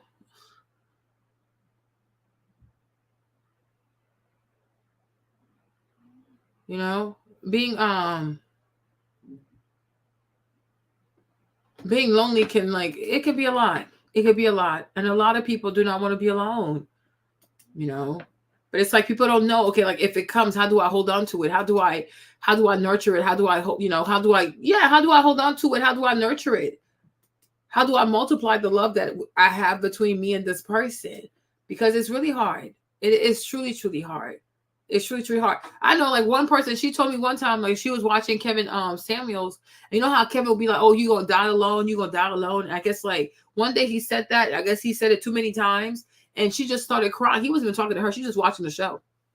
But she was just crying. She's like, Marlene, I cried so much because I was like, am I really gonna die alone? Like, is this man right? And it's like, wow, like, a lot of people, yeah. He's a being lonely. It's not only physical, it's also mental. Yeah. You know, but loneliness can drive people crazy. You know, because it can be a lot. It really can be a lot. If you have family or friend, you won't die alone. I think what she's saying, you know, the older you get too, you know, parents get sick. Grandparents start to pass. Parents will pass. You know what I'm saying? Like, people start dying. Because she's 45. So imagine how old her parents are. Right? So I don't know if her parents are still alive, but her parents are probably older. Like, probably in their 70s and their 80s, right? So I don't know if she has siblings or not, but it's like you get older and it's like your parents get sicker. You know, your parents probably start to have, like, you know, some parents will have cancer. Some people's parents will have dementia. They might not remember anything. And you have to go through that by yourself. It's like, it's a lot, because if your parents are gone, you know, who do you have? And I think that's what she's saying. Like, when you're young, you don't think about these things. But when you get close to 50 and you see your parents are aging, you know, you're like, wow, this is real. Then you have like other family sides, like your elders, your cousins, your nephews, your godchildren. Yeah, but they're also going to be busy with their lives too. You know, y'all might meet, you might talk, but you can't talk every day. You can't be together every single day. So if you're all by yourself all the time, like, it can be a lot. I get it. It can be a lot. Some people lost, like, you know, it can be a lot. Some people, like, they only have their mom. Some people only have their dad. Some people just, like, some people also don't even have any of their parents anymore. They're gone. I'm like, it can be really sad. I understand. I really do. I empathize. Hold on. It seems like a lot of people, like, somebody said, give Kim another 10 years of life experience. Marriage is transactional, but also partnership. Good woman and good men both make sacrifices to make it work. Carla is so dope. Great conversation. Carla Hall is my best friend in my head. Have Carla more often with her husband if you can. She's a clear huxtable that diaspora could benefit. I appreciate Kim standing her ground. The generational and cultural differences were loud. I think Kim was very clear, and her desire to show up in a certain capacity as a wife and mother were clear. The desire for motherhood changes the conversation. I appreciate Carla reiterating the attributes of being smart, educated, strategic, still bring value as a partner even if you're not a breadwinner. Great convo. I understand at 40, that much of what we come to believe and understand about the world around us continues to evolve. I'd be interested to hear from Kim in about 5 years. The 30-year-old me didn't think the same as the 25-year-old me. The 40-year-old me has evolved even further. Kim sounds like get you before you get me vacuum social media. Quickly toss out the noise of the dating culture of the moment. When you find a partner who speaks to your soul, you quickly toss out the noise of the culture. Okay. Oh, you guys even seen this? Sorry. This was such an amazing and much needed podcast. I married my hubby at 41, and I completely agree with Carla. It's a process to become a we. However, the journey has been amazing. Kim's viewpoint was a sound discussion. It seemed that she has a realist view of patriarchy and the original point of marriage. Not really. A financial deal, a contract. Kim is right about the twist. Whereas before, women were basically sold into marriage. I mean, who was sold? Like, I'm like, where did they get this stuff from? And became property to be manipulated as such with no ownership. Was your mom sold into marriage? Where are these people getting this stuff? She's saying that women in marriage should be able to have their worth built into and protected in the marriage contract or deal, agree or not. Is interesting. It's like but you sound like you want to sell yourself. You're the one talking about a contract. I'm like, this is very bizarre. Who was sold? Yeah. Scotty said friend and family also move on and create their own family, so it can become isolating when you don't have your own. Yeah. Some parents don't want to something in their children's lives, period. No, maybe everybody's family different than mine because we are always in each other's faces. I kind of naively thought of everyone was the same. Yeah. You know, I think parents getting older, because I mean, Tiffany is 45. So I think, like, you know, at her age, I can see like her being concerned about certain things. And triggering discussion, it made me go to my husband and say, thank you for the true untraditional role he plays in keeping our family going. Okay. This was such a good conversation. As a Gen Xer with 2 daughters, 1 millennial, 1 Gen Z, each of us has different perspective about relationship roles and yet some similarities. Thanks for having the courage to have these discussions. This is Good podcast, great convo. Kim still has a lot of life lessons to learn.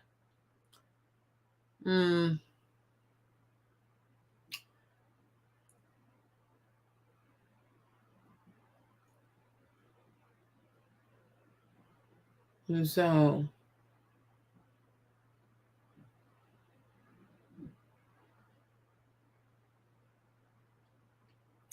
yeah. Because how many views did this get? I got like there's a 10,000 views though. So yeah, but yeah, we need to pray for Tiffany. I think she really wants love. And I hope she gets it. I hope she finds her person.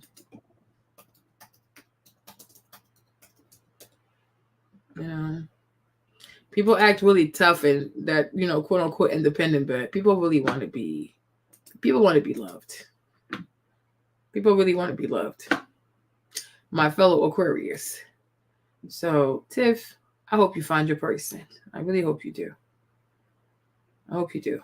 I hope you find him in 2024. That'll be very nice. Hope you find him. Prayers. I send prayers of marriage your way. Because it can be a lot. It can be a little bit of a lot. So. Hold on. What else did I have in store for you guys? Let me see. I was going to do the be Simone and her friend, but I'm like, I think I'm getting a little tired.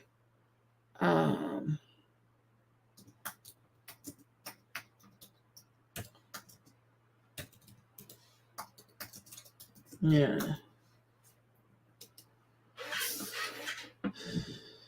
Let me see what I have over here.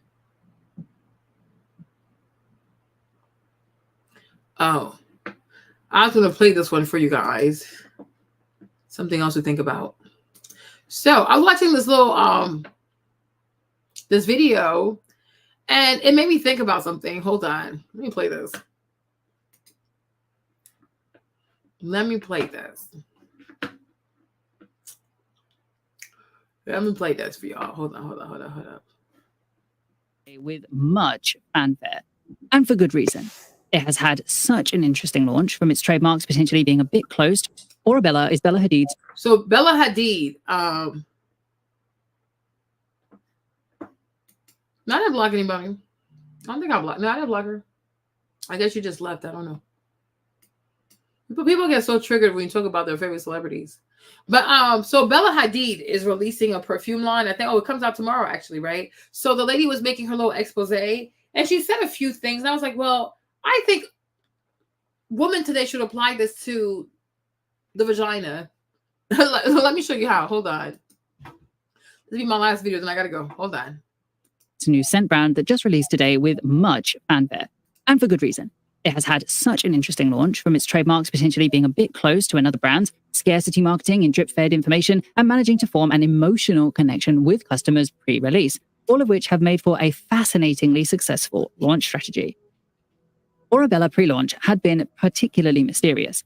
I couldn't find any interviews Bella did specifically for the brand pre-launch, and it seems all of the nuggets of information that journalists have used to report have been directly from Bella's own social media, Instagram for the Philippines. To quote Ultra Random Story, who's a subscriber from the Philippines who very graciously offered to help me with the video, they said, "From what I've observed, the general market here tends to be low to middle income. Exacerbated by the pandemic, most consumers here buy from online stores like Shopee and Lazada.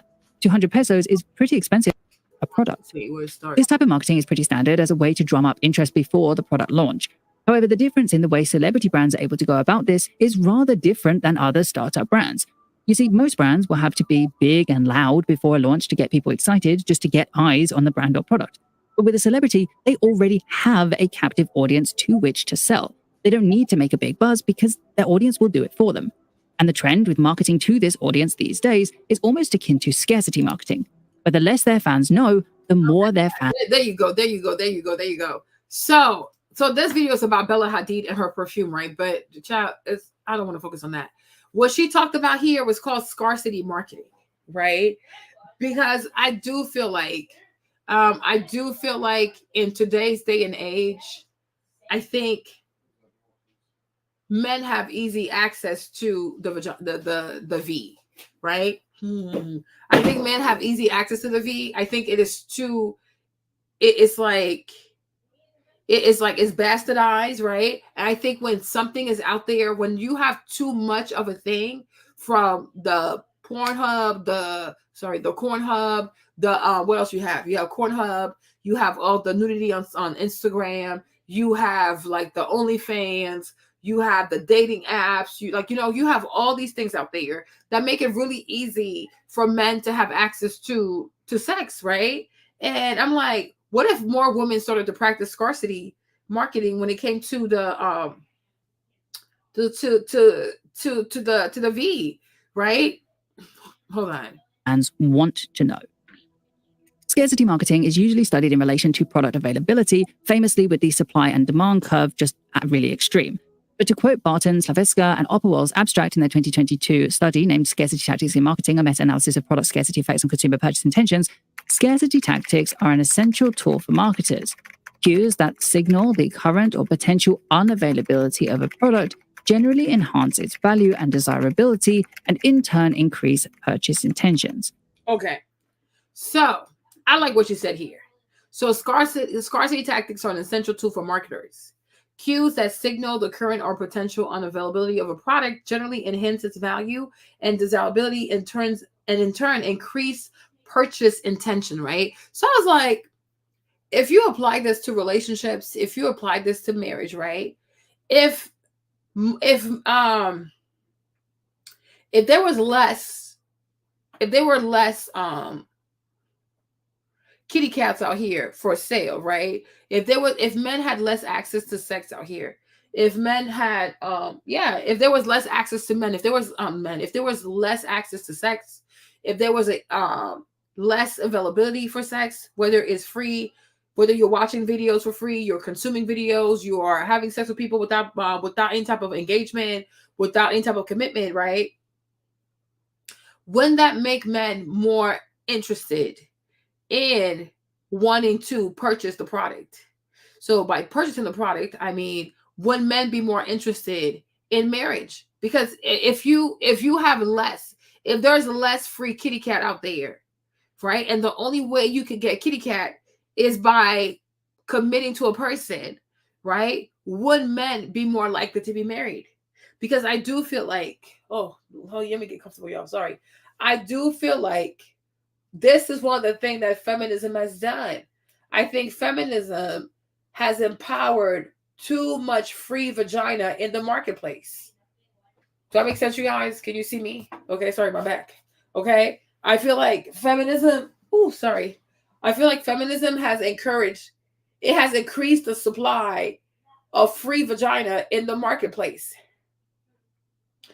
Yes. So like if men didn't have access to corn, for example, right? If men didn't have access to corn, if men didn't have access to sex workers, if men didn't have access to maybe like dating apps, like if there's nobody on dating apps, like you truly have to make an effort.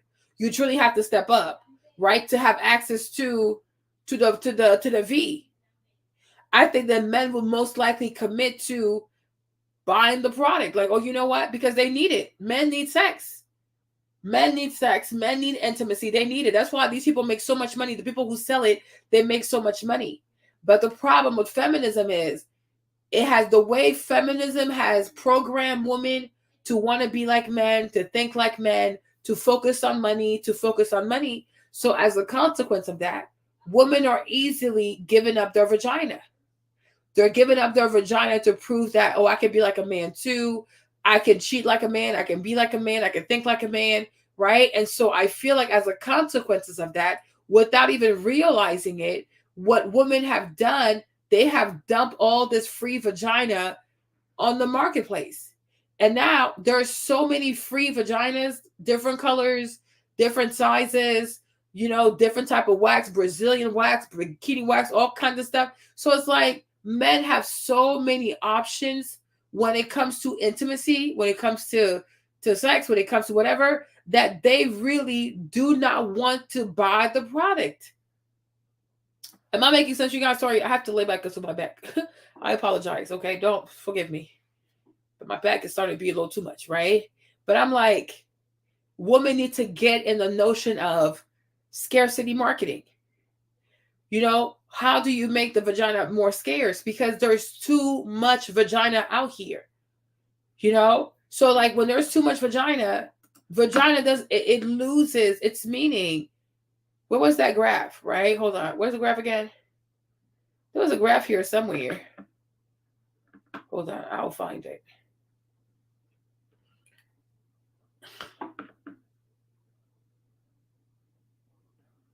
Oh, there was a graph here somewhere, but does that make sense, you guys? Think about it like that, right? Because I feel like women themselves have sabotaged.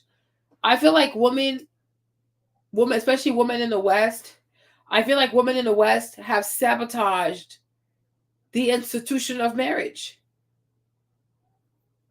I feel like women in the West have sabotaged the institution of marriage, because when you want to play like a man, act like a man, think like a man, what happens is you put your vagina in the marketplace, and you don't put your vagina as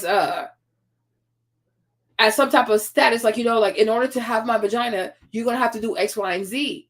Instead, you say, well, I want to be like a man too, so I'm going to be like promiscuous like a man. I'm going to have as many sexual partners as a man. I'm going to have whatever as a man. But the thing is, the consequences are not the same, because truly and honestly, most women want to be married, right? So you might have your years of rebellion, like you're rebelling, you're trying to be a feminist, you're trying to be empowered through your sexuality, yeah, sure, whatever, right? But it's like the social repercussions are not the same, because we do have gender roles and life is not fair.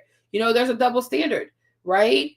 A woman becoming promiscuous, a woman making her vagina very accessible, she will have to face stronger consequences than a man who just throws his penis out there, right?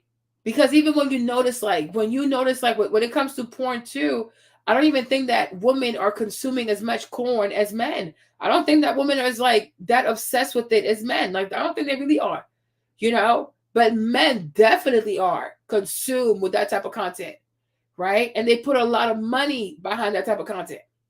So you're like, yo, have women shot themselves in the foot and put themselves in a losing position, because now there is such a huge supply of vaginas that men don't even see the value in it anymore, because it's all over the place 24/7, right? No matter where you are, no matter where you live, whether you are rich or poor, right? You miss out. You can have access to it for $1, for 50 cents, for free, for $20. It can go from free, the access to vagina or being able to see it enough to pleasure yourself, all the way to having access to the best. It could go from zero to millions of dollars, right? Men are paying for it. Comes, I have a question. Is there a reason why feminism gets so attached to either the bad choice of women or the idea that women want to compete with men? I would think so, because I think for me, when I think, because I the way I understand feminism, right? It's it's not so much that, because I think woman empowerment is one thing. I think it's another thing to say, as a woman, I want to compete with men. Because it's an ism, right? And so the ism of feminism is women who want to have the same rights of men. They want to be just like men. They want to be equal to men. They want to treat it like the men. It's this is what their aim is. I've never heard feminism say we're not really trying to be equal to men. We're trying to have equity next to men. We understand our gender roles. We want to keep our gender roles. We just want to have better treatment. I hope I'm making sense. Right? Because I think, if I understand feminism correctly, is that gender roles shouldn't even exist. Men and women are equal. They should be equal. Equal in everything, equal in every aspect. But I'm when you play that game, there are consequences for that. Even today, when it comes to custody, a lot of women are losing custody, right? Because of feminism. I want to be equal to a man. So a man can also have full-time custody, not just the mother, right? Who's to say that a father can't be just as great as a full-time parent as a mother? Why not? You know, today also you have women who pay alimony. Because if you ask for equality, then it's like, okay, well, you make more money than him, so go ahead and pay this man. Right? And they get really upset when they have to pay the man. Because then they want to go back to things being traditional. Right? But you have women who are losing custody. Like Jennifer Hudson, right? Jennifer Hudson lost custody of her son. Her ex-husband has full custody and she pays alimony. Right? Shirley, the girl who has a TV show, she pays child support too. She pays child support, she pays alimony. Wendy Williams, Wendy was paying alimony too. So, but I'm like, but before, these are things you would never see. And even, not even like the court wouldn't allow a woman to pay a man alimony, but it's also the fact that a man would even be embarrassed to take money from a woman. But today, a lot of guys are very comfortable receiving alimony. They are very comfortable receiving child support. They have no shame about it. It's like, yeah, run me the money. Right? I mean, it's crazy. You know, because you've asked for this equality, and now this equality is like, you can be punished. Like if you're a very financially successful woman, a man can take half your money. A man can take half your money. He can sue you. Bethany Frankel. Bethany had to pay a lot of money to her ex-husband. You know, he made her life difficult. I think they were going through a whole divorce process for 10 years. But I'm like, years ago, what judge gonna give a man full custody? Like, for what? Like, what the heck? Or primary custody to a man for what? You know? Yeah. Bethany had to pay a crap load of money to that man. And when it came to custody, he was so mean because he's more stable than her. That's what happened to Jennifer Hudson. Because the man, he's more stable. He can be there, take the child to school. He's consistent. Jennifer has to travel. So she can't be there. She can't be at home all the time. So she lost full custody. She only sees her child over the summers, like weekend and summers. And she pays alimony and she pays child support. The girl who did America's Got Talent, the Simon Cowell show, that white girl, she has a TV show also. You know, her husband took all kinds of money.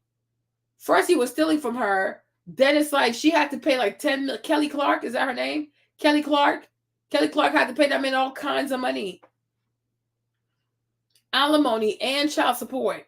I think he wanted like $10,000 a month or like 20 grand a month for child support. I'm like, what the freak? Is he insane? Right? There's another YouTuber here also. Her husband wants her YouTube channel. Some white girl, like she going through a divorce. The man wants her YouTube channel. He wants all the income from her YouTube channel, and he wants the house, and he wants the kids. I'm like, what is wrong with this man? Why do you want to raise 2 kids though? Like, why do you want to have full custody for 2 kids? He's just doing this to torture this lady. Because like her YouTube channel has 1 million, like she has like 1 million subscribers. He says he wants the channel, like he wants the channel, he wants the income from the channel. Oh, Abby gave her to me, like, hold on. Like, I was like, what the heck? Let me see if I can find her.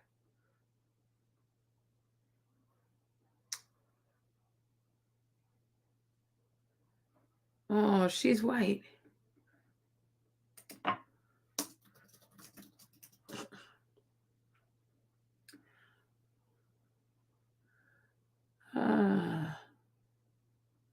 If Abby was here, I would ask her.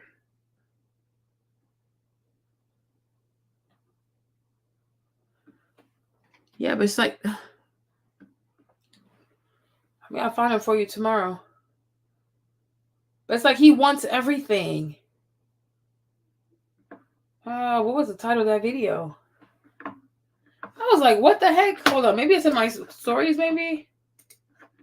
Where do I see my stories? Like my home? Hold on.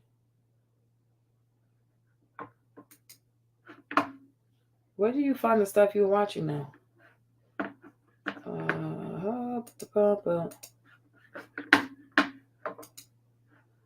Oh, okay. There you go. Ooh. I've clicked on so many videos. Let me see if I can find it. Yeah, he wants to take everything. He wants to take everything. I was like, oh my gosh, what the heck? But these things are allowed today because feminism, like, oh, let's be equal to men. So now these men have no shame. They don't mind. Oh, yeah, give me the money. They have no shame. They don't mind suing you for the house. They don't mind suing you for full custody. They don't mind suing you for alimony. They don't mind suing you for X, Y, and Z because they're equality of the sexes. But I'm like, you are insane. Let me see. Let me see. Oh.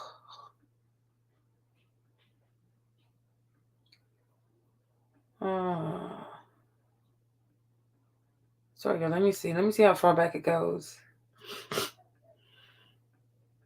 Abby put me onto it. I don't even know because there's so many people out here who have 1 million subscribers. I didn't even know. But Abby put me on. Let me see if I can find her. I'm going pretty fast.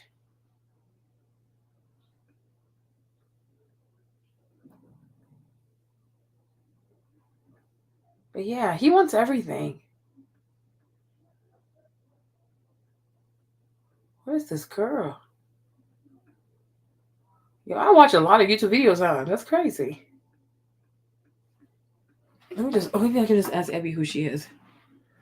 That'd be fun. Where's this woman?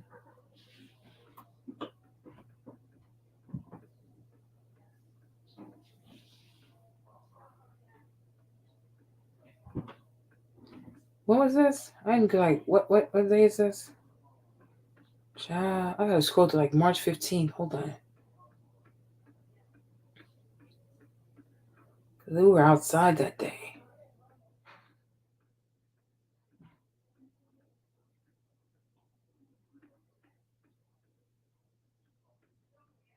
Sorry, y'all. Hold on. I think I can find it. Because it was definitely on March 15th. I was watching this. Like, I couldn't believe it. I was like, wow. People are so cruel.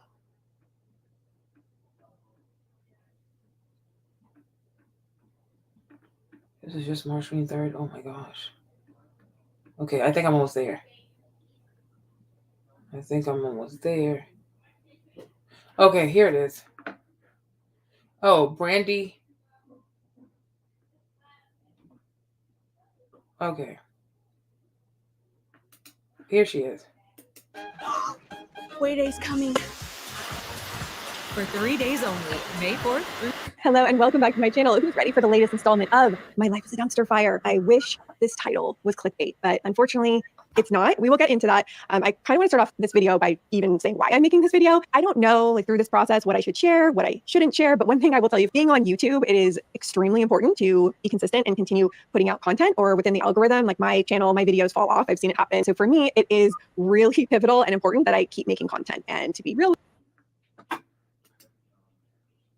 when you're going through this type of situation. So I'll just tell you what happened. On Monday was what is called the VSC, Voluntary Settlement Conference, where his team, my team, we all got together and tried to make a settlement happen. Now, that was 10 months in the making, which like now looking back, I found out is a tactic to increase the billable hours of the lawyers. Like it did not need to take this long to get to this point, which I am a bit upset about, but you know, you learn as you go through this process. And so we had this whole day from 9 to 5 where we're going back and forth. There was a retired judge who was overseeing the whole thing. And basically, at the end of the day, these are the two options in front of me. As of time of filming, I have not decided what I'm going to do. I'm leaning towards one option, but everything is up in the air. Everything is changing. So option number one is to settle. And in order to settle is that he gets the house. And that's not like him buying me out of the house. It means he gets the house, all of the equity in the house, and he gets every single dollar in all of my bank accounts. And I'm saying my bank accounts because that is all money that I have earned over a 10-year career.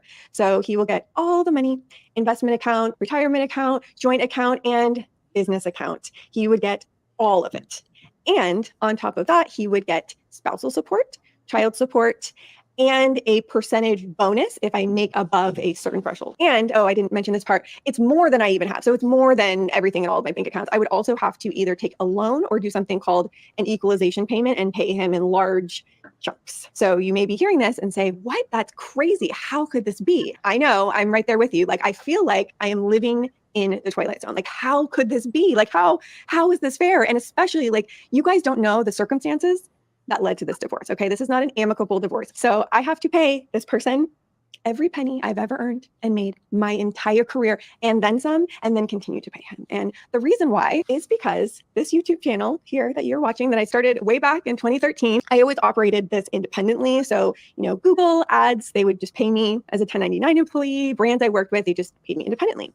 And when Ryan came on to work with me, he immediately turned my YouTube channel into an LLC. I never understood the implications of that. I thought, and I was told it was just for tax purposes. And that's on me for trusting that, for not doing my own research, for not protecting myself at that point. Because in establishing this YouTube channel as an LLC, it has value. You all probably know, if you watch me, you wouldn't watch this channel if someone else came on and tried to replace me. Like, it doesn't have any transferable value without me. Like, it's all based on me being here in my relationship I built with you guys over 10 years. But that doesn't matter. Apparently in family law, it is considered marital value.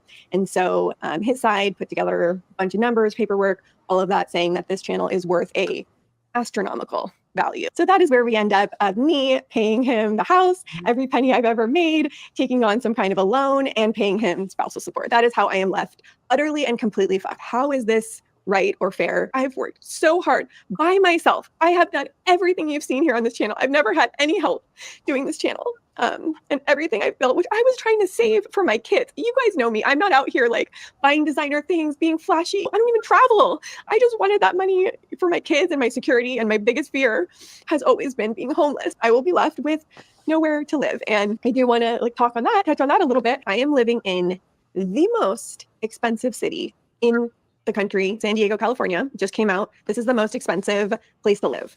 And the real estate situation here is pretty dire. Like, not only are interest rates incredibly high, I want to say they're in like the 7% rate, I'm not going to have any money for a down payment. So it's looking like I'm going to have to rent like some kind of an apartment with my 2 kids and my 2 cats. But yeah, so I'm going to have to rent some kind of an apartment. And even to rent like a little apartment is more than I pay for my mortgage on this house, which I love. And I'm still trying to figure out a way to keep my house because, my dad just moved down the street, my dad and stepmom. And it's just so amazing to have that moral support and have my kids get to grow up next to their grandparents.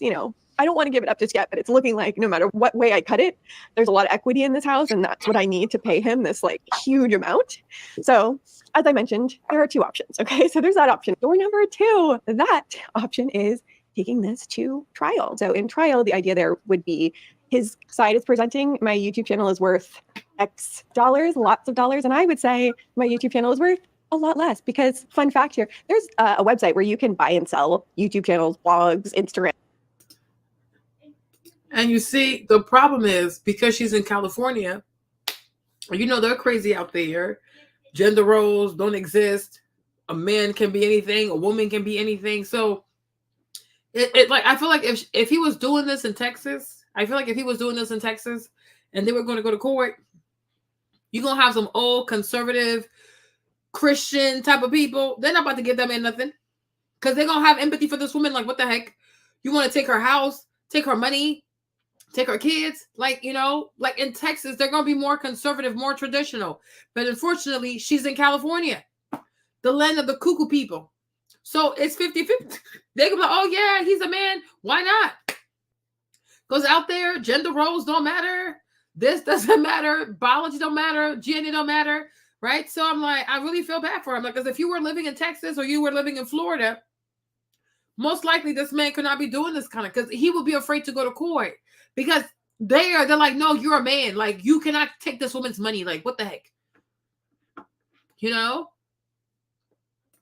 I think so. He's just crazy. He's just crazy. Yeah, there's something because she's in California. Like Shirley, what's the one who has the black one with the big boobs that has the TV show? Because she's in California. So she pays alimony, she pays child support because they don't care about gender roles. They're crazy out there. They are really crazy out there. It's gonna be like, no, whoever makes the most money, it's her. So therefore she's gonna have to pay. But if they were like in Florida or they were like in Texas, right? Sherry Shepherd, because she's in California, she lost. So she has to pay alimony and she has to pay child support. Because they had a baby. They agreed to have a baby with surrogate. So the baby was born. So she got to take care of that baby. She doesn't even have custody of that baby too, huh? I even think she has custody of her first baby. Okay. So the new baby that got the surrogate carried the baby, she got to pay the child support for the baby. She doesn't even have custody of the baby, and she got to pay the husband alimony. It's California. You even Mel B. Remember Mel B from Spice Girls, the black girl from Spice Girl? When Mel B had her divorce too. Remember from that scammer? Mel B had to pay the man. He wanted like $4 million or something crazy. Remember him? A whole scammer. He was calling himself Belafonte, trying to act like Aaron Belafonte was his daddy. He was not his daddy. He was you scammer. Yeah, it's really sad. They do crazy stuff out there. They're crazy. So I can see why she's afraid to go to court, because it's California. They're like, oh, well, gender doesn't matter. Whoever makes the most gonna pay. And that's really frightening. Accounts and things like that.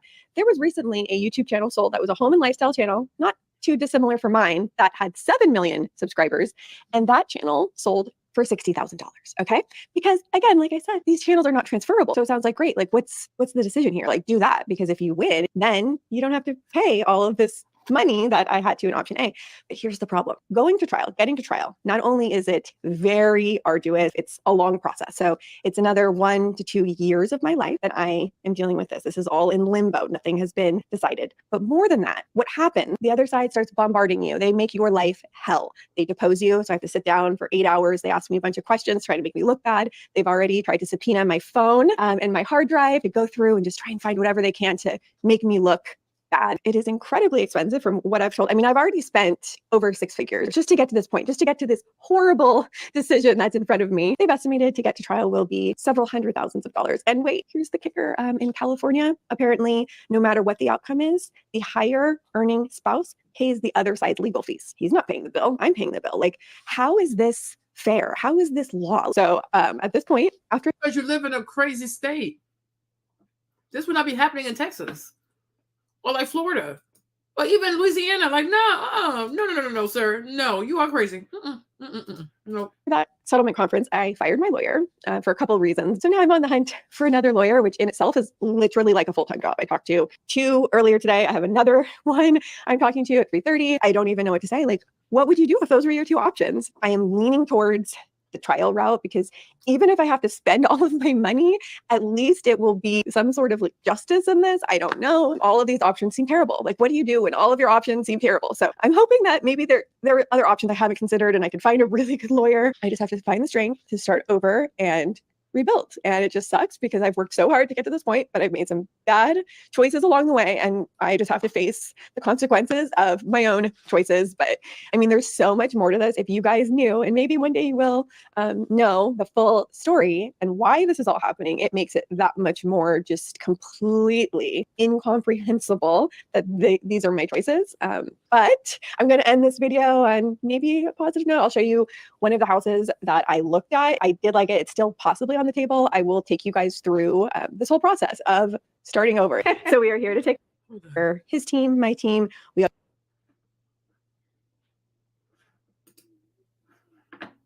If you're over 50, you don't want to use traditional makeup. As we age, our skin tends to lose moisture.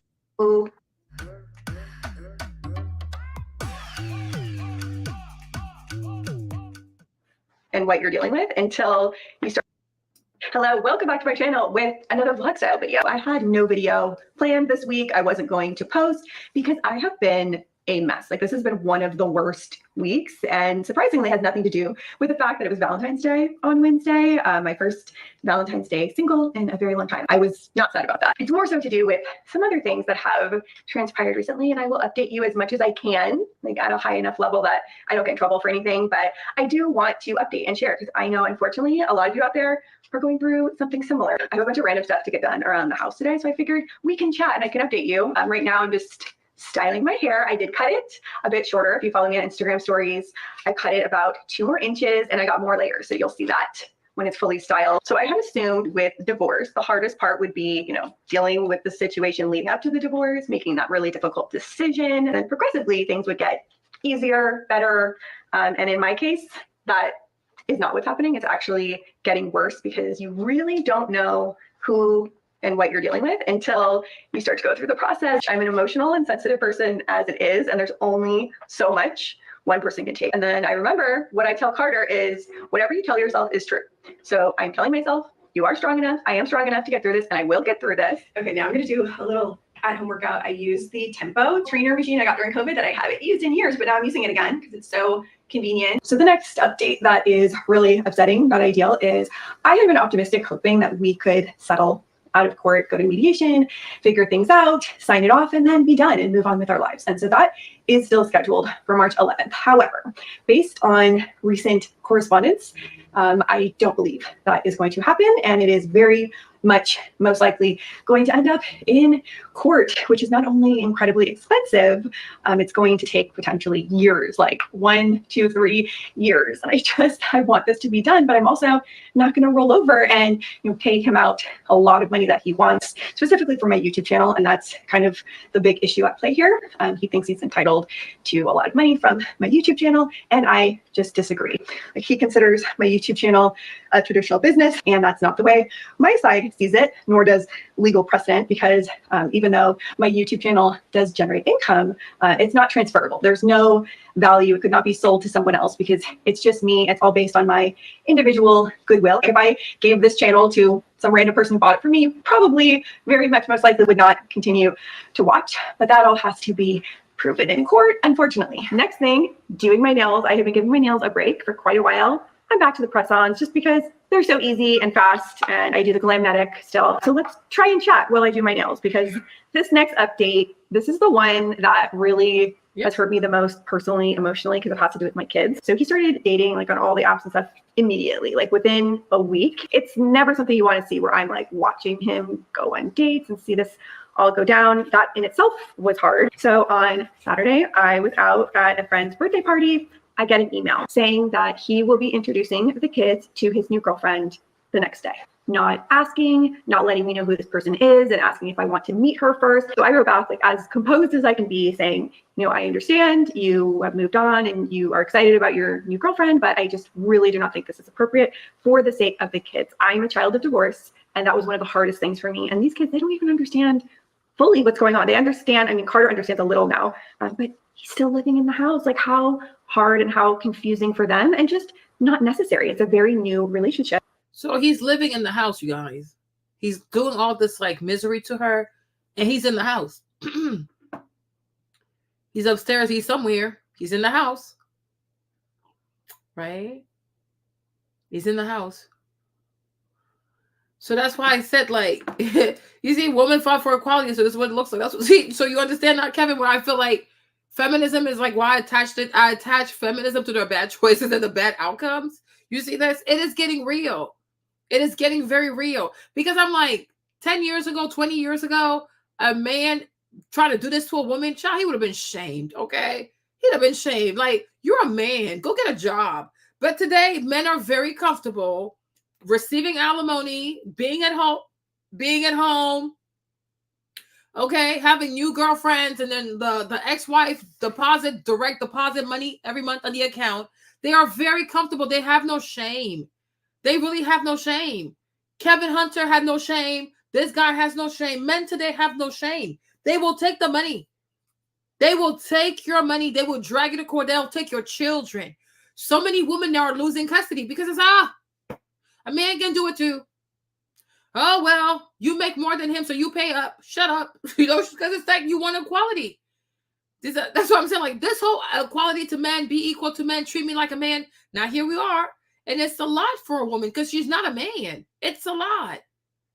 It is a lot for her to take. And he's doing this intentionally.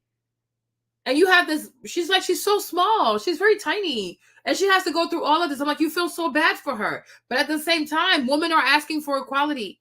And I'm like, people just think about the good side of asking for equality. They don't think about what is the flip side of things. And I feel like with this whole feminist movement, especially whatever it has become today, nobody ever thinks about what is the flip side of this thing, right? What's the flip side? When you say you want to be equal to men, you want to make as much as men.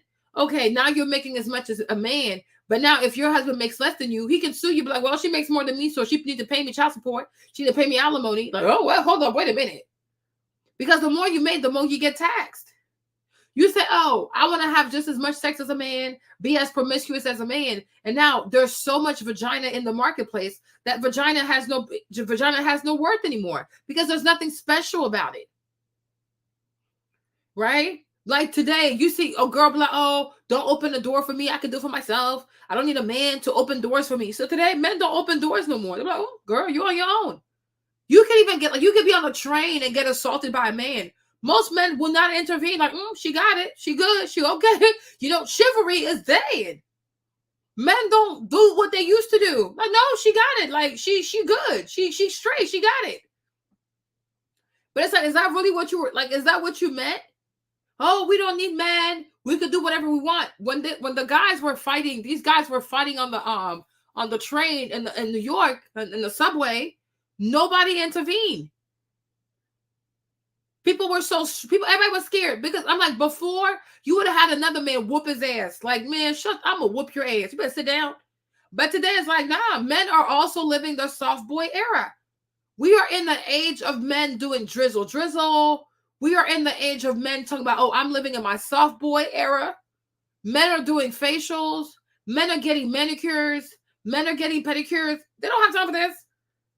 They will sue you and go take their afternoon latte, the little matcha, and then they'll go to Peloton, go to Soul Cycle, and mind their business. Men are changing, Kevin. Like, they are changing seriously.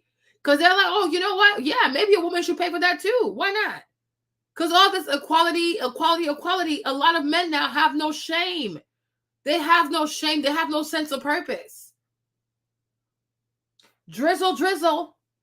Okay, I'm in my soft boy era. You see so many guys now doing facials. They getting their hair done. They're doing like the little the eye mask thingy. Oh no, these boys are rested. They are sleeping. You know what I'm saying? So it's like, yeah. Today you have even like men who stay at home and the wife is a doctor. She working full time. She working 12 hours and the man is at home with the children. He gets to watch TV, drink a lemonade, curl his toes. Okay. You see what I'm saying? Like men are changing. They are like, no, I don't want to do that. And these girls are confused. Oh, but protect me. Protect what? Like, you're a woman. Like, defend yourself. You know what I'm saying? Like, yeah. People are crazy. Especially, like, in the bigger cities. Oh, no. Everybody's on their own. Like, New York City, whatever. Although you're on your own. They don't want to help anymore. Yeah, doing the last. Men are changing. They do not want to be bothered. Like, before, you had men like opening doors, trying to like help you with your groceries. You know, if you're on a train and somebody wants to harass you, guys will be out here defending you. Like, you know, they don't do that. That's a woman. Like, don't do that. You know, they had a sense of purpose, sense of protection. Now they're like, child, what? They're like, oh, I'm in my soft boy era. Drizzle. But he has no shame because it's the time now. These are the times. A man can sue a woman. He can file for divorce. He can ask for alimony. He can ask for child support. He can say, oh, yeah, sell the house. Give me all the money in your bank account. Give me your YouTube channel. Give me this. Like, can you imagine a man? Like, before, you would be shamed. Like, how are you a man and you asking for all of this? But now you have men in their soft boy era. Right? Okay. Like, I'm like, okay, here you go. Feminism, to me, I feel like feminism is making women more tough, more masculine. They're working harder. They're working more, right? And then men are becoming softer and softer and softer and softer. And I'm like, something is off. Something is very bizarre. Yeah, they call themselves baby girls. You see this? Grown-ass man. They wear pink. They call themselves baby girls. Like, you know, like, no, I'm being, like, it's really concerning. Like, what is happening? What is happening? Oh, there's no such thing as gender roles. Oh, we need to get rid of gender roles. Initially, it sounds good. That's why I say a lot of times women are not fully aware of what they're advocating for. They're just thinking about the one side, like, oh, I want something. So, but you never just get one thing, right? You never just get one thing, because to everything, there's a flip side of it, right? They probably meant, well, oh, we want to have the same job as men, be paid the same as men. Okay, it sounds good. Like, okay, if you are a woman and you have this degree and this experience, you should be paid as much as a man. However, we forgot, once you start to be seen like a man, you get treated like a man. So now here we are. But it's like this, like, it's really, really concerning. Like, they were fighting on that train. Everybody was scared. You didn't have a single man stepping up because everybody's scared now. Even men now don't know how to fight no more because they got nail polish on.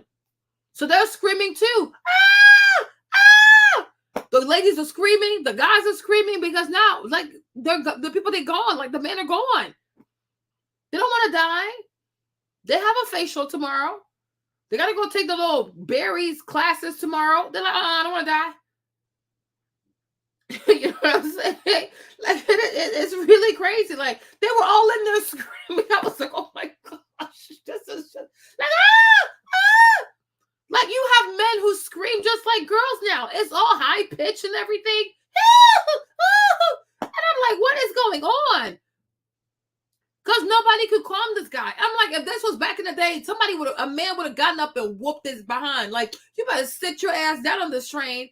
But today it's like, no, like, if somebody has a gun or somebody has some type of weapon or whatever, no one is going to stop. Everybody will start screaming because there are no more men anymore. Ah!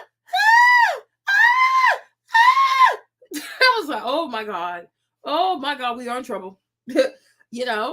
So, And so I even had done a bunch of research and sent that over, showing that experts recommend that you not do that early on. You wait until you're in a long, established, serious relationship. If you do want to introduce a new partner, and the next morning he takes them out with the new girlfriend. And not only that, this girl decides that it's appropriate to take pictures with my kids and post them publicly on social media. And those photos were sent to me. So you're meeting my kids without the mother's approval, permission, without me even knowing who this person is. And you think it's appropriate to take pictures and post that publicly. And then Carter came back and was like, I'm so excited. I get to have 2 mommies now. Yeah, that's like a dagger to my heart. Like, there's only so much I can take. And I've been trying, and I've been way, way, way too nice in this whole process. I am beyond. Like, I am so tired of being walked over, being a doormat, being disrespected. You guys have no idea. One day, I even started to notice some of the hair growing back at the end of the first bottle. This has literally changed my life.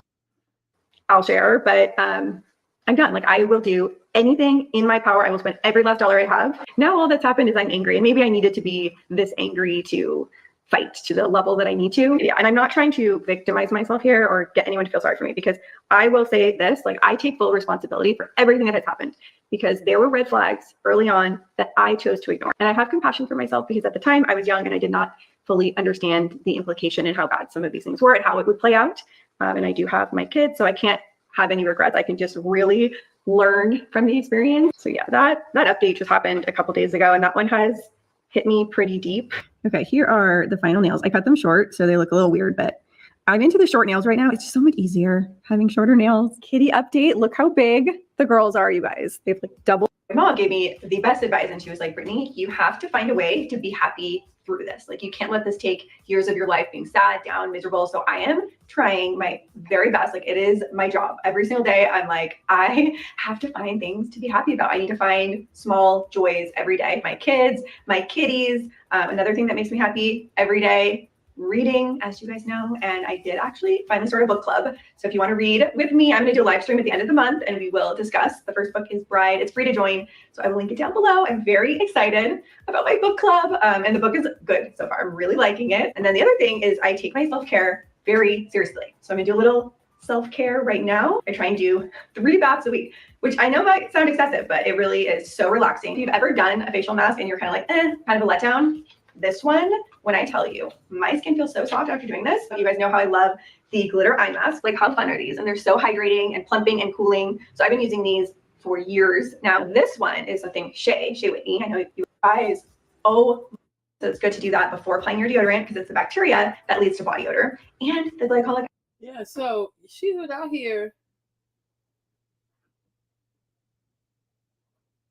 Yeah, she's been out here just traumatized. But he's been bullying this lady, though. Let's see what she says here. Hello guys, welcome back to another vlog style video in my series that I like to call My Life is a Dumpster Fire. But you know what? A dumpster fire doesn't seem big enough. What's bigger than a dumpster fire? But this time I have some good updates, better updates, because you might notice that I seem a bit happier, and that is because huge update. I finally have the house to myself. Someone has moved out, and this is literally all I've wanted, dreamed of, wished for, hoped for so long. You have no idea. Like, my nervous system has been in high alert, like unwell, living in hell for so long. So just that alone, I'm like doing 10 times better. But there's a lot of updates, a lot of things to talk about, to discuss. So I will sprinkle that throughout. But I'm getting ready now because I am going with some of my best friends to my favorite, happiest place in San Diego. It's this dueling piano bar where you request songs. There's 2 piano players and they kind of like battle it out. And I know that sounds weird, but it's just pure dopamine. So this morning I'm making breakfast for the kids and I hear this weird sound. I look in the backyard only to see a mother duckling and 10 little ducklings swimming in my pool. I called the Humane Society to come get them and bring them to a lake, but then it got really dramatic because the mama duck left and she left behind one of the ducklings and the duckling was in distress. But thankfully, like 15, 20 minutes later, mama duck came back for her missing duckling. And so that warmed my heart. And you know what? I am taking this as a good lesson. I'm making lunch, but I want to show you guys a legitimately life-changing hack. And I know I say that a lot, but for me, this has been amazing to make frozen vegetables taste almost as good as fresh. Frozen vegetables are so much easier. They're pre-washed, they're pre-cut. They're research-based. They have traceable ingredients.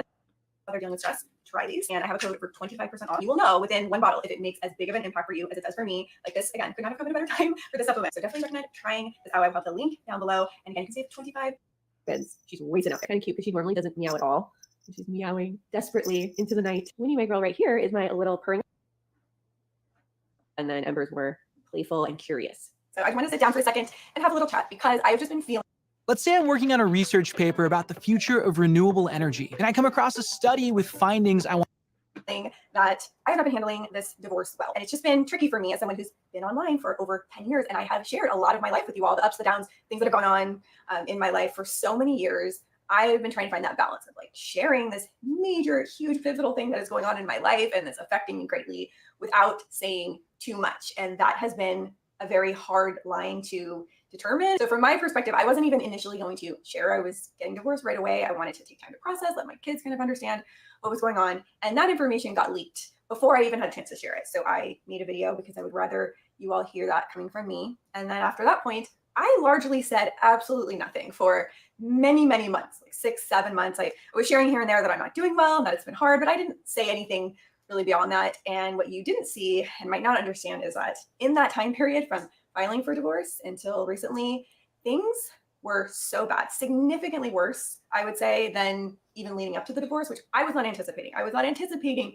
having to continue to live in the same house and all of the things that transpired after the fact. Like, there is only so much one person could take, and I was pushed and have been pushed to fully a breaking point. And I'm not saying what those things were, but I guess the bigger thing that I've learned and that I've realized, self-reflecting, is I need to let this all play out in court. This needs to be in front of a judge, the evidence and the facts and the truth on the table, and let a judge decide. And that is kind of what I'm doing moving forward. Is I'm sharing a lot less of the details here. I'll still share how I'm doing and how the process is progressing, but more so I'll just be focusing on starting over and lessons I've learned. If anyone can take something away from my mistakes, like for example, huge lesson, if you are dealing with lawyers in any capacity, whether it be for a divorce or anything else, interview multiple lawyers. I hired the first lawyer who I talked to. I don't care if it's a pain and you have to pay for each consultation that you do. It is worth it because I made a huge mistake in the lawyer that I hired, and I saw the red flags pretty early on. She did something initially early on that my gut told me did not feel good, was not right, and I ignored that. And I thought, in this past 10 years, the one thing that I should have learned is how to identify red flags and take that seriously and not ignore it. But I had never dealt with lawyers before and I didn't know what was normal. And I kind of gaslit myself like, okay, no, this is just how all lawyers are. And that was a very expensive, very time consuming mistake. But now that I'm with a better lawyer, I realize, oh my goodness, night and day difference that it makes to have someone who actually knows what they're doing and is giving you good legal advice. So that's another very expensive mistake that I want to share. So maybe anyone out there can learn from that. Like everything in the past 10 years should have told me, if something doesn't feel right, you need to listen to your intuition. You need to acknowledge those red flags and know your worth and move on. So now hopefully I will get the message in all aspects of my life. I do finally feel like I'm in good hands. I'm ready to fight to the full extent of the law. I'm not scared anymore. Like I've been pushed to a point that I'm standing up for myself finally for the first time probably in my life. Like I realized I'm a doormat of a human being. A lot of you are out there saying like in a couple of years time, you will look back and you'll be so proud of yourself that you battled through and you got through it and you'll be doing so much better. So I am doing this for my future self. So that's where I'm coming from. Just wanted to get that off my chest. So anyway, I need to get dressed now to go to the shout house and hopefully have a nice night and leave my troubles and drama behind for a few hours. I'm getting ready to head out and I need you to help me pick an outfit to wear. So this is a new like bodysuit that came in. Love the color. I don't even know what to call this. Maybe pewter, but love the vibrant. I think now she's just rambling. But anyways, you guys got to hear it. Like, so the man, it's poor thing. I hope she still has money left after this. I really do. So I'm gonna go back to my little video here. Okay. So Scarcity, I was really thinking about that because I was like, I really do feel like that feminism, especially like the way it is now too, it has caused women, by wanting to be equal to men, they have surrendered something very powerful. And I don't think they can get that power back. I don't think they can get that power back because now it's a hot ass mess. It really is a hot mess. This was furthered from a very famous paper from 1968 by Brock named Implications of Commodity Theory for Value Exchange, where he defines scarcity marketing. First, that any commodity will be valued to the extent that it is unavailable. Second, that threat. See, if something is not as available, people have more tendency of respecting it.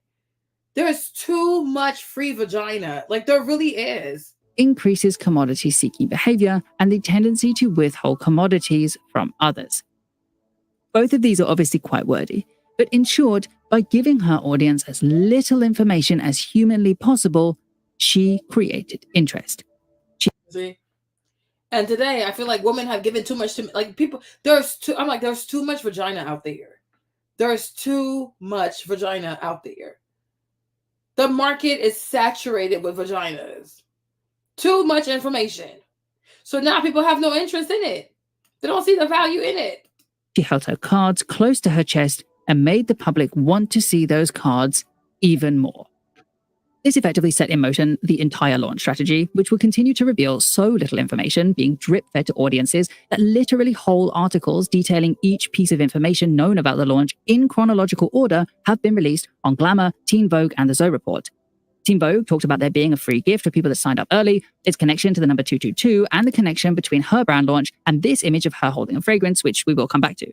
Glamour discussed the video released on her Instagram that's now also available on the website, and the Zoe Report talked about the aforementioned trademarks and the tagline, Reveal Your Alchemy. From all of these dots, combined with the vast majority of what is trademarked, it seemed that this is really planned as a fragrance line. In fact, from the dots that we currently have, I wouldn't be surprised if there weren't any pigmented makeup products at all at launch, and instead we got more obviously perfume products under what WWD is calling a scent brand. Which, if it is, that's another separator from the Filipino Orabella brand we discussed earlier, which is much more of a skincare brand, perhaps intended for a Filipino skin clinic as opposed to a simple cosmetic store like Sephora. But it's exactly this purposeful vagueness of the brand or product in the promotion that causes the interest in speculation, concluding in. And this also, like what she's saying here, it reminds me of like, if you have some mystique about yourself, it makes people more interested in who you are. That makes you think of Hailey Bailey. I think she's overexposed. But I'm like, women need to start applying this notion. But are they going to have enough sisterhood to be like, you know what? We have to take a lot of vaginas off the market and create some scarcity when it comes to vagina. No, it's perfume. It's perfume. In assumptions such as that I have just delivered that this is a fragrance brand, going back to quote Brock, any commodity will be valued to the extent that it is unavailable. Yep. And when it comes to the kitty cat, I just feel like there's too much of it. It's all over the place. Like men are just inundated. And so as a consequence, like it doesn't have any value because there's too much. There is too much of it. There's just too much. If we take in the 4 Ps, that means that pre-launch, we really only have information on promotion, which is obviously celebrity endorsement and social media, and obviously the scarcity marketing forcing big buzz before the launch. And we also have information. What if you could do SEO smarter and faster? With Wix, you can edit your meta tag About the place of purchase because of the alt teas and the website having early signups, which I won't go into too deeply, but it's smart, it's accessible, it's well prepared to reach a wide audience, but also a younger target market. This leaves us, as the audience, price and product to speculate on. Arguably the 2 most tantalizing aspects of any product launch, especially when it comes to celebrity brands. In fact, celebrity brands specifically have an opposite trajectory to most brands. Most brands start life small and grow as people discover the product, whereas celebrity brands tend to do the opposite. They begin with a huge launch and slope down from there, eventually attempting just to stabilize purchases with customers won over from the launch hurrah. Of course, not all celebrity brands are like this. There are some that purposely try to avoid that big hurrah. In fashion, there's quite a lot. There's The Row from the Olsen twins, Guest in Residence by Gigi Hadid, and Brad Pitt's God's True Cashmere. But in cosmetics, there are very few that follow this trend, and that's because of a few reasons, namely competition, margins, and repurchase potential. Competition is obvious. I really think that a lot of women should start looking at it like from a business perspective, like, you know, especially when for girl people who want to be married, is like your competition. Like who's your current competition? Like when if you're looking for a husband right now, like who's your current competition? Right? Your margins. How much do you have to invest to look like wife material? Okay? Repurchasing power. I was like, even though this is like, it's about makeup and whatever, perfume, but I'm like, I don't know, I just feel like it gives you good insight into like human relationships. Like, how do you get people to buy the things that you want them to buy? Especially when it comes to like, I guess marriage, like, but it comes to like, you know, making men want to actually like be married. Because I feel like there's too much. I feel like there's too much vagina. I feel like that's why like the whole dating stuff might be trash, because men don't really have to try hard because they have access to too much at their fingertips. Many products that are the same or similar in product quality without the celebrity endorsement premium, that it's harder to create loyalty for celebrity brands. So it makes more sense to get the interest and sales in before novelty wears off and customers move on. This is then really enabled by margins. In cosmetics, there can easily be a 400% to 700% markup on a product while maintaining an affordable price point. So because it's an easier purchase, less of an investment than, say, clothing, they are more likely to sell in volume. For a normal brand, that doesn't always mean that they're going to be profitable because cosmetics does cost so much in promotion. But for a celebrity brand whose costs will be even less than a normal brand's because their audience will do the promotion for them, there is opportunity for a significantly higher markup. Because of that, cosmetic launches tend to be a better return on investment than other sectors, even if interest doesn't last for a prolonged time. When that idea is taken in conjunction with the repurchase potential, it really makes a splashy launch worthwhile for any cosmetics brand. I think I read recently in research for an upcoming Britney Spears video that there's a window of about 7 years on cosmetics before consumers start looking for a new product. And you have to forgive me that I don't remember where I read that, but I'm assuming using the marketing funnel that means. And you see, like, when she says that there's a market, like there's a window, like usually people will stay committed to a brand for like 7 years and then they'll want to go buy something else. I feel like women have to think about that too. Like, what is her window? Like, what is the window where you will be like the most sought after and you have to maximize your potential? You know, I'm like, this video had me thinking about all kinds of stuff. Hold on. Means that after awareness has been garnered, they considered and purchased the product, then liked it enough to turn that relationship into loyalty, they have a repurchasing window of about 7 years. Either that or they have 7 years after the initial purchase to decide whether to repurchase. Either way, obviously only a fraction of initial buyers do return to repurchase, but the more initial buyers a company can get, the more 7-year-long repurchasing power they can make. And for a big, splashy celebrity brand launch, that's a hell of a lot of initial buyers making their way down the funnel. Of course, I'd imagine that their conversion rate is lower than most brands just because there is an aspect of hype. Many people do want to only try it the once. But as long as they can eventually stabilize their loyal customers, that's quite good longevity for any celebrity brand, especially for brands with good product consistency. This brings me back to the idea of Orebella debuting as a scent brand.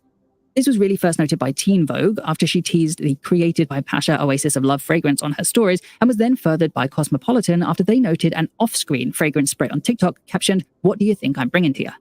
Of course, we cannot know pre-launch, but this is obviously very clearly teasing the audience to expect a fragrance, possibly one inspired by her Middle Eastern or specifically Palestinian roots, which will validate consumer speculations if/when it is revealed to be one, making them feel smarter and more connected to the launch of the product because they weren't explicitly told, potentially lengthening the repurchase potential. And just as a post-editing note, it was revealed to be a fragrance brand just the day before it went live, which also adds to the... What do you guys think of the bottle? I thought the bottle was kind of cute. They look like little dragon eggs from Game of Thrones. Oh, this is kind of cute. Packaging is kind of cute. It's kind of cute. validity that it gives to their customers, and it adds to the drip feeding of information that we talked about earlier. But there's more to this. Another aspect is, of course, Bella's huge current fan support for her support of the Free Palestine movement, especially considering the rumor that she was dropped from Charlotte Tilbury for her support of Palestine, which I probably should reiterate is a rumor. Now, I'm not suggesting that she is using this war to push her own product, obviously, but because of the topic, it has seen her fans connect to her in a more emotional way already, which will inadvertently help her sell products. In fact, one fan said this explicitly, quote, "If you tell us to switch from Sephora to Ultra for Palestine, we will do it." Watermelon emoji. This works because it connects the fan and celebrity together through a united cause and makes that parasocial relationship stronger and makes the connection between fans as a tribe stronger as well. To quote Sartorial Fandom, Fashion, Beauty, Culture, and Identity, which is my favorite book on celebrity to fan marketing, these connections, however ephemeral, are significant exercises in mutual recognition of shared fan objects, but also in self-recognition of how our fan identifies and lived identities intersect. Vitally, this remains the case when we consider the forms of sartorial expression that by design do not visibly self-identify us as fans. A pair of Super Mario Bros. Socks, MAC Cosmetics Star Trek nail polish, or Skin of Evil Wonder Woman underwear, which when applied to Hadid may mean that those that are pro-Palestine in the current discourse will feel more motivated to purchase as they see their own values projected in the brand. Again, I'm not saying this is purposeful marketing whatsoever. But she has 60 million followers, though. She has 60 million. So I would think that's a lot of followers. Because realistically, the wider public only began learning about the situation in Gaza in 2023, and Bella has been trademarked for at least a year before that, and Bella herself is obviously from Palestinian roots on her dad's side, I believe. But this is a way that the brand will be able to connect to their potential customer on a deeper level. She may benefit from this, even if it is unintentional. In fact, seemingly, this is the least purposeful aspect to the pre-launch, which in all of its other aspects has been an incredible study in its direct intention. The scarcity of information baiting fans into speculation while still being quite clear about the place of purchase is very obviously purposeful, and because it is largely limited to Hadid's own social media, is well controlled and curated. But to the consumer, it's simple, it's authentic, and it's clever, making them connect to the brand in an intellectual way. The only real criticism I can think of all of this pre-launch is that maybe they could have been more transparent with the price point, because there definitely is potential for disappointment on launch if it is pricier than expected. But yet I'm still interested to see what the brand is like upon launch and how all of these dots connect together, because so far it's been a very interesting ramp up. Thank you so much for watching this video. Please do like and subscribe down below if you're interested in fashion. Yeah, so I was like, I found that to be a little interesting. I was like, I think women need to be a bit more strategic, because there's too much supply. There's too much supply. And all the supply is just causing people it's causing men to be indecisive, and it's causing men to have an unfair advantage, because when something is too available, people don't care. People don't value it. And that's the thing, like with the Lululemon thing, the man was right. He was right. When you make things expensive, you make things exclusive, you say, okay, this is not for a certain type of people, right? Then people want it even more. They want it even more. When you want to be something for everybody, like nobody cares, because people love things they can't have. People love to have things that other people want, but nobody can get, but you were able to get it. You know what I'm saying? And it's like, when it comes to having a woman today, it's not aspirational. Like a child, you can get one everywhere. You can see it on Instagram. You can see it in the strip club. You can see it at the on the OnlyFans. You can go to Pornhub. You know, it's all over the place. It's all over the place. So like, what's the hype? Like, what makes it worthy? And I was like, there needs to be a rebrand. Yeah, I really think, I think a lot of women need to be like, start thinking about like, I don't say like a business, but it's like, it really is like a product. Like, okay, what can make me most desirable? And it seems like, And it seems like too, like she said, if you put too much of yourself out there, nah, people are like, oh, I'm bored. But when there's like a mystique about you, like when there's certain things that are like, ooh, I want to know more. I want to know more. Hey, Mina, so it's like a woman also needs to start thinking about like how to be more like, how to have more of a mystery around them. Like, be mysterious. Be mysterious. You know what I'm saying? I do feel like that also makes people like, oh, I would like to get to know her. Because she's not putting everything on social media. So that makes you want to get to know her. So nothing aspirational about being inclusive. Let's be for real. No, there really isn't. And I feel like feminism, that's why I feel like feminism to me, it has trivialized some very sacred things. Because once you say a woman is equal to a man, you are removing a certain mystique about her. And I'm sure they meant well, but now that we know more like branding and how you get people to buy stuff, how you get people to like be like crazy for something, but it's like, if you say, oh yeah, this is just as equal as this, if we told people that diamonds are equal to cubic zirconia, what would happen to the whole diamond market? It'd probably crash, right? If you told people like, oh, well, the like nutritional value of like champagne is the same as water, I'm sure people probably like just, well, I'll just buy water then. If you tell people, oh, they put the same engine in a Porsche that they do in a Toyota, then why would I buy a Porsche? It's the same engine. Like when you tell them, oh yeah, these things are comparable. Oh, these things are the same. Oh, men and women are the same. Oh, these things are comparable. Like, well, men are dogs. Men are ish. So, well, I guess women are dogs too. Like, oh no. And that's not the kind of comparison you're trying to make, but unfortunately, because you say these things are equal, not people are comparing them like apples to apples. And I'm like, oh my gosh. And then without meaning to do so, you have taken like a mystique away from womanhood and what a woman is and what she can do and what she can provide, because you do want to be different. But when you're just like everybody else, then what makes you special? Does that make sense? Am I making sense here? I hope you're making sense, right? I hope I'm making sense. But if your brand is just the same as the other brand, people will simply go for what's cheaper, right? If this company sells this right here, this other company sells this, and it's the same exact product, who's going to want to pay more? You'll pay less, or you'll go for the site that has the free shipping, So it's like, well, women are equal to men, so it's the same thing, right? They do the same thing as men. They're just as filthy as men. They're just as like masculine as men, But without meaning to do so, you have destroyed the product. Like, you have destroyed the perception of the product. You have destroyed like the luxury of the product. Does that make sense, you guys? Right? Like Louis Vuitton, like when you buy a Louis Vuitton bag, like, I don't know, these bags are not really worth all that money. But the location where you have the Louis Vuitton store, like, like it's always like top real estate, luxurious real estate. Like, it's so expensive. Like, you feel like, wow, like, dang, like I'm part of a very elite type of club, but it's just a bag. But the whole, like the way you go about buying the bag, it builds the hype. Like, it makes you feel special. Like, it makes you feel rich. It makes you feel successful, even though it's just a plastic bag. But they understand how to make you feel like you're doing something like bigger than what it really is. Does that make sense? So it's like,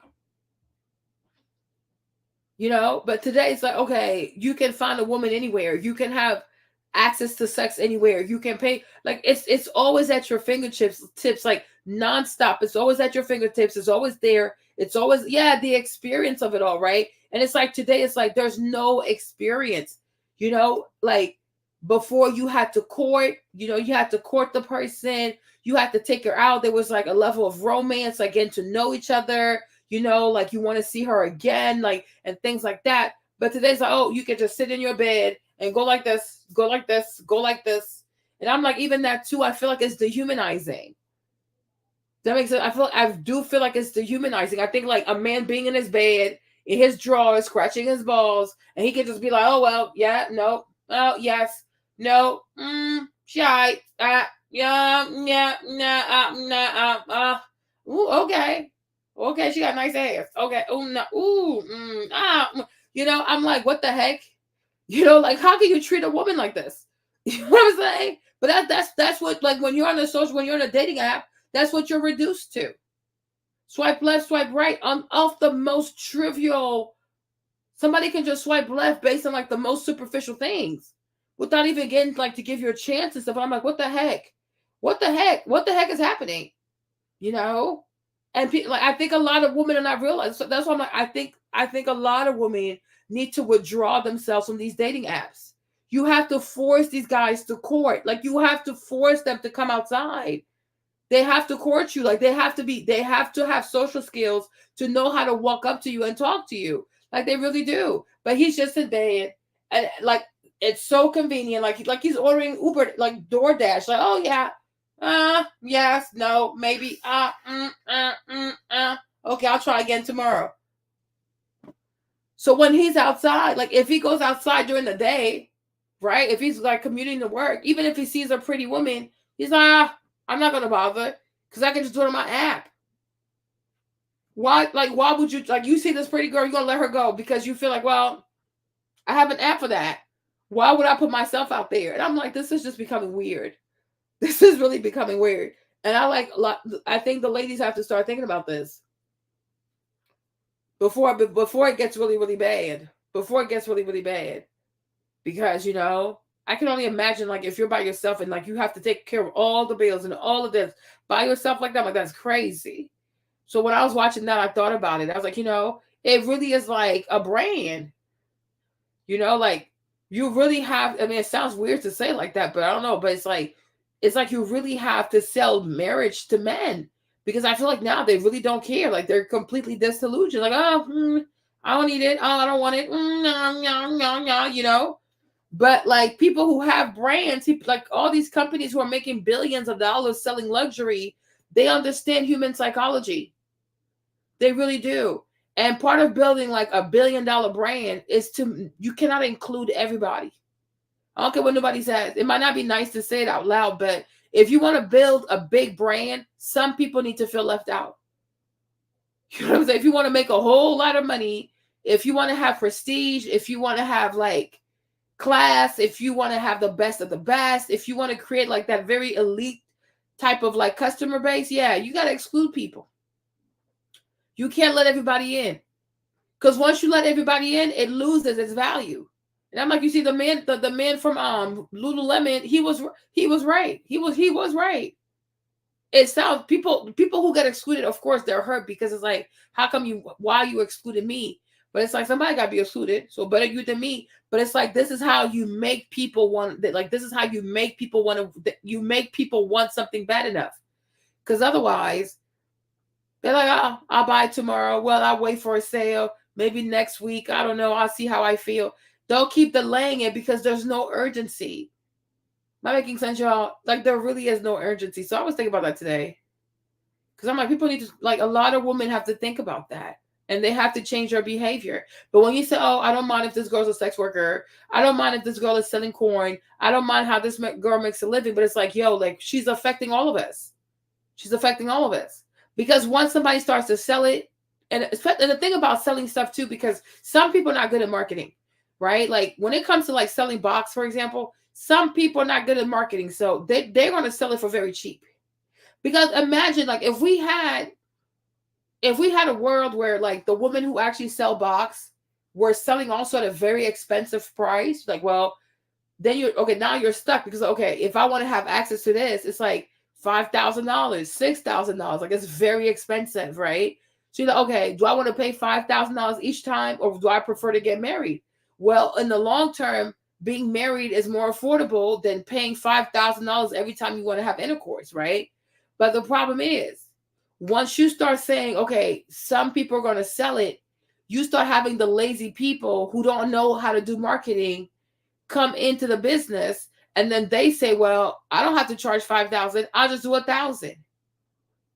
The another girl be like, well, I'm not going to do $1,000. I'll just do like $500. Then it becomes $250. Then it becomes $125. Then it becomes what? What is it?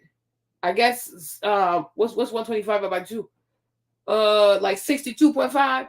Okay. Then it becomes like what? Like the prices keep getting lower and lower and lower because a lot of people don't understand marketing. They don't know how to sell. They don't know how to act like the little gifts, whatever. So all they want to do is compete on price. So the price gets lower and lower and lower. And when you get to the very bottom, you find the girls that are on the streets. Because there are people who sell it for very expensive, and there are people who sell it for very cheap. You know, and I'm like, here you go. So now it's like you can go from having it for free to having like for very expensive, if you're a rapper, entertainer, I don't know. But I'm like, long term, like this is very detrimental. Like it's very harmful. And I can understand why like the dating pool is trash. I can understand why men don't make any type of effort. I can understand why today men are very lazy. They do the bare minimum. They're not pressed. They're not stressed. They're not in a rush because it's I'll do it tomorrow. I'll do it in 2 weeks. Maybe I'll never buy them. Like they don't care. So that's what I thought. I was like, that's crazy. But tomorrow, hopefully tomorrow, I'll do the B. Simone thing tomorrow. I want to talk about B. Simone and her best friend. What is her name? Megan. Oh my gosh, she's a lot, that one. But tomorrow I'll talk about Megan. I'll talk about Megan and B. Simone. Because these best friends out here, it's too much.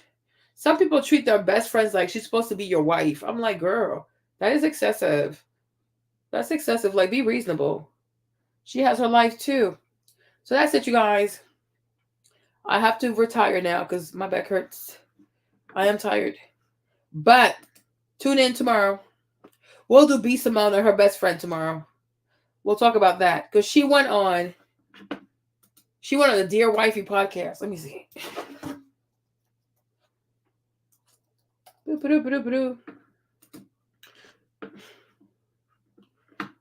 Dear Wifey podcast. These people are crazy. Let me show y'all. So in case you want to watch it before we get to it. Yeah.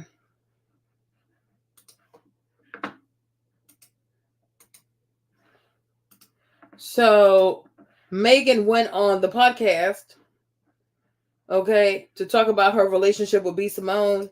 B. Simone also did her podcast talking about like their situation, how they broke up. So we'll do that tomorrow. But if you want to watch it, it's right here. Megan Ashley. If you want to watch it before we do, it's right here. So we'll watch that tomorrow, and then we'll watch the B. Simone one tomorrow. So I'll do a live about these two. Let's talk about that. All right. In the meantime, in between time, you guys enjoy your evening. I'm out. Love y'all. Thank you for being with me. Hope you enjoyed this live. Okay. Bye, you guys. Bye-bye. She's tired.